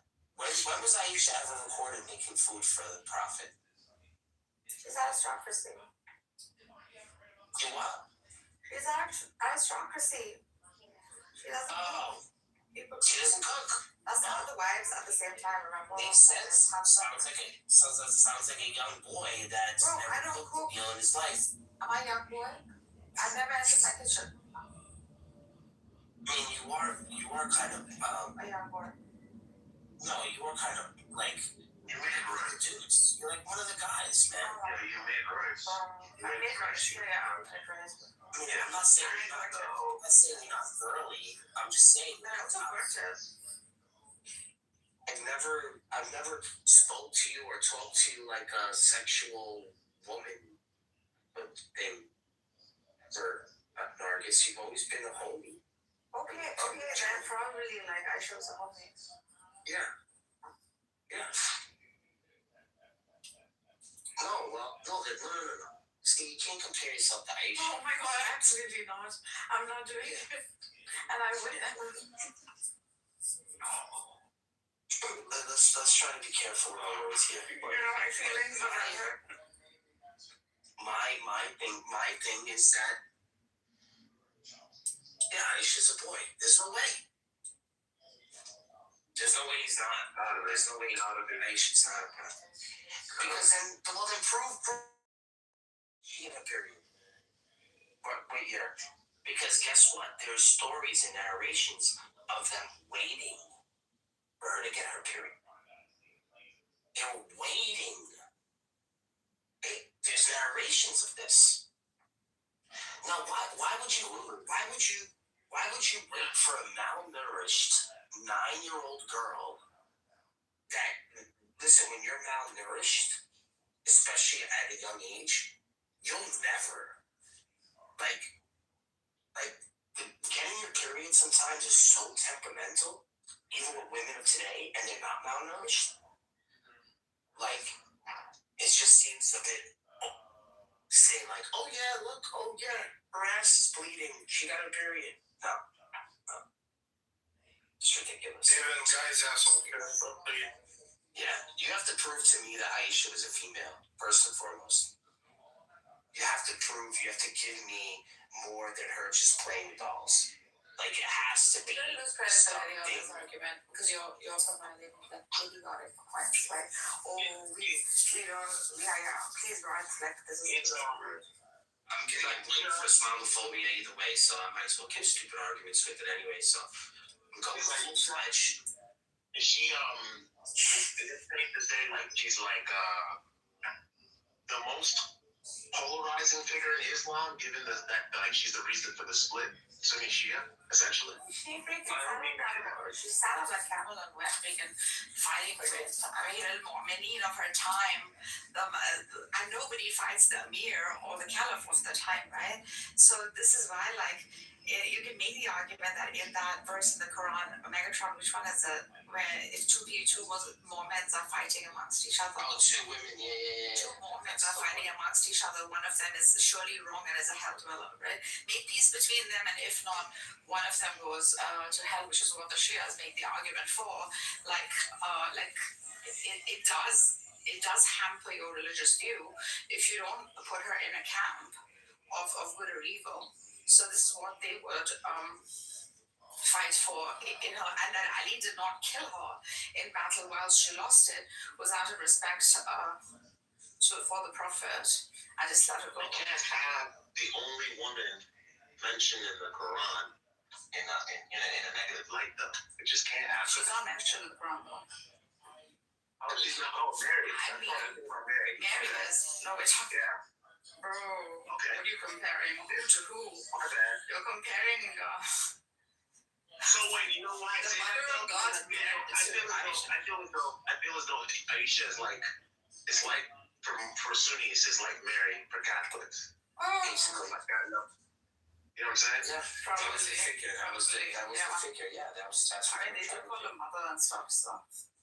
Yeah, she's one of the believers. I just think that, like, yeah. So we just can't have anything bad happen to her. That's all I'm saying. You know, it's funny. Like my friend growing up, he's Iranian, and man, I was like trying to like.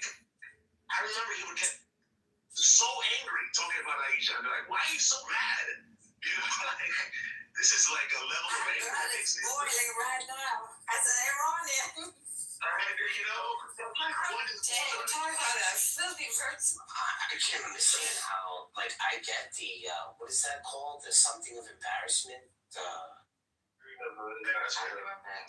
Yes. Criterion of embarrassment. The criteria of embarrassment. I understand the criteria of embarrassment. But Interesting you say that, because I think Aisha wanted to be a caliphate like Imam Ali, but then she would have to reveal that she is a guy. Bro. Yeah. Not going down that road, but I will say this: I like the Chia conception of the Mahdi, but I don't like that they don't like Aisha. So I'm torn. I'm sorry. Like, I'm team Chia or team Sue. There's a reason for it. If you've read Joshua, if you read Little's dissertation, he wrote a dissertation on this topic of Aisha, and there's what he the conclusion that he came to was that there isn't enough historical evidence to even know her age.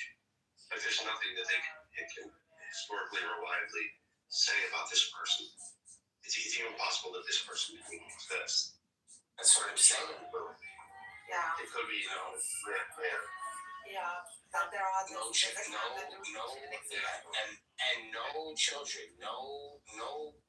never getting pregnant. Okay. And I understand what you're saying, like, you know, maybe, you know, certain women have difficulty getting pregnant. That's what they're What saying, if right? that would have been shown as a miscarriage? That's what they're That would saying. have been shown as something, right? The whole of Bukhari's freaking Hadith corpus relies on freaking 50% of her. So now what? Now what's gonna happen if this person didn't exist in history? Like, yeah, just as it does make that skeptical analysis of her existence. I think the only thing I could probably say on this argument and look at the chromosomes, you know. But the likelihood of Go ahead. you guys go ahead. No, I mean, it's really interesting. It's really interesting. I never really thought about her. You know, like, because there's only one talking point for people who are outside of Islam, but actually she's really an important person. Even if there's mystery. Yeah. Well, even within Shia. Yeah, exactly. So her non-existence would be like absurd as a concept if you take like both corpuses, right? Now, Joshua Nettle is not obviously setting this in stone, but he's also saying things like her age. Daniel, I don't know if you read the part where he speculates the age being between like 19 and 22 or something like that, based on her sister's age, Sarah. he does give an explanation. Well, then, wait a second. I think some people are going to be a little bit low. So Joshua Little Jonathan Little says that if we want to really look at it, he doesn't commit to any age at all. He just says, look, there's enough evidence for us to make these claims, and he doesn't trust. What he doesn't trust is Bukhari, a testament of the six marriage and 9 consummation. So, I mean, you could say that he didn't say that she was with 19. That's a little. Yeah, you can't say the was absolute. The other thing I get is Aisha, pretty young, besides, the marriage thing and all that other stuff. She's pretty younger in her age for the most part. And a lot of people say that she had a lot of periods during that time. There is a Sahih Bukhari verse about the semen being washed off. And then there's also the verse about Muhammad visiting all his wives in one night. He used to put the hammer down, as they say. So there should have been a chance that she should have got pregnant. Unless it is a guy. Yeah, I'm telling you, man. There are plenty of opportunities. The guy had children with other women. How successful was he? Because of I don't know. But damn, at least one child out of this girl would have been okay. Or at least a miscarriage or something. Maybe she just maybe she just had bad genetics and had infertility. The two have that Why don't we hear a story about her infertility? I don't know. There are other ones who had there is stories about her infertility? Having what was called cystic. She had cystic fibrosis back then? She had endometriosis? Give me a break. We found that out in this century. Oh, give me a fucking break. Endometriosis? She had endometriosis? Endometriosis is how you get cystic fibrosis. The guy used to put the hammer down. He knew what he was doing. Something wrong with cystic fibrosis. This is a better. At least now we're proving she was a female. Correct. So there was a mention of her and Hafsa, right? You'd see the verse that talks about the two of them, the two wives, just fornicating and making fun of him for the honey drink. So. Is this in the Quran? Yeah. But it doesn't mention the name, so it talks about just look it up. Two. Let me give you the verse now. 66, 1 through 5. Wow, man. Dude, I'm not pronounce this, so I don't know. Verse 66, 1 through 5. Yeah, so I want to read something just one time.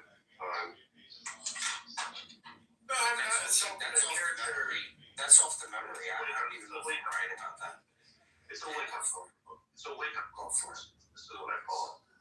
Well, this is how little we know about Aisha. The historical figure, and this is from Jonathan Little in his dissertation. He's an Oxford scholar. The historical figure of Aisha stands at the center of enormous religious and legal authority, and the actual evidentiary foundation of her life rests on surprisingly fragile ground. Nearly everything claimed about her derives from literary traditions compiled generations after the lifetime of Muhammad, rather than contemporary documentation or independent corroboration. The bulk of information on Aisha comes from Hadith collections such as Sahih al-Bukhari and Sahih Muslim, texts assembled roughly 2 centuries after the events they describe. These collections rely heavily on chain of oral transmission, with their reliability verified for external records, archaeological evidence, or contemporary written testimony. The figure of Aisha therefore emerges not from direct historical observation, but from a carefully curated narrative tradition shaped by later scholarly communities. I can go on and on. There's more, but the bottom line is that this is the foundation of the Hadith and corpus is. I mean, most of them are narrated by this figure. What does it mean to say there is no evidence for it? This is bad. That's bad news. When you rely so heavily on the testimony of Aisha, and yet there's so little evidence. What is the sunnah then? Sunnah becomes completely stripped away. All of the narration by Aisha are just can be hand-waved.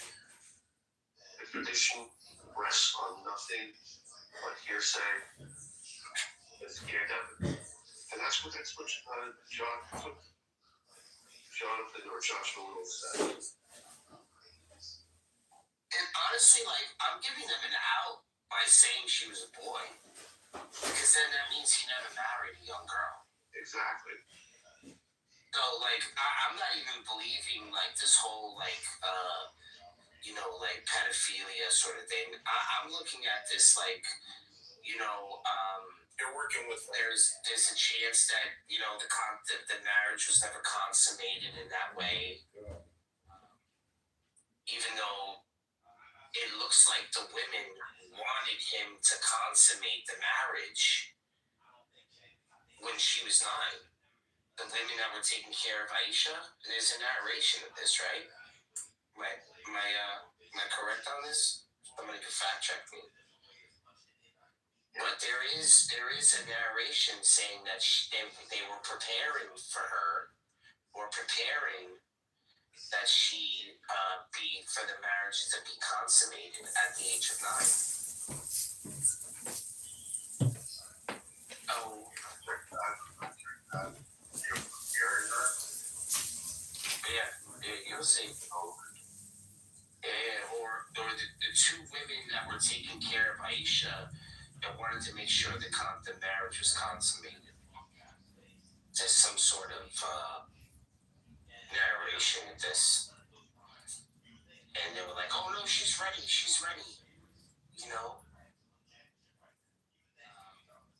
I just don't think that this person was a girl. This doesn't make any sense. She was in battle. He's considered a tomboy, left behind. She got punched in the chest. Remember when she was assaulted? That's some like bro stuff. Who punches a girl in the tit? Like come on, man. You slap a woman in the face. You don't punch her in the tit.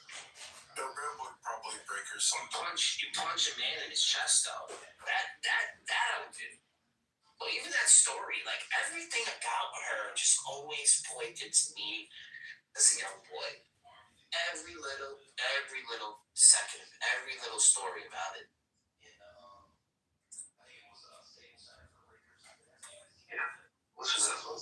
This is Bukhari 3894, or it could be, or it's a 5134 in the common numbering system. But this is a Sahih Hadith narrated by Aisha. Allah's messenger married me when I was 6 years old and consummated the marriage with me when I was 9 years old. My mother came to me while I was playing on a swing with some of my girl companions. She called me and I went to her, not knowing what she wanted. She took me by the hand and made me stand at the door of the house. I was breathless. When my breathing became normal, she took some water and rubbed my face and head with it. Then she took me into the house. There was some woman on the Ansar in the house who said, best wishes and Allah's blessings and good luck. Then she entrusted me to them and prepared me for marriage. Then unexpectedly, Allah's messenger came to me in the forenoon, and my mother handed me over to me. Now, there's so much there that we can delve into. That's not those traditions are young men. When a young man or a young adopted boy enters another household, that's the tradition. That's what this could be telling you, Dave. Is a boy. Aisha was a young, married young boy. I don't even think it was a marriage. It was just a gift or some sort of obsession. He was an older man, I guess. Yeah. Half of older man. He's taking a boy under his wing. What? I mean, who's the closest successor? We're losing people. Who's the closest successor? Aisha. Not Ali. It's Ali. Because Ali was raised by Muhammad. Or this is too controversial. There's evidence. There's a lot of evidence this suggest this thesis is correct, but it's honestly going to be impossible for us to. How are we ever going to present this? I mean, this is controversial as you can get. I'm sorry.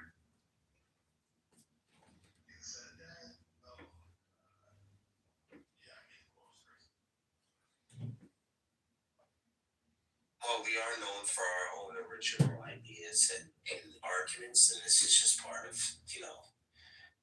the full thesis that we have here. Not going with the social norms, with the demonic, burning of Qurans. No. We don't go with any of those things. We have our own understanding of this. And if it wasn't surrounded by such a web of lies, then it would be easy to believe. But it just seems like it's the opposite every time they say, don't have partners to Allah except Him and His messenger. They contradict themselves like right after they say things. I just can't. Possible. And I think the opposite. They want to believe. They want to believe it's a girl, then believe it's a girl. Prove it. Prove it was a girl. You played with dolls? Really? That's all they got. That's it.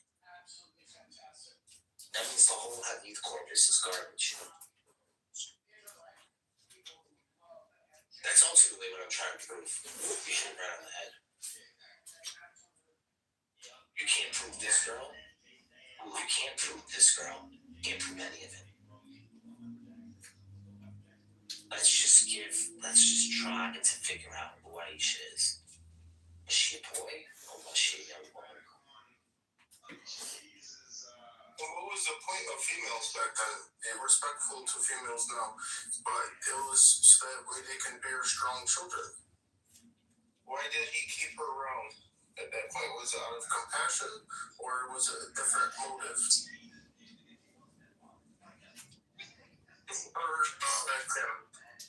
How old did Aisha live to? How old was she when she died? 60s. Only men lived up to the 60s. Women never lasted that long. Well, I think that Aisha is a crucial linchpin. You pull that pin and everything comes crumbling down. I'm not sure, but I think if you're gonna make the argument. Why are you interrupting me? Oh, sorry. It's okay. Let me just finish what I'm saying.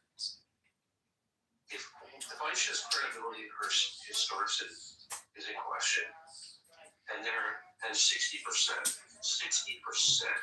of Bukhari is narrated by Aisha, 40% of Muslim is narrated by Aisha. If the historicity of her is very essential for the legitimacy of traditionalism, of the Sunnah. The Sunnah itself is in question with the historicity of Aisha. And we know nothing until 200 years after the death of the Prophet about her. I mean, upon what does Sunni Islam rest? Sorry, go ahead, Teresa. That was my only point. I didn't mean to interrupt you. I'm sorry. But I was gonna say, if you're gonna make the point, because women didn't live that long, she could have also been an exception because Khadijah was narrated to live a long time too.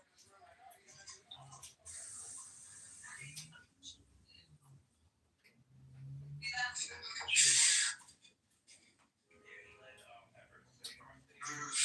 don't know about that.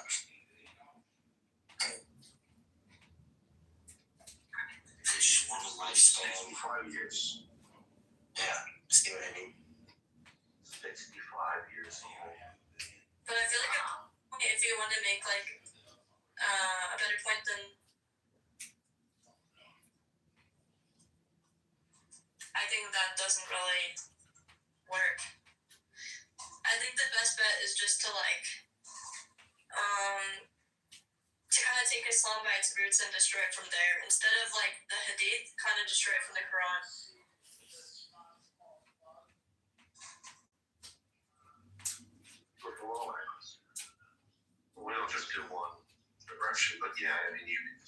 from the Quran, but I mean, a lot of these I kind of think are. I mean, I don't even think Islam by itself being bad morals should just be like common sense. Like, if he's a good prophet or whatever, then why does he have such bad morals? You could just make the morality argument. the bulk of the information. All right, let's frame. 60% of Bukhari is narrated by Aisha. 40% of Muslim, and that's a large portion of the Sunnah. I mean, what happens to the Sunnah if the historicity of Aisha is in question? The bulk of the information about Aisha comes from Hadith collections such as Bukhari, Muslim texts that were roughly 2 centuries, 200 years after the events they describe. These collections rely heavily on chains of oral transmission, whose reliability cannot be verified. There are external records, archaeological evidence, contemporary written testimony. The figure of Aisha therefore emerges not from a direct historical observation, but from a carefully curated narrative tradition shaped by later scholarly views.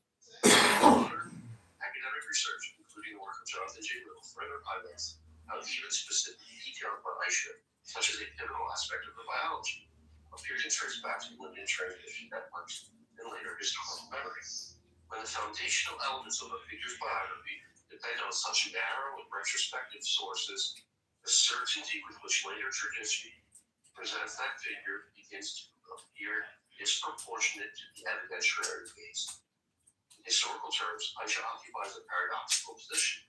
She is one of the most influential transmitters of religious law and Islamic prophetic tradition, and she remains almost entirely absent of brains independently verifiable historical documentation.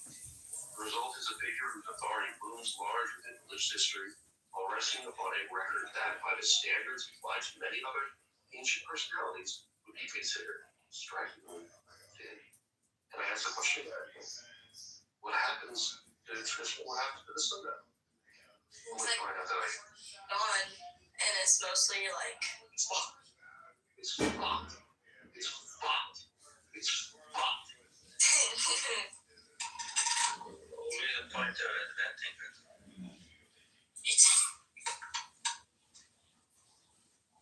Danielle, based on like, what would be the point if you could attribute it to somebody that actually existed? What are you asking me? What would be the point of inventing a character when they could just as easily have attributed whatever they want to attribute to somebody that actually existed? Look, I have no idea. I mean, I don't understand what that guy. Like, why would they make it up? The reason they made it up is because they based a lot of the law on it, on her. So people that said that they had a testimony from her, there was a lot of clout. There was a lot of the gravity of her statements. They hold weight, right? So if you say that Aisha said something, that's legally binding. That becomes part of Sharia. That's why they make this stuff up. Right, but it only has weight if if they already knew the person actually existed, right? I don't understand. Saying she didn't exist, or saying like make it found that she was actually a boy. I think you're having trouble with following.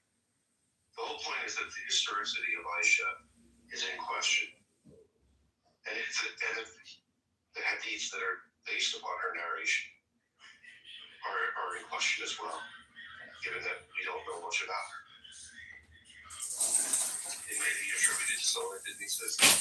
Or, another question you ask is like, well, why would they do such a thing? I don't know. I mean, But I'm saying, are you a Muslim? No. If I'm going to invent something, right? I want to say the hadith or whatever. I want this thing to be attributed with some strength, with some authority.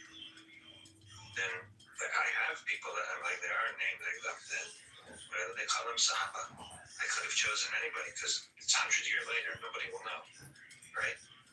Why invent somebody that raises the questions exactly that you're raising, or that whoever you were reading their work raises? You know what I mean? Like, I don't know. There's something doesn't work. A liar always bases something on a kernel of truth, right? So I don't know why I would attribute to an entirely made up person. Well, because she exists in oral tradition. You told me that. She exists with so many traditions. So I'm talking about the historicity of Aisha in contemporaneous documentation, archaeology, or things like that. So she does exist within the tradition. So why did they make up that he had a wife? I don't understand what your question is. Well, at some point, this character, assuming the character did not exist, at some point it has to be invented. And the question is, what when you have plenty of people around that you could, attribute whatever you want to, well, already, why take the chance of being discovered, so to speak? Well, because of the tradition of her being in her intimacy with the prophet and her nearness to the prophet, which makes of her testimony more poignant, her nearness to the prophet himself. Right. So these are why tradition existed. Just stop for a second. You have no idea what you're talking about. I don't think you understand Islam or the argument that I'm trying to make. If you want to marry a 6-year-old girl, let's say that you want to marry a 6-year-old girl with one fucking 9-year-old girl, how are you going to do that? Well, you're going to fucking make up a story about fucking Muhammad marrying a 6-year-old girl and fucking a 9-year-old girl. That's going to make it kosher, dude. That's why they do it. That's why she's the basis of so much. Like I said, 60% of Bukhari, 40% of Muslim is based upon our narrative by Aisha, a figure with skin of historical representation. Alright, that's the reason. I understand. Why don't they just make up instead of just making up a character, why don't they just pick someone that really did exist with the prophet and that everyone knows about? Oh my God. So that they would never, what kind of a question, dude.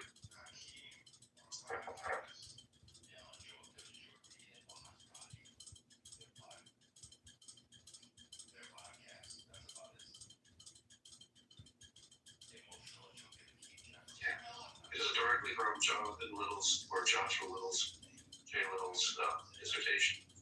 Oxford scholar. And even he writes it. They don't even know how old she is. They can't even determine her age. It's incredible. So they have no fucking clue.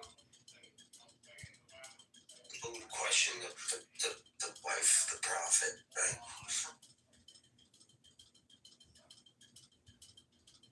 Right, which means that I'm saying before the hadith are written down, there had to already have been a tradition that this person existed, whether she did or didn't, or whether it's a boy or whatever. There had to have been a pre-existing tradition, right? Yeah, I guess there probably was a pre-existing tradition about it. Maybe she did exist. We can always speculate, but what I'm trying to do is, I'm not saying that, look, Aisha didn't exist. That's not the point that I'm trying to make. I'm just explaining to you that the evidence for her existence is very scant. No, there are people that existed. And the evidence for them is very scant. You understand that? Yeah. There's some guy who wasn't he did live a very unremarkable life. Charged with battery and exploitation of the elderly.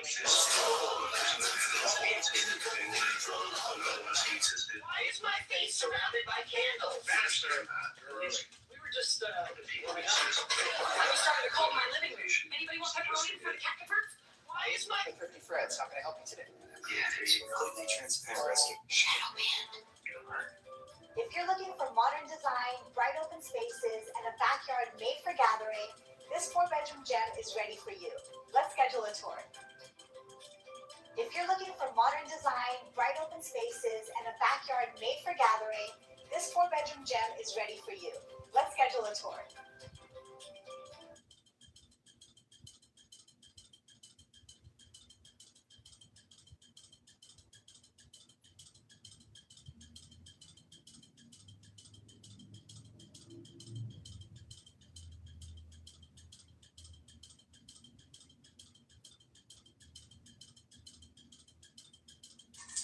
What's making you think that she didn't exist?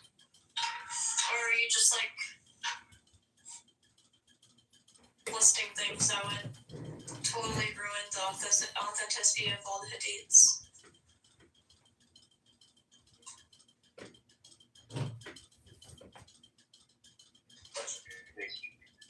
She didn't exist.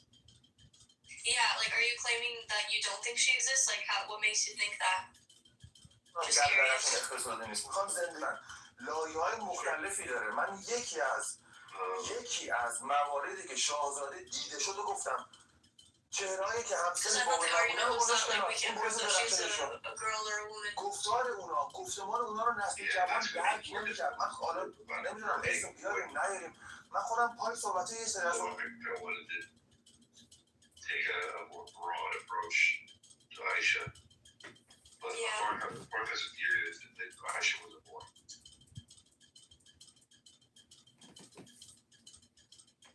How long do you think, you guys?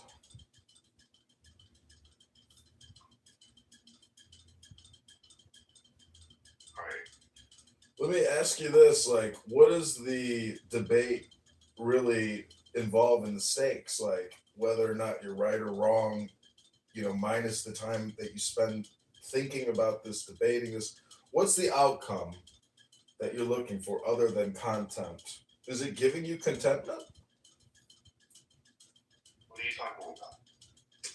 I'm saying, I'm questioning, you know, how you spend your time using your brain. You asked for a clarification. So I'm just asking you, what's the point? Hello? You don't understand what we're even saying.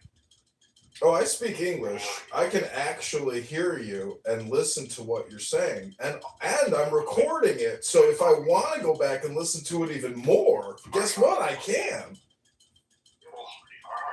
What are we talking about? I don't know. You tell me. Aisha, apparently.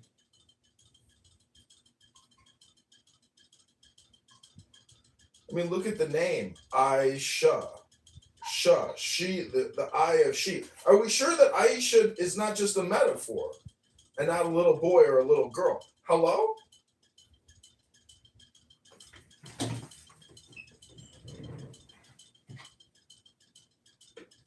Are you being too literal? Hello?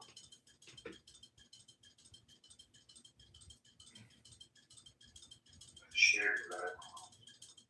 But go in the moment. It's depressing. Well, just go away. Hello?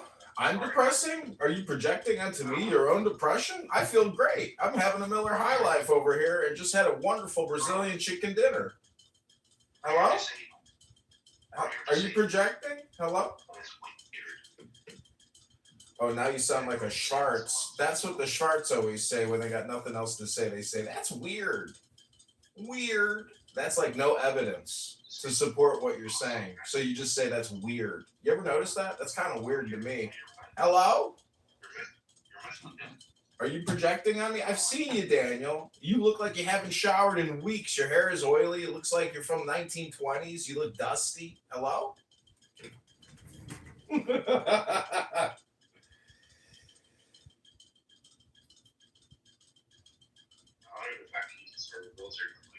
PTSD or whatever happened to you mentally. Hello? Being mentally ill somewhere else. Oh, I see.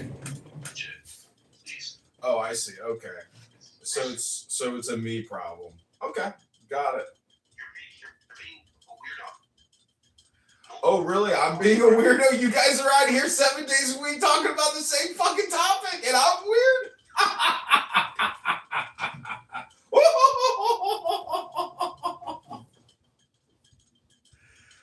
Oh. Sorry, Daniel. It's not me who's weird. It's you. It's you who's weird. It's Megatron who's weird. You guys keep doing the same fucking thing every day. What the fuck's wrong with you? Hello? Fucking weirdo. 36. Megatron, I only want to call you a caretaker.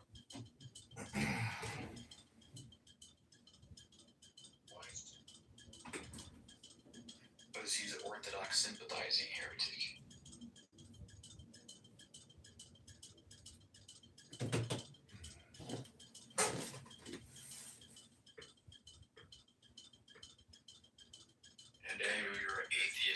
Eyes are irritating.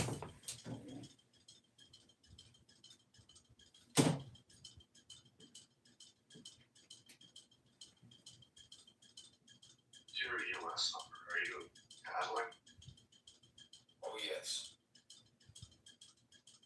Present my niece as a prospective bride for your son. What is it? Some sort of aquatic slug? Was she not stuck to her feet? There is the question of the dowry.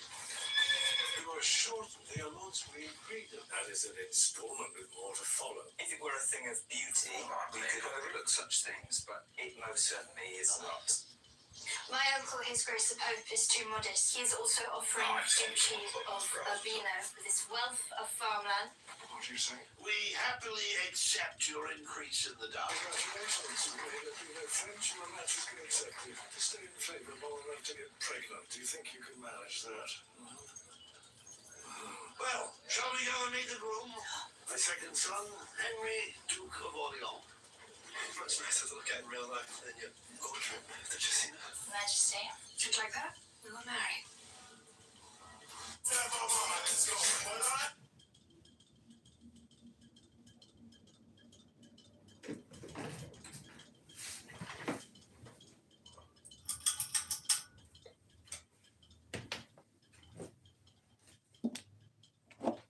Hello?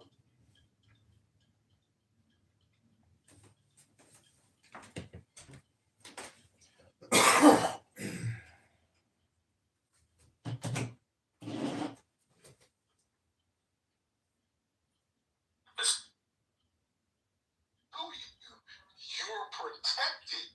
I've seen this. China does a good job of replicating and copying us to certain degrees, right? But they're not like true innovators. They're just not.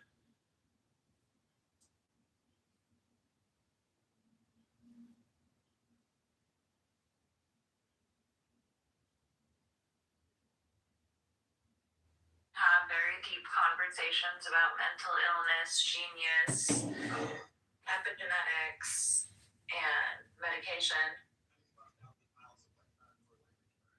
We had that conversation. I made some tofu. I think I won't die.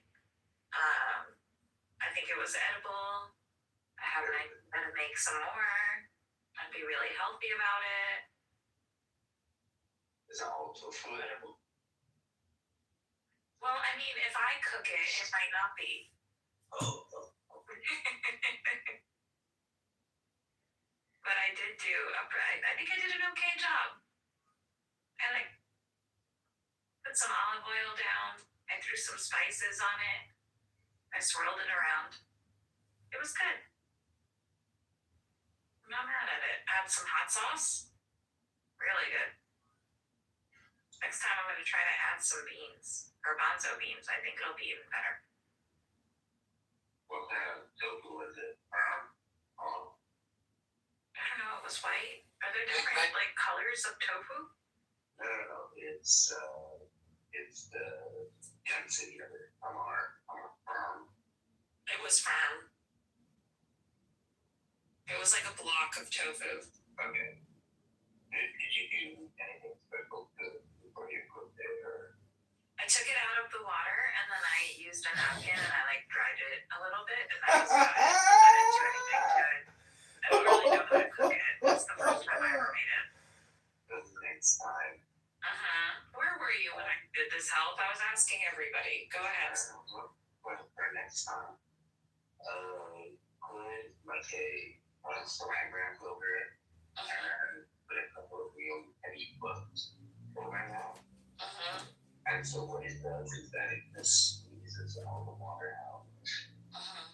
And then when you put it in your marinade, it kind of expands and sucks some of the marinade back in. Ooh, I didn't marinate it.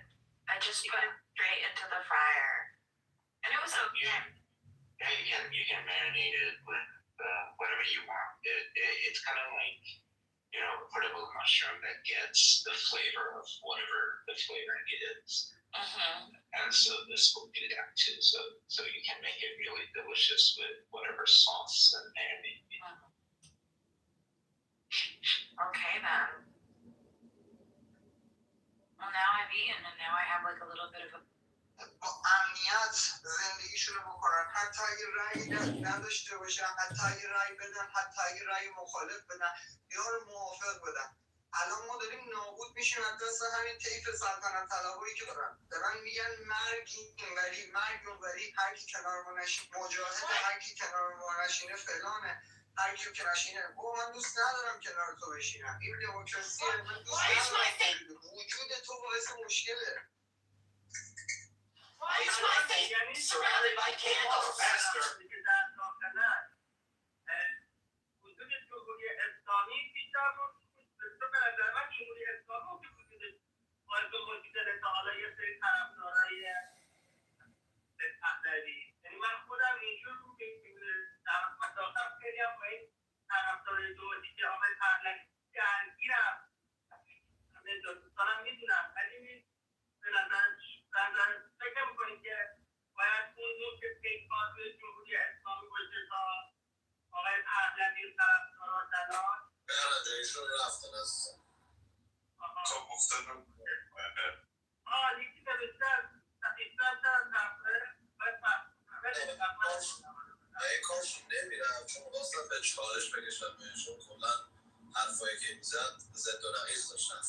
آقا شمایی که منو انداختی پایین، شما میگی صحبت نکن، ولی شما منو میندازی پایین و ایشون اومده یه فقط تحقیق کنه و هیچ راه حلی هم نداره، فقط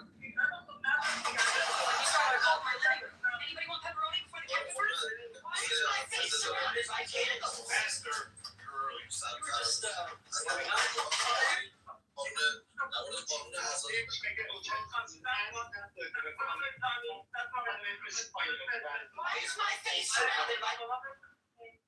Why is my face surrounded by candles? Faster. I'm trying to cold my living room. Anybody want pepperoni before the captain first? بهنام جان، اول بگم خیلی بد امیدوارم صدای من بدیه، صدای شما باید بدونم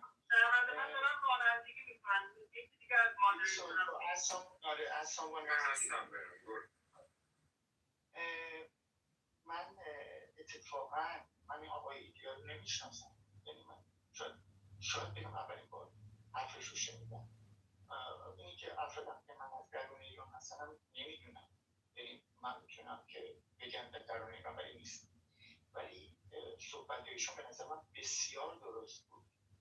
منتها همچون که خودشم با صداقت گفت بودش که ببینید من که تخصصم نیست که بیام من جزئیات رو بفهمم و بدونم و بتونم به سوالات شما پاسخ بدم.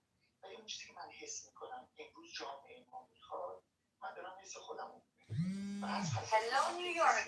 We are bringing you. But do you know that on the 17th and 18th of February, we shall see in Manhattan? ما به یک مسالمت اجتماعی برسیم بعد از جمهوری اسلامی. به جز این راهی که ایران میگه راه دیگه وجود نداره. یعنی اگر قرار باشه بعد از جمهوری اسلامی ما نتونیم شرایطی باشه که گروه‌های مختلف بیان برای قدرت همه با هم مشارکت بکنن. برای چی مشارکت کنن؟ برای اینکه حذف بکنن؟ خیر. برای اینکه بتونن در پلورالیسم سیاسی با هم دیگه رقابت کنن. منتها این قضیه در لحظه فروپاشی جمهوری اسلامی میسر نخواهد بود. با یه صندوق رأی هم حل نخواهد شد. بنابراین صحبت ایریا کاملا درسته. این بستره باید قبل از اون به وجود بیاد. قبل از اینکه جمهوری اسلامی به وجود بیاد، بستره باید به وجود بیاد که گروه‌های متنوعی بتونن در اونجا با هم بستره گفتگو همکاری همداری داشته باشن. الان همچه بستره‌ای موجود نیست. اگه بخواد این بستره به وجود بیاد، باید یه سازماندهی سیاسی باشه که در اون سازماندهی سیاسی ایریا یه سخن خیلی جالب توجه کرد، حالا تو کانتکست سیاسیش بهش میگن اینترم چارتر، یعنی یک منشوری برای دوران گذار، یک منشوری که در برگیرنده همه گروه ها باشه، همه گروه ها شما نمیتونید اینو من دوست ندارم، نمیتونید بگید من دیگه مجبوری چیکار کنی؟ حالا با اون گروه میخواین چیکار بکنیم؟ بعد بکشیدشون. اونا که هست نمیشن که، اونا که هستن. پس بنابراین باید همه گروه ها بشه. منتها گروه‌هایی هستن که نمیخواهند دموکراتیک باشن، یعنی گروه‌های کالتی هستن، مثلا مجاهدین. خب یک مسلمه در اون اینترچارت وارد نمیشن که بخواهن با من مشارکت داشته باشن، برای خودشون کالتن و برن دنبال کار خودشون. ولی بسیاری از گروه ها میتونن در واقع در یک منشوری که در واقع همه شامل باشه قرار بگیرن. حالا صحبت از که این منشور کی بنویسه، اول بستره این وجود بیاد که آدم با هم صحبت بکنن. یعنی همون صحبت خیلی جالب خانم گنجی برای من خیلی باز توجه بودیش که ببین سوء تفاهم رو مطرح میکنن، یه فضایی میان جلو رو دعوت میکنن که ما صحبت کنیم. کسی اینجا قدرت وجود نداره که بخواید سهم به کسی بدید. قدرت الان از جمهوری اسلامی. پس بنابراین این سهم کشی قدرت یک خطای شناختی به یک مسئله ذهنیه. ذهن شماست که داره میگه این اومده سهم ببره. کدوم قدرت که دست جمهوری اسلامی. پس بنابراین دوست دیگه چجوری ما با همکاری هم دیگه تبدیل قدرت بشیم. اسمش از آلترناتیو. آلترناتیو فرق نیست. مثلا یک فرق ریپریزنت آلترناتیو ریپریزنتیو داشته باشه، یعنی یک مدیر، یک رهبر میگه من رهبر این آلترناتیو. ولی آلترناتیو سیستم سیاسی ما فعلا سیستم سیاسی نداریم. پس باید به جای اینکه به آقای شاهزاده حمله بکنیم، به جای اینکه به گروه‌های دیگه حمله بکنیم، به جای اینکه به هم بپردازیم، بگیم که این بده اون خوبه، شاهزاده کم زیاده، این بده، تفاوت بده، اون یکی بده، اونجا بگیریم چیکارش بکنیم، چیکارش نکنیم. به جای این خطاهای شناختی و فرابرجنگ ما باید نگاه بکنیم که اون صحبتی که ایران کرد در واقع نقض داستانه. چگونه میشه این چارچی رو به وجود آورد که در برگیرنده تمام گروه‌های مخالف جمهوری اسلامی میشه که تبدیل به یک قدرتی میشه. جمهوری اسلامی رو نابود کنه و از طریق دیگه چیز منشوری که ما هم دست دادن، قرار دادن، نوشتن، اون آینده میشه برای بعد از جمهوری اسلامی. یعنی این منشوری که الان قبلش دست دادن و دارن در این مسیر همکاری و همیاری میکنن، جوری باشه که در واقع مکانیزم‌هایش در واقع تولید بشه. سیستم مکانیزم درست میکنه. سیستم مکانیزم درست میکنه. موقع بعد از جمهوری شما میتونید با خیال راحت ببینید که ما روش‌ها مجموعه‌های درست کردیم که باعث آرامش و صلح جامعه به کانسیلیشن جامعه میشه و همچنین در برگیرنده نیروهای مختلف سیاسی حالا با هم میان بشینیم که یک قانون اساسی یا کانستیتوشن رو از طریق یک مجلس مؤسسان به وجود بیاریم. مجلس مؤسسان چیزی نیست که ما پیشنهاد بزنیم دیگه الان من 4 نفرم میذارم تو یه مجلس مؤسسان بزنیم. مجلس مؤسسان نشون نماینده اقشار مختلف مردم. و شما اگر نتونید بستری اون به وجود بیارید، یک بستری سرکوب به وجود بیارید، مجلس مؤسسان مجلس مؤسسان ساختگیه. مجلس مؤسسانی که خودتون و افرادی که دوست دارین گذاشتین تو قانون اساسی هم مثل خب مگه مثل جمهوری اسلامی دیگه. جمهوری اسلامی میگه که مگه جمهوری اسلامی مجلس مؤسسان تشکیل نداره. من به شما میگم در شهریور سال 1358 مجلس مؤسسان تشکیل شد و جمهوری اسلامی هم قانون اساسیش از درون مجلس مؤسسان در اومد. این خب چی شد؟ چون ولایی این حرفا بود. بنابراین ما از امروز توجه بکنیم که چگونه این نقاط رو پر بکنیم با همکاری شاهزاده، با همکاری بقیه، تا بتونیم این جریان و اون چیزی که ایلیای گفتش که مردم این در برگیرنده این شمولگرایی رو طلب میکنن، ما این رو بتونیم فراهم کنیم. این وظیفه ما که در خارج از کشور این هست. اونا در درون کشور نمیتونن این کارو بکنن چون سرکوب میشن. پس بنابراین در کشورها مثلا حقه که این مسئله فراهم میشه. حالا شاهزاده میتونه بکنه با بقیه باید بکنه. من نمیدونم. من اینجا برای شما این راحت جادویی ندارم. ولی اون چیزی که ایرانی به نظر من برخلاف دوستان که گفتن ضد و نقیض بود، من ضد و نقیض ندیدم. فقط کامل نبود ولی ضد نقیض نبود. بنابراین من فکر میکنم که اون صحبت ایشون رو فقط اومدم تعریف بکنم که بسیار صحبتی به نظر از دیدگاه من ضد نقیض بود حرفش. حالا من از شما سوال دارم. ماشاءالله خیلی زیبا سخن میگید. معلومم هست که مردمتون خیلی بالا سابقه فروش و از من خیلی بیشتره. حالا من در پی صحبتاتون سوال دارم. خب از اونجایی که ما میدونیم، حالا من یه چند تا نکته از حرفاتون گرفتم، خیلی دوست دارم جواب سوال منم. از اونجایی که همه ما میدونیم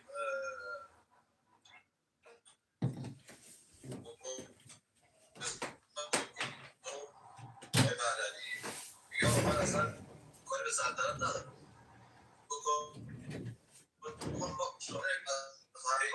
این باید باشن چند باشن، باز خود بارها گفته. حالا اینو داشته باشیم. شما مثلا میگید که ما خیلی بخوایم با زبان آریانه بخوام منظور شما رو توجه شدم بگم اینه که آقا شما به دور میز بشینین، هممون به در مورد آینده و یه قانونی و چه اتفاقی بخواد بیفته و اینا صحبت بکنیم. سوال من از شما اینه، رضا پهلوی با کی میخواد بشینه دور میز؟ با خانم مسیح علیرضا؟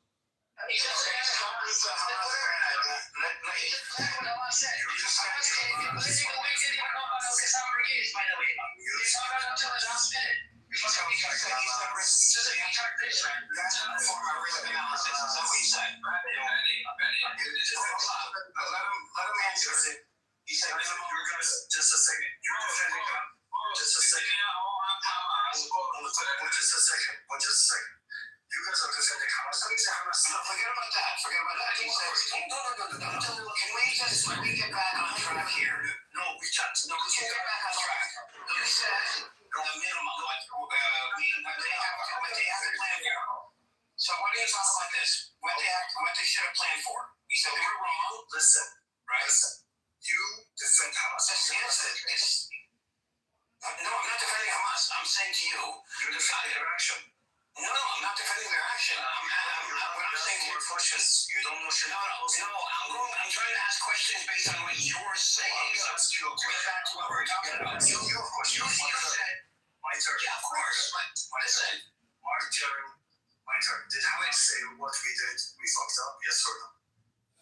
I mean, yeah, we got in those terms, but yes. No, hold on. Did Hamas say that? Yes or no? Yes, I said not in those terms. You're paraphrasing. There's no discussion. No, so if there's no discussion, do I say that? If Hamas said it, that's it. Are you willing to discuss, or are you not willing to discuss? What are you willing to do? I will tell you. I'm not willing to defend Hamas. Okay. Wrong. So if you're not willing to discuss, then why stay here? Edward, you defend what Hamas. You don't want to discuss, or do you not want to discuss, or do you just want to talk? Defend Hamas. No, don't tell me what I want to do. Let's discuss it, and you figure out what I want to do. Or what I'm about. You want to defend what Hamas are making it Israel? How do you know? How do you know I'm going to defend it? We haven't discussed it yet. You're going to tell somebody when you're debating, you're going to say, we're not going to debate anymore because this is what you're going to say, and here I'm right because this is what you're going to say. No.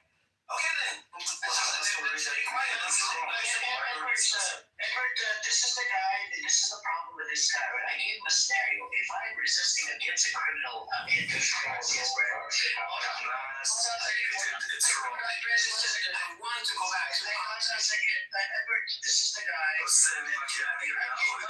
Bro, you the fuck up. It's not your fucking rule. هذا مش عربي عادل. I decided to go and come out. السلام على الحبيب. جدك لطول قمر شوخ عليك. جدك لشوخ عليك. Why are you cussing my شوخ عليك؟ He's cursing me out. الحبيب لشوخ عليك. Okay, there you go. So by the way, this is the same idiot.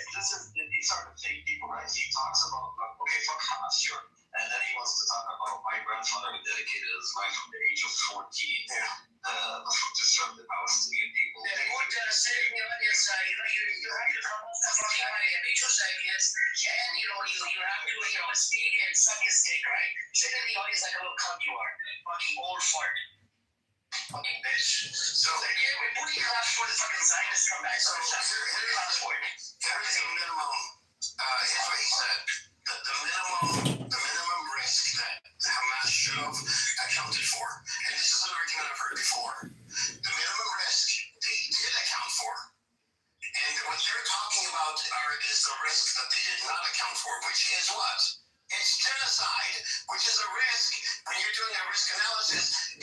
something outside the scope of the operation. It's not something you would account for. No one accounts for genocide when they're planning an operation. This is a fallacy. And so you cannot blame this on fallacy. So Hamas saying we don't, okay, there are things that we did wrong, or that we should have done differently. That's hindsight. That's not them saying we failed. Because they did not fail. It was Israel that failed. The example that I gave, if I'm attacking a Zionist entity, right, I should know prior to resisting that this entity is going to genocide my family, right? So I should know that. And let's say if they do end up genociding my family, and I come out all of a sudden, I'm crying that I fucked up this and that. You're going to use that against me? So that's the thing. How would you know genocide is even on the table? You wouldn't know that the genocide is because you're not on the genocidal regime. No, have they done this before? I'm not saying that. I'm saying, have they done this before? Have they genocided? Israel has responded disproportionately every single time, and the number of deaths in Gaza have increased year after year. Operation is operation. That tells you that. There's never been an attack as big as October 7th. So one could reasonably deduce that our attack is deciding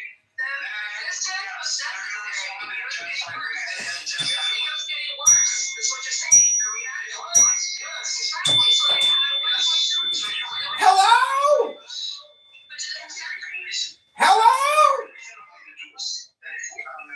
Hello? The response will be akin to genocide. What is reasonable? This is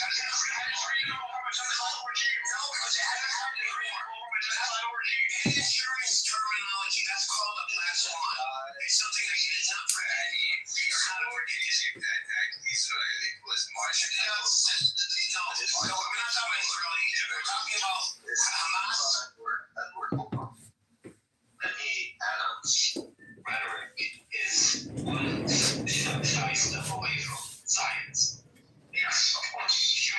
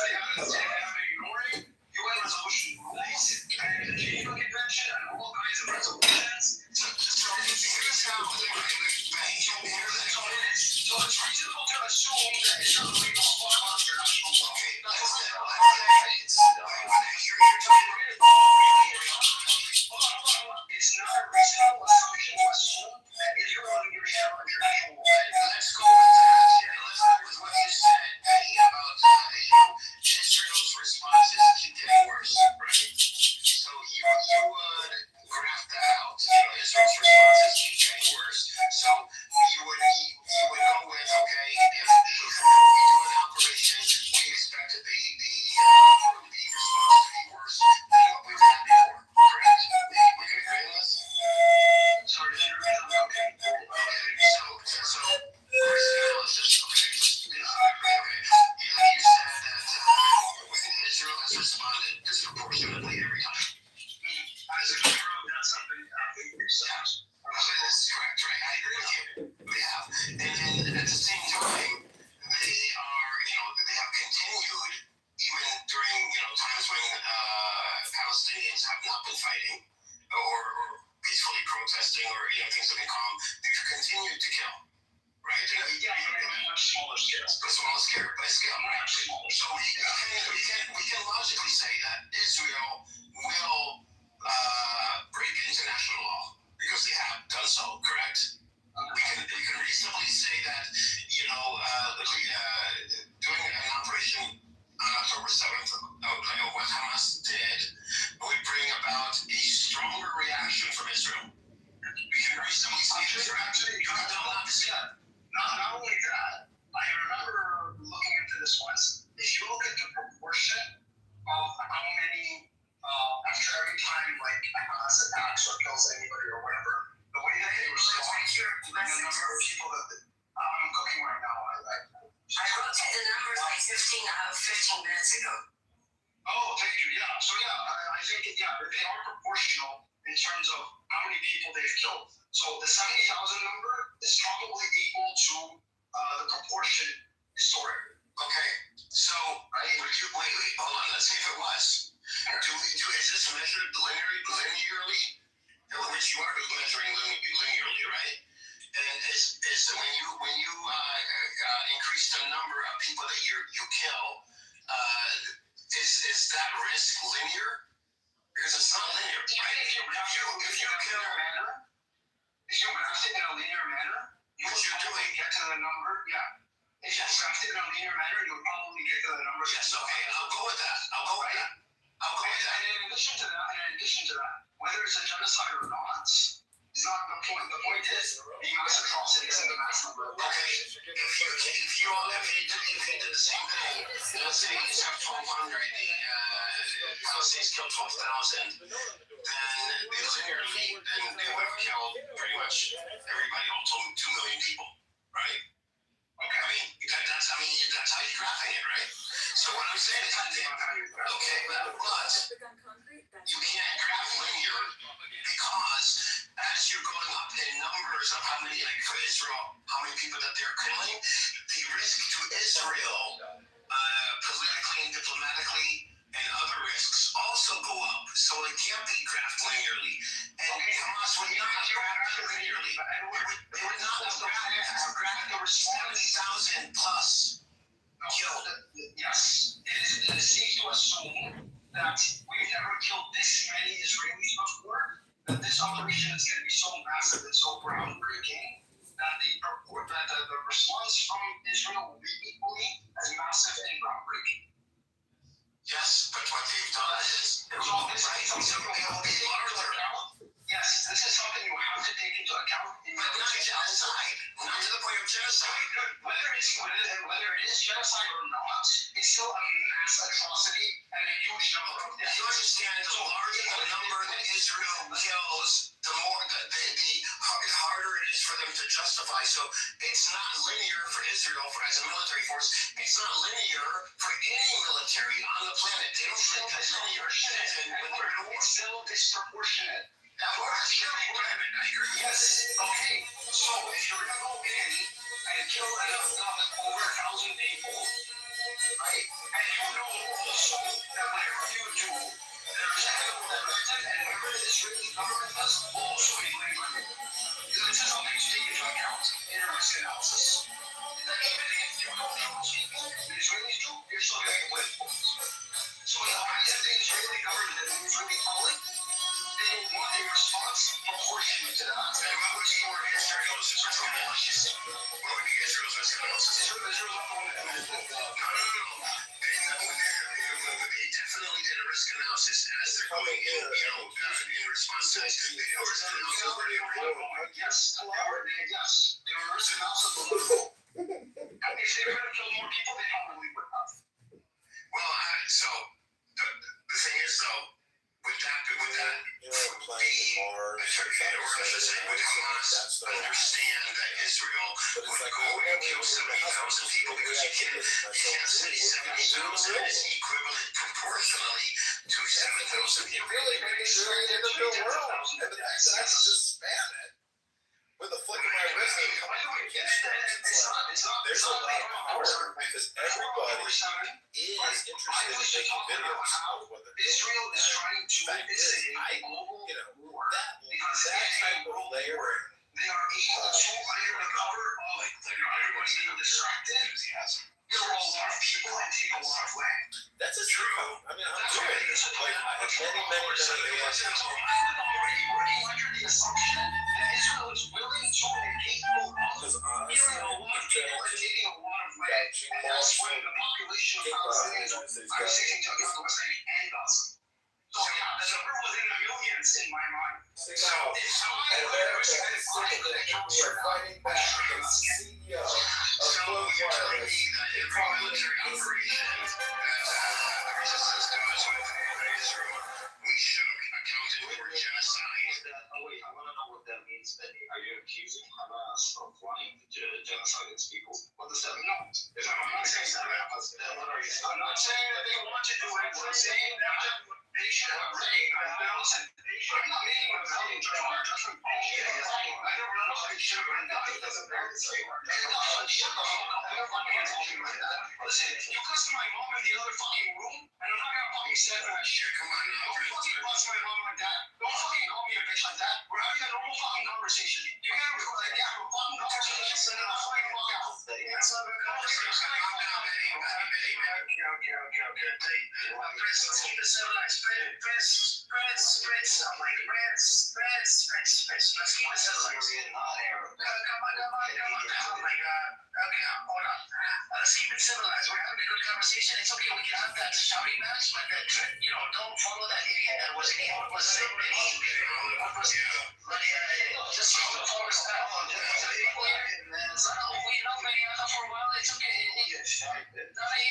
He's questioning it. Here's what you tell me about this. So when you're doing a risk analysis and you're going to assume that the other side is going to kill more. Please check your messages, please. Now, as the you're doing an analysis, you're going to come to a point when you're going to say, okay, they will not go past this line, or we're not going to, we're not thinking of genocide. We're not thinking of going to starve and say to the world, we're going to starve the Palestinians, take away their water, medicine, everything. Do the kinds of things that they have done, and the videos have come out from Gaza of the idea. I highly doubt that this was in Hamas's risk analysis. These are things that are outside of the scope of the risk analysis. Predicted a brutal response. Brutal, right? But nothing like we've seen. So anybody saying they saw this, I've known Mariana before October 7th, and he did not even foresee this. So he's full of shit, and he's on. Why did I the one talking about how Israel wants to instigate a world war in order to let guys go in, slaughter Palestinians, millions. I used to say millions. And take a land, the West Bank and Gaza. I used to see that. No, I did see that. Yes, I did see that. I said that several times. Yes, I have said that several times. Okay, I'll bring up ask I don't know, that Tyson. I used to say the same all the time. And he said, look, ask him. I've been saying this for years. And this is not even like a difficult analysis to come to. You listen to them. You listen to Kahanists. What they say here, we popped up in 48 We left 20% of the population. We didn't take all the land. That's what they say. Yeah, we know all that. But Okay, so can we know that that's what they say? How are they going to predict what I got to say? no one predicted that the Israelis would defy international law the way they did, defy the world the way they did, not care about the poverty. Oh, no one predicted that Israel would defy international law? Really? No one did. No one predicted that they will. No one predicted that the most extreme government in Israeli history, would follow the trajectory of not following international law, not allowing the right of return, occupying land, taking land, right, colonizing land, killing people disproportionately, right, blockading Gaza, starving people, putting them on a caloric diet. No one predicted? Really? Why are you lying to yourself? I'm not. It wasn't predicted. It was planned. The thing you said. Yes, actually, I agree with you on that one. Anyone surprised with what Israelis and overstepped? Stop it. Honestly, I wasn't that surprised. Yeah, okay, you're the smartest. I know I'm not. I'm just an observer. Exactly, that's the problem. Like, if you can't understand what you're dealing with, then you shouldn't be in a resistance game. I'm sorry. If you don't know the Israelis until now, they occupied it for 75 years. If you don't know what they're capable of until now, then you don't know what the hell you're doing with your life. You're really lost. You don't know that these guys are willing to slaughter on us. You don't know that these guys are going to apply international law. Really? Even if they did, no, that's not their fault. I'm not attributing fault. You are. That's true. That's a conclusion. No. You're jumping to a logical conclusion. I won't deny that. However, that isn't even my argument.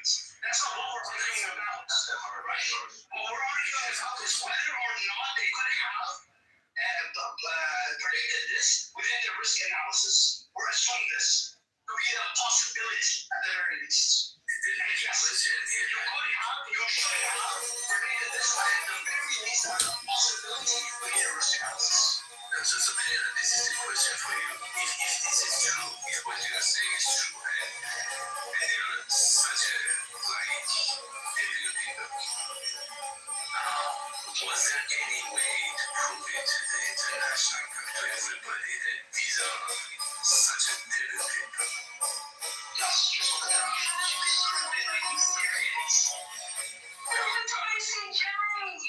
you are seeing that in this room, many Palestinian and many other nationalities are saying we were surprised that they did the genocide. So your claim, Jonah and many of them, is that no, it was obvious from before. To us, it was not. So That's because media has brainwashed people. No, it's not about propaganda. They just normalize.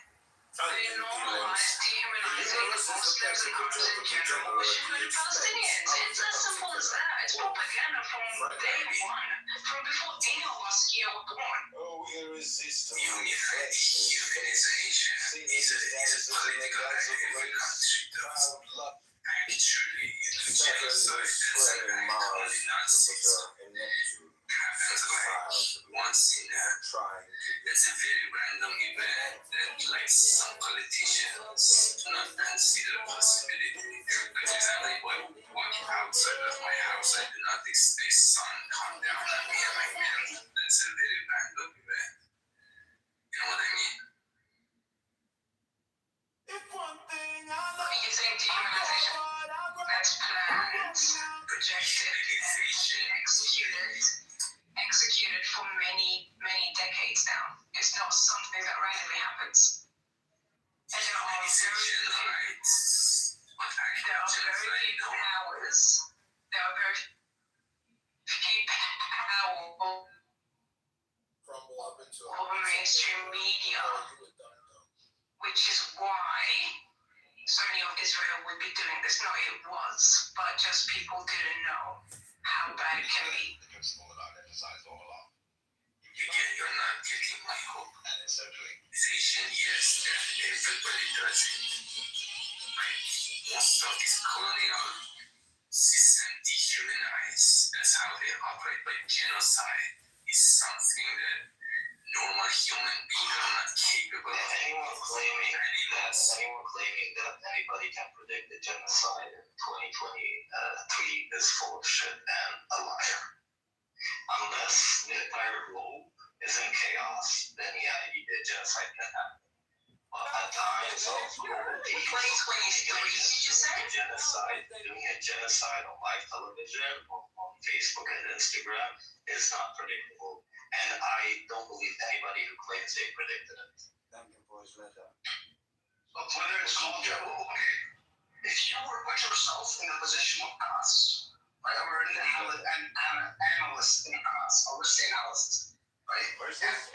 What have you done? What do you think? Let's assume that you're going to kill and abduct 1,500 people. Under that assumption, what would you predict Israel's response to be? And the casualties of that person wouldn't be linear. That's a matter of reasons. Based on historical data, based on the fact that Israel is more regular today than ever before, based on the fact that they're on this power, based on the fact that you know Hebrew and can speak it and all that stuff, and you can read their media and you can see what Kitover is doing and you can see what Kitover's doing and all these things. Based on the fact that you have lots of information actually sold. Based on all of these facts, and looking at the ideological trajectory of Israel, what we should assume conservatively and liberally, that's what I'm assumption. Friends, I know I'm putting you in a corner here, but I want you to assume, give me a conservative estimate and give me a literal estimate of the number of casualties, right? The number of deaths, the number of displacements, and the loss of infrastructure. I will give you that. We wouldn't be linear for many animals. Okay, well, I'm saying it would not like we have to stay on this. Okay. So do it however you want to do it. That's it. However you want to do it. Whatever you want to do it. Listen, I agree with you. The number would be large. Okay? And what does that mean? Hold on. What I'm saying to you, though, where I disagree is, okay, if Israel killed 100 people to one Palestinian, one Israeli to 100 Palestinians, right? And if that has been the norm, let's say, then if we, October 7th, if we kill 1,000 of them, coming here and people there'll be 100,000 people, right? However, though, it is not proportional or linear graphing. It's not one to one because as Israel plans their response out, as more Palestinians would be killed, there would be more resistance to such a thing in Israel, and more resistance from the outside community, from the international community. There'll be more resources taken up by Israel, more money spent. So this is what I'm saying. It's not like you can sit and say, okay, they would have killed 100,000 people. It's not that simple. Right. Okay. So again, I'll ask you the question one more time. Because it's not linear, I didn't say it has to be linear. Then if it's not linear, I didn't say it has to be linear. I'm saying, put yourself in the position of someone in Hamas, right? You want to win so badly. You're unwilling to acknowledge. You know what? I understand that facts are hard. I understand that the facts are hard. And by the way, I'm not even making a value judgment. I'm not saying this is what a bad partner. Not necessarily. Oh yes, I have no honor, no pride, no league. You're not really you don't belong here. You're not getting it. All that shit. Dude, shut the fuck up. I know say. Yes, I know what I'm doing. The structure, I don't think I'll use your salary. I know. Wait, I want to understand. What do you mean he's not doing? Yeah, I don't know. This guy's so good. I'm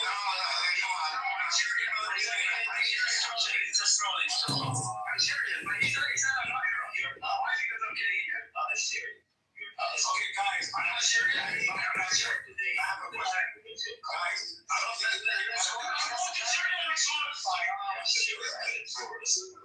Stop. Well, that's the part of the point we're talking is personally about that. Yeah, that's not making crash out. Prince doesn't know how to talk the point. Prince doesn't do that. It's just Well, how would you call me? No, my problem with you is you think you are right. You think you are intelligent. You think you know it all. You don't know shit, dude. Okay, I don't know shit. Fantastic. I don't know shit. But you know what? You know what it is? It's not to know shit anymore. I think I know what they say. Nobody's so He's getting annoyed because they are releasing a genocide to statistics and numbers. Like, who the fuck cares about the numbers? Whether there's linear, whether there's, who cares? It's a genocide, period, and that's it. Karnak, sorry, I'm using your old name, Davis. Where the argument really started where it was, the claim was made that, not by Benny Goy here, but by someone else, that Hamas should have predicted the genocide in their risk analysis. And I'm making the claim that that would be what's considered, what's called a black swan, something that you would not. I understand the black swan, but I mean, do you think someone like Hamas is going to be sitting down on a drafting table, calculating the risk assessment? Yeah, of course, yes, they would. Yes, they would, absolutely. Yes, but they would not count on a genocide because that would be outside the scope of the risk profile. Whether it would be labeled a genocide or not is not the point. That's the point. Count on going after it. That's the point. Genocides are deemed genocides like decades later. The point is, how many casualties are we expecting? How many deaths are we expecting? How much infrastructure destroyed are we expecting? How many refugees?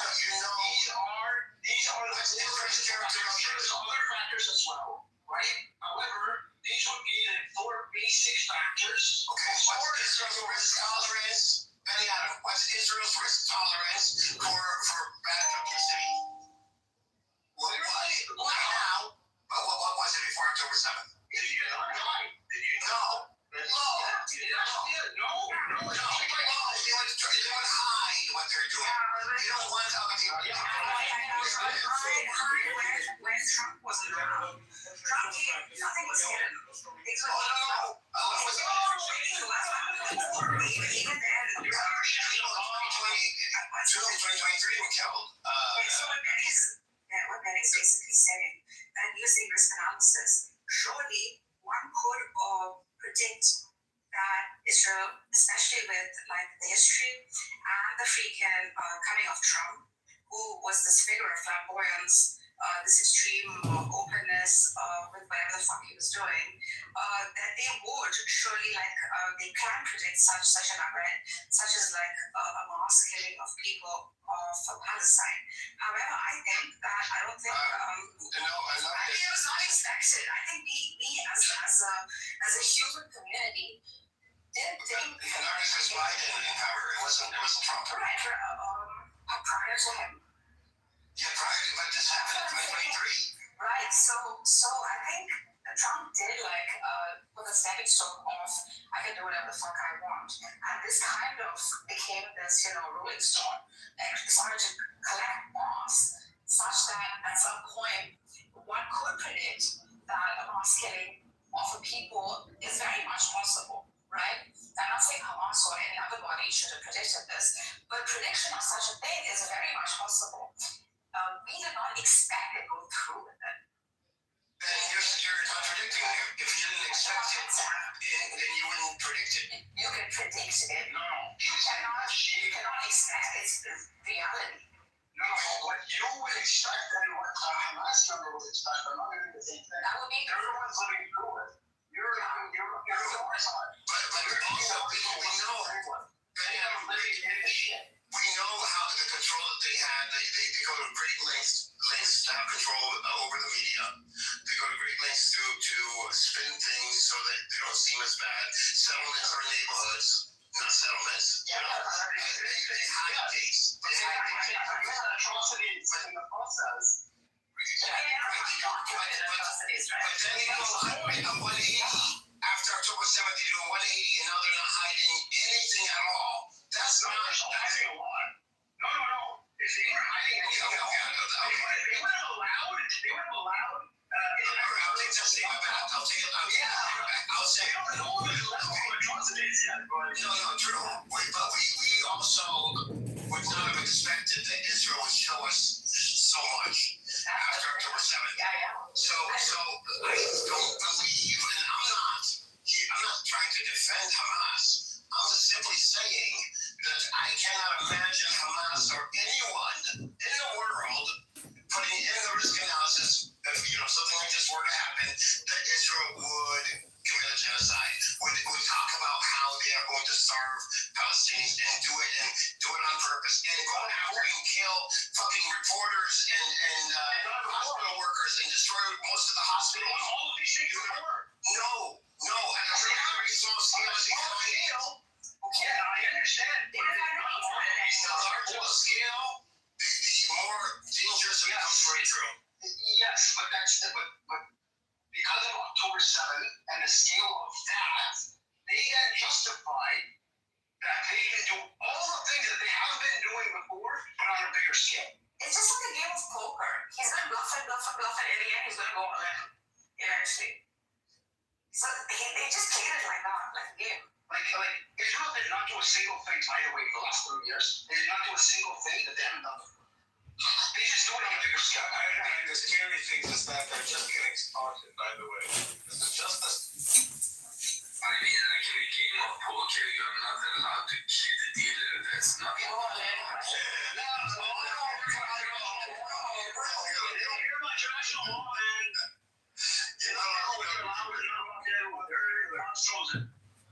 But, I mean, they are the game, they are the cards, they've been just playing it all. I like what you said, though. You're not allowed to kill the dealer. I know what Benny's trying to say.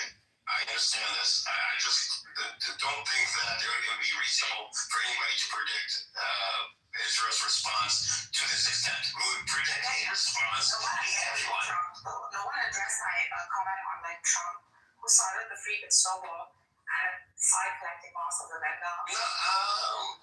He set the free good standard for shameless, flamboyant. He really contributed to it. That's true. But listen, man, I've said this before, I'll say it again. When I found out about what happened on October 7th, my first reaction was, what the fuck is Israel going to do now? Because that's it. Guards have been lifted. Rules are off the table. They're going to do what I'm saying. I think that October 7th was premeditated. I mean, they knew about it beforehand. I think so. Very much, yeah. I have a quick question. So, do you think Iran is the last stand between Turkey and Greater Israel? No, Turkey. Turkey's next, but that's... Turkey is much harder than Iran. Iran is a middle ground. Much harder. Yes, they can even get through with it. Turkey and Iran in order to accomplish Greater Israel. Is that a first statement? Yes. Yeah. Turkey would be the grand finale of them all. And then if you got down with Turkey and Iran, then Egypt and Saudi Arabia will be like... I mean, those are follow-ups. Yeah, exactly. Yeah. They haven't even been able to handle... I don't know. They haven't been able to even handle Lebanon yet. Forget about it. What do you mean? Lebanon is destroyed, dude. Hezbollah is still...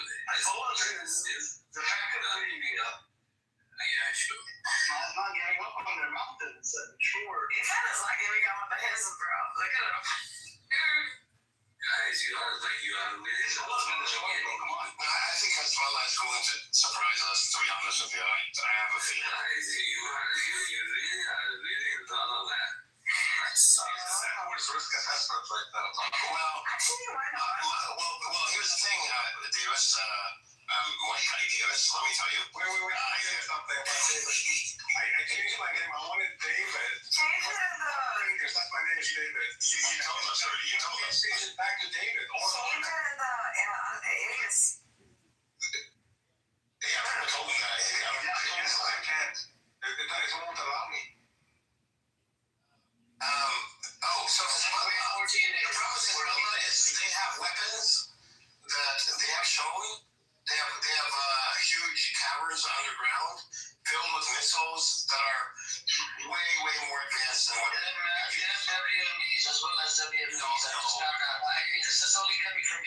That's how some of the Iranians speak. They know what's happening. Well, factually, though. There was an Iranian that came in here a couple of days ago. Factually, I mean, everybody knows that, that Hezbollah has these weapons. I mean, we've seen videos of them driving trucks. Oh, what are you talking about? They have hundreds of thousands of missiles. Hey, Judy, how you doing today? Let's talk to Judy. Please no cursing. Judy, please, Prince and other people, please no cursing. Judy, welcome to come up. I do have some questions. Yeah, I do have some questions for you. If you come up, and I'll make sure nobody attacks you or nothing. We're just gonna have this conversation back and forth. Spread some love in the room. Yeah, hope you're doing good, Judy, and it's a weekend. And I think Buttercup is gonna follow you. She's gonna come right in. As soon as you come up, Buttercup probably wants to come up as well. But I think I have to keep the Buttercup down in the audience because she keeps coming and she wants to come in the middle and try to derail the topic. So Edward, do you really think his would have some sort of Hezbollah? Yeah. I don't know. I just have a feeling. I don't have any facts. What happened to all these weapons in these underground cities? Hold on. Let's have that. We don't know. That's the thing. And Hezbollah has gone along with this narrative very, a little too easily. In my opinion. Reaction. Would you like not? We're defeated. We're weakened. We're severely weakened, and I don't know. I don't feel like Arabs. But you're not associated with coming down on Nasrallah? No, Nasrallah was just a figurehead, and that's all he was at this point. No. He wasn't a leader. Nasrallah was a leader for over. I know. He took over, from his previous predecessor that was assassinated. Nasrallah at this point lasted very long. I thought it was all doing it. Hezbollah became a cult of personality there. Yes. Okay. When you talk about the brand, the image, that's a different story. I'm only talking about the military. I'm saying the military itself, all these weapons are still there. So that gives me pause. I'm not going to.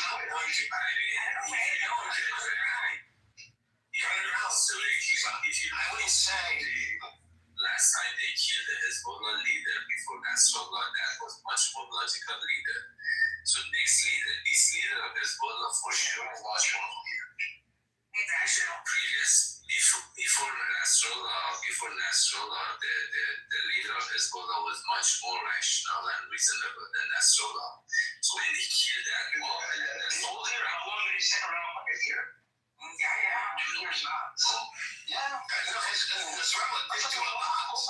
I just want to give you guys a heads up. Payman in the audience, he's Iranian. He's a Reza supporter. He records my rumors. So if you guys need some sort of a clip, you can, approach him. He has a whole bunch of videos of my rumors. I did ring free in his fucking head. He got moved down one time, and he's so sensitive. Some of the Iranians are very fucking sensitive. They get triggered, they don't want to come back up. Payman, come up. Otherwise, you're welcome to get tossed out of the room. And Judy, if you want to come up, is Judy still here? Judy, you're welcome to come up. Let's have the conversation. No one will ask you. Everybody else stay quiet. She's not right. No, she left. Okay. I'm sitting in the audience with anonymous cat. Is that you, Monica? So what do you what's your prediction risk analysis effort? On Hezbollah, I don't know. I just feel like they're laying of hands, like there's something going on there that because they're in coordination with the other resistance groups. So I don't know. And they take orders from Iran too. So I don't know. I just know that all these very sophisticated weapons and drones have not been used, but they are, and they were underground. We know Israel cannot reach them that far deep underground. We know this from Gaza. So that's the big question. They have all these weapons, and what happened to all the people? How many people did Hezbollah have in Lebanon? Over 50,000. right?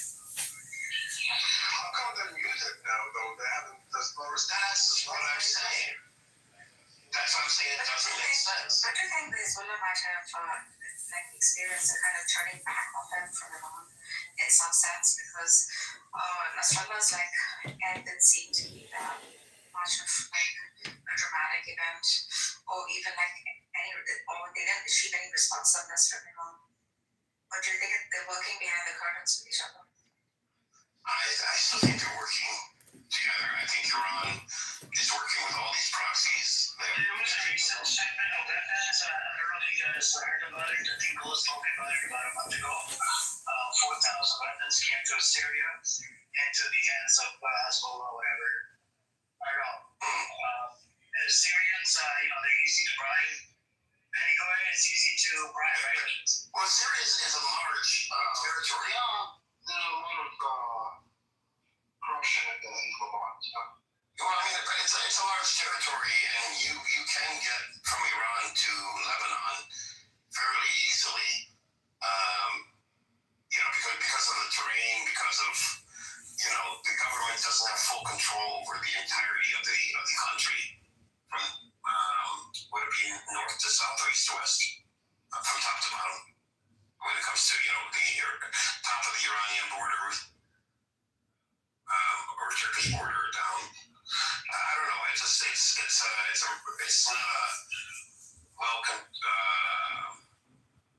I shouldn't say well. The Syrian government doesn't have the resources to control its borders completely. Sorry, what was the question earlier? Why do you honestly think Hezbollah still, has it? You see, the logic is this: that we know that there are hundreds of thousands of missile sites. These are Israeli facts. Second, we know that they are not giving them up. Third, I think we can assume they are not going to sign a deal with Israel without Iranian permission. So put these three things together, and you know that they are as dangerous as ever. It's just that they are right now, for some reason, laying low. Because I tell a story will change with this. They also deal with Lebanese politics. They also have to consider Lebanon too. It doesn't matter if we're powerful and if they handle that. They've done it for whatever years. Why I'm asking you this is because the entire storyline is going to change. Because you actually have a freaking very powerful, strong, hidden enemy who's going to combat if you're giving Hezbollah that kind of leverage. Yeah, it seems like that's the whole point. None of these proxies are not anywhere. They're just laying low. Yeah, that's what I'm thinking. But the Iraqi one has what do we call it? I forgot what they're called. Houthis are controlled. I saw you guys underestimate the Houthis. Well, the Houthis is one, but the Iraqi resistance has been building up forces and training and weaponry, and that's going straight across from the Iranian border to Iraq. So if you really want to understand from a poker standpoint, Iran is just playing blind now. Just folding all the hands. I mean, I don't know why, but they're not playing, so they're just imagining. Internal issues, that's right. When you have internal issues and you force enough, they're waiting for something else. They're waiting for a savior. No, I mean, if you are... They're always trying to this Iran. They've always been accountable. It's not methodical anymore, it's blind. Everybody kill each other and then one left, then you stop playing. They resign. If you have enough cash in hand, you just play blind, every time you just fold all of them. They're like, whatever. An attack from Israel, Iran would see it as that would be the best thing for Iran and the government. Yeah, it just sounds like that. Israel, very good. There was some leaks there, some talk about Israel. Iran is waiting for this October 7th finish. So once Israel goes out of favor, it's only Iran first. Then so either negotiation, 16 cargo planes, military support. No, see, everything is on hold for this drama in Middle East to just shut down. So when Israel accept that it's over, they have lost the war, they have achieved nothing, and they become quiet. Whenever you hear nothing from this, you can see Bibi Netanyahu was not part of that, so he's going to prison. So once he's in prison and everything is calmed down, that part of it, then Iran will start praying. Up to that time, I don't know when that will be, but it's probably very close because Netanyahu is going to prison. You saw that. He's not going to prison. Netanyahu is not going to prison. He was not part of that, so. No, but you're not getting so. In the Knesset, they're in the process of passing a law where he can get away with it and still resign or leave. So it's there in the first stage. So there's I think it goes through 3 different stages. It has to be approved 3 times or something. That's some stupid bullshit policy they have. Once it gets approved, by these 2 other parties or whatever, they will have the bill where he can resign and he doesn't have to accept the guilt. But with Herzog, the president of Israel, he says he's going to have to accept the guilt, then I can pardon it. So he did promise to pardon. So if he pardons by him accepting the guilt, all that's going to do is he just is no longer going to be able to be a prime minister. That's about it. He will get neutralized. Yeah, but he's not going to go to jail. They're all psychopaths. They're all going to get settled. And hope and He is still on the war trial, right? So if you go to prison, it's only for 1 day. Nobody cares about it. The point that you'll be neutralized, you will be out of Israeli politics. He's the actual prison leader. He's the only person who can unite all these crazy maniacs into one force. When he's out, then Israel will tell left because nobody can unite these crazy maniacs. That's not true, man. They're all psychopaths. Even the leftist are psychopaths. I know, but somebody should unite psychopaths. Because there's a coalition. I think they're working together. It's just a matter of time. If Netanyahu wants to go out, I think then, who was it? Was he telling me something to the coalition? Or somebody to pick up the leader. And they're going to pick up people like Benjamin or some others or something. Some pieces of shit. If that happens, the West Bank is gone. West Bank is fully gone. That's again an analysis, but I don't think because whenever Netanyahu is not there, they cannot create coalition. He's really literally the asshole of the party. He doesn't have any moral value. The other ones have moral value. People with moral value, they cannot really unite with each other. That's why in the military you have to be extreme. Okay.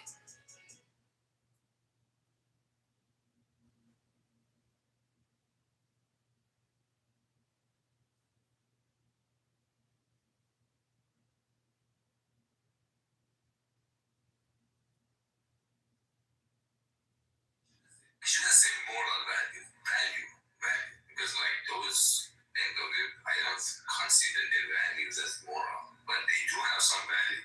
People who believe in something, normally they cannot, get united with other people who believe in something. So you need somebody which doesn't believe in anything to unite these people. And that is the role that this military plays. Reluctant to face. And once he's out, what is neutralized? So basically, you have Israel as a country which cannot function Their apathy. goes to a cycle What is our of response? We preach the will of the force, but ignore its cries and call that balance. We serve the will of the force, not the shifting will of power. How many times have we spoken that phrase? It's become our answer for everything. A quiet absolution for doing nothing at all. The Jedi are no longer what they once were. You serve a Senate that no longer serves the people. And still, you preach of patience while the galaxy burns. Long have I weighed this decision. Longer still have I waited for change. My place here ends where I must act where you will not. I seek only to serve the galaxy, to pursue a course that restores what you hesitate to defend. May the force grant us clarity, collective use disorder. You don't see how these things work. There is a talent that he has that he can't unite. The right wing of Israel, they don't have anybody else. This is why he has been there, and this is why this is happening. You are assuming there is a conspiracy theory that there are these dark room people and all these figureheads. They're just puppets. No, he has a talent. He's very influential. I'm not even reducing him. I'm saying necessarily he gets neutralized with just war crimes, or what they call it, war crimes. Galaxy. No, not also international. It has to be internal. The only way that he can get neutralized is from inside Israel, inside politics. If they find something that you are a criminal now, you cannot be prime minister. If you promise that you don't become prime minister, you get out of politics. That's what I am. This is not a revelation. Who are you to claim such insight? Reshape the galaxy. This is a thing where serenity and all impossible to survive under and that moment then you will see I offer freedom. That was like So I ask you, what proof do you have that you can deliver such power? I think it is not enough. No, Iran really doesn't have any internal strength. That's the hype. No. While the galaxy drowns in chaos from the Jedi, I offer you the one thing they never could. Perfect. Become my apprentice. Learn to wield the power of the Sith. Together, we will remake the galaxy. Bring order, justice, all the crazy fought for. At this moment, I pledge my loyalty to subsidies. You know why this whole thing started, right? What's up? I think the bazaar, which was the whole. No, the Iranian government passed a law that the known as Darth Tyrannus. From now on, his desire is nearly yours. Before that, dollar at different prices. Power demands decisive action. There are forces that would see our design undone. And old friend of yours, Master Cypher Gears, he has taken it upon himself to commission an army for the Republic from the clovers on command. An entire army. The Council of the Names is fully unaware. The Jedi cannot learn of this army before its time. It must be removed from the equation before his misguided actions alert the Jedi prematurely. Would he not be a powerful ally to us?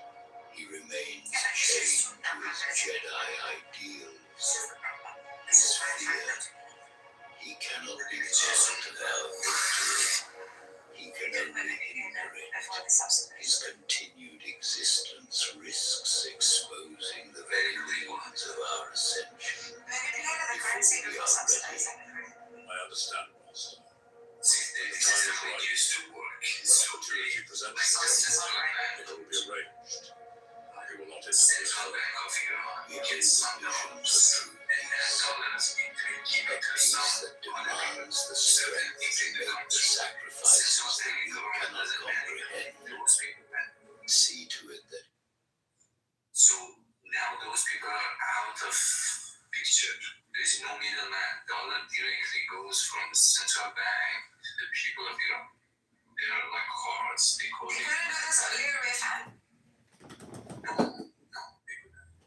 They're scared because these prices will go to the sky, and the prices are going to the sky in Iran right now.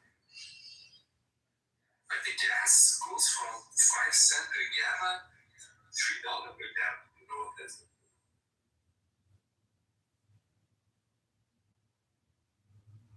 I remember, like, my uncle would just fill up gas and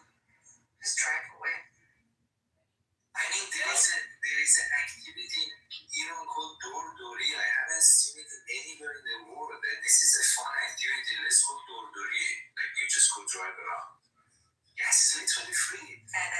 Yeah. They go to Jordan, like for example, from 5 o'clock in the afternoon, that's why Tehran is locked. People after work, this is their hobby. They go drive in the street. What the fuck? My grandmother goes in at night. I have seen that. Yeah, because of gas. Like I remember he would just fill up gas and just drive away. It was like the norm. It's free. No, it was free. It was free. Yeah, so petrol was free, gas and all homes are still free. Water is free, electricity is free. Electricity is free, homes are free. Yeah, everything was free. I remember the water was so crystal clear, even the water in the juice. So clean.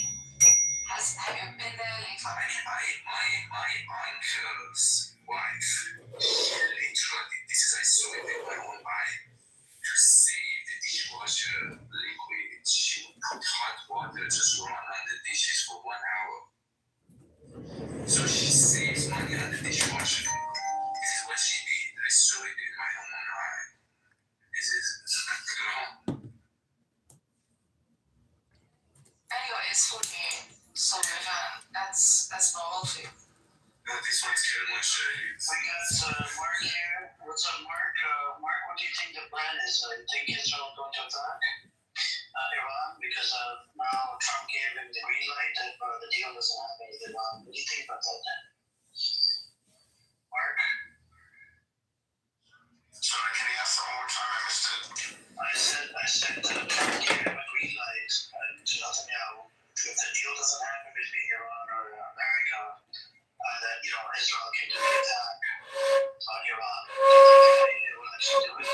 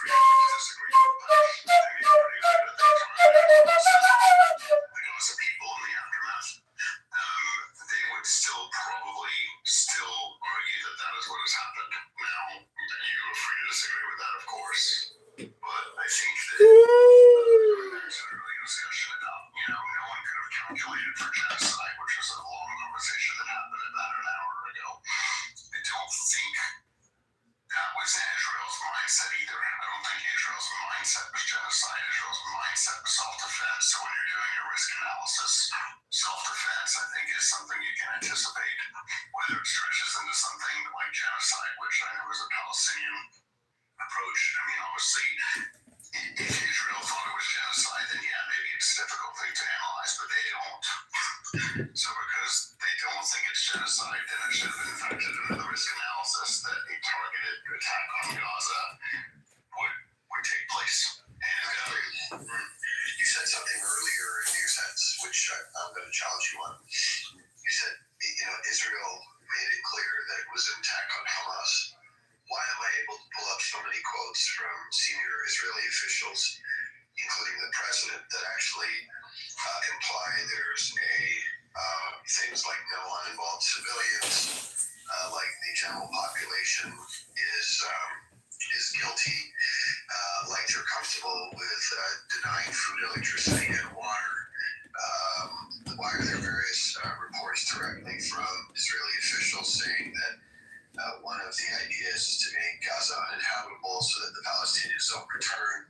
Why was there public support by Netanyahu at one point to actually remove and relocate 2 million Gazans? So that's really unclear, actually, that it's about Hamas. It seems like it's, by Israel's own admission, it's about more than Hamas. How do I reconcile all of this in my head, and how do you reconcile that in your head? I reconcile it pretty easily. I think that were they moving those people prior to October 7th? No. Were they moving it after October 7th? Yes. What happened on that day? Hamas came in and frankly did a lot of it, and the Palestinians, a lot of them didn't know about this. So I don't understand why there's like, I've mentioned this in this room before, I don't understand why there's not a gigantic swathe of people within Palestine who are irate and pissed, because frankly, if this hadn't happened unilaterally by Hamas, their lives would be a lot better. So that's something that's confused me, but to reconcile it is pretty simple. If those things were happening on October 5th, and they were not mentioned as a direct response to what happened on October 7th. Najes. Gotta be careful, Najes. You're gonna get picked up by the FBI, Najes. You're gonna get arrested. Gotta be on the right side of history, Najes. Gotta be on the side of good. Dr. Good now. Gotta fight Dr. Bad. Dr. Good's gotta win against Dr. Bad. We can't let Dr. Bad get away with this shit. What do you mean, why am I streaming? I'm sending it to Cash Patel and Pam Bondi, of course. Because they really care about this shit, obviously. Bull Rush. It's interesting, like how rooms have completely different political views. Like this, and different loyalties, I guess. Well, listen, if Power Rush, Bull Rush. Did you see that? Am I the only one who's seen that? What? Like the loyalties is complete. Like rooms were different politically, and it's interesting you're streaming this one because you find another room just bang opposite this that holds a completely different view to this, although the events are the same. Well, have you seen the videos from October 7th and all the innocent people who were killed and all the injured people? Yeah. It's so bad that I saw a video of a girl who had like shrapnel all through her legs and she was like holed up in like a building, and they were just all in shock, and they knew that like at any moment holy shit, you just can't believe when you see all these dead bodies all around the place. You're like, I just can't believe this is real. Like, what are we doing? But the thing is, like these are pirates. The people that did October 7th are nothing more than pirates. And, governments have been waging wars against pirates forever. It's like cops and robbers. But, I would fight an Islamic jihadist, to the death to stay alive. If they're coming to kill me for political reasons, like they did on October 7th at Supernova, like those innocent people were partying to try to get peace, And then they were all slaughtered by the people that they were trying to, like, you know, get peace with. How fucked up is that? That's what I'm saying. The other, and then you'll have a view that will not support yours, and another that will not support either or. Like, trying to see how subjective like politics is. Well, I think the good thing about being an American is like we are like the big third party. We're the huge elephant. And these are just like parasites fighting each other and sucking off of us. And the truth is, like, we kind of get to say what happens.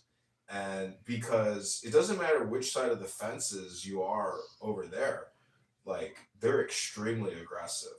Everybody is. They you know, they're polarized. And it's just crazy. Regal, welcome to Call the FBI in Los Angeles and report Amir the terrorist. How are you doing? And Nora, welcome to the room.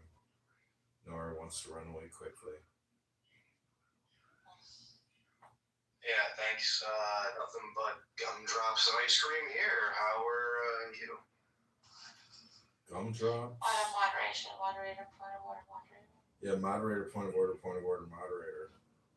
I'm good. I'm about to hop in a hot bath. I was wanting to read some poetry, you know, because most people, like, Narcissus, do you think you have mental health problems? Yeah, I think sometimes I spiral down, but I come up quick. Well, it's not. I have no choice. Meaning, I like. spiral down every now and then, like, just analyzing life and shit like that. And then I bounce back quick. I have no choice. I have to bounce back up. Well, I mean, I was outside in nature today in the sun and jogging and exactly. grounding myself and like. I go for long walks and I just meet my friends. I go out. I bounce back pretty quickly. I don't like the feeling of being down at all. Yeah, I haven't felt depressed in quite a while. I mean, it's liberating to say what you think and feel what you say. And when I just hear people wasting all their time, especially the crash outs, like if you listen to Amir screaming, you know, like to me, that's like crazy. That's like actually what crazy people do is they scream and scream and scream and scream and get angry and angry and angrier and angrier. And it's like, to what end? Like, do you have any idea how, like, why are you treating your body like that? To me, that's like, unless you're doing it for performative reasons. I think it's performative. I think a lot of stuff on Clubhouse is just performative. And does come from, like, that too is mental health issue that people have, I think, the need to perform in order to be heard. Or just theatrics. It's pageantry. Yeah, but you've heard me read from books, like that's performative. But when people are sitting here under fake identities in unrecorded rooms, creating essentially like Jew hate content to like hate the Jews and not be specific, but do generalizations and bigotry stereotypes, and not be a part of an actual peace movement, like play some drums and like let's sing a song or meditate or read something. But stop creating hornets' nests that get kicked over. Like that's what they're doing. They're not building anything beautiful or peaceful. So, you know, that's why I say, like, call the FBI and report Amir the terrorist in Los Angeles who runs his car rental business and have him just, you know, arrested and locked up and put into jail for maybe 10 years to chill out. He doesn't have the right. Just relax. I just think, like, he doesn't have the right to express his views or to, like, pick up political sides. Sure. Is that what you're saying? Sure, but I've got the right to report him to the FBI. It's my right as an American. No, it is. That's my freedom of speech. If I think. Anything, right? Like, see, this is political. This is political. He wants to play politics, and I'll play politics the way I want to play politics. He can't police me by. Listen, he has kicked me from so many rooms. He won't give me freedom of speech. So I'll just record him and report him to the FBI and I'll be done with it. Like, it's not going to stress me out. It should stress him out. And look at Judy here.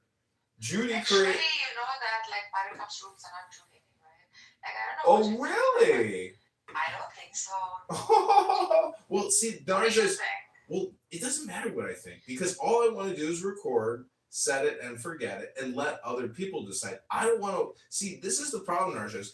I don't even want to entertain questions. Do you know that? Like, I don't want to be a part of this social network. I just want to record it and let the world decide, and let lawyers decide, and let FBI analysts decide.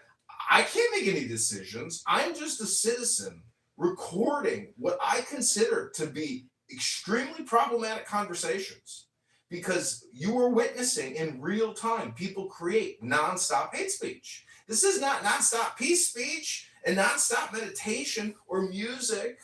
It's just nonstop political hate speech. That's what it is. So I've reported Amir to the Los Angeles FBI field department, and they're going to go investigate him and check out all his cars and run his taxes and see if he's been paying his taxes and check out his immigration. And if there's any problems, Kash Patel, our Hindu, Dindu FBI director, is going to fly to Los Angeles and just arrest Amir.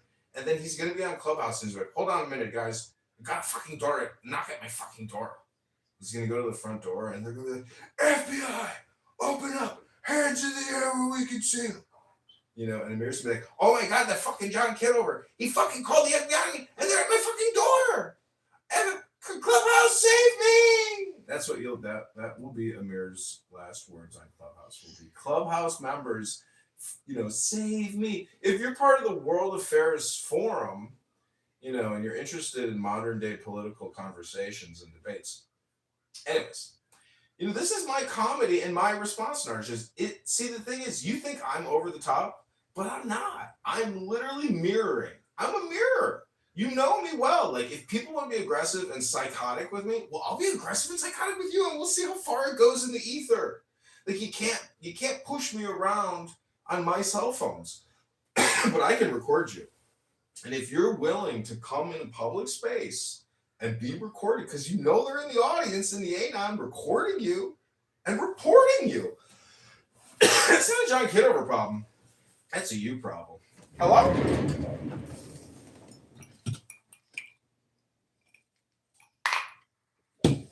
So, today it was interesting, in how you see, someone pointed out, great hyperbole, right?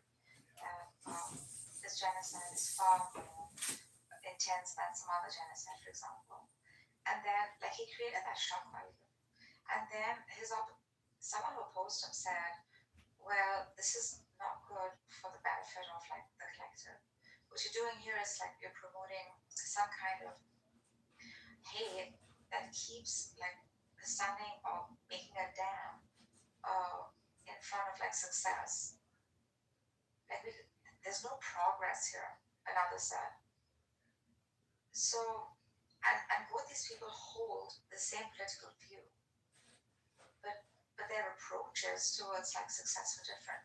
One wanted to continue with the hate, the other wanted to sort of see progress from here. So you'll also find that in political room setups, I think. So it's so varied. It's so expansive. The spectrum is so wide. How politics can be perceived other families. I don't know. Narjas, when these people start reading books to me, then I'll know everything is okay. Until then, I hate to tell you, that's what's up. You are hearing people project their homicidal and psychotic ideation on this app all the time. They're not reading books. Read me a book about intelligence, love, and peace, and then we'll have something to talk about. Otherwise, I'm going to arm myself. I'm going to record you. I'm going to report you. And I'm going to fight you, because I don't think you have my best interests in heart, because you don't even read to make peace. All you do, not you in particular, people on this app, this is a political game, and, this is how I play it. Hello?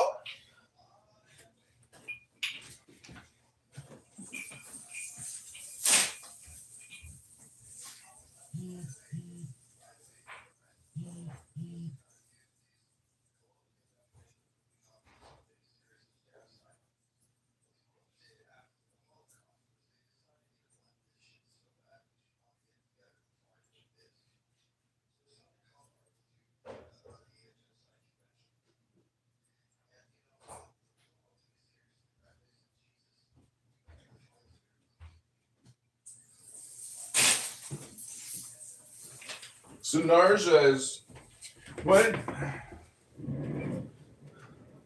So Narja is when do you think you know a baby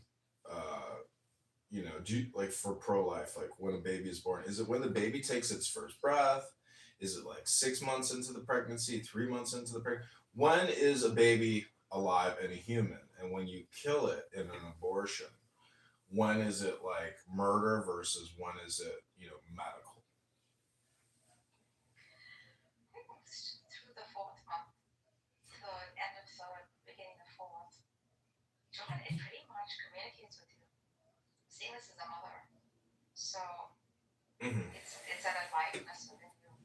Now, is it my freaking placebo mind that is perceiving it as such, or does the child is that a real child with a life growing, etc.? I think it could be both. But for me, personally, subjectively, I'd say like 3 to 4 months. It's basically commencing. Yeah. It's life on earth. Well, that's, a reasonable answer. But I mean, see, the thing about specifics is 3 to 4 months, like, is what about when see, this is like the difference between a C plus and a B minus. Like if you're at 2 months and 25 days and you're almost 5 days to that 3 months, well, you're so close to Arjun's. So that's my point is it's really all or nothing when it comes to deciding to decapitate, whether it's 2 months or 4 months or 6 months. There's no significant difference. So my complaint about Palestine and the war is if you're going to scream about babies and genocide and occupation nonstop, but you're a pro-abortionist, well, then you already endorse murder and killing.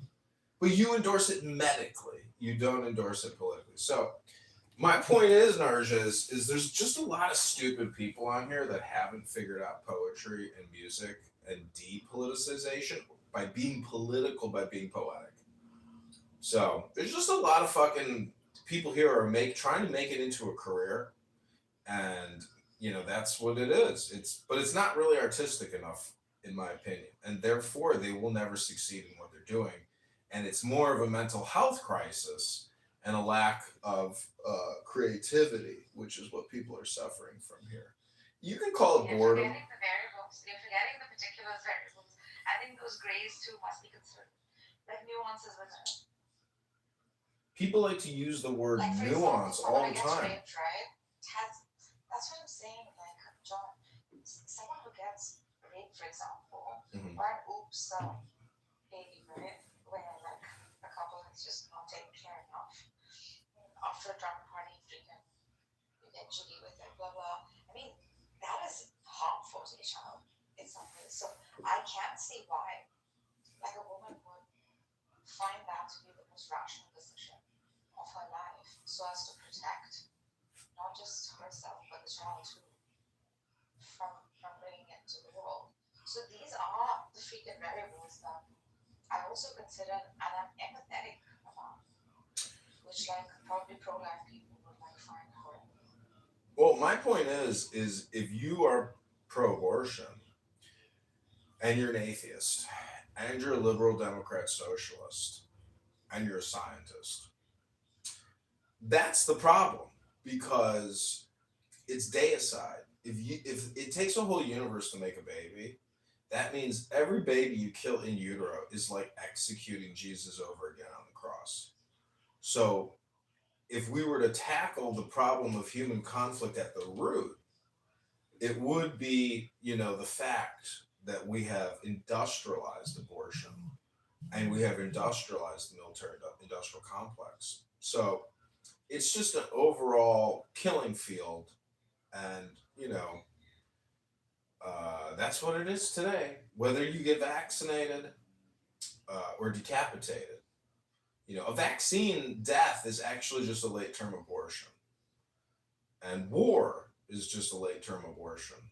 So, welcome to the abortion industrial complex. From uterus to battlefield to urban warfare, it's all just a late term abortion. And then you have all these people on here who can't shut up. and just want to talk over each other and get their little dopamine rushes in their pathetic little apartments and scream genocide, occupation, but they're not screaming obey the law, come into compliance, obey the law, study the law, know the law, be smart about the law. Sometimes you'll hear them say that, but not often. Mostly it's just like political jingoisms and propaganda. And, that's cool, but I hope people don't get angry at me when I record them and send it to the FBI for some FBI analyst, It happens on both sides if you want to be objective about it and fair. Mhm. And I mean, there are amongst us humans those who are humanitarian who will call out for just the act of it being wrong in humanity and adding moral value to episodes that have the events that are taking place. So I would say it is as wrong as to kill like one human, innocent human unjustly, no matter what the criteria, right? Or whatever, or 1 million population. So do you not see where these things are coming from? Well, I look at it from the perspective of me and my survival. If you're going to kill me, I hope to kill you first. And every soldier that, you listened to me read a lot yesterday about a martyr's death. Do you remember that part? You were sending me the cry emojis. Yeah, that's really very well. So I see the truth on both sides. I mean, I can actually, if I use my imagination enough, I can view myself, on the other side of the fence, fighting for survival over there. They encountered a Leviathan, and I don't. They're sitting here on Clownhouse talking about risk analysis, and they're like, "You don't think that the Hamas leadership ran on a risk analysis prior to October?" It's like, no, I don't think they did. And they're like, "Of course they did." And there are professional soldiers, that work in the Russian government, the American government, the Iranian government, who have been studying warfare and trying to gather as much information as possible about how to run a war and how to fight, with intelligence. And I've got countless books, field manuals that soldiers from every war have spent their time writing after they engaged in a war. And guess what? Young officers study these field manuals so they know how to survive the war and, get the political outcome and the victory that they want to achieve. So I'm just saying that these rooms are pointless, and the Free Palestine rooms are nothing more than Barth and Daniel running the same script every single time. And I called him out on it today. And Daniel's like, "You're a fucking loser. You're like a disabled fucking veteran. Fuck you." I've seen Daniel Nero's photo. He's disgusting. He looks like he just came out of a catacomb tomb. Like he's like his liver and his skin is yellow and he's all dusty and nasty and he's like hugging that older guy, and I'm like, bro, go to the gym, take a shower.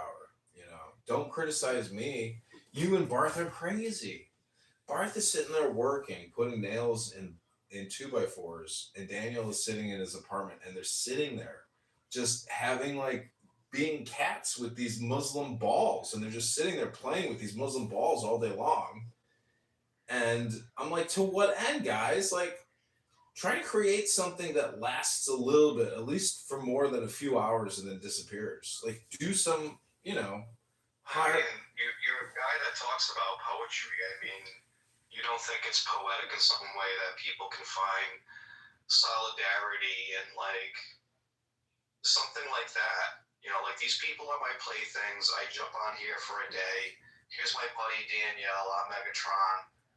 And this is what we're doing, and we find solidarity in doing that. It passes the time. I mean, I don't know them personally. I don't know. You don't think that's poetic in a way?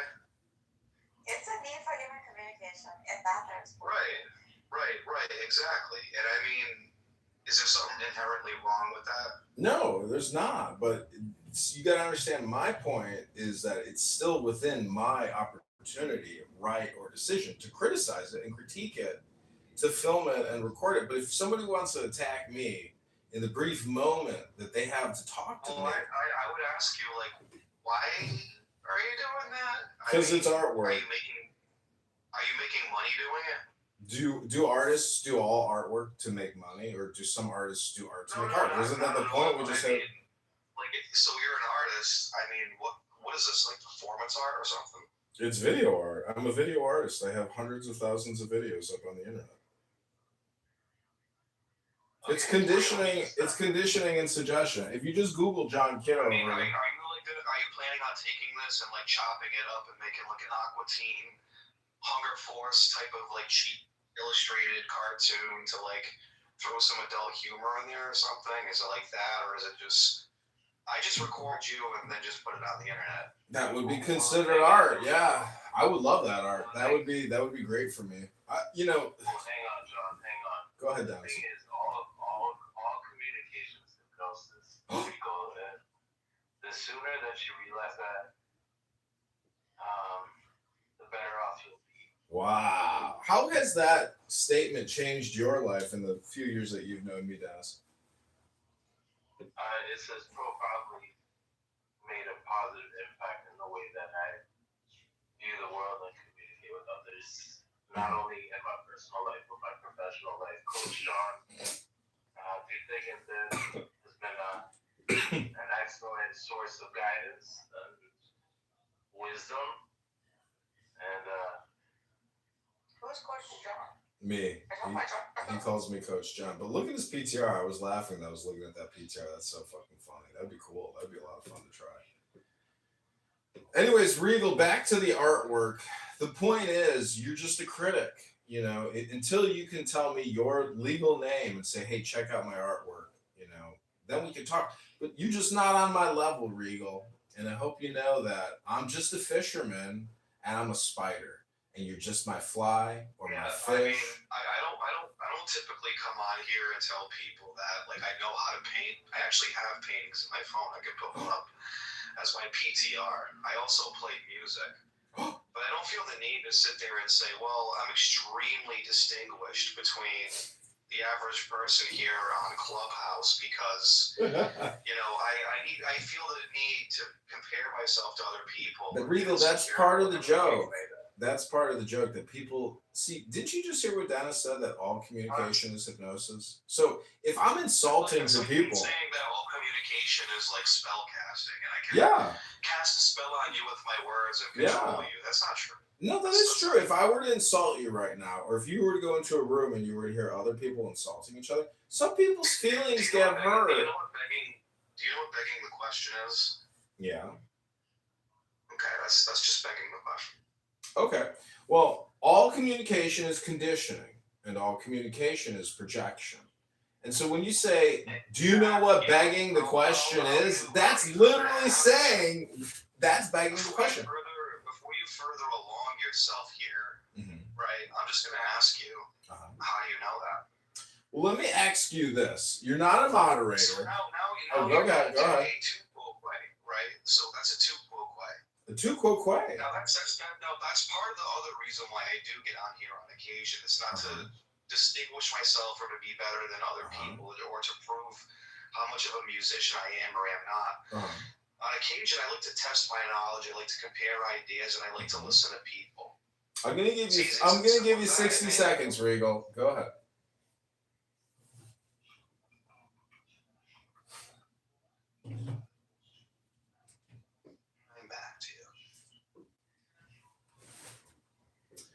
Okay, I'm going to give you 60 seconds. I hope we can go in 60-second intervals here.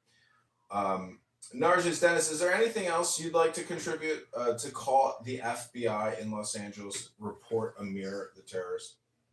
I think he has the freedom of expression. That's what he's going to come back with. Like, I can't criticize things that are happening around the world because I'm allowed to. I'm an American, and therefore I can. So that would be his comeback. So I would just like to maybe prove a point. You know, Regal, do you suffer from any mental health issues? Is there anything behind the phone that we're dealing with that we're unaware of? answer your question when the question asks you if you have any mental health issues, what are you gonna say? Well, I asked you first, and so if you don't want to answer the question and you want to answer it with a question, that's entirely up to you. But again, the subject of this Did you room. notice that you did that? But did you notice you did that earlier? And that was very disrespectful of you. And I asked you, how do you know that? And you never explained it. So before you, again, Okay, I'm gonna give you 60 seconds. Go ahead. Then I would like you to explain how it is that you know what you know. So you want me to explain to you what I know. And, I would just ask you, do you believe that those who say they know do not know, and those who know do not say, as it says in Lao Tzu's Tao Te Ching, the Book of Changes?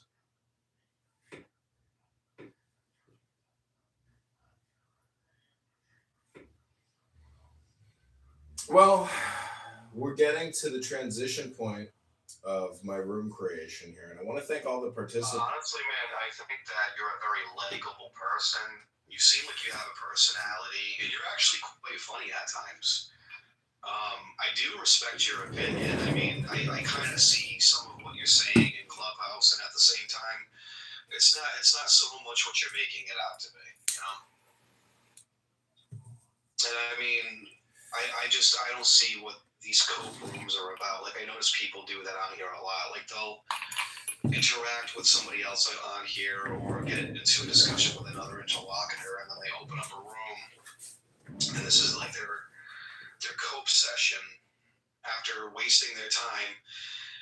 And then, it's like, well, you're sitting here criticizing everyone else on here and you're doing the same thing, but as you're sitting here doing the same thing, you're kind of like distinguishing yourself as like some sort of an artist. So you get to put yourself in the judge's seat and make judgments about everybody else. I mean, does that all apply to you? Okay, I'm past the question and answer stage of my room creation here. I apologize. But if there's anything else you'd like to say prior to the poem that I'm about to read, go ahead and say it now. Thank you very little. He's evading. Don't pick it over. It's okay. Doctor is evading. It's not evading. There are times, Narjas. There are times when I just will not entertain questions because, the truth is, I don't have to entertain every question that comes my way. And I just feel like it's very compulsive. That he's asking you. It doesn't. Well, go ahead. You can answer it if you want. But, I would. There's the subject to you. Okay, well, let me just ask. Go ahead and just summarize the question. I will quickly answer it for you. And then I will give you 60-second follow-up. But then I'm going to read a poem. Go ahead. All right, let's start off with something really easy. How the heck did you get a picture of Daniel, and how did he get a picture of you? Like, you guys must have been close at some point. Like, how did you guys get into? He posted a picture of himself with some guy that he was talking about, and I took a screenshot of it. What do you mean? Why would you do that? Why would I take a screenshot of him looking like a stinky fart? So I can always remember that he's a stinky fart. What do you mean? He's disgusting. Why would you need to take a photograph of that in order to remember that? I don't get it. Because on my phone, I screenshot everything. I'm very compulsive about screenshots. Does that answer your question? And how is that hard? Are you planning on making a collage with it or something? Maybe. Okay, last question. Then I'll give you a 60-second Can I follow-up. ask you a question?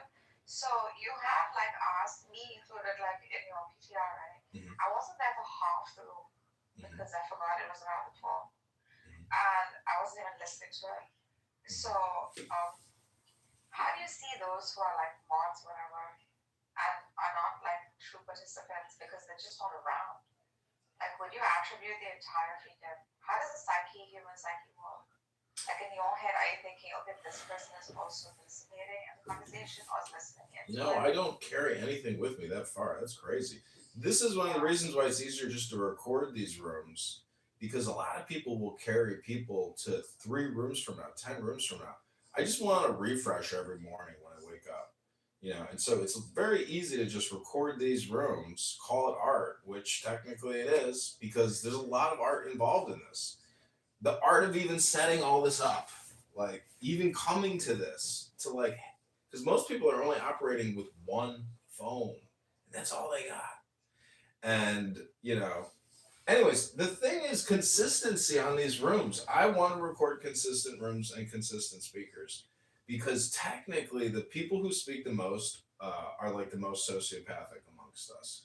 And this app is a perfect place to do observation of the human personality and psychological and character, So it's fucking awesome in my opinion. There's X isn't even close to as good as this because this is a much like closer community, and the platform itself is better than X. So to me, most organizations are missing out on this opportunity to test communication here.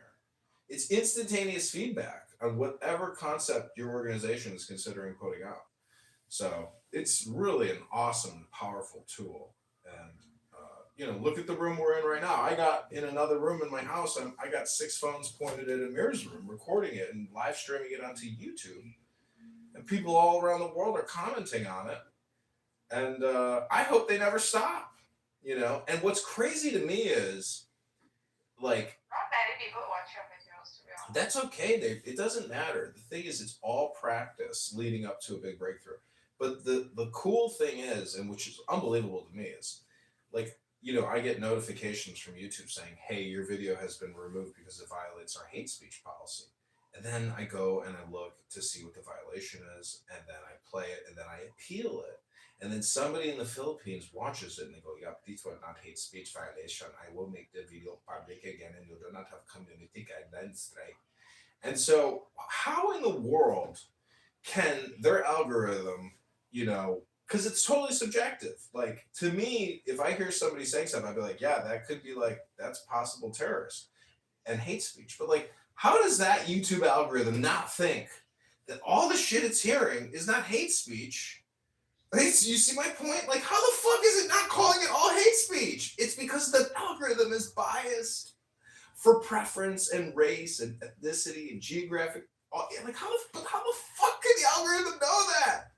It's unbelievable. So it's totally biased, and as a white heterosexual Christian American male, I'm just wondering, how does it know what I'm saying, is considered hate speech or not hate speech? Because clearly, almost like 99.9% of everything I say is not hate speech. But how in the world, like, what are the words? What are the phrases? What's the intonations? Like, what kind of voodoo do I do, to trigger it? But like, if I can record Amir's room and it's a complainium of people hating on the Israelis and the Zionists and the Jews and the Ashkenazi causers and all this shit, like, how the fuck does it not label that? So, censorship is real because the problem with the radical, mind is that it just knows no limits. And we have to focus our minds. And those types of rooms, in my opinion, are indicative of people who don't know how to meditate, don't know how to control their bubble, and they are a victim of chance and fortune as opposed to, getting ahead of it and being a little quicker and being able to modify their destiny. That's why I asked you, like, how do you know that? Because a lot of these people sit here and they'll either get into rhetoric or they'll read up something, or they'll try to find an article, or they'll ask you to cite a source. I mean, even though their mind's not clear, constantly meditating on this proposition you want to prove to be true, and then present your case and evidence for it. I mean, it's actually thrilling to get the chance and opportunity to test your intellect against other people. I think a lot of Democrats and Republicans, for an example, want to be able to debate themselves in spaces like this to test their knowledge and see what works and what doesn't. I just think perhaps people get a little too ahead of themselves and they buckle down a little too hard. And they have a bias, and some people get tunnel vision and they get kind of stuck in bad habits. I'll watch philosophers do this all the time. Good philosophers, there's better philosophers than me, but I can point out flaws in their logic or issues, and they'll just be perplexed, and it just boils down to personal incredulity. I don't want to believe that because my feelings won't allow me to. Yeah, I have seen that. But you can reach a state of mind where you can totally drop that sort of personal, I mean, not totally, but to a large extent. And I think that's what I do in these rooms. Like, I can truly look at it from, if I get into the mode, I can see the whole thing quite unbiased. However, if I go into like the Iranian rooms, something in me like brings up memories of, I don't know, childhood. Like there's some connection there that I know I am not being completely unbiased. That's why I don't speak in those rooms. But when I know that I'm ready to be unbiased or objective, then yeah, no matter what the room title is or no matter how heated the conversation is, I think I try to insert objectivity into spaces so that truth can be, I don't know, found no matter what the conversation is. It's almost like a reflex knee-jerk reaction for me. So I look at the other side too. And then in some spaces I'll get like confrontation. Like, oh wow, you're not on our side. And that's fine. I don't have to be on your side. Well, I thought the whole point of like religion or let's say politics or anything that's like dealing with some, you know, human, like whatever the case may be, it's like people are trying to come together and figure these things out, and that's kind of the point of it, to suspend. They're not, Rico. They're not. They're coming to big guys. They're assholes. Like, it's really sick. They just hold one opinion. Very few of us, I think, on this app actually want to philosophize or be objective about the world. No matter what on the topic. Well, it's not just about being objective. I can agree to that. I mean, a lot of times, like, that's why I often don't start with, I mean, that's why I'll just grant somebody their presuppositions and say, well, I'll grant it, fuck it, and now let's see how it aligns up with my worldview and how you account from there.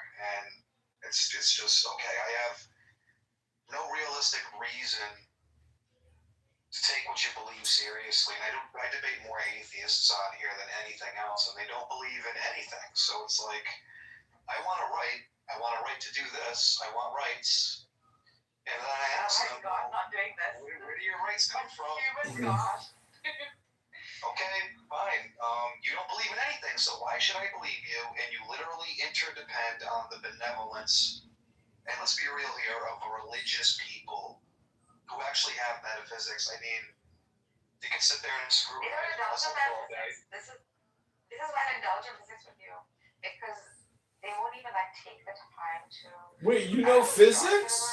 You know physics? Give me the equation for velocity. Not physics, metaphysics. Oh, well, you know, physics is like metaphysics, and metaphysics is like physics. No, there are things that undergird like metaphysics that are like purely conceptual that we can't even like, let's say, like test for.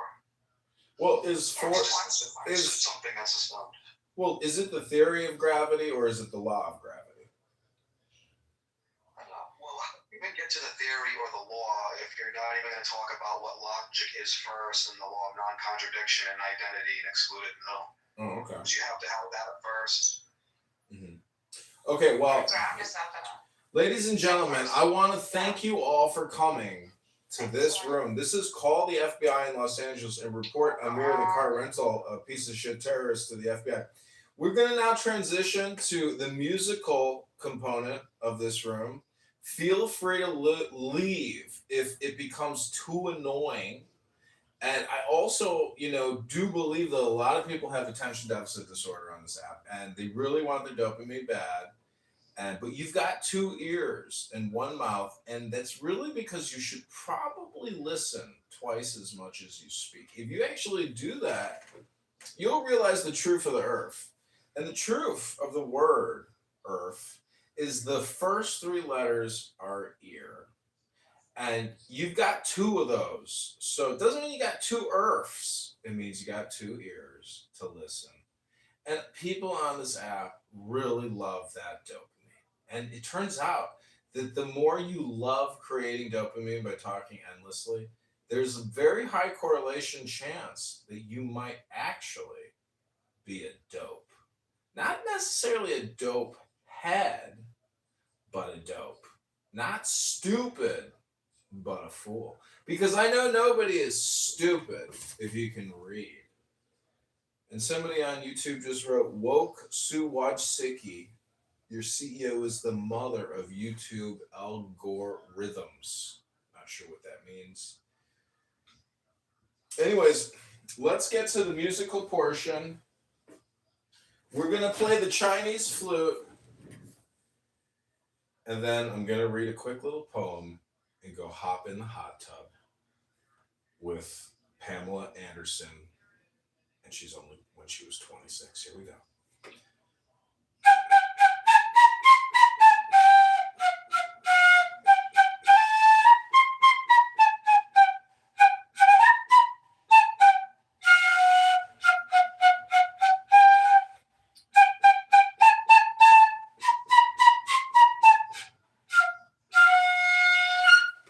Never had one lesson.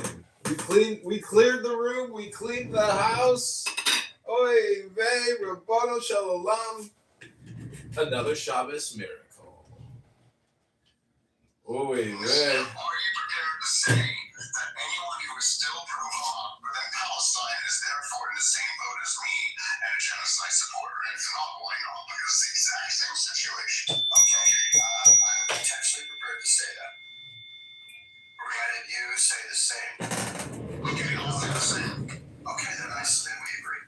So then, what do you say to the people who are pro-Hamas in Palestine in order to convince them to not have these views anymore? It's a loaded question. Well, they're clearly the wrong views. You deserve better leadership.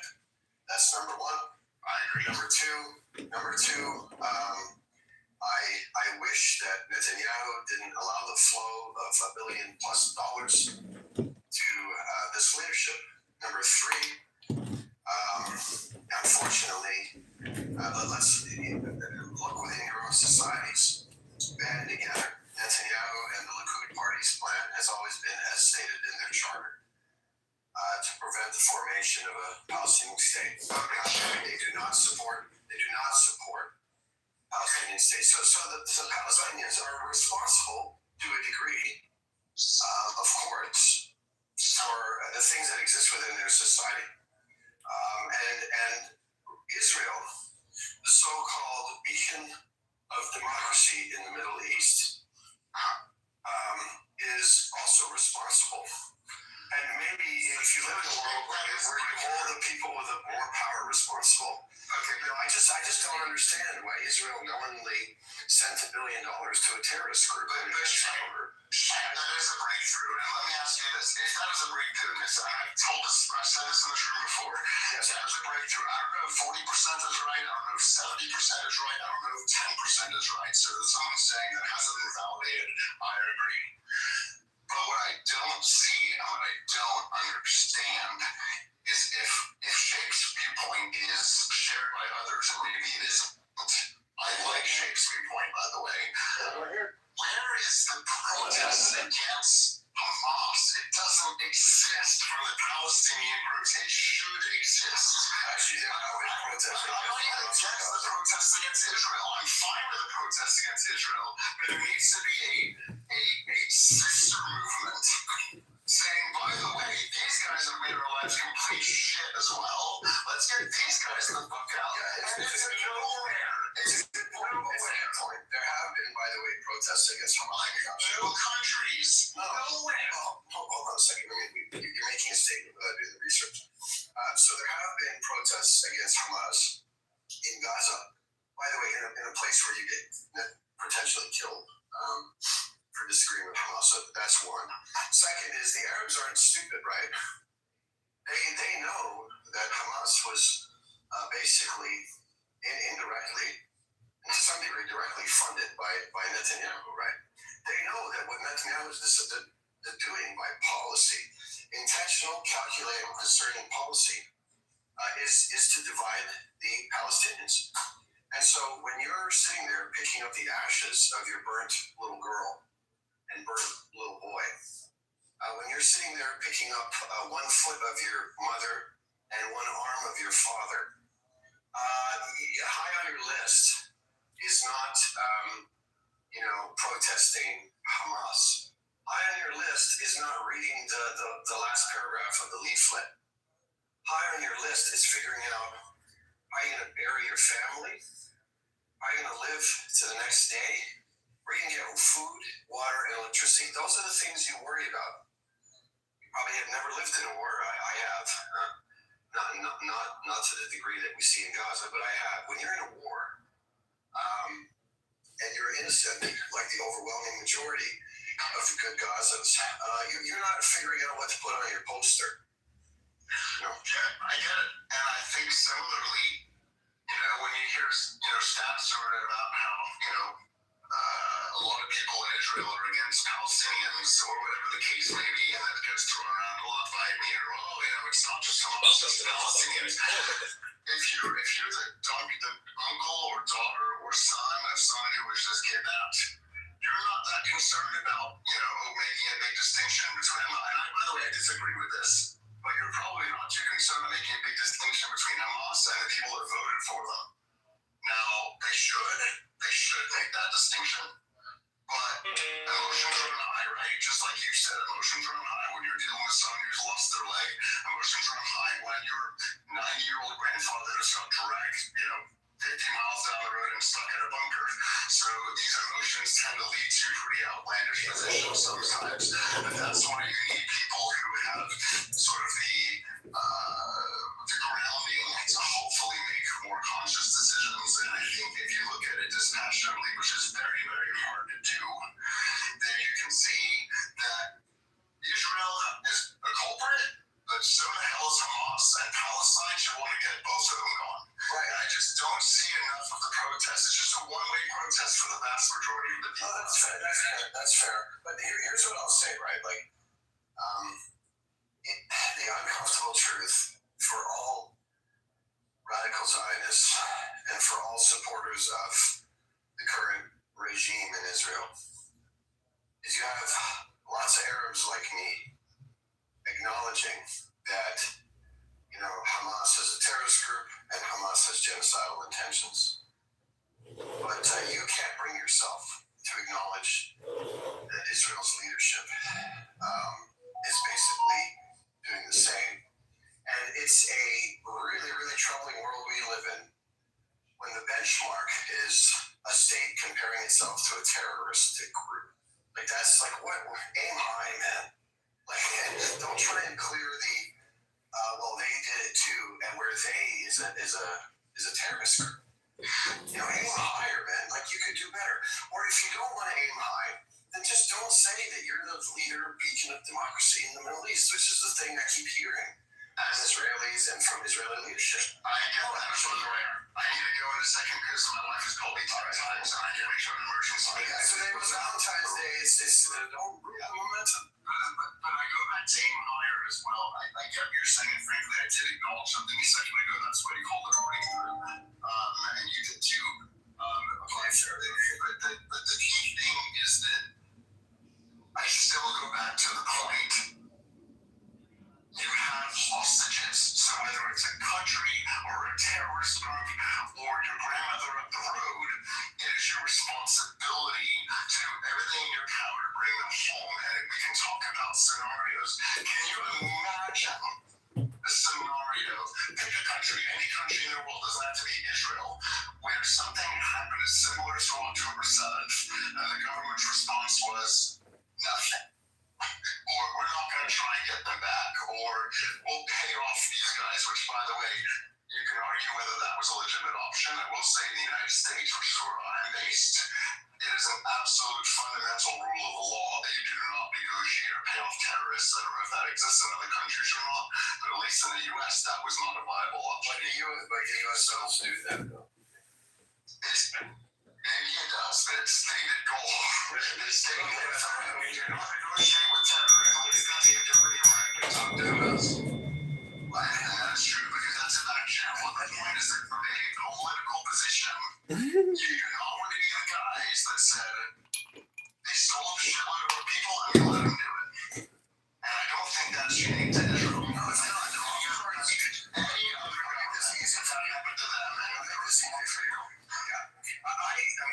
Thankfully, I wasn't one of those ones that was surprised how Israel responded. I was like you, I'm like, they are what they say they are, right? When it comes to military use, right? So, and it was they were forced to. They were definitely forced to respond militarily, right? There's no debate there. It can be completely irrational to say, well, maybe they'll just hold peace talks. No, they're going to respond. They're going to respond with force, and they were baited into it. Now, what I was a little surprised at was how fast and loose Israeli officials were with genocidal statements. I mean, that was shocking to me, actually. What I was a little surprised at was the insistent, intentional starvation policy. I mean, they literally waited till people looked like skin and bones. I mean, that's just crazy to me. And it's a good reminder that even in 2026, we can go back to our savage ways, That just shocked. And I was equally shocked at the savagery that Hamas conducted. I was disgusted by it. I was shocked. Hamas are a resistance group. I don't give a shit what Zionists have to say. Everybody is entitled to their fucking opinion. Hamas are a resistant organization. If Hamas did not exist, you would have filth like Mark, who love fucking shit. I want to body fucking white bitch. I think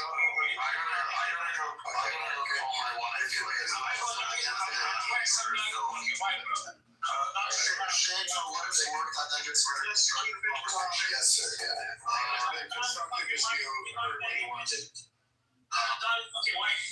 I'll see you later, guys. Take care.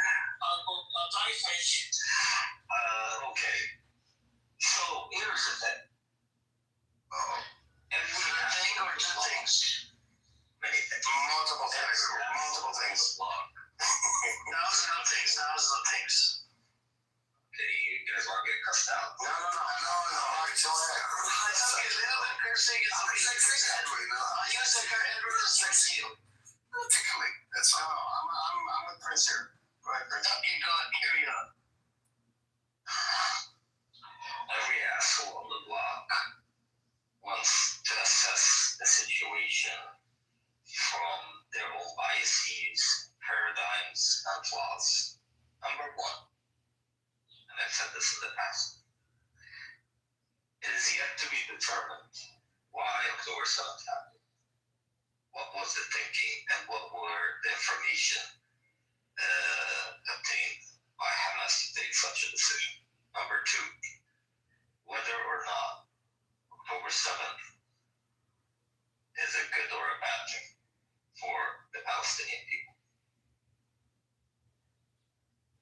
Things are measured by their outcomes, and these outcomes are yet to be determined. Pragmatically speaking, aside from emotions and everything that has occurred, it is not the case. We don't know if they knew what they were getting into. We don't know if they had to do despite what they're getting. But all of this will be uncovered with time. And nobody ever tells a person who is defending himself, why did you do it? You escalated the situation. It's called self-defense for a reason, and October 7th was an act of self-defense, not an act of aggression. Because there is an occupation, and there is a siege. But everybody is so clear, the evidence. No, I'm just saying, Mike is so clear, like loud and crispy clear. Go on. I'm done.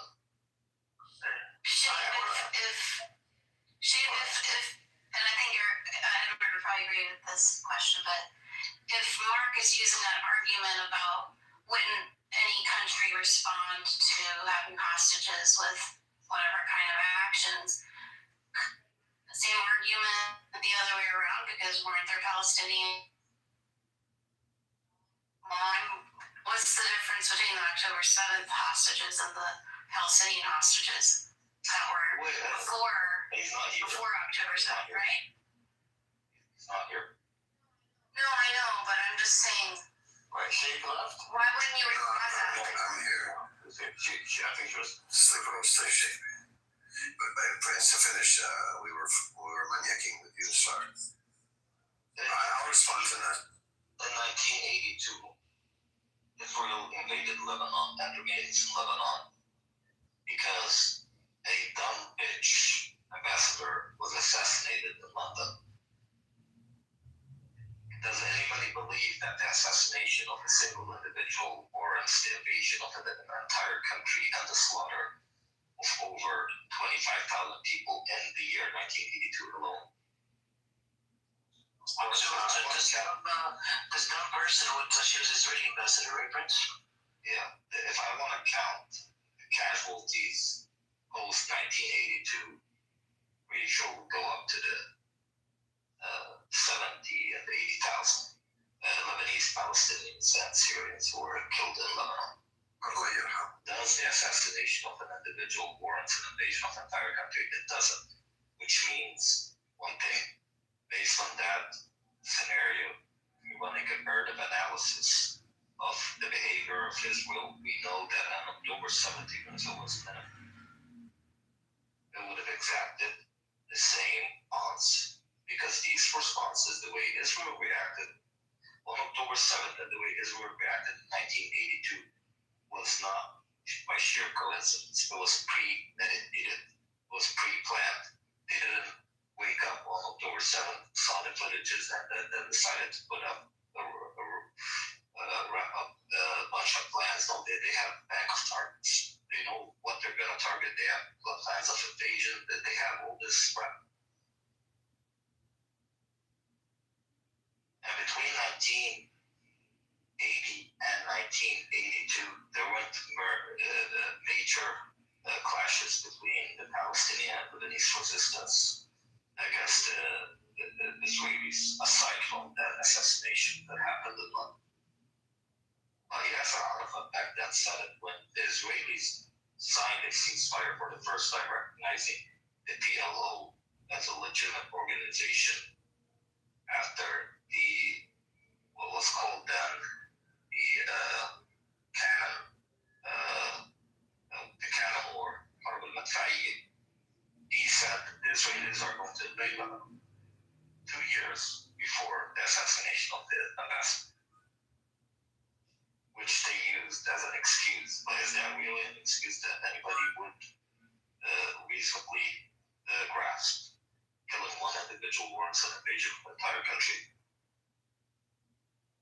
No. And even if the ambassador was not killed, is it really difficult for them to cause a false flag attack?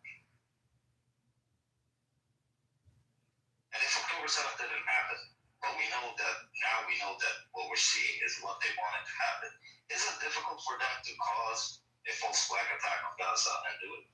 No, very easy. Then everybody needs to shut the fuck up and especially after they gave them $1 billion. About the brave men sacrificing not only themselves but also their families in the process for honor when you have no honor.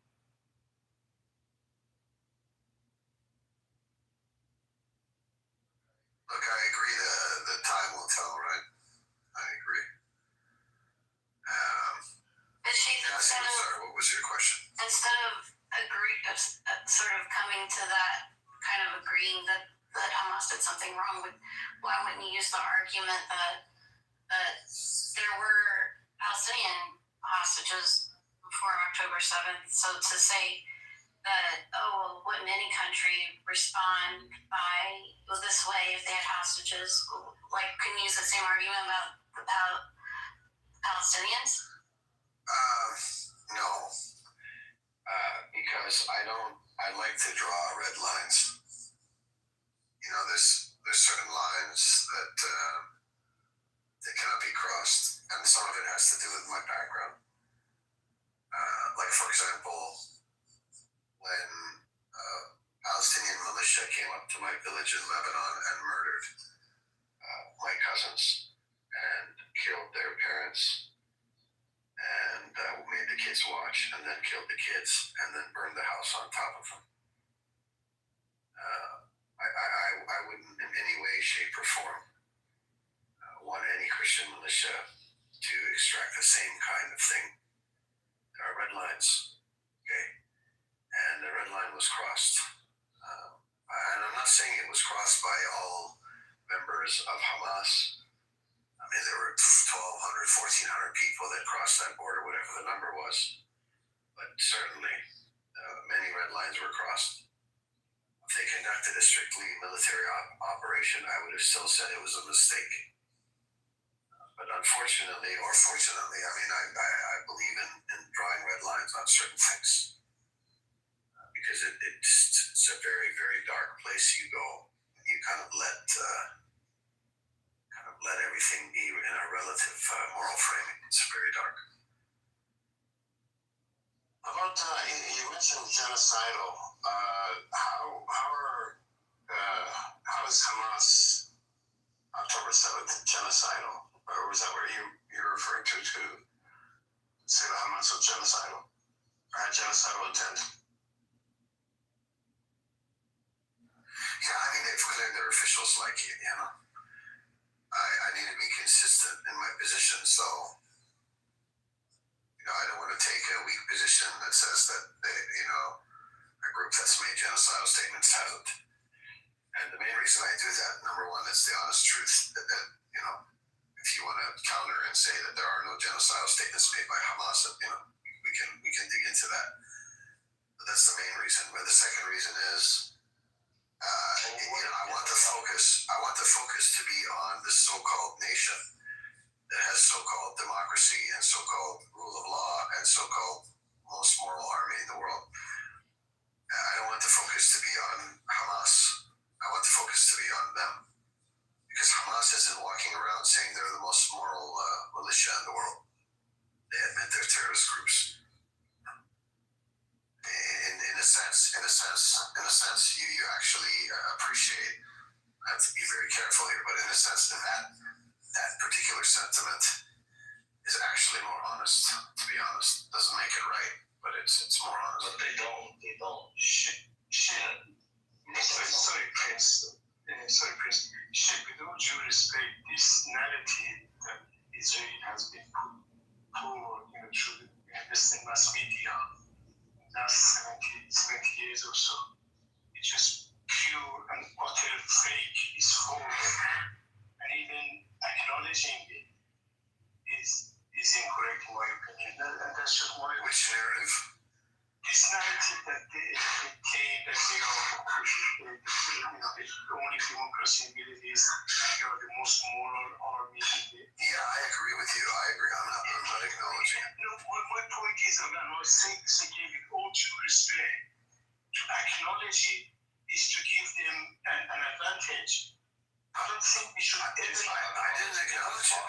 I'm not yet. No, I'm saying to actually base your debate and argument based on their narrative is wrong. That's just what I'm saying. Why? With all due respect, why? I think you misunderstood me, and I don't know if we have time to dive into the misunderstanding. And we can.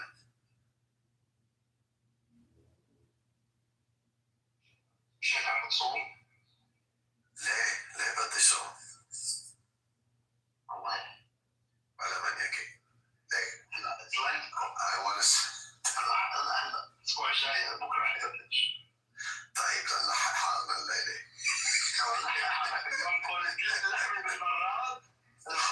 خيي بدنيك اختر بالراد.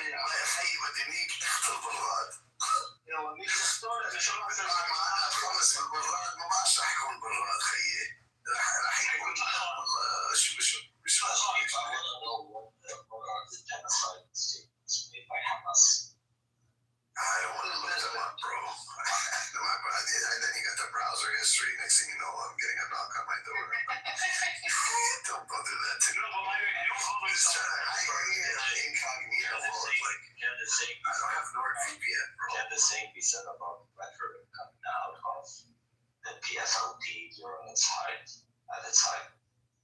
he said that they were genocidal. I have to study what they said.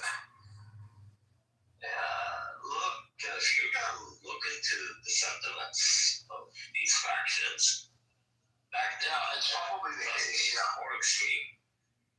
Yeah, it's probably the case. And they were, I wouldn't categorize them as being genocidal, either one of those groups. Because the rhetoric is geared towards the state as a structure and its compliances, such as the IDF. I believe Hamas. No. EFLB targeted Jews in Europe. Zionist Jews in Europe that were not Israel. But you're kind of making the same. But that doesn't mean they were My Prince, خلينا نبلش بالبنية listen, that's okay. No. No, but I تفهم how I was debating Mark. You have to pay attention. No, I wasn't here for that. Okay. So I knew he was going to try and take the position once I cornered him, that he was going to try and find quotes that suggest that the Prime Minister, Netanyahu, was just targeting Hamas. Okay. So I had to form my position that shows that one genocidal statement makes you a genocidal maniac. Right. Okay. So I wanted to neutralize the nuance and then call him out for being nuanced about something as murderous as a genocide. So anyway, that's why I did. There's a little prince in me in that moment, you know. I see you. What you do, you set the traps and you wait for them. The problem, and not with you lurking in the bushes. I feel like, and this is not directed to you, Sheikh, at all, that the word genocide or genocidal as a adjective, it's being used in society now as a matter of fact term to describe a lot of things. It's, I don't know, it's losing its potency a little bit because I'm even I read science fiction, and the current science fiction has been written in late 2024 and in 2025. Characters are making comments over something that doesn't taste very good, or this is a genocide, or this is a war crime, and things like this. And it's becoming a part of our vocabulary to say it. It's, so now people are confused. What is a genocide? Yeah, you're right. You have Mark using these random definitions. That's why, to be honest, at the beginning I was very, very ignorant what a genocide actually was. I was in the early days was like, well, no, there's not a genocide, because I was using this kind of, to your point, this ignorant colloquial definition. And then when I read the article too, I was like, oh fuck, man, got a problem here. Obviously, there was a problem. I mean, the 70,000 dead civilians was the problem, but I was no longer conflicted about whether there was a genocide. All you have to do is read the Article 2 definition. By the way, when are these guys gonna fucking rule on is that case still open? Yeah, every couple of years. What's taking so long? Because they have to gather a massive amount of evidence. Because it's not just evidence in Gaza. They have to gather evidence of policies and systems. It's probably gonna turn into the Armenian genocide, where fucking 100 years goes by and we're still, not fully acknowledging. Why? I don't know. I should look that up. Why they haven't acknowledged that as a genocide? I remember looking that up. And there's a technicality or something. I'm not sure. I think I heard that Israel was also low key trying to subdue the acknowledgement, which is crazy to me. No, they acknowledge it whenever they get mad at Turkey.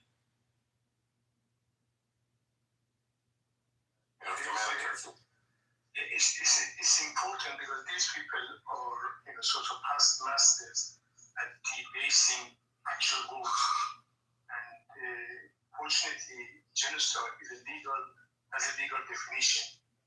That's, when you, with intent, try to annihilate a group that shares a common denominator, essentially. So each and every time, if somebody misunderstands or tries to debase the word itself, I think it's important for people who know to give the legal definition as quickly as possible, so that it is registered within that is not an ordinary word. It's a legal expression, essentially. And also, I believe when we are debating an issue with these people, we should call them out every time they try to debase certain expressions, certain words, and so on and so forth. Try to normalize, a horror behind debasing a word. You see, that's quite. I agree. I think that's quite important. By the way, according to ChatGPT, Israel still has not acknowledged the Armenian genocide, which is fucking crazy to me. Okay, I have the answer to the Armenian genocide. What's that? It happened before 1948, before the UN even. Before the Commission. No, yes, but you can go back on that. Yes, it happened in 1915 to 1917, and the Geneva Convention was 1948, and of course the UN was 1945. You can still go back, but you have to have another nation. You have to have a nation that was a part of the League of Nations sue in order to go back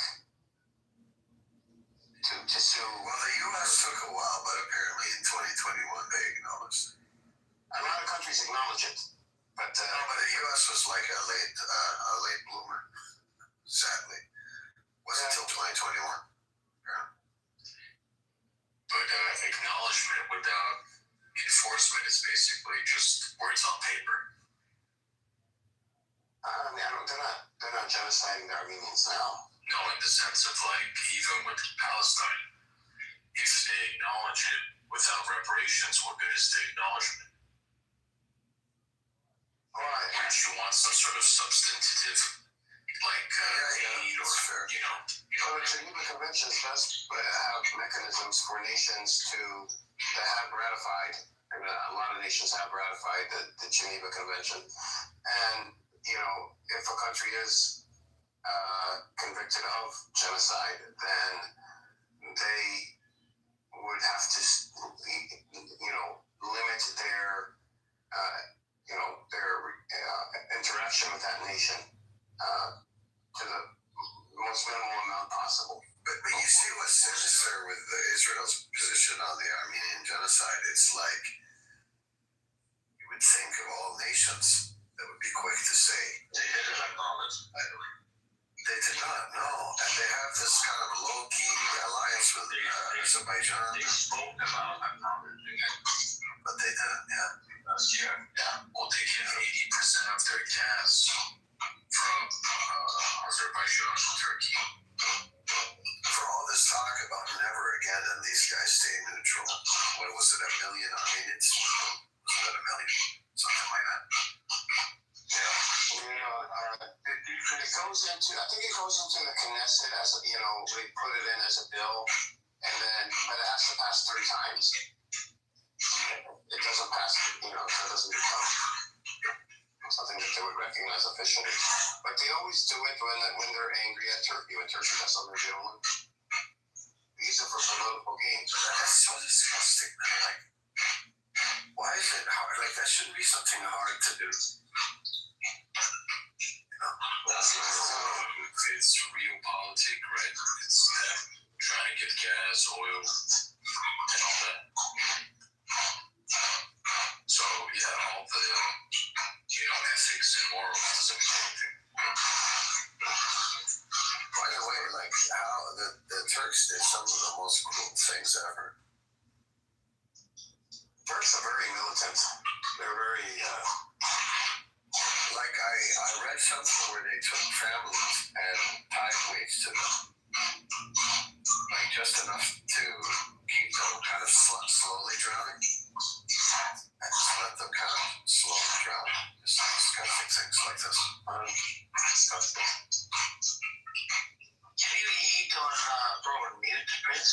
want to hear that shit. You kept complimenting his high definition audio, and now he's. No, I'm sorry. I wanted to ask you something, Shape. Do you remember the 714 room, right? What is it? Like yesterday's room? You were in America room? Yes. I was giving marriage advice, including marriage advice is not to be on Clubhouse on Valentine's Day. John Kitover, I got the clip of that room. Okay. All right. And all of a sudden, Bart comes on the stage and he's asking, "Are you a Muslim? Are you this?" to Emma. Are you Muslim Israeli? Are you Israeli Muslim? I'm Israeli Muslim? Yeah, like that's such a lady. Israeli Muslim. Bart is such a fucking piece of shit. First I found myself modded. I hate when I get modded, but I found myself modded. And you know what? I started having so much fun with it. You know how much fun it is to keep muting someone every time they talk? Well, I talked to Bay about that. He loves it. I kept muting the guy every single time. It was so. It's like you ever had an itch on your back? Daniel? Bart. Oh my gosh. You ever have an itch on your back and you finally scratch it? Like that sensation you get. That's what I was getting when he kept talking. I muted him over and over. Because you kind of hit it. Well, you gotta like go 2 menus in. And I just kept doing it. It was just so satisfying. I've never done it. What 2 menus? What's the menus? To mute someone individually?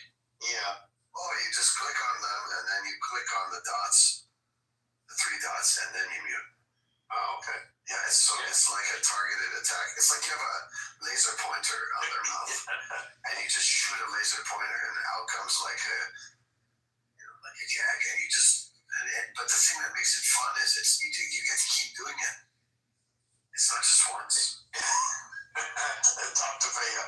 Tell her exactly what you said. She figured out the mute button too a couple of weeks ago on Brett, and she was having the time of her life. It was the targeted muting. I don't like the muting the whole room. Like that disrupts things. But you just keep muting one person over and over and over again. It's so good. Amir does it to Norm. Shape, they made it easy. By the way, Shape, Norm, the video is uploaded on my YouTube. I've seen. Yep, I'll put the link in the chat. See, this is the red line is my religion. So you come for that, that's it. That's the red line. I'll put the link in the chat. This is, you got 11 or 12 views. You're welcome to watch it. Oh, no, I'm here. You must have really pissed you off. I mean, to be fair, you warned him 3 times, you said. Watch, like, and comment, and subscribe to the channel. Shape. The problem was the first time you did it, okay. Second time you did it, third time you did it. And we're talking about Epstein. Nothing to do with religion. One of my comment about my religion. Had nothing to do with Epstein. I did not talk about Judaism. Right? And that's the red line. And I said, okay, let's play this, right? Last time I did him dirty as well with the clip that he's asking Danny for new photos and videos. I fucked him over. I mean, I just clicked on it. You have a fucking production now. You have a fucking. Yeah, he said you like it. That's professional. That's so professional. Very professional. So, guys, I put the link in the chat. This is Norman Green on this app. This is a fresh new room. He's welcome to come in and defend, and he can watch this show as well. I worked on it for a little bit, and you know how it is. We got to do it professional, man. No? I didn't realize that when I went to his room on Friday that he made me mod, and everybody was yelling at me, and I'm, doing my own thing. And Daniel wanted you to move that person down, but you didn't move the person down. Yeah, I'm like, and I don't, he didn't say, like he said, Edward, you gonna do something about this? What the fuck am I gonna do? Like, it's none of my business, I didn't know that was, he almost made me mod and then just went to bed. And so I moved him down. No, I did move him down. I almost kept moving him up, almost like the content. So finally I threw him out the room. Whoever that person was. Bro, it's just, I almost those rooms, it gets really crazy. Yeah, but I cook Daniel and Sergio really good. I put the link in the chat, Edward. Check it out.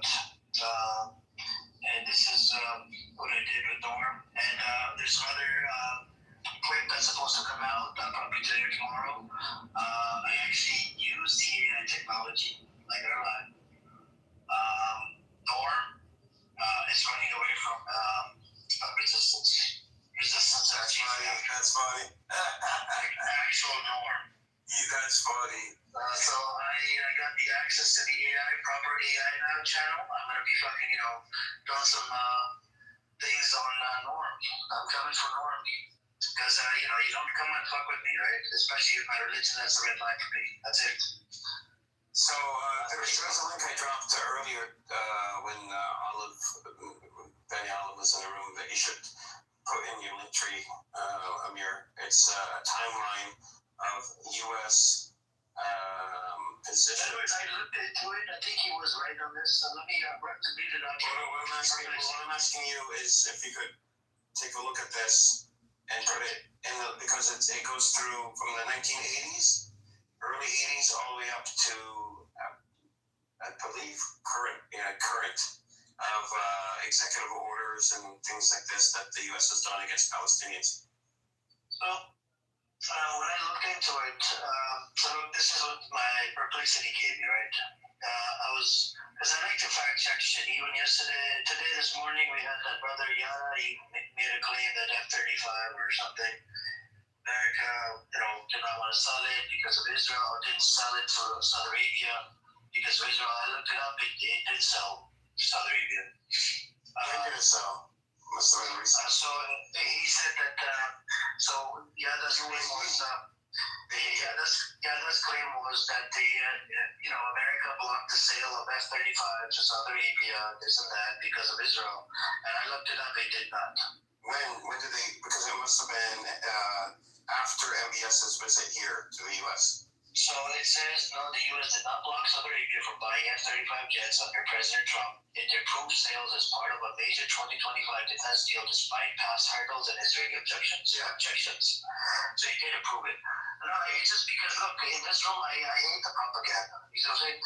We have people, bro, even yesterday, respect the Yana, right? But yesterday he made some claims and I had to freaking fact check it, bro. And that brother is a pro China taking over Taiwan. Okay. I'm 100% against China taking over Taiwan. No, I believe in the people, Edward. So the people, their survey is done. The things back and forth, the surveys are done. The surveys, a lot of people that live on that land, whether they're Chinese, Taiwanese, whatever you want to call them, they do not want to be part of China. So now, if they don't want to be part of China, then, we go with the people, right? What the people want. But if China owns that land, it's disputed. That's what the, online is saying. Yeah, so, Taiwan is not in the UN. The UN doesn't consider Taiwan a nation. I know, but the U.S. I think U.S. is just like Golden Alliance was working under the U.S. I think U.S. is sort of like trying to get in the way over there. U.S. should stay the fuck out of it, right? Let them deal with their own problems and let the people decide. So you were going to say that this Olive character was right about the U.S. I'll read it out to you what perplexity gave me. Okay, I'll read it out to you. When this bitch was here, a fucking cunt. And Prince, I got your back on this. You know what I said to him? I said, have you worked on the idea before? He got triggered and he started cursing me out. I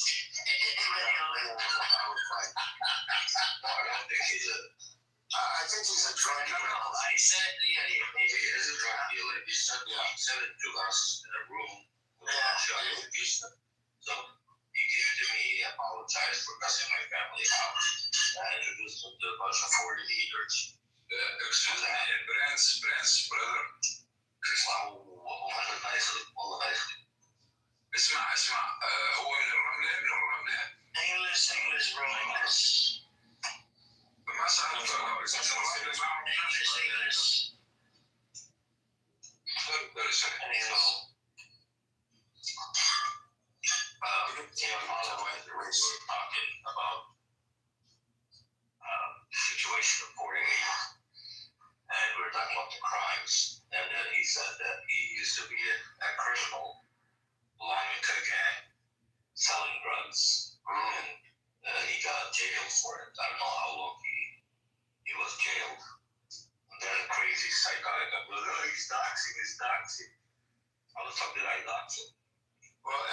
tell by the way he talks. Prince, be careful, almost those people who got educated from our brothers in 1948, the Palestinian who have the Israeli passport, always they are, I don't know, what you call this in the line, I don't know.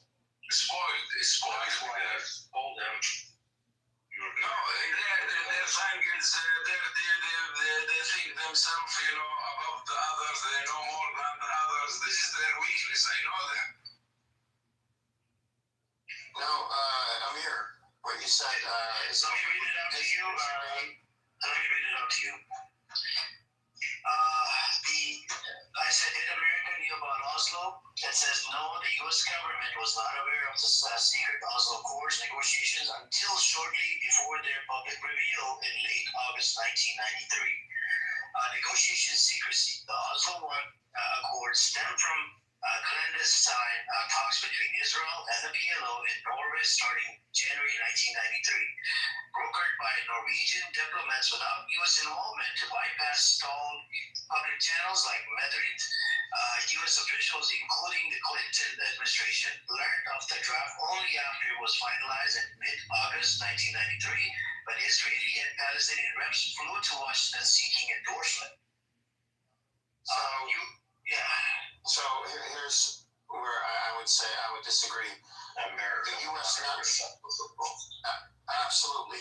The reason that the U.S. would deny it until it was signed is because Clinton was a brand new president in his first term in '92. So he couldn't risk anything. Not because of that. It is because of that. That's how politics work. That's how politics work here. Listen, please, Edward, please. It was, a preparation after Madrid meeting.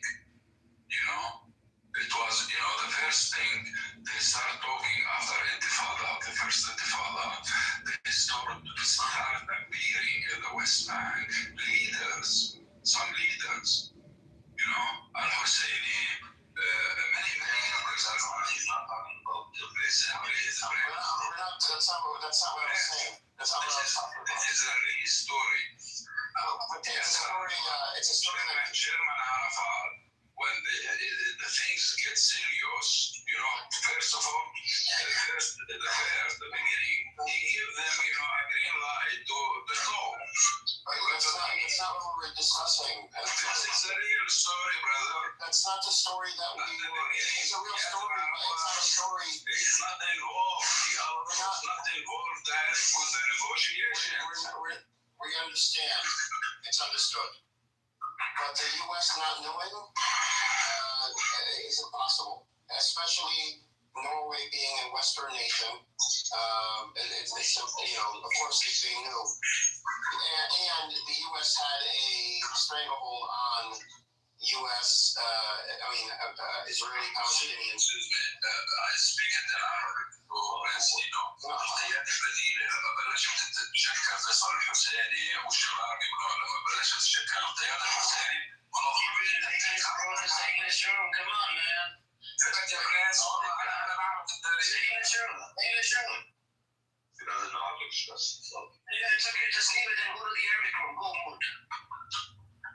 I don't like your fucking energy anyways. You like the booty clap for the Zionist comeback. You were booty clapping for Benny Oliver here. Fucking giving a thumbs up, heart symbol, and this and that. I'm like, what in the fucking world is that here? Very beautiful.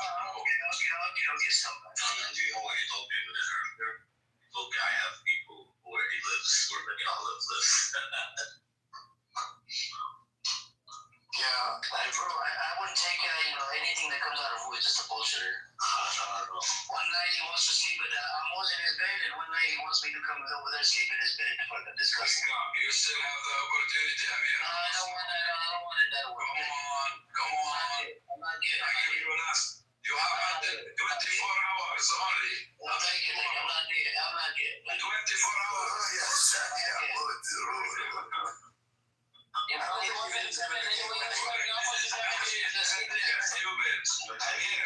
don't know. Just like we Arab, we do.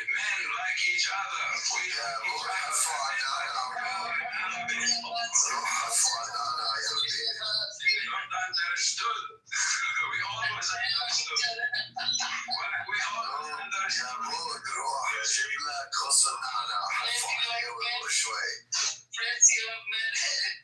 What's he? Is I don't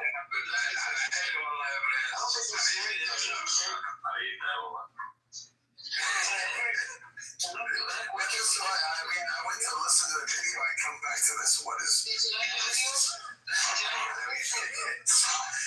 It's very. Did you like the introduction?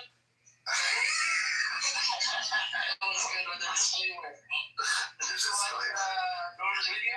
I watched those. It's in the chat. Check out.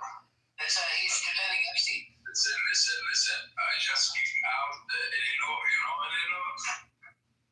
Oh. Illinois. What's Illinois? Amir. You know the Zionist. He's like Nora? Yeah. He had pictures with Jeffrey Epstein. Oh, Norm. No, I kick him out of my room now. I make him silly, you know?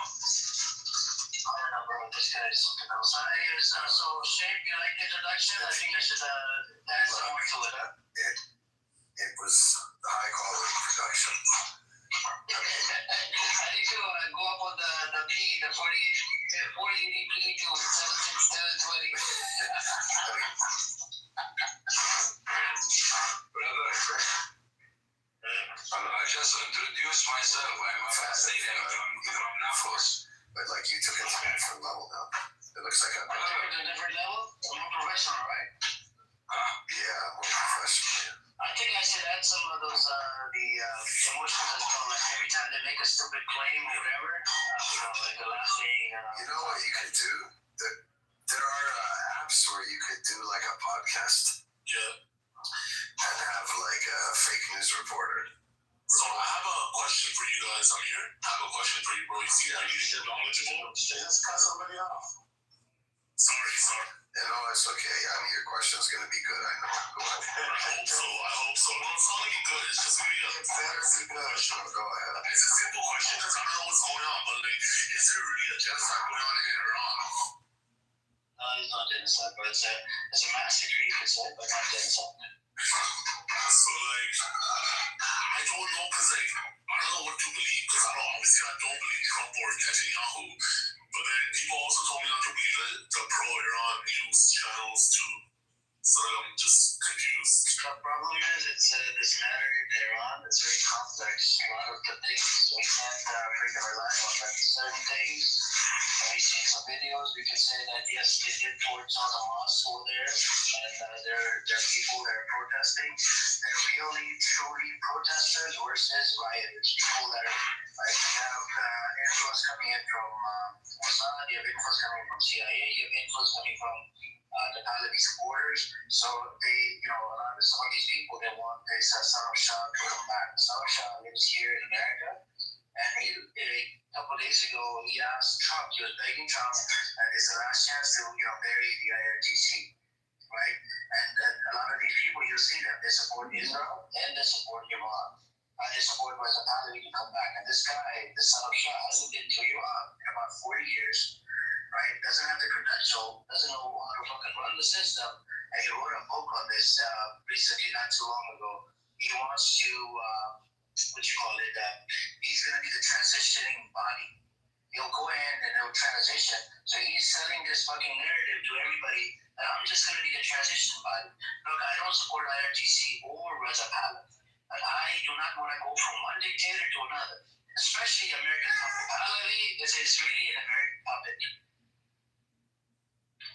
Obviously, I'm not for Israel, fuck Israel for life, but like, what I've heard was that once Islamic regime drops, there's going to be a lot of U.S. sanctions going to be removed.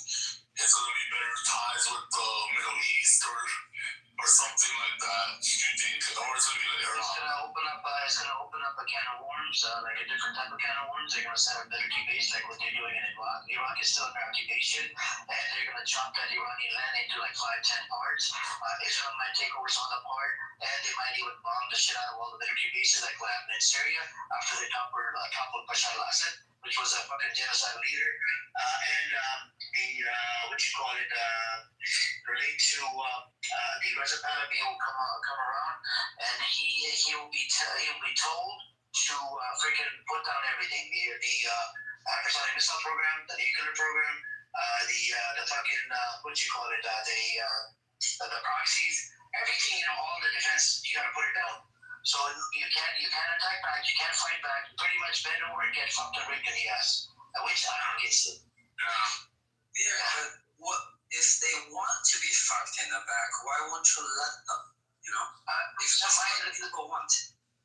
That's true. But the thing is, Tiger, my position is very strong, and I hate these people. So forget about that. The other thing that that bothers me is Islamophobia coming out of these disgusting people's mouth. You know what I'm saying? So much Islamophobia all over the internet. Just like you had that guy from your side, he was spouting a whole bunch of bullshit about Islam. I had to remove him out of the room. Lion, you want to say something? I mean, he's from China. Go on, Lion. You want to say something? It's not from China.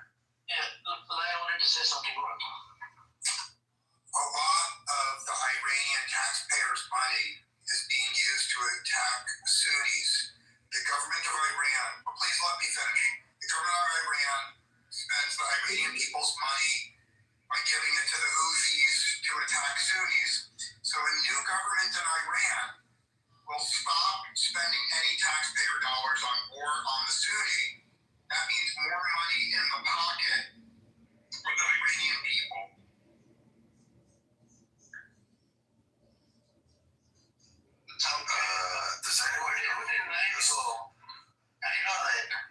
Does anyone know who the Sunnis are? Yeah, so Lion, by the way, I think your information is incorrect. Respectfully, I think you need to get your facts straight. I don't know where you get your facts. I know you buy into mainstream media bullshit, right? A lot of Americans have been indoctrinated. Some of the Americans are dumb retards. They're fucking dumbass motherfuckers. Don't have a clue what's happening in the Middle East. They just buy into mainstream media bullshit. They don't know the facts. When you actually look up the facts or you cross-check it with mainstream media and fucking even ChatGPT will tell you that what they're exploiting on fucking TV is all bullshit. Even Trump said it. It's fake news, fake news. At least get your facts straight, man, instead of making up bullshit. You come up on the stage, and this is why I hate fucking bullshitters. And some of the Americans I came across, dumb retards, man. Fucking dumbass motherfuckers. Don't know shit about the I'm just confused. That's why I asked the question, because I'm so confused, right? Because I have Persian friends. They told me not to look at the pro-Iran news, but then they also told me not to listen to Trump. I'm like, who are you listening to when it comes to the media, then where are you getting your information from? Nowadays, MJ, you gotta look at the Twitter, but the Twitter thing is you have to make sure to be careful because there's a bunch of AI shit as well, and verified with the news sources. The way I look at, I'll give you an example. So when I'm talking about Israel or Palestine, so I look at Times of Israel, I look at Haaretz, and I even look at Jerusalem Post, and then I look at the Palestinian sources as well. So I'll give you one example. This happened to me, a few months ago. There was one kid, they got arrested for throwing a rock at an IBM truck. Now, the Times of Israel report said that, yes, he threw a rock at the truck. That's why he got arrested. But coming from Palestinian sources, like his dad testimony, he said, no, that's not true. They're claiming this and that. Nothing happened, blah, blah, blah, and whatever. So then you got to find a common ground. So the truth is hidden somewhere in the middle. Like, put this and this together, and then you can probably say that, yeah, maybe there was something happened. That's why they arrested him. So my Persian friends told me not to trust this girl named Bushra Sheikh, which is probably, and they're talking so much shit about her. They're saying that she's a terrorist sympathizer. Who is she? She's a broadcaster, a podcaster, and she went to Iran to report on it, and then... Where is she on this app? She's on Twitter. She's very known for, she's very outspoken. Is she Iranian? She's Pakistani, but she's a very big reporter. Let me put it From the UK. Hold on. Which church Is is she from the UK? Is she Shia or Sunni? I have no idea, but she is Muslim. Bushra Sheikh. Just trying to find her profile. Send it. Oh, by the way, Amir, be careful. What you're doing is God's work. Amazing. I applaud you for that. But be careful because I read an article or something that some Mossad agents or some shit in your room. That was made up. Baby made it up. Did you see that posting? Did you see it? What the fuck? Yeah, bro, I got sent that in my DM saying, yo, be careful. What the fuck? Did you see the article here? Are you trolling? Did you see it? No, he must be trolling. I got sent the article. He's trolling, bro. He's trolling. I actually got sent the article, though. I'm gonna back check the picture. Actually, I've seen it. Can you imagine that the Mossad is fucking wasting their resources listening to our stupid banter, bro? It's actually a good distraction. Like, it's a good technique to have them. I'm not gonna lie, like, maybe I'm paranoid, maybe I'm doing this, but I feel like Ambrose, you're a good person. He spoke up for us. I feel like he's giving Mossad agent for some reason. I don't know why. Because like, how you live in Israel, but you're still standing up for being a Israel. You're getting Mossad vibes now. It's Mossad agent vibes, bro. The term we use in this room is that's a little Mossad-y. That's a little Mossad, you know what I mean? Because I don't understand. Because if you're anti-Zionist, bro, the first step you should do is get the hell out of Israel. She was born and raised over there, so look at it. Prior to 48, She's a Trojan horse, bro. That lived that coexisted Muslims and Christians on that land. Okay. And so they were Jews that there were certain Jews that were against establishment of this state called Israel. Okay. Yeah. And some people they went along with the Zionist narrative. And at one point, slowly, there's a small movement inside Israel that has become anti-Zionist. They want to coexist with Palestinians. So like they did prior to 1948. So she wants to coexist with the Palestinian. But she's half Arab and she's half, I don't know, I think maybe Mizrahi. She's half Arab. Yes, she's half Arab. You say you know what Mizrahis are, right? Yeah, Mizrahis are half Arab. They're Arab. Yeah, Mizrahis are Arabs. What's your background if you don't want me asking? I don't shit this because there's somebody that's streaming my room right now. You see that flower at the bottom? You see he's just streaming it directly on YouTube. Yeah, I live rent-free in a Zionist net. See the Zionist comeback? He was investigated by for the campaign fraud in one of the states. He was running for some mayor bullshit. I'm blocked by El Normal and Mr. Jeff from Clubhouse. How did you get so lucky? It's a badge of honor, I know. Because I posted this exact picture and they got offended. Okay, but here, if you see a Norm in any of the rooms, just save this link and give it to him. Tell him, why were you defending it? Someone told me that his wife isn't Epstein Files. El Normal's wife isn't Epstein Files. I don't know about that, but I put the link in the chat. You can save it and give it to Norm whenever you see it. Honestly, my honest intention was to have him clarify and obviously state. My evil intention was to expose him. No, dude, I didn't. This is fire. This is amazing. My honest intention, I literally, when you told me what he was doing, like basically defending directly and indirectly Epstein, I couldn't believe it. I'm like, no, I mean, he's not that kind of guy. And man, I was wrong, bro. Yeah, but Shane, I gave him so many chances to just simply clear the record. I told you. He refused. I wasn't even trying to trap him. I was just trying to have an honest discussion where I'm like, oh, come on, let's move on. You're a father. Like, we all know this is bad. Like, let's not tarnish his name. And he refused. He started saying, well, she was one day before her 18th birthday. My God. That was a lie. Anyways, Jim Bazir will what's up, Janip? Janip is here to try to protect the civil rep, called Norman Green. I put the video in the chat, Janip. I would like you to check it out. I don't think you were in the room. He was defending Epstein, and it's coming from World Affairs Forum production team. I wouldn't say protect.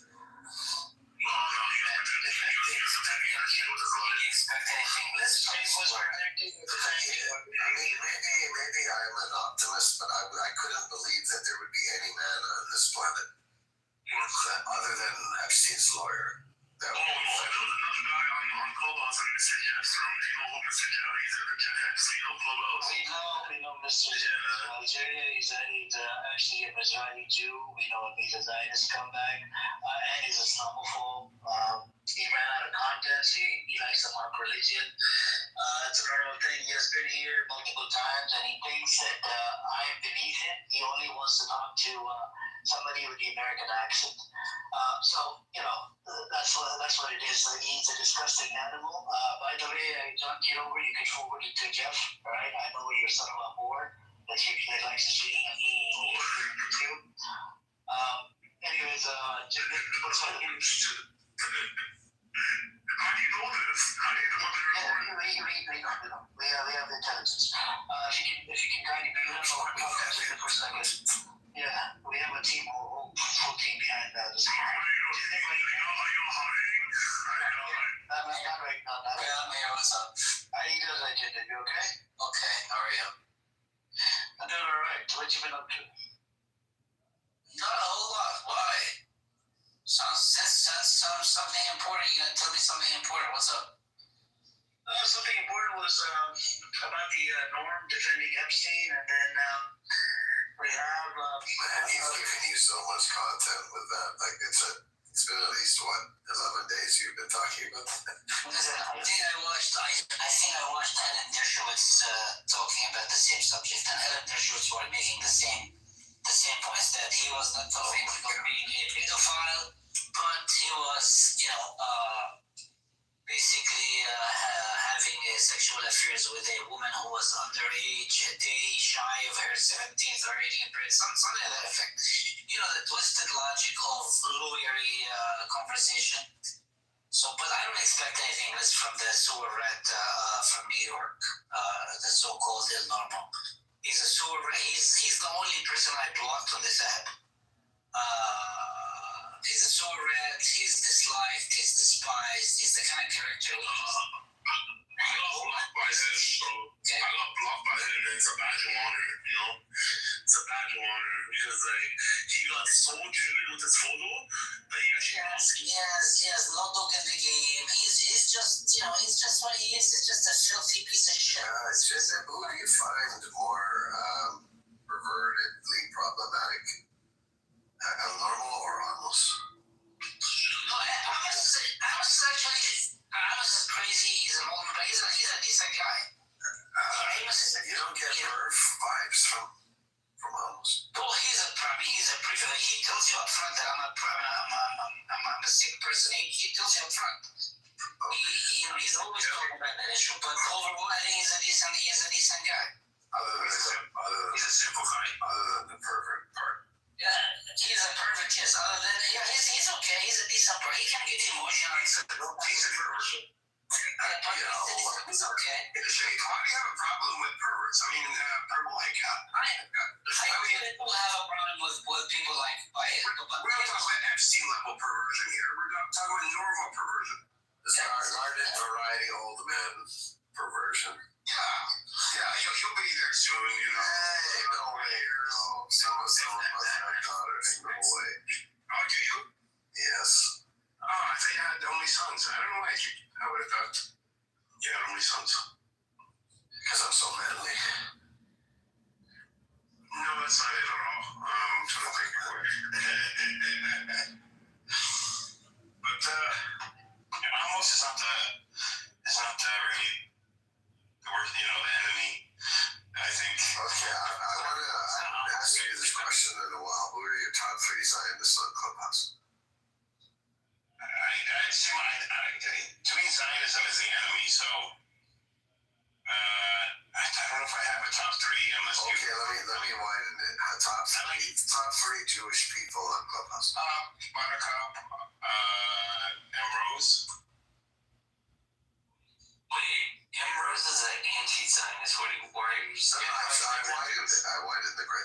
You said Jews.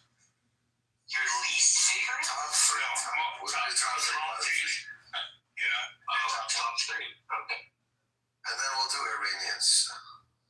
Although I don't think I know more than you, Taco. Taco is my number 3 Jew. I'm gonna put Wei Fan up there.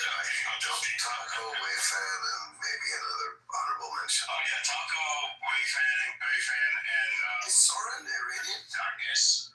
Soren. Oh, Nargis. Yeah, Nargis is up. Okay. Yeah. Please don't group me with those two guys. The Soren he's got a personality on him. I like his personality. Nice back. I would say Mozzie, Mozzie, of course. Nargis is a fusion people pleaser.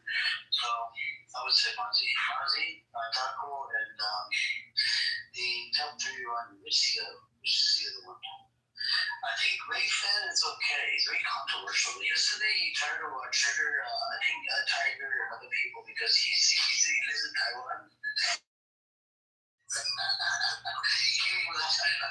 Well, Wei Fang is also, I think, a scientist.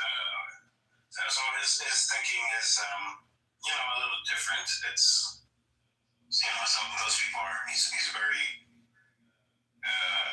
involved in computer science and things like this. I think it was computer science, so it might have been chemistry. So he's different. Okay. So your top 3 is Buttercup, Emrose, and Yigal Yaakov.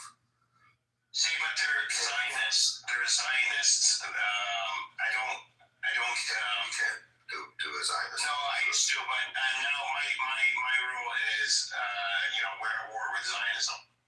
We were at war with Israelis or Israel, Palestinians, but now I believe that we are at war with Zionism. And if we can destroy Zionism, then, that would bring us to a peaceful solution for Palestinians.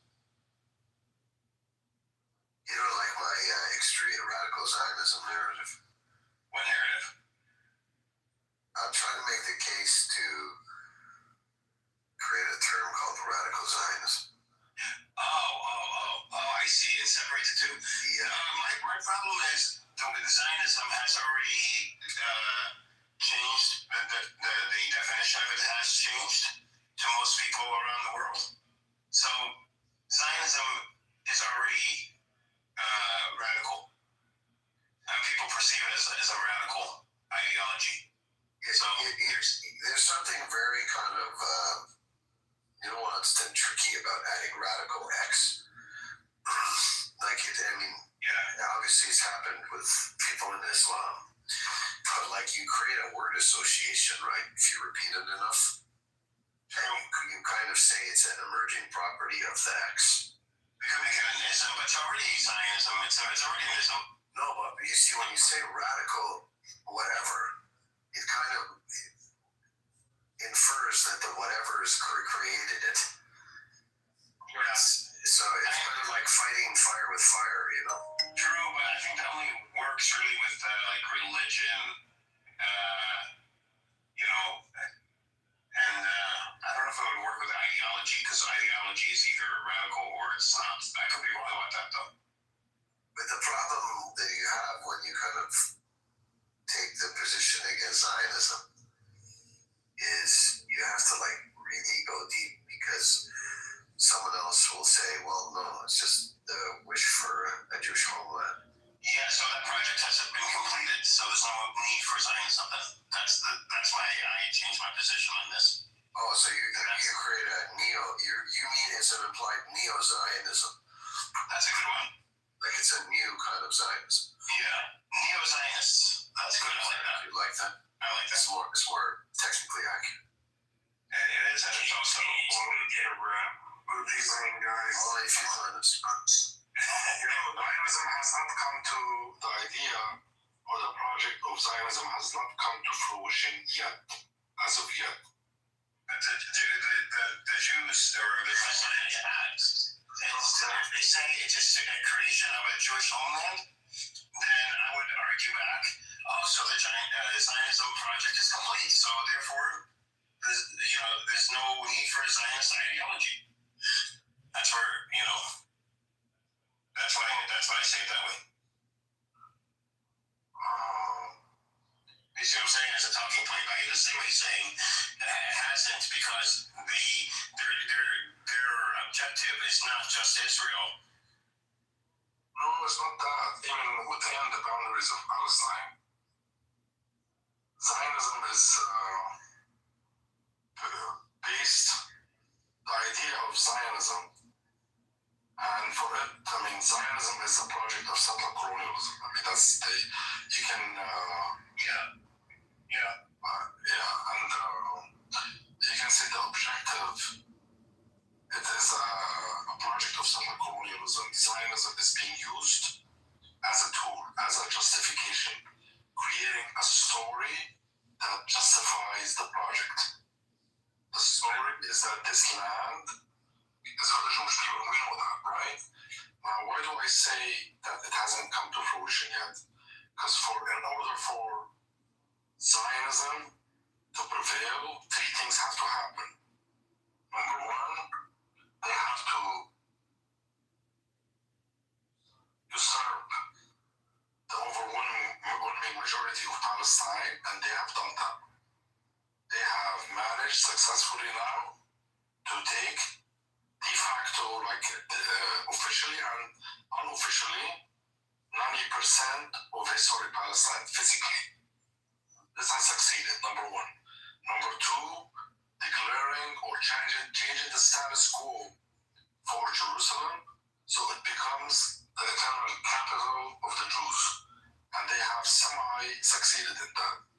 Number three is for Jews to be the overwhelming majority in the land between the river and the sea.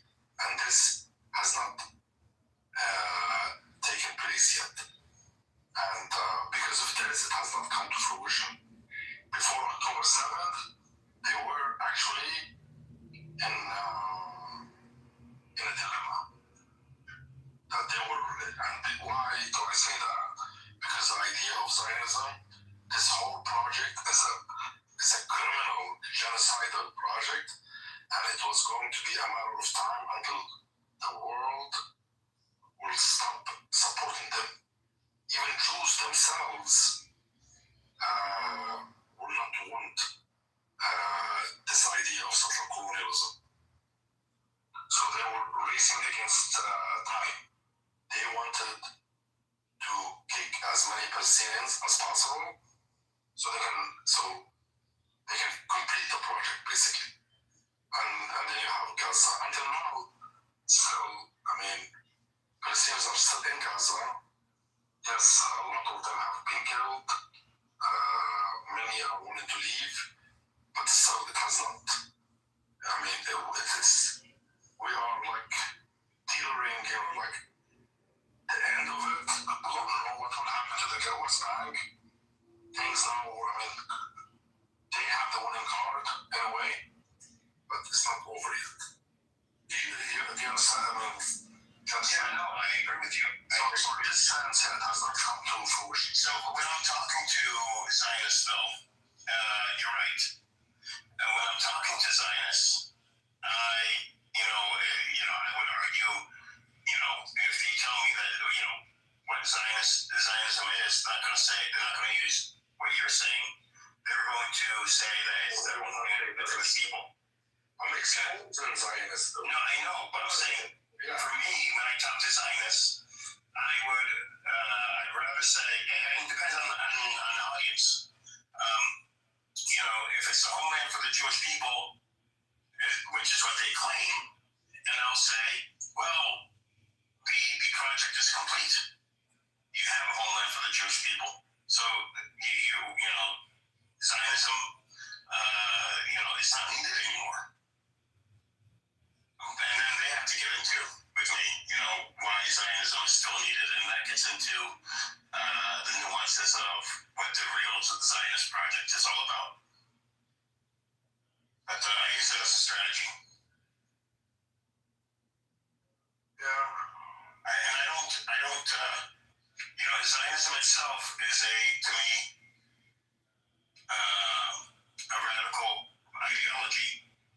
But using the word neo-Zionist, not radical, it is a criminal ideology. Not probably because radical is good, actually. A radical can be either way. I'm sure that an average person would say radical is genocidal ideology. The very idea of settler colonialism is genocidal. It's predicated on removing natives to make room for the settlers. It worked in the past, but now the world will frown upon this, even frown upon it. Even a lot of young Jews now will not accept that. If there is, I guarantee it, if there is peace inside Israel, give it a year or two, you will find a lot of Israelis standing against them. A lot of humans will not accept something like this. You know what I mean? Yeah. Also, separating the camps, Zionists and neo-Zionists, which I like that term because it's very negative here in the U.S. It's a very negative term. Also in Europe, I like neo-Nazis, I think if that narrative becomes prevalent, it would force Zionists to separate in terms of, okay, I'm not this kind of Zionist. I'm not a neo-Zionist. I'm, only a peaceful Zionist. I'm only, I believe in peaceful coexistence. It forces them into a box because they don't want to admit everything you just said. That's not something that Zionists are going to admit. Of course they're not. Of course they will not. At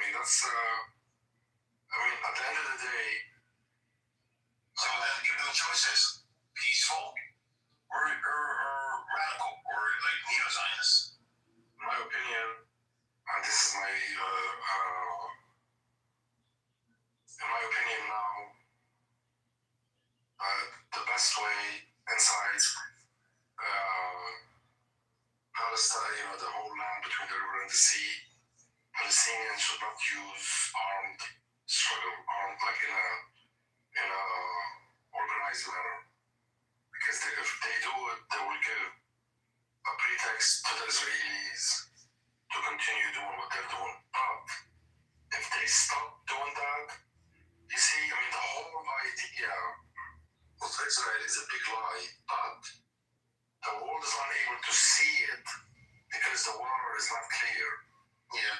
Because of all these, the noise. We have to clean up our, some of the traitors or something as well.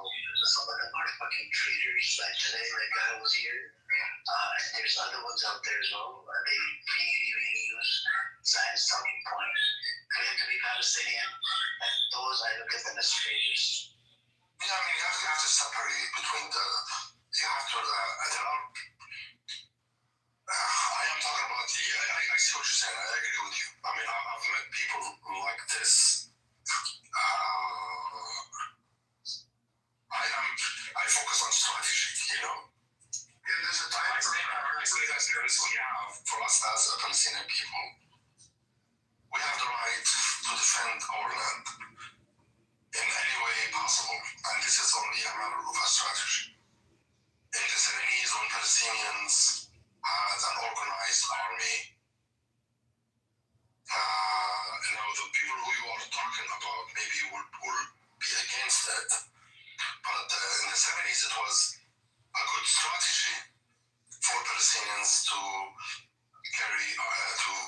fight using weapons, because it was more feasible. We had a sanctuary, a land, Lebanon. We had the people of Lebanon, majority of them supported, and not just supported, also were involved,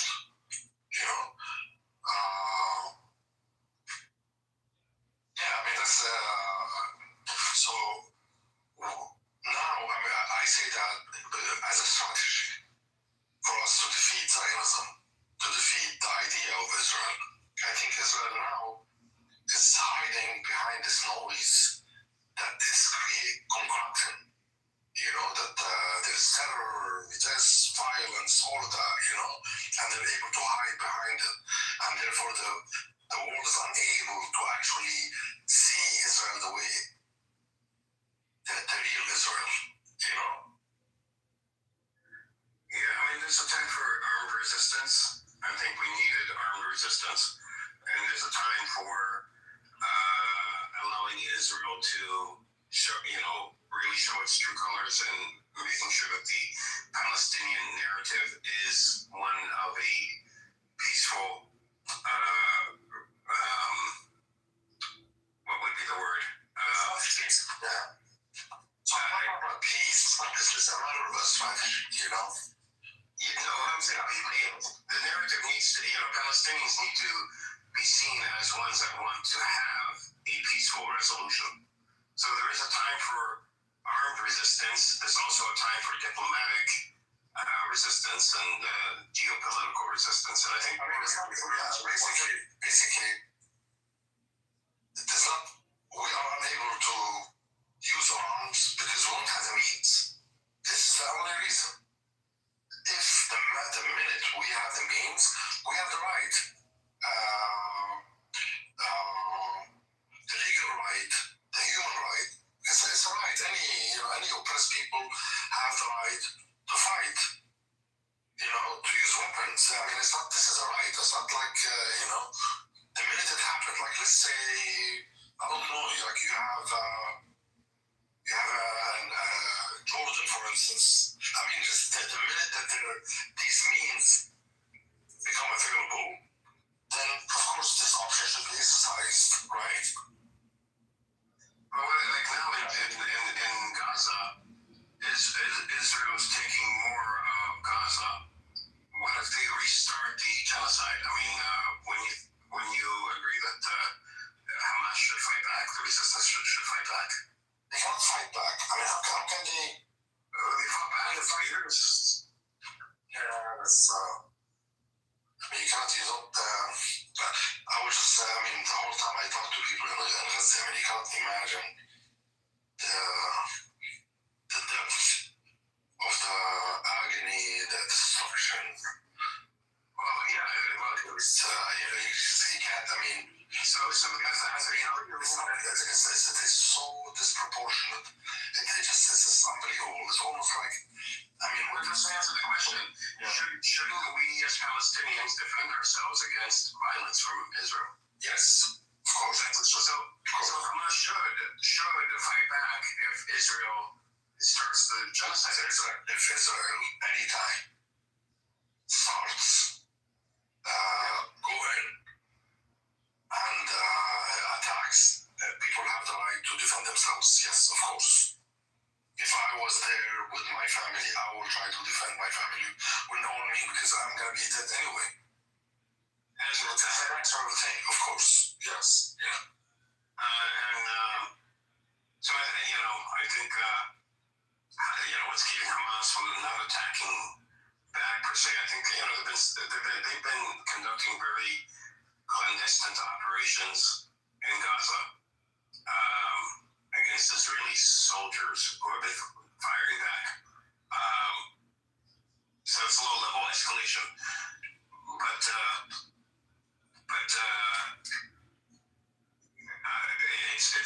a very fine line or rope that you're walking at this stage.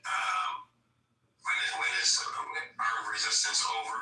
When is diplomatic resistance start? And they kind of both overlap sometimes. Yeah, but you have to. I mean, we have to be smart.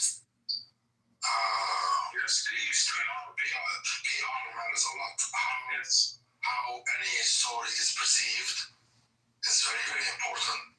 Perception is manufactured, it's not reality. There's a difference between perception and reality. Perception is something that is concocted. Let me give you an example. Back in 1982, when Israel was going to invade Lebanon, at the time, Ehud Barak was an army general. Sharon was the Minister of Defense. But see, I thought he was a colonel. No, Sharon was the Minister of Defense. And that's why they blamed him for the Sabran Jatila, if you remember. Right? This is why he was implicated here, because he was the Minister of Defense. I thought he was on the ground. Was he? He visited. No, he wasn't on the ground. He was the Minister of Defense, but he would go. And, he would visit, different times he would go and visit. And when Beirut, when Israelis entered Beirut, he went there a day before the massacre of Sabra and Shatila, for instance. He was there on the ground, for instance, So what Barak does, he writes a letter to Sharon, encouraging him and to attack Syria, to invade, to attack Syria. And in the letter, he is telling him, like, this is an opportune time for us now to attack Syria. But of course, how are we going to do it? Okay, now they have to manufacture, a perception. They say, well, we can engage in like small shelling, missiles here and there, and then something happens, and then we show the world that the United States, like Israel, has attacked us, and then this would, we will build excuses that will help us attack Syria. We should take that advantage of it. The point here is that they will not go into any war without creating a pretext, without setting up the perception, They will not do it, you see. And by the way, this letter was published in the Arts magazine, newspaper. It's a well-known document, basically. A letter was written for real by Ehud Barak to Sharon, and it shows you basically, the point again, sort of reiterating that Israel will always try, and not just Israel, any country will always look for a pretext before it commits a crime.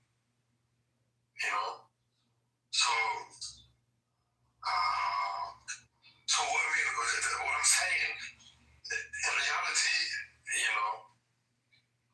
before engaging in any war, you want to see how are you going to stand up to this monster, because the world is not going to look at you as weak. The world is going to look at you as the same, like Israel. You know what I mean? Yeah, so, you better be prepared, basically, if you are going to go into war. Or otherwise, there will be consequences, deadly consequences. Almost like, yeah. What do you think of this Board of Peace meeting in D.C.? What do you think will come out of it? Any thoughts? To be honest with you, I don't watch daily news myself. It's supposed to be on the 19th. Yeah, I don't know. Actually, you can tell me. I'm not aware of it. All I know is the Board of Peace is supposed to have the first meeting on the 19th. Is this the technocratic... the Board of Peace. Oh, yeah. The one that Israel now became a member. Yes. Yeah. Seminar meeting? Yeah. We're supposed to have more information about how things are going to be done and, just more details.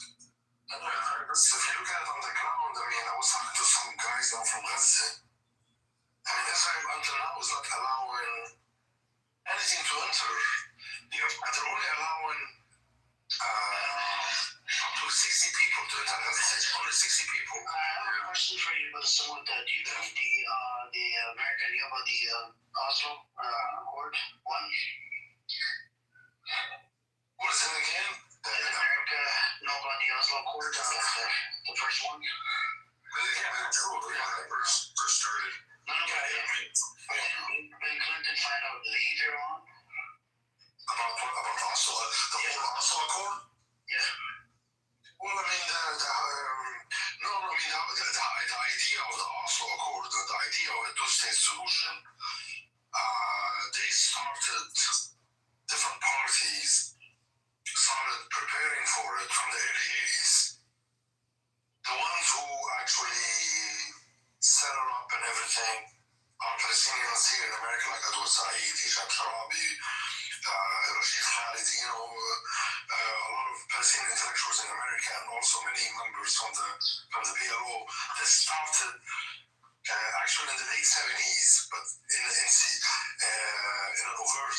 in secrecy. But then in the early 80s, it became almost known that they are preparing for it. Late 80s, and So no, I doubt that. Of course, the Americans knew about that. There is going to be a peaceful negotiation. I mean, Israel right after 1967, it opened the ground, you can say, for a quote-unquote peaceful negotiation over the areas that occupied in 1967. And it did one part of it with Egypt, and now we have Syria and Palestinians, right? I don't know, did that answer your question? I mean, I would be surprised that Bill Clinton wasn't aware of it.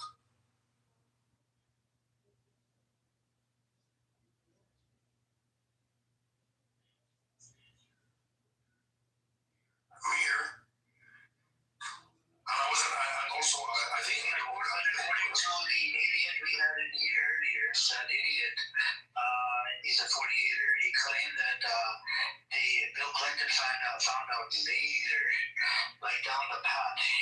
America wasn't aware of it. It was a secret. And then I looked up on the AI. The AI agrees with his narrative. No, you see, I mean, maybe part of it, okay. Like the actual, how the Oslo Accord, like how it was written, like the ones who actually sat down for the Oslo Accord, how it is going to be written, yes, could be take place behind closed doors.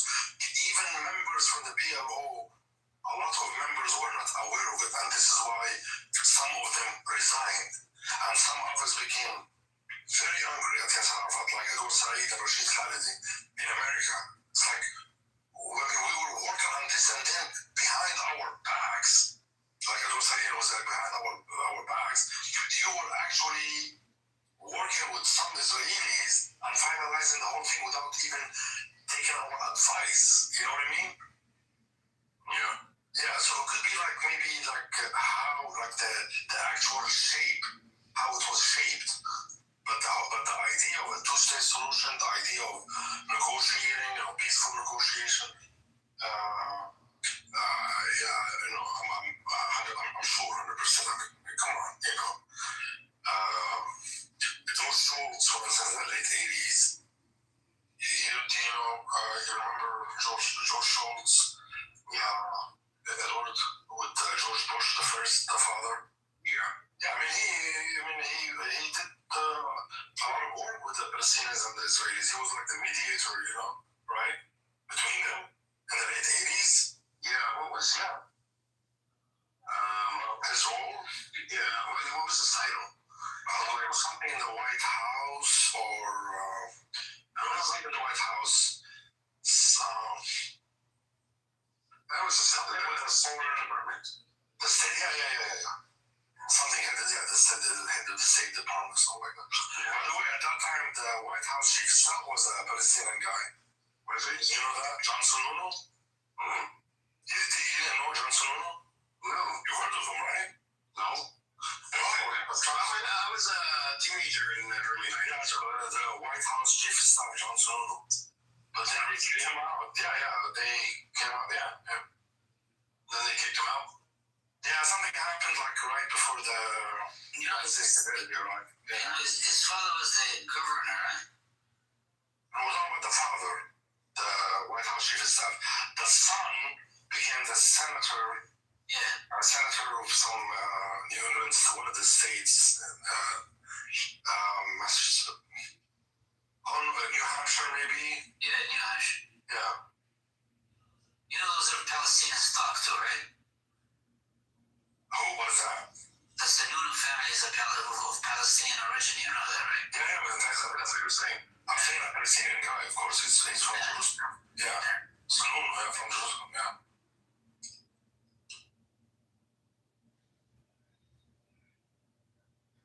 Yeah, Palestinians creep up everywhere.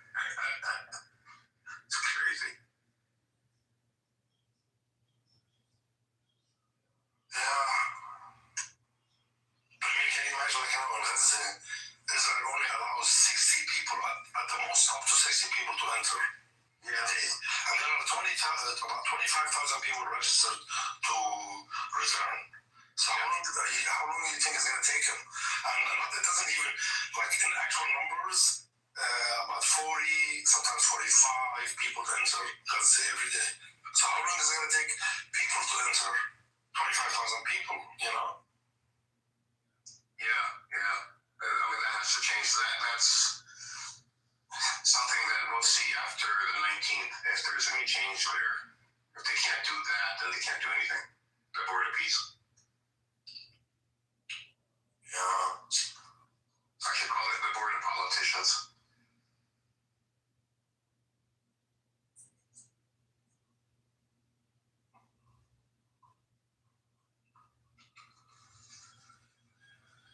Indonesia is set to bring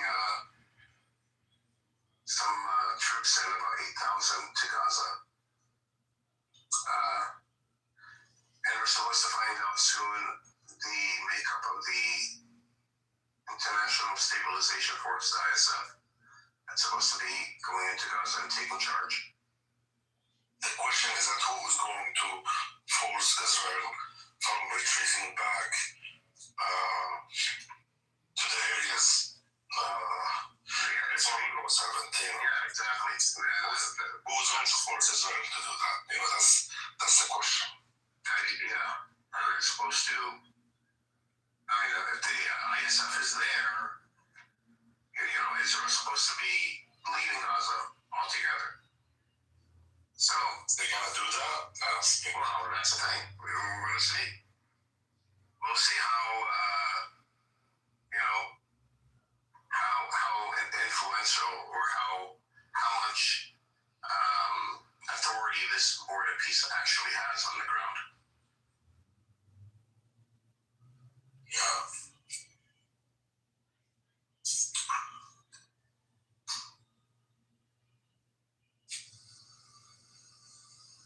It is what it is.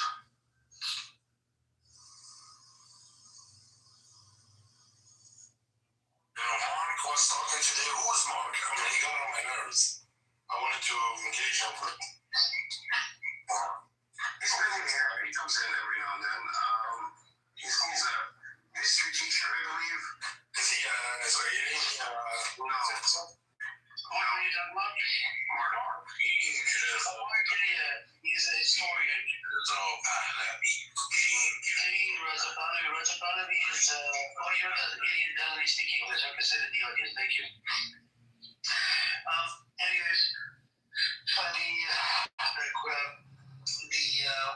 what do you think about Benny Olive? Do you think it's problematic?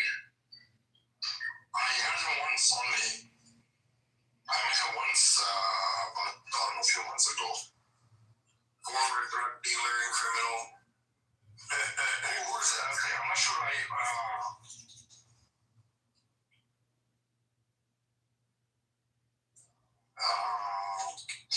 is he the guy from the who lives in Israel? Yeah, Brigade? Yeah, I heard him one time. How can he hit this room? So I cannot really form anything here today. Yeah. Hey folks, how's it going?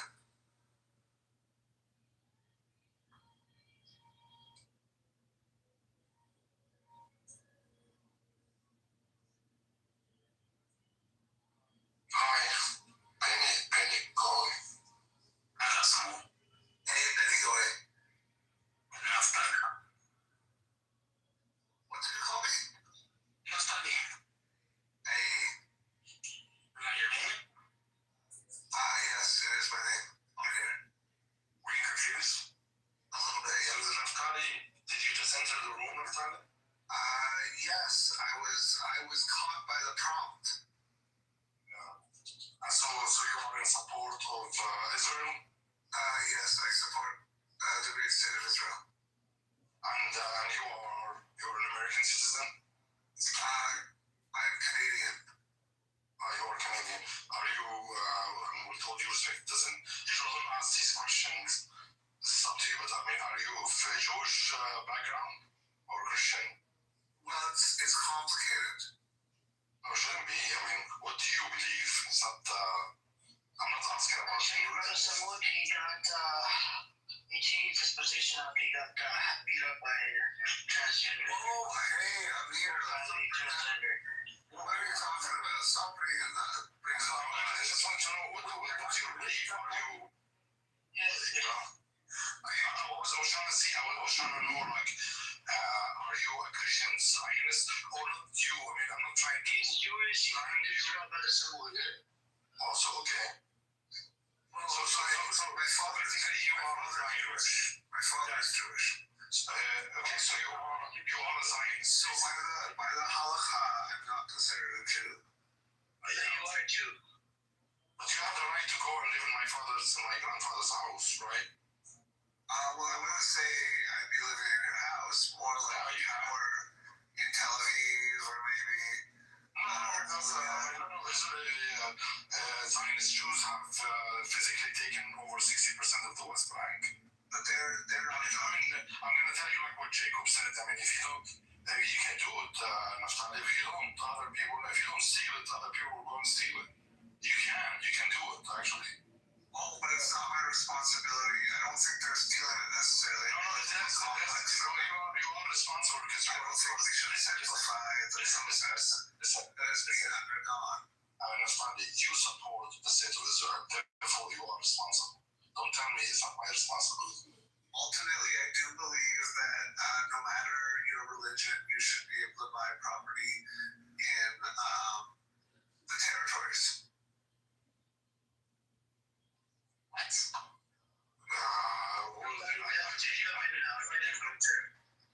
Check my last picture. That's Jacob. That's the guy that was up. That said that if I don't steal it, somebody else will. So, Naftali, can I assume, because you are hesitating in answering, can I assume that you are perhaps confused on the whole issue, and then you're just having to support Israel because your father is Jewish? Maybe your father is a Zionist? Is that what you said? What I said is I support people, no matter their religion, being able to buy property in the territories. What territories? What do you mean territories? The territories. Territories or what territories? So, Samaria. Most Israelis call it the territories, or a word that translates to the territories. They don't call it Judea and Samaria. They don't call it the West Bank. They just call it the territories.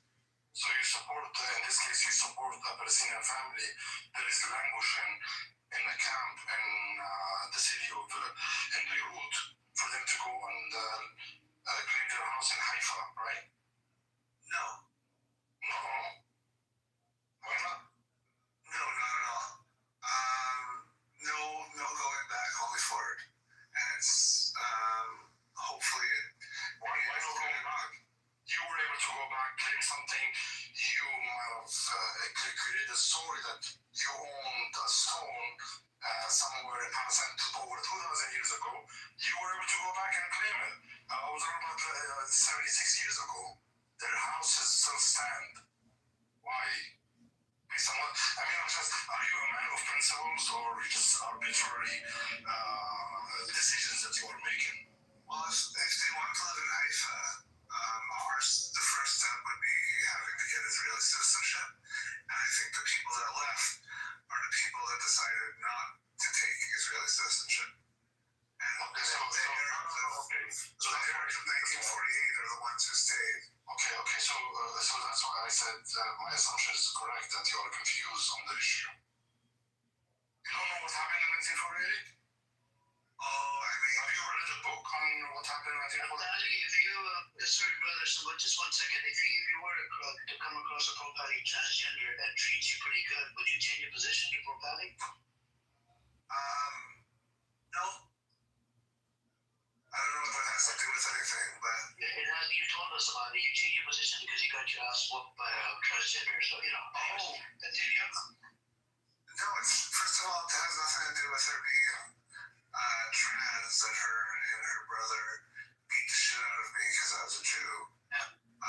So you don't have to bring up that every time. No, because you changed your position because of that experience. And apparently you changed your position because of that particular thing. That's what you told us. Well, suffering a hate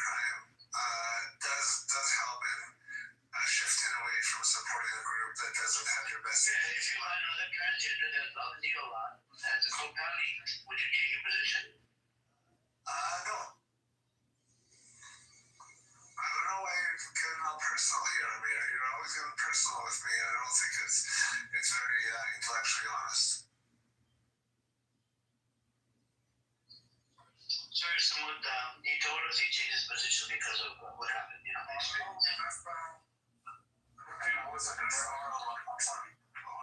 you in Toronto on Naftali?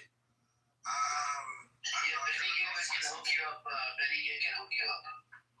I'm Benny Gay, you know, I have a wonderful book on some Church Street. Benny Gay can hook you up. Are you in Toronto, Naftali? Where do you stand? Where's your stand like a bus stop? Benny Gay. I can't believe I'm asking. I'm not gonna dox myself, Benny Gay. I mean, just tell me the general. I'm not telling you to give me your address or anything. Like Toronto, the big city boss. I live in Hamilton, Alberta. Hamilton, there's no Hamilton, Alberta. Hamilton, Alberta. Okay, all right.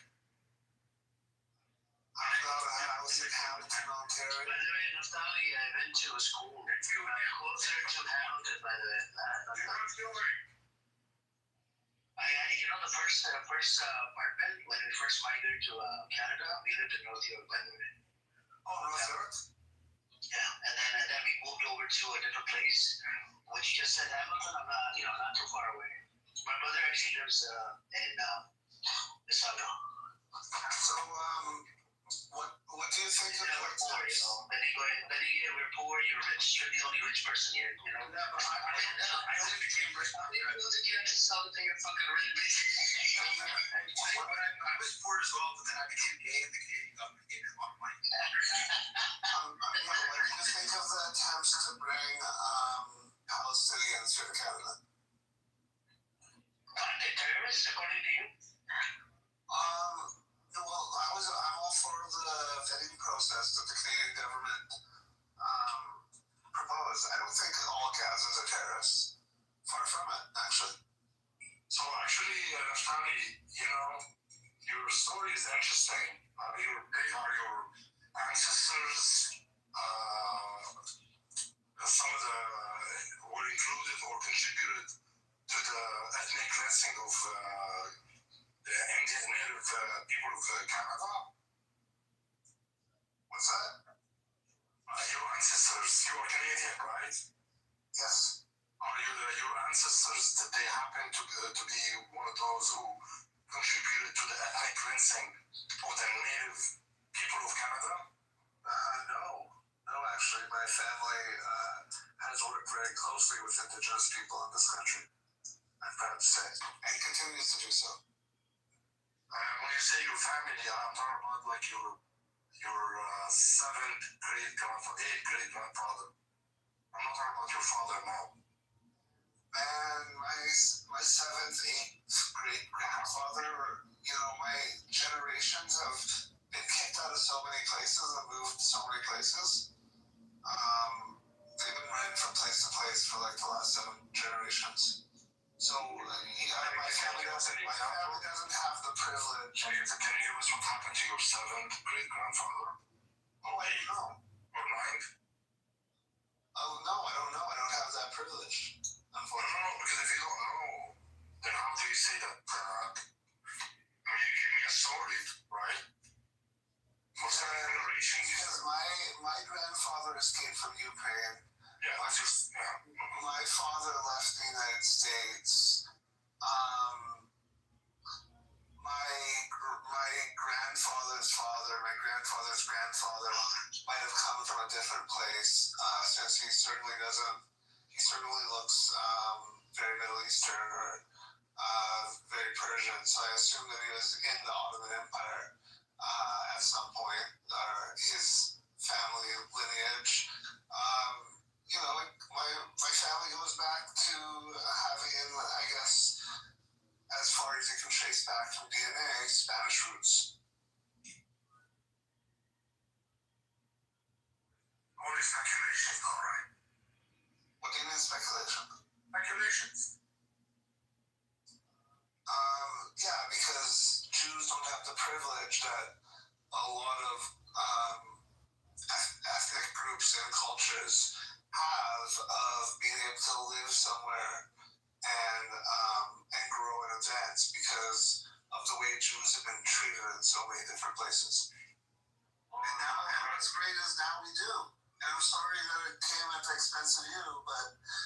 that's not changing. No, I see. I mean, what you just said about Jews who never had the privilege to live in peace, it's not true. I mean, the Jews Arab Jews live in peace for years, you know. And first of all, being a Demi is in peace, and the fact that at any point with any certain leader, they would undergo a pogrom, and pogroms were very common in the Middle East. No, it's not. No. That's what Jews are put through. What you're saying has no going back to that, Samoon. No, we're going to go right. We're going to say that through your head. Listen, it'll be a better conversation if you say that through your head. I have to say no gas. There's no moving back, always forward. Okay. No, I'm going to talk, and you have to be quiet, okay? Don't interrupt me. If you're going to say some rhetoric that I've heard 1,000 times, stop it.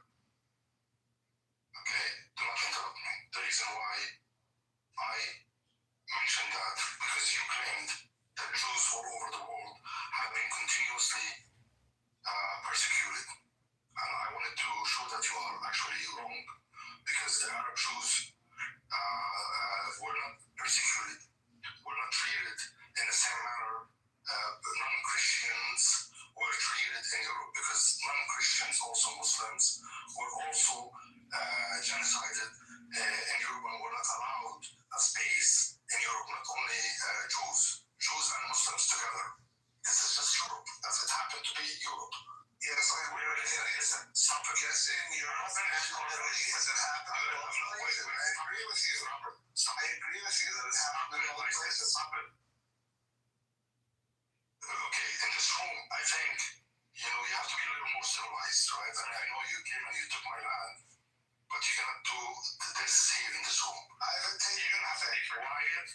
Okay, when I finish, you talk, okay? And when I talk, I will take anything, and my ancestors, listen, stop it. 3 generations ago, bought property in Israel. They bought land in Israel. Okay. In the 1930s. You are going to have to stop now, okay? Because I'm going to tell you things that you probably either someone lied to you, or you probably were not exposed to the truth, or so I'm going to have to tell you. I'm going to tell you something new to you, and you can go and read about it. Okay, the Jews in the Arab world were not treated at all like the Jews of Europe. As a matter of fact, just to give you an example, except for the Hebron massacre, shut your mouth, okay? I am sorry, because what is this guy? What is that? Sometimes you gotta calm down, let the conversation happen. Let him speak, and then he comes up with it's dishonest rhetoric that I've heard 1,000 times. Hebron massacre, I have educated you on this. It happened on both sides. It was thanks to your rabbi. Sure. Okay, the Farhood up here? I'll give you the name of the rabbi. Just give it. I'll give you the name of the rabbi. Every once in a while, he doesn't want to shut the law. What is in the Ottoman Empire that would make things bad? That's the he thinks he's in Palestine, that he has the privilege of finish, and then you can respond. Just mute up. Thank you. Do you know how you are being restricted in this room, right? You know that you can't freely go and steal someone's voice or land or anything like this. You know that, right? That's such a silly thing to say to someone online in a room like this. Okay. I mean what I heard things to say. I mean what I said. Such a dumb thing to say. Okay. You are a dumb ass. Okay, I'm not. Let me just contain myself and just finish, okay? So the Jews of the Arab world were never persecuted in the same manner that happened to them in Europe. As a matter of fact, the Jews, for instance, of Baghdad, and this predates 1929 of Hebron, and we will talk about Hebron when we get to it. And we will talk about the Farhud when we get to it. Okay? I am talking about hundreds of years before that. I'm talking about the Jews of Baghdad, the Jews of Damascus, the Jews of Alexandria, the Jews of Beirut, of Yemen. All of these communities, Jewish communities, were part and parcel of their localities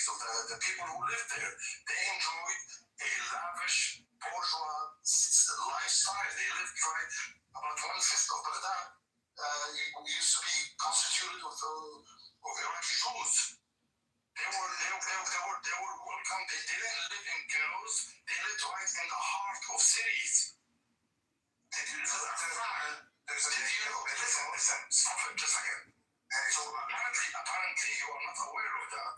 You are just not aware of that. No, you're not aware of that. You're not aware. You weren't aware of that. I just told you something new. Okay? No, you weren't. I've spent many years on this app. I've had these conversations many times. This is how you learn from this app. Yes. Your source of education is from this app, yeah? Well, I've been on this app for on and off about 4 or 5 years. And yes, I've had a lot of different conversations. I mean, maybe you spoke to him before? I spoke to him, but he used to be anti-Zionist before he got his passport with a transgender. Yeah, he's a confused person, so... Yeah, he's very confused, and I want to, help, I want to ask Benny Goy to find you another transgender, and maybe he or she can appreciate you, for whatever you are. First of all, I don't think we should... And then become pro-Pali again. I don't think you should call them a transgender. That's a very negative way to refer to them. And listen, I believe that trans women are women, and I'm attracted to women. So what point are you trying to prove? That I'm more progressive than you? Because if so, point proven. You told us you were pro-Pali before, and you I wasn't very educated in it all, to be honest. Yeah, but you found somebody on Tinder or something, and you found out that there was a transgender. You went with it. You did whatever you did, and then you got your ass whooped by that person. And that person apparently was a pro-Pali or whatever. You told him that you were a Jew, and you got your ass whooped by the brother. I'm saying if you found another one that's pro-Pali but doesn't get, they don't whoop your ass, they do respect you as a Jew, would you change your position? Well, that's a really odd question, but I don't think so, no, because my position went to where it was because I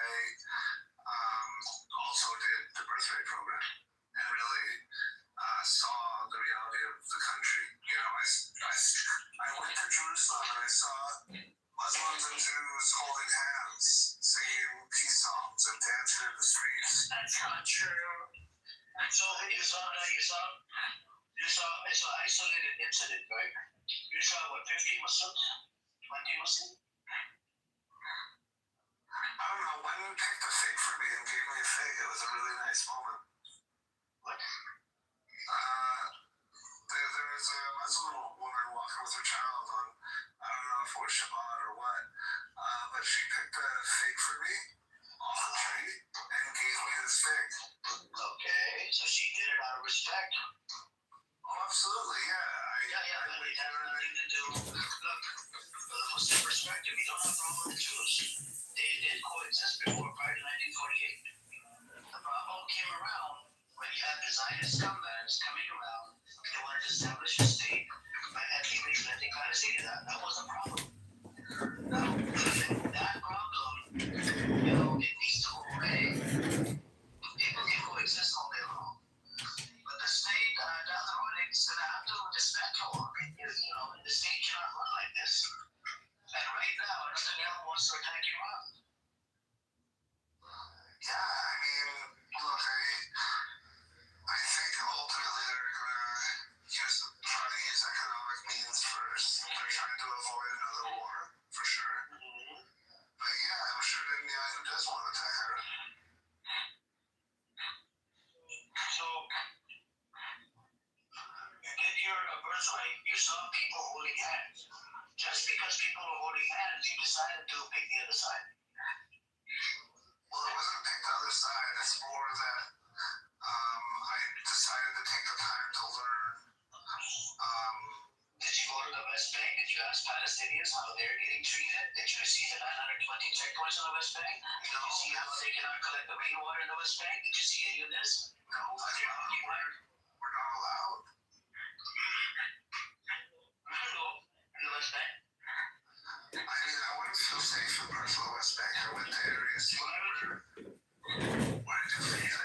Area C is occupied by Israel. Area C is occupied by Israel, and got some control of the PA controls it. One area is controlled by the PA. But if you want to go into those areas, although hold on, when I was the whispers, treasure. 2022, I did dab up a Lion's Den member. that's fine. What I'm saying to you should go into. I was in Jerusalem and I was like, "What's up? Nice shirt." So you're flirting with the guy. What's that? You were flirting with the guy. Oh, I wasn't flirting with him. I was complimenting his shirt. He was a Lion's Den member. And then there's IDF members all around the world. IDF are fucking terrorists. No, but like the Lion's Den is actually terrorist. IDF is literally a terrorist. It was established out of the Jewish Zionist terrorist gangs. No, I mean, they're not going in Lehi. You didn't know that? I mean, they're military. You can see them That's as fine. like, You can be military and be a terrorist. Then it's a terrorist entity. you can see them as having like fascist leanings or whatever you want to paint them as. I'm telling you that They're military. They don't meet the definition of a terrorist because IDF was formed out of Havana near Golden Lehi, 3 Jewish militia gangs. These were terrorist gangs according to the British and the US. No, the Havana wasn't viewed in the same way that Irgun and Lehi were. So can I get it? So Hello? now in 1940, after the white papers were issued, they landed a bomb on a ship full of 600 Jews or something, 700 Jews. Actually, 1,800 Jews. Listen, I don't fuck with Lehi. Guess what? Mom laid off. Yeah, the Lehi Jewish militia got pushed to Hitler in 1940 to 41. Who pushed fucking Hitler? Yeah, I mean, like, I don't fuck with the Lehi because of that history, but you gotta respect their Irgun, and it's debated whether or not they were all terrorists, bro. I don't know, man. I don't know what to tell you. If you listen to the telling from their perspective of the King David bombing, what was their perspective? Do you believe they were terrorists? Well, their intention was to get all civilians out, like evacuate it. They were just going after the property, but then something moved up, like the timeline, so to speak. But someone still did make a call to try to get people to evacuate the building. More people would have died if he didn't like go through very risky circumstances, risking getting caught in the act to warn people to get out of the hotel. So it's not a terrorist attack. So if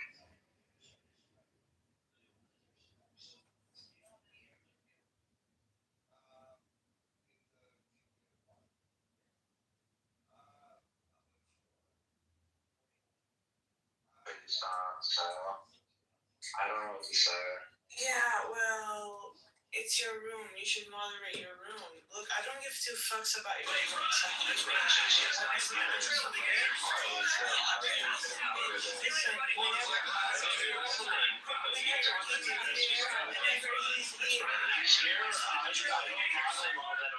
That's Fiona that throws the green beans out there, not me. And he's making room titles too.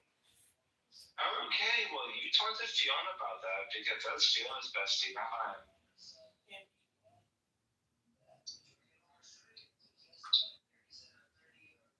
He's such a. I had Gigi blocked for legit like an entire year. So don't come at me acting like I'm Gigi's best friend. No, okay. I understand your side. That's fine. Is that it? Warned against intellectuals, and yet no one fucking listened. No one listened. Defeated or won out against Irgun. So that's how the narrative steps up. Narrative can be whatever, it doesn't matter, Naftali. But if you look into the history, how was IDF formed? It was formed out of the Jewish Zionist terrorist militia gangs. Listen, the point is that you are sharing the anti-Israel narrative, and I'm sharing the Israel narrative, which I have. You can share pro-Israel, but do you agree? But I have See to that? Okay, if King Hotel David bombing attack was a terrorist attack, and it was done by which king was it done by? Let me make sure. Okay, Yirgun. And let's say Yirgun transforms into IDF in 1948. 46 was the terrorist attack. 1948 becomes the IDF. Would you still call them terrorists? Well, the Haganah absorbed them and formed the IDF out of that because the Haganah's values and way of doing things went out. Haganah was a terrorist gang. No, they were not. Well, okay. I gave you an example of the Bloody Because a ship full of Jews, and it sunk the ship. It killed about 250 Jews. I gave you that one example, 1940. And did a whole bunch of terrorist attacks as well. Not just it wasn't just Irgun, it was Haganah and Lehi. They all Lehi lived in 1944. So these are all the terrorist gangs. Money, nobody checks like these at 3 a.m. We're first, collect the envelope. Go away from the Congress. I must say it's been a long time since I've heard these talking about. You know, it's been such a long time since I heard your talking point, and you're denying if you're always looking for cognitive essence, right? You don't want to agree to any of this.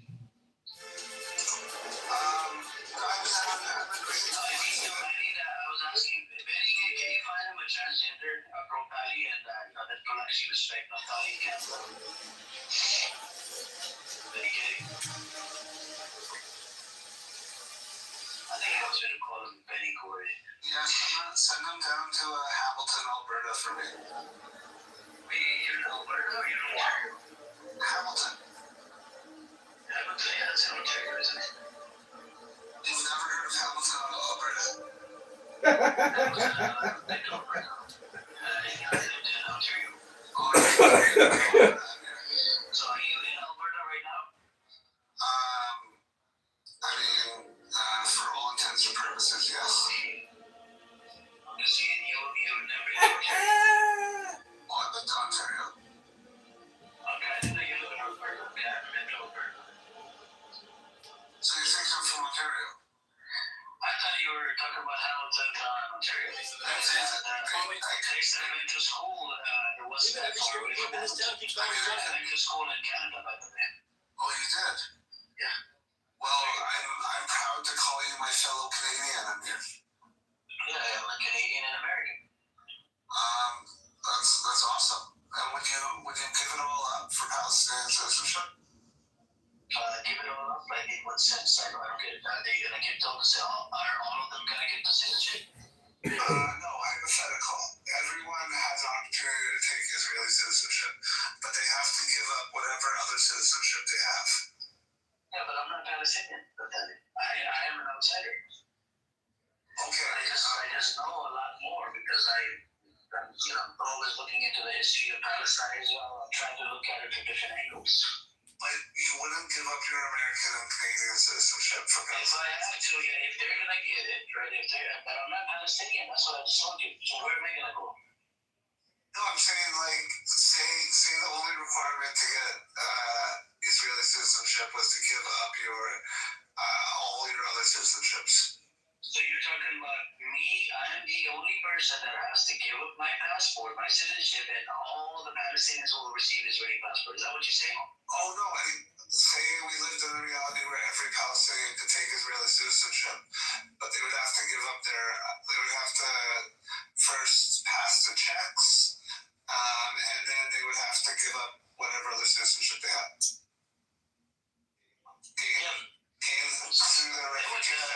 I think some of the people would give it up. They want to live inside where they are from. I've met two so far. There's a lot of them out there. Some of them are living in the West just because they can't go back. They do want to go back. There's a pretty big population that want to go back. Well, they want both. both. They want Muslims, even the Christians want to go back, but who's stopping that? Israel. But why do a lot of Palestinians though? Their citizenship. That's what I'm saying. No, say it was a new rule for both populations.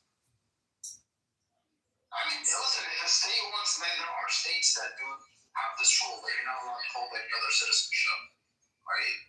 So it's not completely out of the question. But you would have to apply it to Jews, as well. And I don't think a lot of Jews are going to be happy with that. I think to make it really fair, you would have to offer Israelis opportunities to get citizenships in other countries as well. The Israelis do have opportunities to get citizenships in other countries. Of Israelis of certain economic statuses and background. No, not necessarily. Portugal passed a law that people who were expelled like 500 years ago, Jews were expelled like 500 years ago, get citizenship. Yeah, I think Germans have that as well. Like there are countries that have this kind of law that if you can prove lineage, you can get citizenship. Yeah, it's just down to the nation state. And a lot of Israelis that, take that opportunity. I know a Jewish woman who moved to, where did she move? Somewhere in Europe. She chose Europe over Israel. But she's like a physicist, so she has the ability to do that. And a lot of Israelis really don't. Please report all break-ins and vehicle break-ins currently is not down. The unsafe actors cause chaos. Multiple vehicles broken into or 10 board members voice consent installed with cameras and network identities to fight back intelligence, clear, and conceal. I'm saying that a lot of people... Lindsay is busy spending money on psychiatric services, ankle monitoring, and denying reality.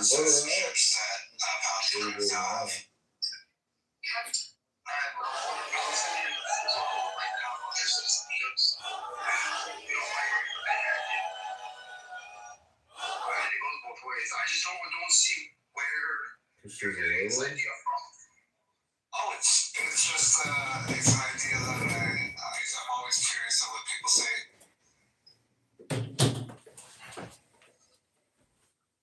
Because I actually know a lot of Israelis that I think would prefer to be like in North America or Europe, right?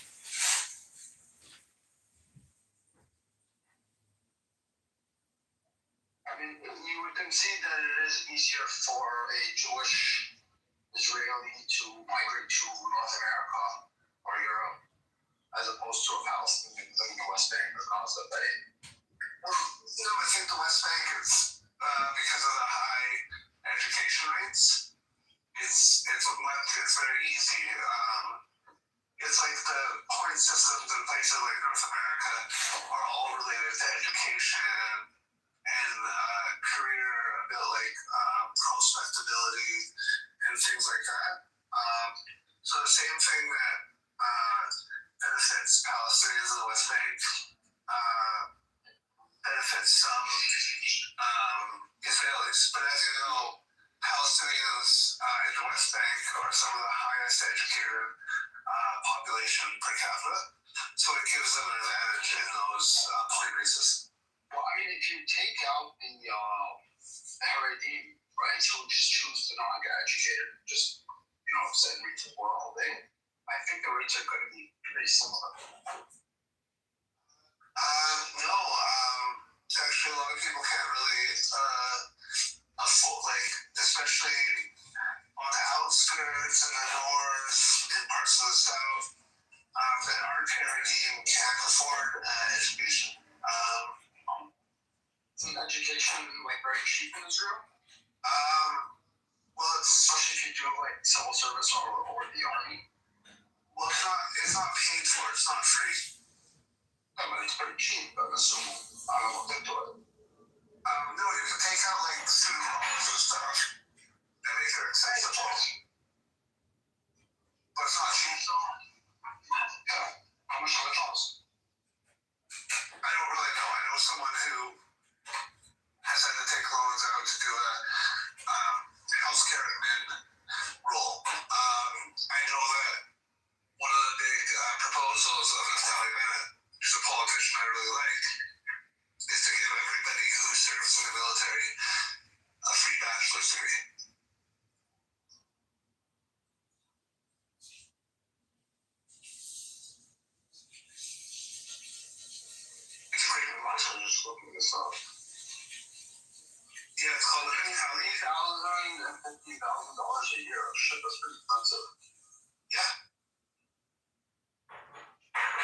on the lower end, 3,000 is not much.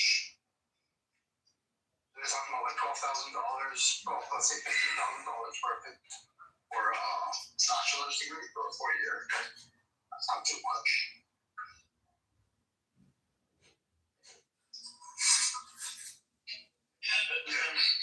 It's like it's hard to afford to go to school because the cost of living. A lot of people have to travel long distances to their schools. Is that Judy Bitter, if you don't mind me asking? Yeah. You like watermelon, huh? Yeah, watermelon's great. I used to like watermelon. It's good for your body. I think they use even a watermelon diet. Yeah. Is that a very healthy diet? It is. It's just all watery. But, you have to be careful if you, you have to be careful because it's all water. You just, drinking and eating water, That sounds good. Good for you. Flushing out your toxins. I did that, a long time ago. It was good. But anyways, I think Natalia, we need to bring you to the property side. Right? I have this wishful thinking. One day, you'll realize that yes, Israel has done the genocide. Do you believe it's a genocide, Natalia? I don't know. So let's say ICJ comes out with the ruling it's a genocide, would you then concede that Israel did do the genocide? No, I don't. I think it's a biased court. What I would say is, by certain scholar standards, so I say possibly. It depends on what labels you look at. So what is your standard for calling it a genocide? Well, you have to separate the intent from actually what's happening. Whether or not you're using your intent as one of the measuring sticks to determine whether or not it's a genocide. Because if you don't use intent, then you can consider both.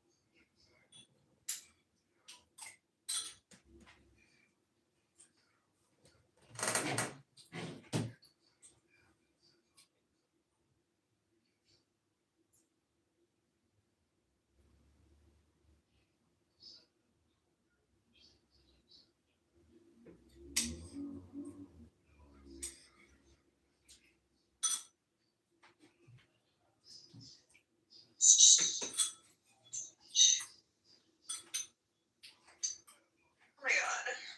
I feel like I'm dying. Sorry, guys. What's up, who's here? Oh, Azrael. Do you know who gave your photos to him? So it was a guy that had a thing. It's Mr. Mister.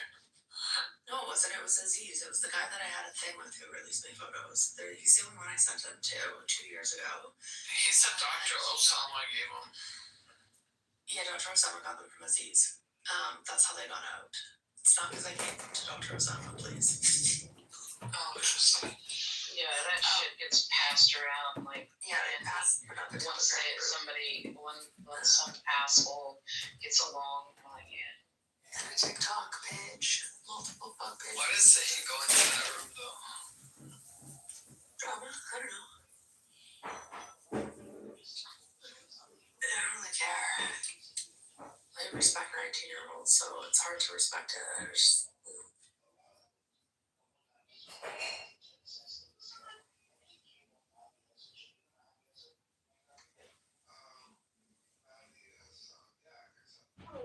So where's Bobo? sleep. Do you think it was so new?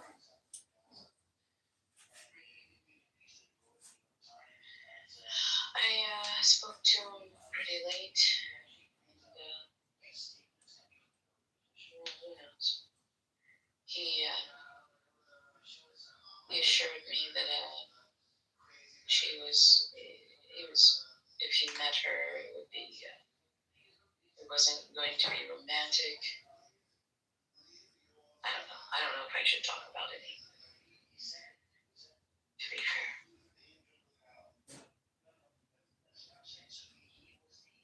Why not? Because, like, going to give, Bo and I are going to give each other a break from drama and crazy shit. That's good. Yeah, I actually really like her. So, on a human level. You like who? Oh. Is this psychopath? Yeah, I'm a sociopath, I think, at this But I point. like Bo. He's funny. Well, the level of how we interact, I don't know how it will manifest, right? What's happening in the Kurdish room? It's just bad and Carmen and just like mad and like mad at me, more Why? They give me a reason not to like them, and they're upset when I don't like them. Make it make sense. Well, like don't talk about raping children and like I don't know what you want. Rape a child. I didn't say that until tonight. Last night, Well, he said tonight, like just now, like so. But yeah, I just. Yeah, it's not. Yeah. It's too far. It's too much. Like, I'm a mother. What do you want me to do? Hang out with a person that threatens to rape my daughter? No. I can't be friends with you now. That'd be a little peculiar. Yeah, it's just weird. No, you have a daughter. Daddy does it because Daddy's weird, but I can't. People are, God. And I feel fucked up. Just like interacting with just entertaining like the notion of what has occurred to people like on social media is just absolutely what the fuck. Just a spiraling doomscape of like what the fuck. So what social media do you use besides Oh, jeez. Okay, so I was invited. Huh? Yeah, I was on Discord. I was invited over to Discord by which one first?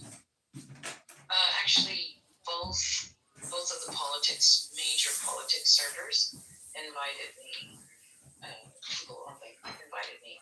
So there were two politics servers, the politics and then the other one, and I was known by both groups. Yeah, and then so I have no idea what it was like on the Discord servers, what the people were doing, what was the norm. And I went in there and did debates, and talked to different people, and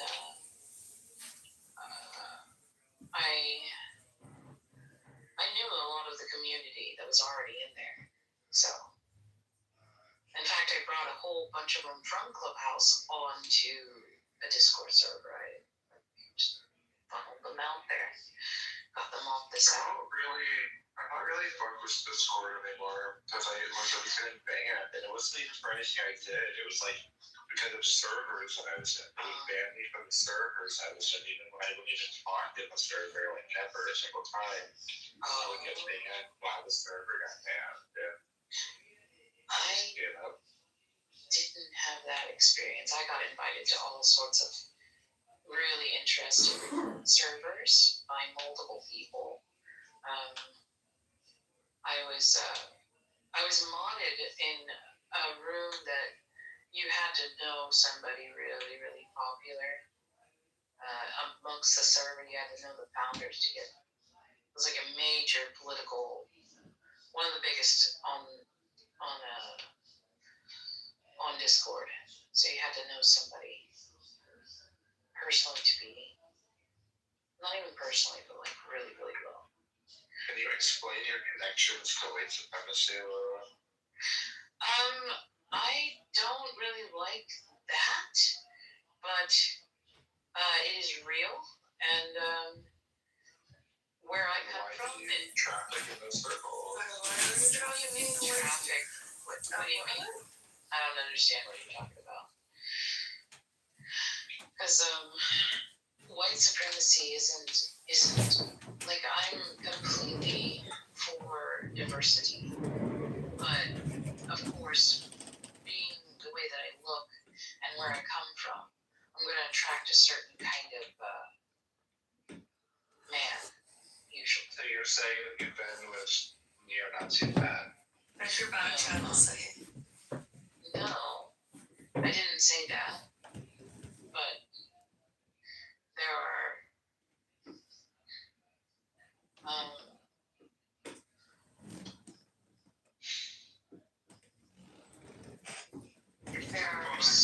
certain groups that are present in present day.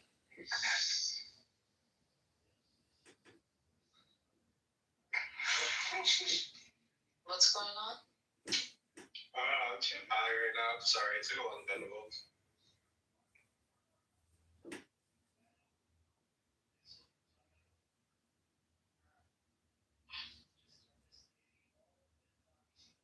Okay, but so you've been with white supremacist men? Is that what you're saying? No, I've been in the presence of them. I'm not sure if they were. I generally like people who are more eclectic in their what they like when it comes to like culture and whatnot. That's why I got along so well with my ex. Tell me about your ex. Yeah, which one? Well, I generally get along very well with somebody who is willing to at least entertain people from different backgrounds and nationalities, and is able to navigate that with grace. But I do that. Well, you're accusing me of something. As if I There's never been a person that's so brown, and I wish I was white. Hey, listen up. This is the correct term. Yeah, Listen, I don't care if somebody's brown or embarrassing. whatever. As a people, as a collective, it's embarrassing. Yeah. What? Self-hating. It's a rub. It's not just that. Like, you have to understand, like, they literally shit on our beaches. Like, it's embarrassing. Like, in New York, it's embarrassing. Are you kidding me? They do. Our politicians had to ask immigrants to stop shitting on beaches in Canada.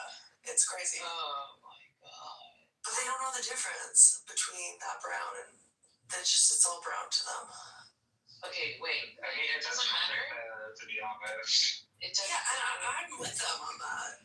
I'm with them. I'm anti-immigration. Fuck this shit. Like, it was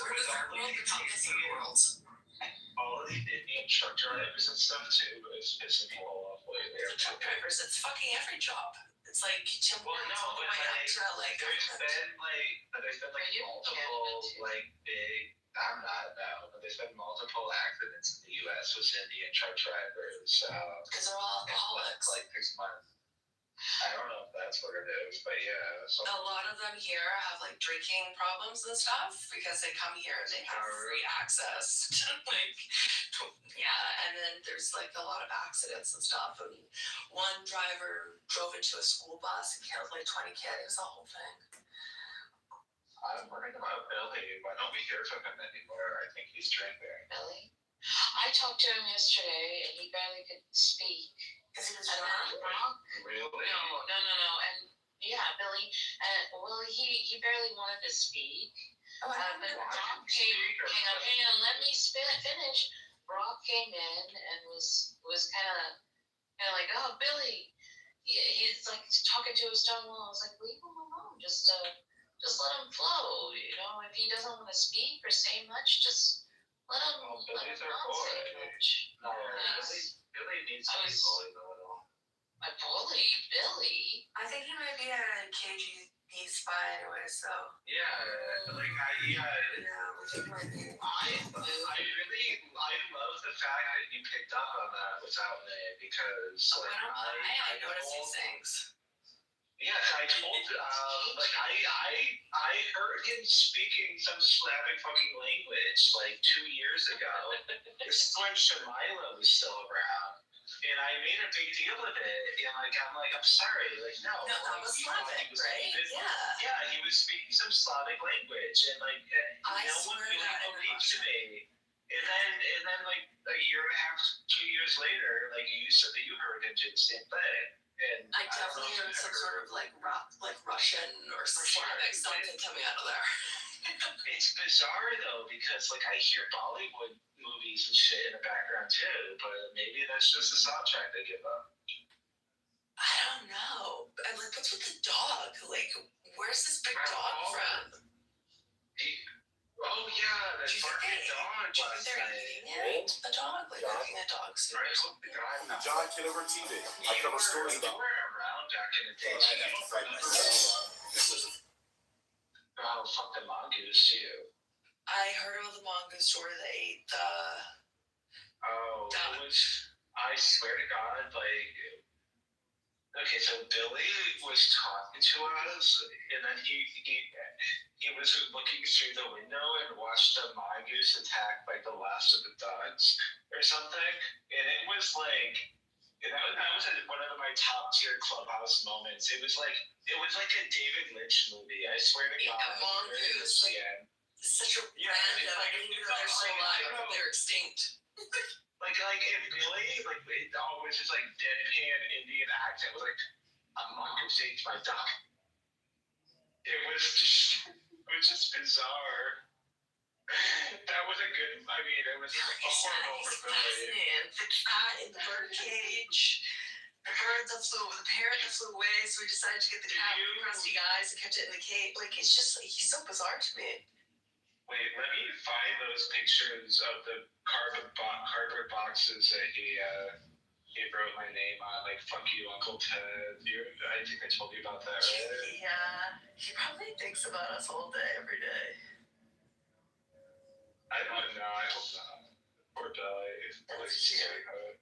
Yeah. So that's why he was like almost stone cold when I was trying to just like tell me what he wanted to happen if he could have his dream come true, just to get him to open up. I don't think Billy has dreams. I personally do. No, you definitely do, but he doesn't. I don't know if that's part of his makeup. No, I feel like I'm dying, and every time I talk to somebody, I feel like I just fuck everything up because I feel like I'm dying. So it's like so fucking toxic, I think. It's terrible. Like, I don't know if I'm high or I'm not following what you're saying. Yeah, I know. No, I wasn't paying attention either because I was looking for those pictures, but yeah, nobody's listening. I'm listening, dude. I'm listening, girl. Oh, chocolate. Oh. Where is everyone? Fiona has a job now? Well, Fiona denies it because Fiona had the sugar daddy. But yeah, Fiona must be working. Normally, even when Fiona's working, it's like he comes back. Like maybe they switched him from like swing shift to overnight. Though I don't know. I'm pretty sure he works. Did you know for Barry Lyndon, production was moved from Ireland to England after writer, producer, and director Stanley Kubrick received word that his name was on an IRA hit list for directing a movie featuring English soldiers in Ireland. Consequently, several scenes were dropped. 2. Many of the shots were composed and filmed in order to evoke certain 18th century paintings, especially those by Thomas Gainsborough. 3. Leon Vitali vomited for real during the final duel. He was given a mixed lunch of the heaviest ingredients they could find, in the hope that it would nauseate him enough. When it didn't, he swallowed a raw egg whole, which he instantly regurgitated. Fortunately for him, Stanley Kubrick was immediately satisfied and did not ask him to repeat the process. A genuine rarity for Kubrick, who was an... So, like, no, it's a character and it's not. Okay, so it's not entirely. Yeah. That's hilarious. Every man falls in war. No, he Impious desire.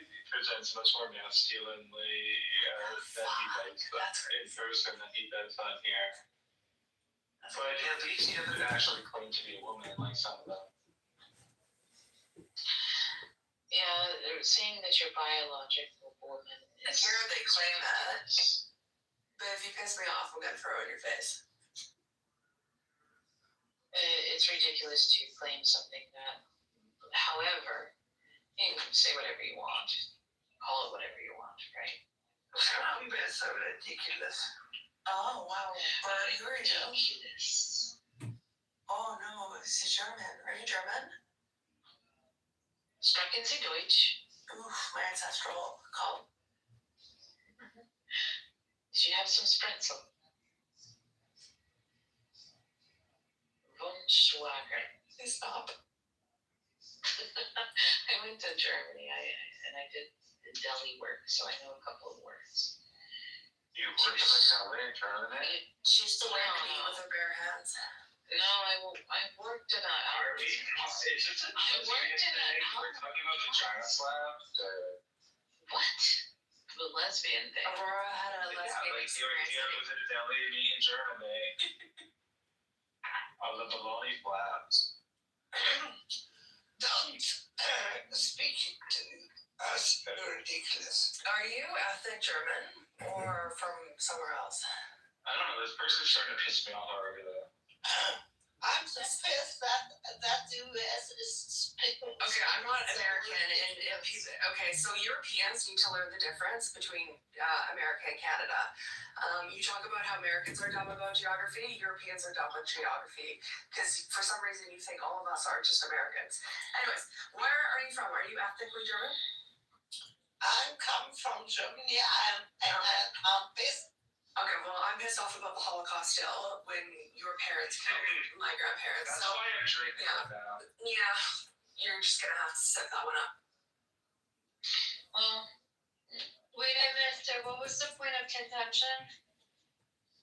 I don't know. I don't know, I just wanted to say that I was high. I never get to do that because I'm sorry, I never get to use the Holocaust if I wanted to. Oh, yeah, because playing as a Nazi girl. Yeah, I never get to do that. And then you get to do the German one, it's kind of fun. I'm literally part German. Yeah. Shut up, bitch. No, I really am. No, I'm just great. My ancestor's name was Holtz, and they dropped. I thought you were Cherokee. I'm a lot of things. I'm American. What the fuck? Have you ever done a DNA test, girl? Yes. Should I see the results? Say so. I deleted it because they're selling the damn company. You're something. No, I'm not. What are you? I'm several things. No, I want a blood quantum meter right now.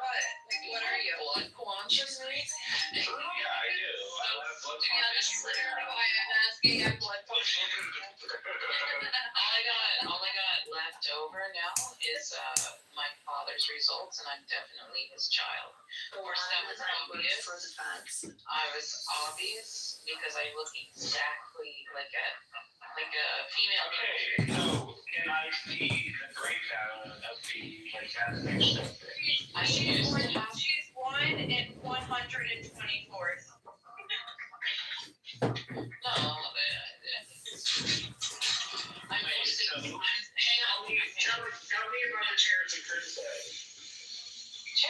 census. No, I'm part Cherokee. So Tell me what the bid says. okay, so my ancestors were forced out of You're from Florida. Oklahoma, right? Yeah, my So that ancestors. is Cherokee. Yeah. I'm living in Cherokee land right now. Right. No, but they have the nation, right? They have the plantation. They have the Cherokee plantation. right now. That she has it. It would make sense that she has it, but it would also make sense that she's claiming that it doesn't have it. Sure is all So either way. They really Oklahoma. There's so many white people in Oklahoma that claim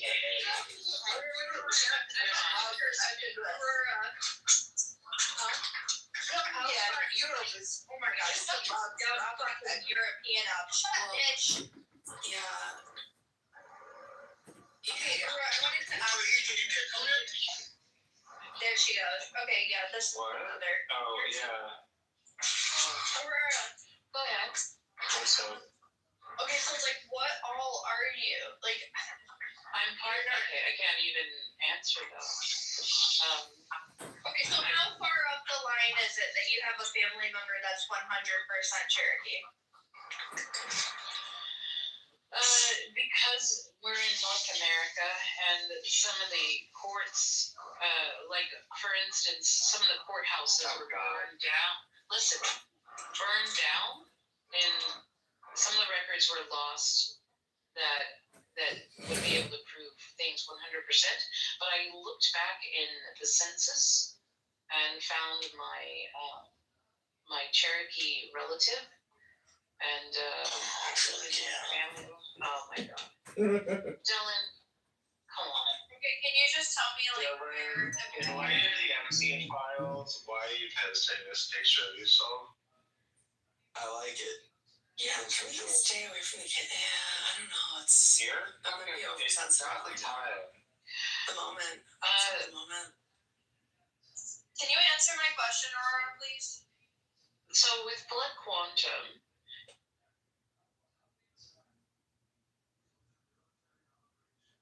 Hi, I'm your freestyle dance teacher.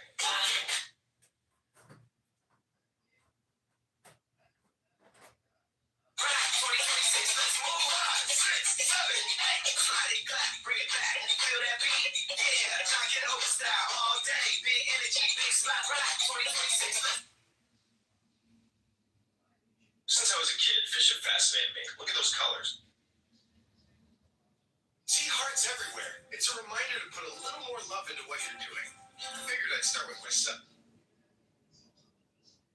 Hi, I'm your freestyle dance teacher.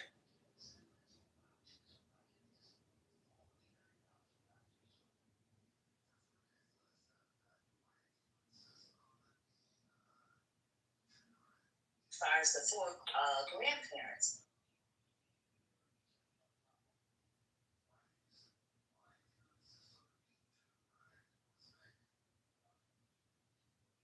Resource that literally powers our entire nation or globe, and then just coincidentally we find a better solution.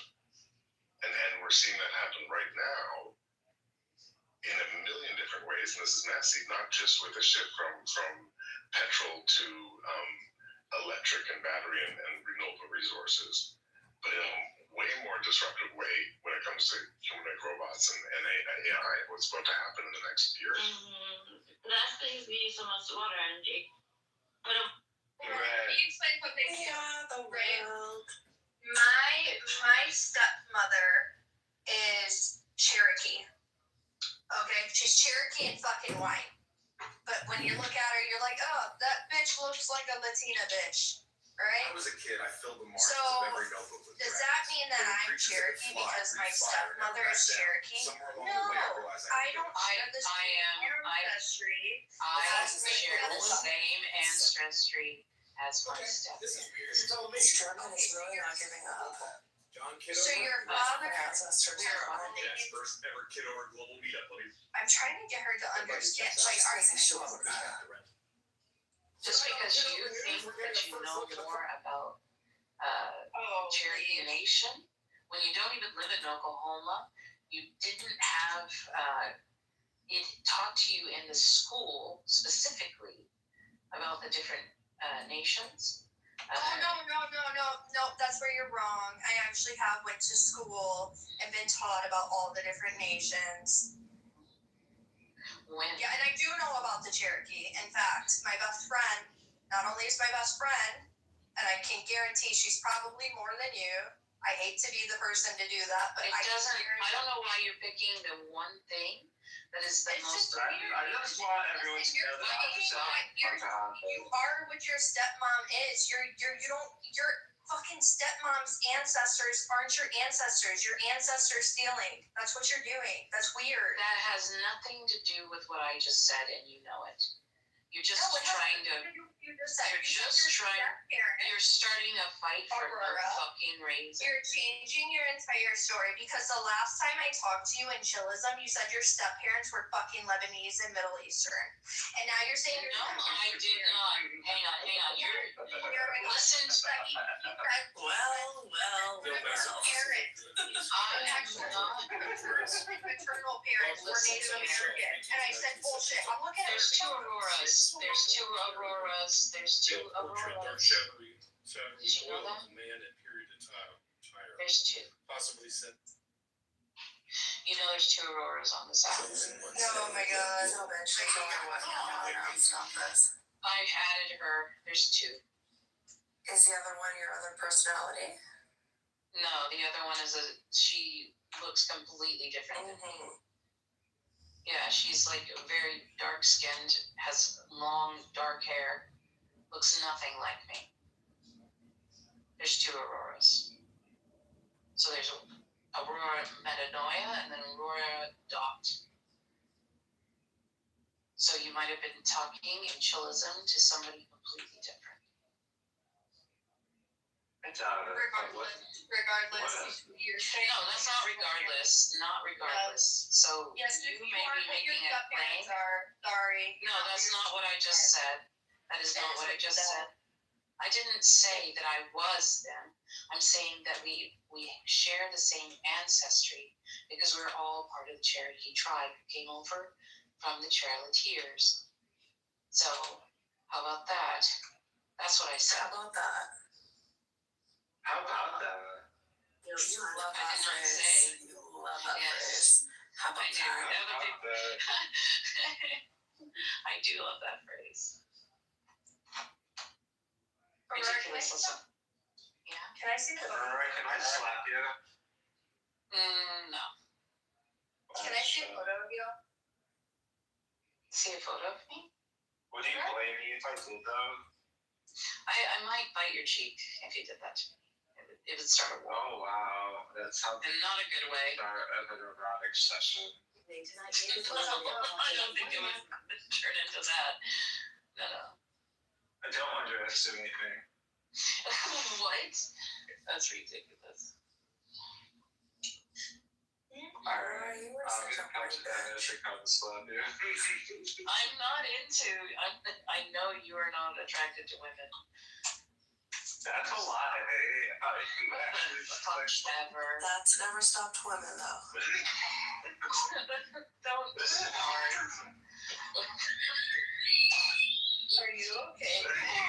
No. He's choking. Yeah, I'm choking on your tits, kids. Ridiculous. Love. No, I'm gonna see such people real good. You will not. Oh well, I'm gonna spoil it for him. Oh hell no. I'm gonna drill that well before he can get his filthy little soggy fucking dick into it. Why would you say that? Ew, the way you jiggle is so gross. Fucking sense. You're so Oh excited my by god. this. No, I am not. It's so fucked up. Hey, J-Lo. He's not even into girls. What? Yeah, Bo is not into girls? No, you are not. Oh, don't speak for me, bitch. You told I'm gonna me tell the Bo other that day. you're cheating. I've never told You don't have to tell Bo anything.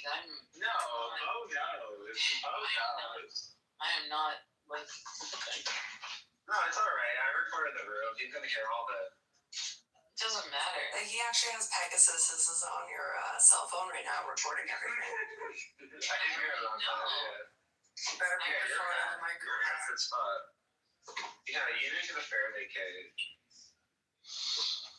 I know that it has shit on it. You need to get a Faraday cage. I'm basically living in one of the. No, you're not. Yeah, it's a metal building, and when you shut off the power, bye internet and cell signal. So essentially. Yeah, because your router goes off and the power goes off. You tough bitch. No, it's because a signal can't get through the walls. It's metal. I used to work for a cell phone company.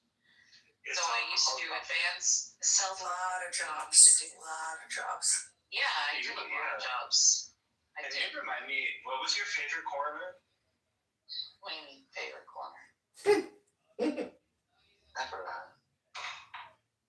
Corner?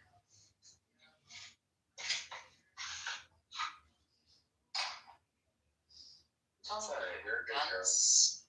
You're a good girl. Fuck.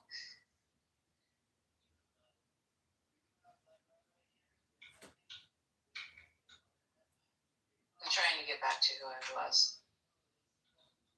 Your roots? Your Sharpay root? No, my like spiritual baseline. Your spiritual what? Baseline. You're just No, I don't know. You're just being fucking rude. What? I'm a little tired, but let's go. Yeah, you're fucking with me. You're fucking with me. But it's only because I love you. You know, I am confused at this moment. It's like he's the only one that loves you, Aurora. He's the only one you can trust on this app. Oh, Lord. No, I don't want that responsibility. Hell no. It's all like both.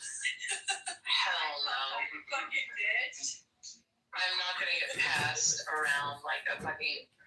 No, girl. I just always like hit in the gutter. Yeah, and pass around that when you're at a frat party, you horny bitch. She's so hypersexual.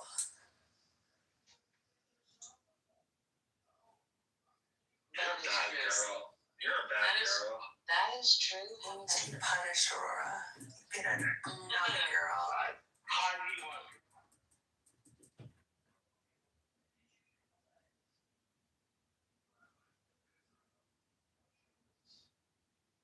Making a video.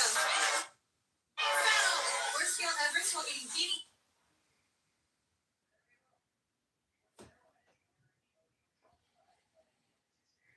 68, 71, 41.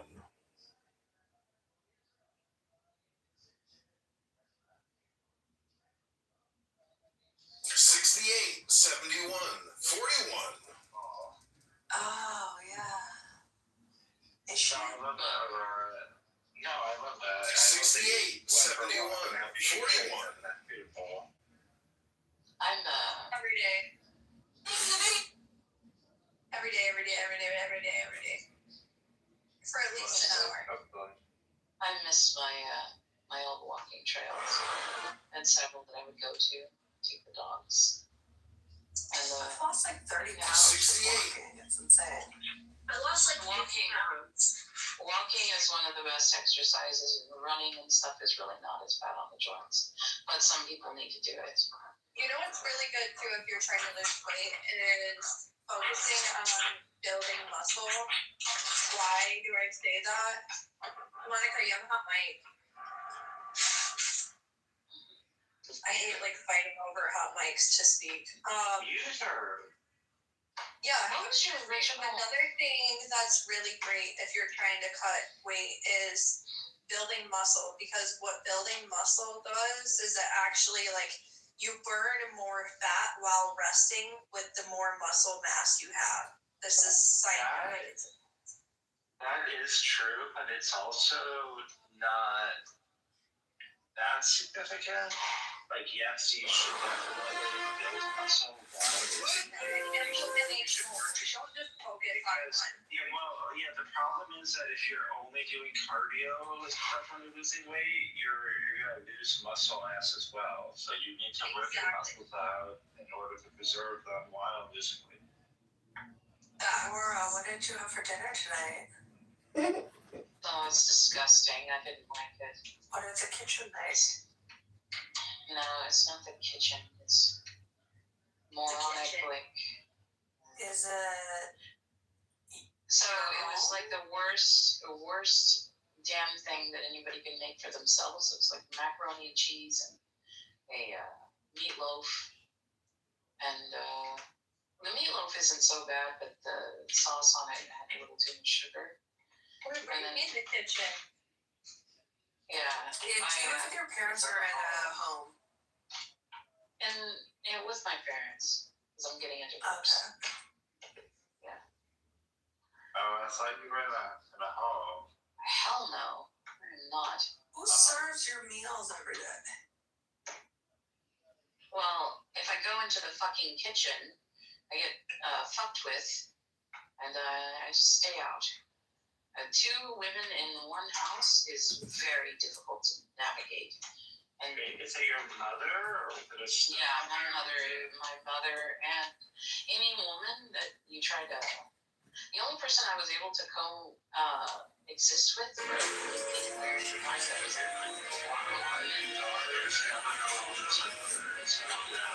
depends on the mother, but usually do this detach. They view you as like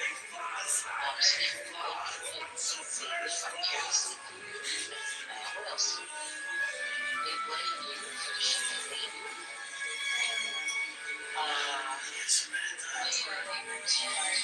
They pretend to be super nice outside, and then they're just crazy. Like, they are nothing like how they are at home. And yeah, it's all kinds of crazy shit that's happening right now in the dynamic of families. Oh, Billy says you wrecked the soda machine. You know, that I'm getting a divorce. Because my family never made enough for them themselves to basically take care of themselves. They expected me, the only child, to figure it out for them and myself. So, and yet here they are cooking your meals 3 times a day. Yeah, well, what happened was an absolute.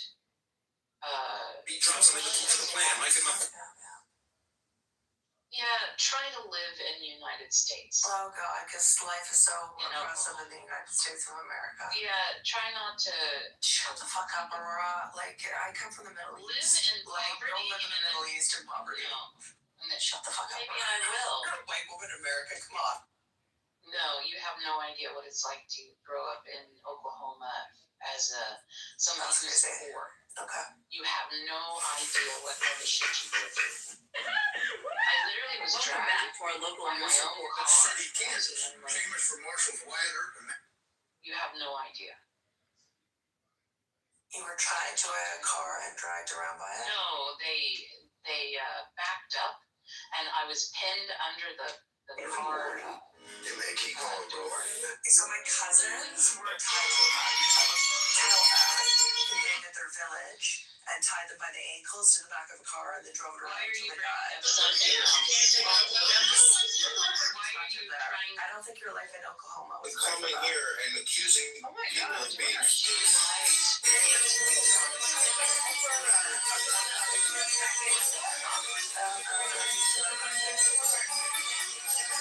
shared how her family was attacked by fucking terrorists. And she lies. She's a pathological liar. She's a liar. No, I just. But you expect us to have some kind of empathy for you, but you can't even give that to her after her family was attacked by fucking terrorists? Are you kidding me? It can always be worse. It's not about one-upping. I'm just saying a little bit of perspective. It can always be a lot worse, and the glass is half full, not half empty. No, it is fucking crazy. You're telling her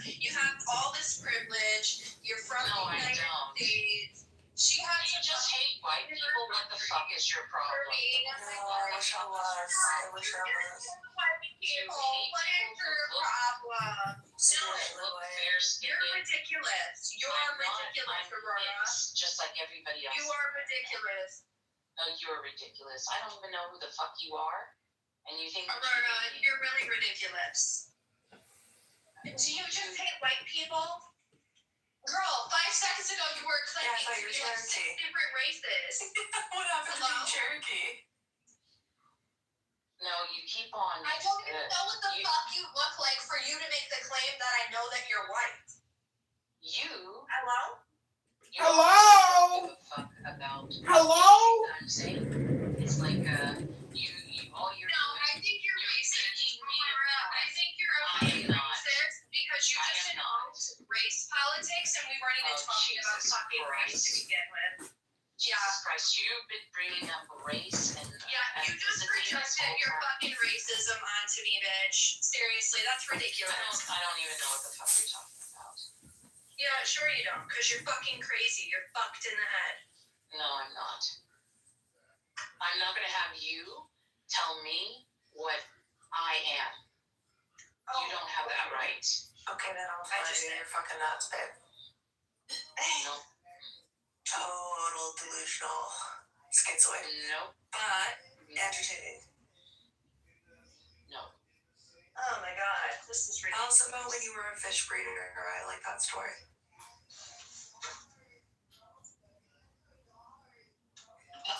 Like, you were just telling us an hour ago your house was being bugged by, like, a secret. All of our houses are bugged. No, you're fucking nuts. You're fucking crazy, bitch. Yeah, you're fucking We live in the fucking United States. No shit. It's Be grateful.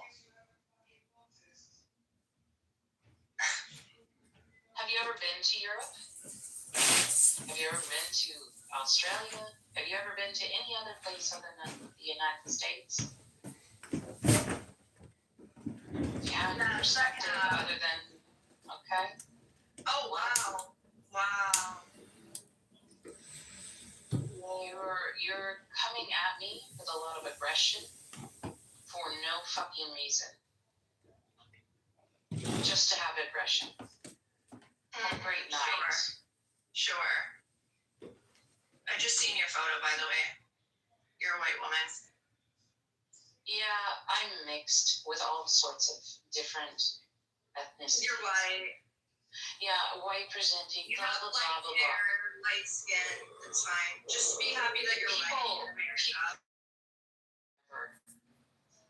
Just be happy you're white in America. Racism is At least you're not being persecuted for being brown in America. You're white. You have privilege. You should be happy about this. You shouldn't talk about the United States. God, you are so hateful. Fucking horrible. No, you're hateful. You hate the United States. You are putting words into my mouth. And you hate yourself. I don't know why you're acting like you're not white. You are fucking white. It's weird. Listen. You can try to tell me who the fuck I am. Doesn't mean it's true. Your hair is blonde. You have white skin. It's dirty blonde. That's the color of your hair. It's a stupid fucking conversation. To have dirty blonde hair, generally those genetics come out of Europe. To have white skin, those genetics generally come out of Europe. Yeah, well, you already admitted to being part European and you are predominantly European. Like, I don't know. You're just weird. You're fucking weird, lady. Seriously. I'm still baffled by the fact that you tried to, project your own racism onto me. You're fucking weird. Great. Yeah. Stop pretending to be other races. Stop pretending to be racist. I'm not pretending to do anything other than be myself. American. You're white. She told us that she was Native American because she has size 11 feet. I was like, that's kind of fucked up. Yeah, that's fucking racist. I knew it. You're a fucking racist. It's not racist. It is racist. There's a difference between racism. Listen, if I took the stereotype, and I said, yo, I got big tits, that means I'm Jewish. That's fucking racist. That has nothing to What the fuck? Was it a If scheme? I walked into a black man and I said, yo, you got a big dick, black man, that's Just racist. because you're fucking stereotypes and you're a moderator doesn't make you the fucking end all be all of what is actually real. Okay, you're just parroting things you heard in other rooms. I honestly No, don't care. I'm just You're not saying it. You're just a white woman who hates herself that lives in America and you hate the United States. It's like you're like every other white, crazy woman that hates the United States. Whatever. I don't care. You're not that important. You're not original. What you're doing is not unique. It's weird.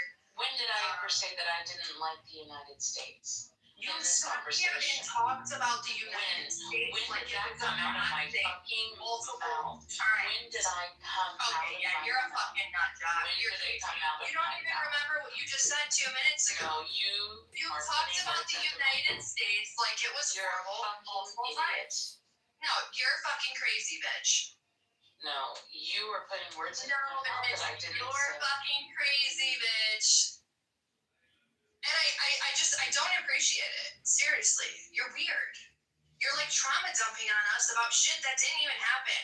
My friend, she's like trying to relate to you. She's trying to give That is not crazy, but like very accurate But those run to say thy son into lions. Yeah, okay, but she's trying to give you the fucking olive branch, right? She shares a fucking traumatic experience. Her family member got attacked by terrorists in the Middle East, and despite constant opposition, Trump is managing to undo some of the worst aspects of Bidenomics. Inflation is now under control. Manufacturing is beginning to seep back into the United States. And things are generally they're better than they were before. There's still a long way to go, but they're better than they were before. I don't think With you've each been to any incremental other reduction country, at in least not in the the fucking impact Middle of East Bidenomics and all of its ignominious malevolence anywhere. the economy. Yeah, like what are we talking about? Honestly, this is crazy. Oklahoma's definitely better than Afghanistan. And you were talking I horrible had about to the crack out Freemasons the pirate earlier hat for too. this one, Like you're don't you trying know? to like paint them out This to is a be story like about these heart satanic disease, fucking maybe people scurvy. that they're tied into Great, coming into wonderful, your house wonderful and time. buying your You don't want to house. get Like scurvy. It's probably a bad you're just idea. fucked. Sounds rather Seriously. painful if you look at the I don't know what's wrong late with you, stage but effect. I don't. You just need to go get off the app and pick up a book and then All step right, out into everyone. the The real other day world we and got a list see of names that are how mentioned in privileged you are emails actually per living in Jeffrey the United Epstein and States. the case against him. And being It's the a shade of laundry list of complexion you who's actually are. who's. You've got You have a lot of celebrities, privilege. you've got entertainers, you've got business people, politicians, certainly lawyers, You shouldn't be people in the trying to business like world, hide bankers, behind other scientists, the whole identities. 9 yards. So it's basically a I'm not who's hiding who's list behind any of identity really, other really than my own. well-known people. And it's Assuming that if Okay. Jeffrey Epstein All right. had an You're email trying to exchange convince about yourself some at this point. Tom, None Dick, of us or are Harry, convinced that you were. Yeah. I don't have to prove shit to you. Just go ahead. I Oops, don't they did have it to again. Yes, prove Abigail shit to you. Spanberger tried to.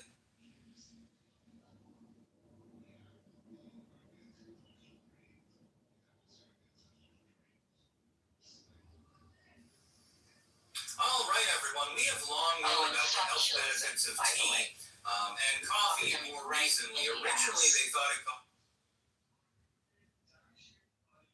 Fuck those niggers. No, they didn't treat me right. All right, everyone. The American century has now begun. Sad, Aurora.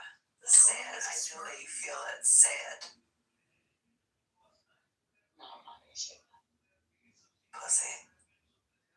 It's fucking stop that bitch. All right, everyone. We have to talk about Alex Preddy and the Minneapolis situation. Link in the description, archived, of course. We've got new footage, actually, from some time before, where he appears to berate. Anyway, yeah. All right, everyone. Let's talk about Venezuela and what's going on down there. It appears. After a few edibles, she grows on me. All right, everyone. ICE was attempting to take out a human trafficker, someone who was literally trafficking little kids. Yeah. I love the fish breeding stories. I haven't heard any of those yet. Oh, she was a professional fish goldfish Not breeder. Oh, right. The other day I was watching something that was January 6th speech. Commercially. Honestly, When you were working in the Prince of Delhi Israel, one day. or in IT or married to the prince, the royalty guy. That's not how you say things all out of order and make me sound ridiculous. We don't know. These are all things that you have said. Do you want me to read it by You want me to go through like the things that That's too late. I know you've done a lot of so you don't even give a shit about the actual reality of things. You just want to You don't live in reality, Dave. You're You're the Prince of Israel, one day Israel. This is a real life. Jewish complaints all the time. definitely closer to it. Lady, you're talking that job. I know it's scary. Honestly, I don't think he's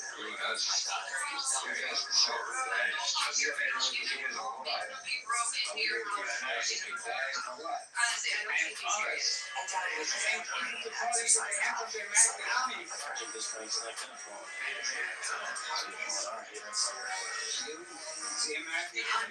Okay, you're doing that shit. $16 million worth of loans in advance. That's how they know. You're not all right.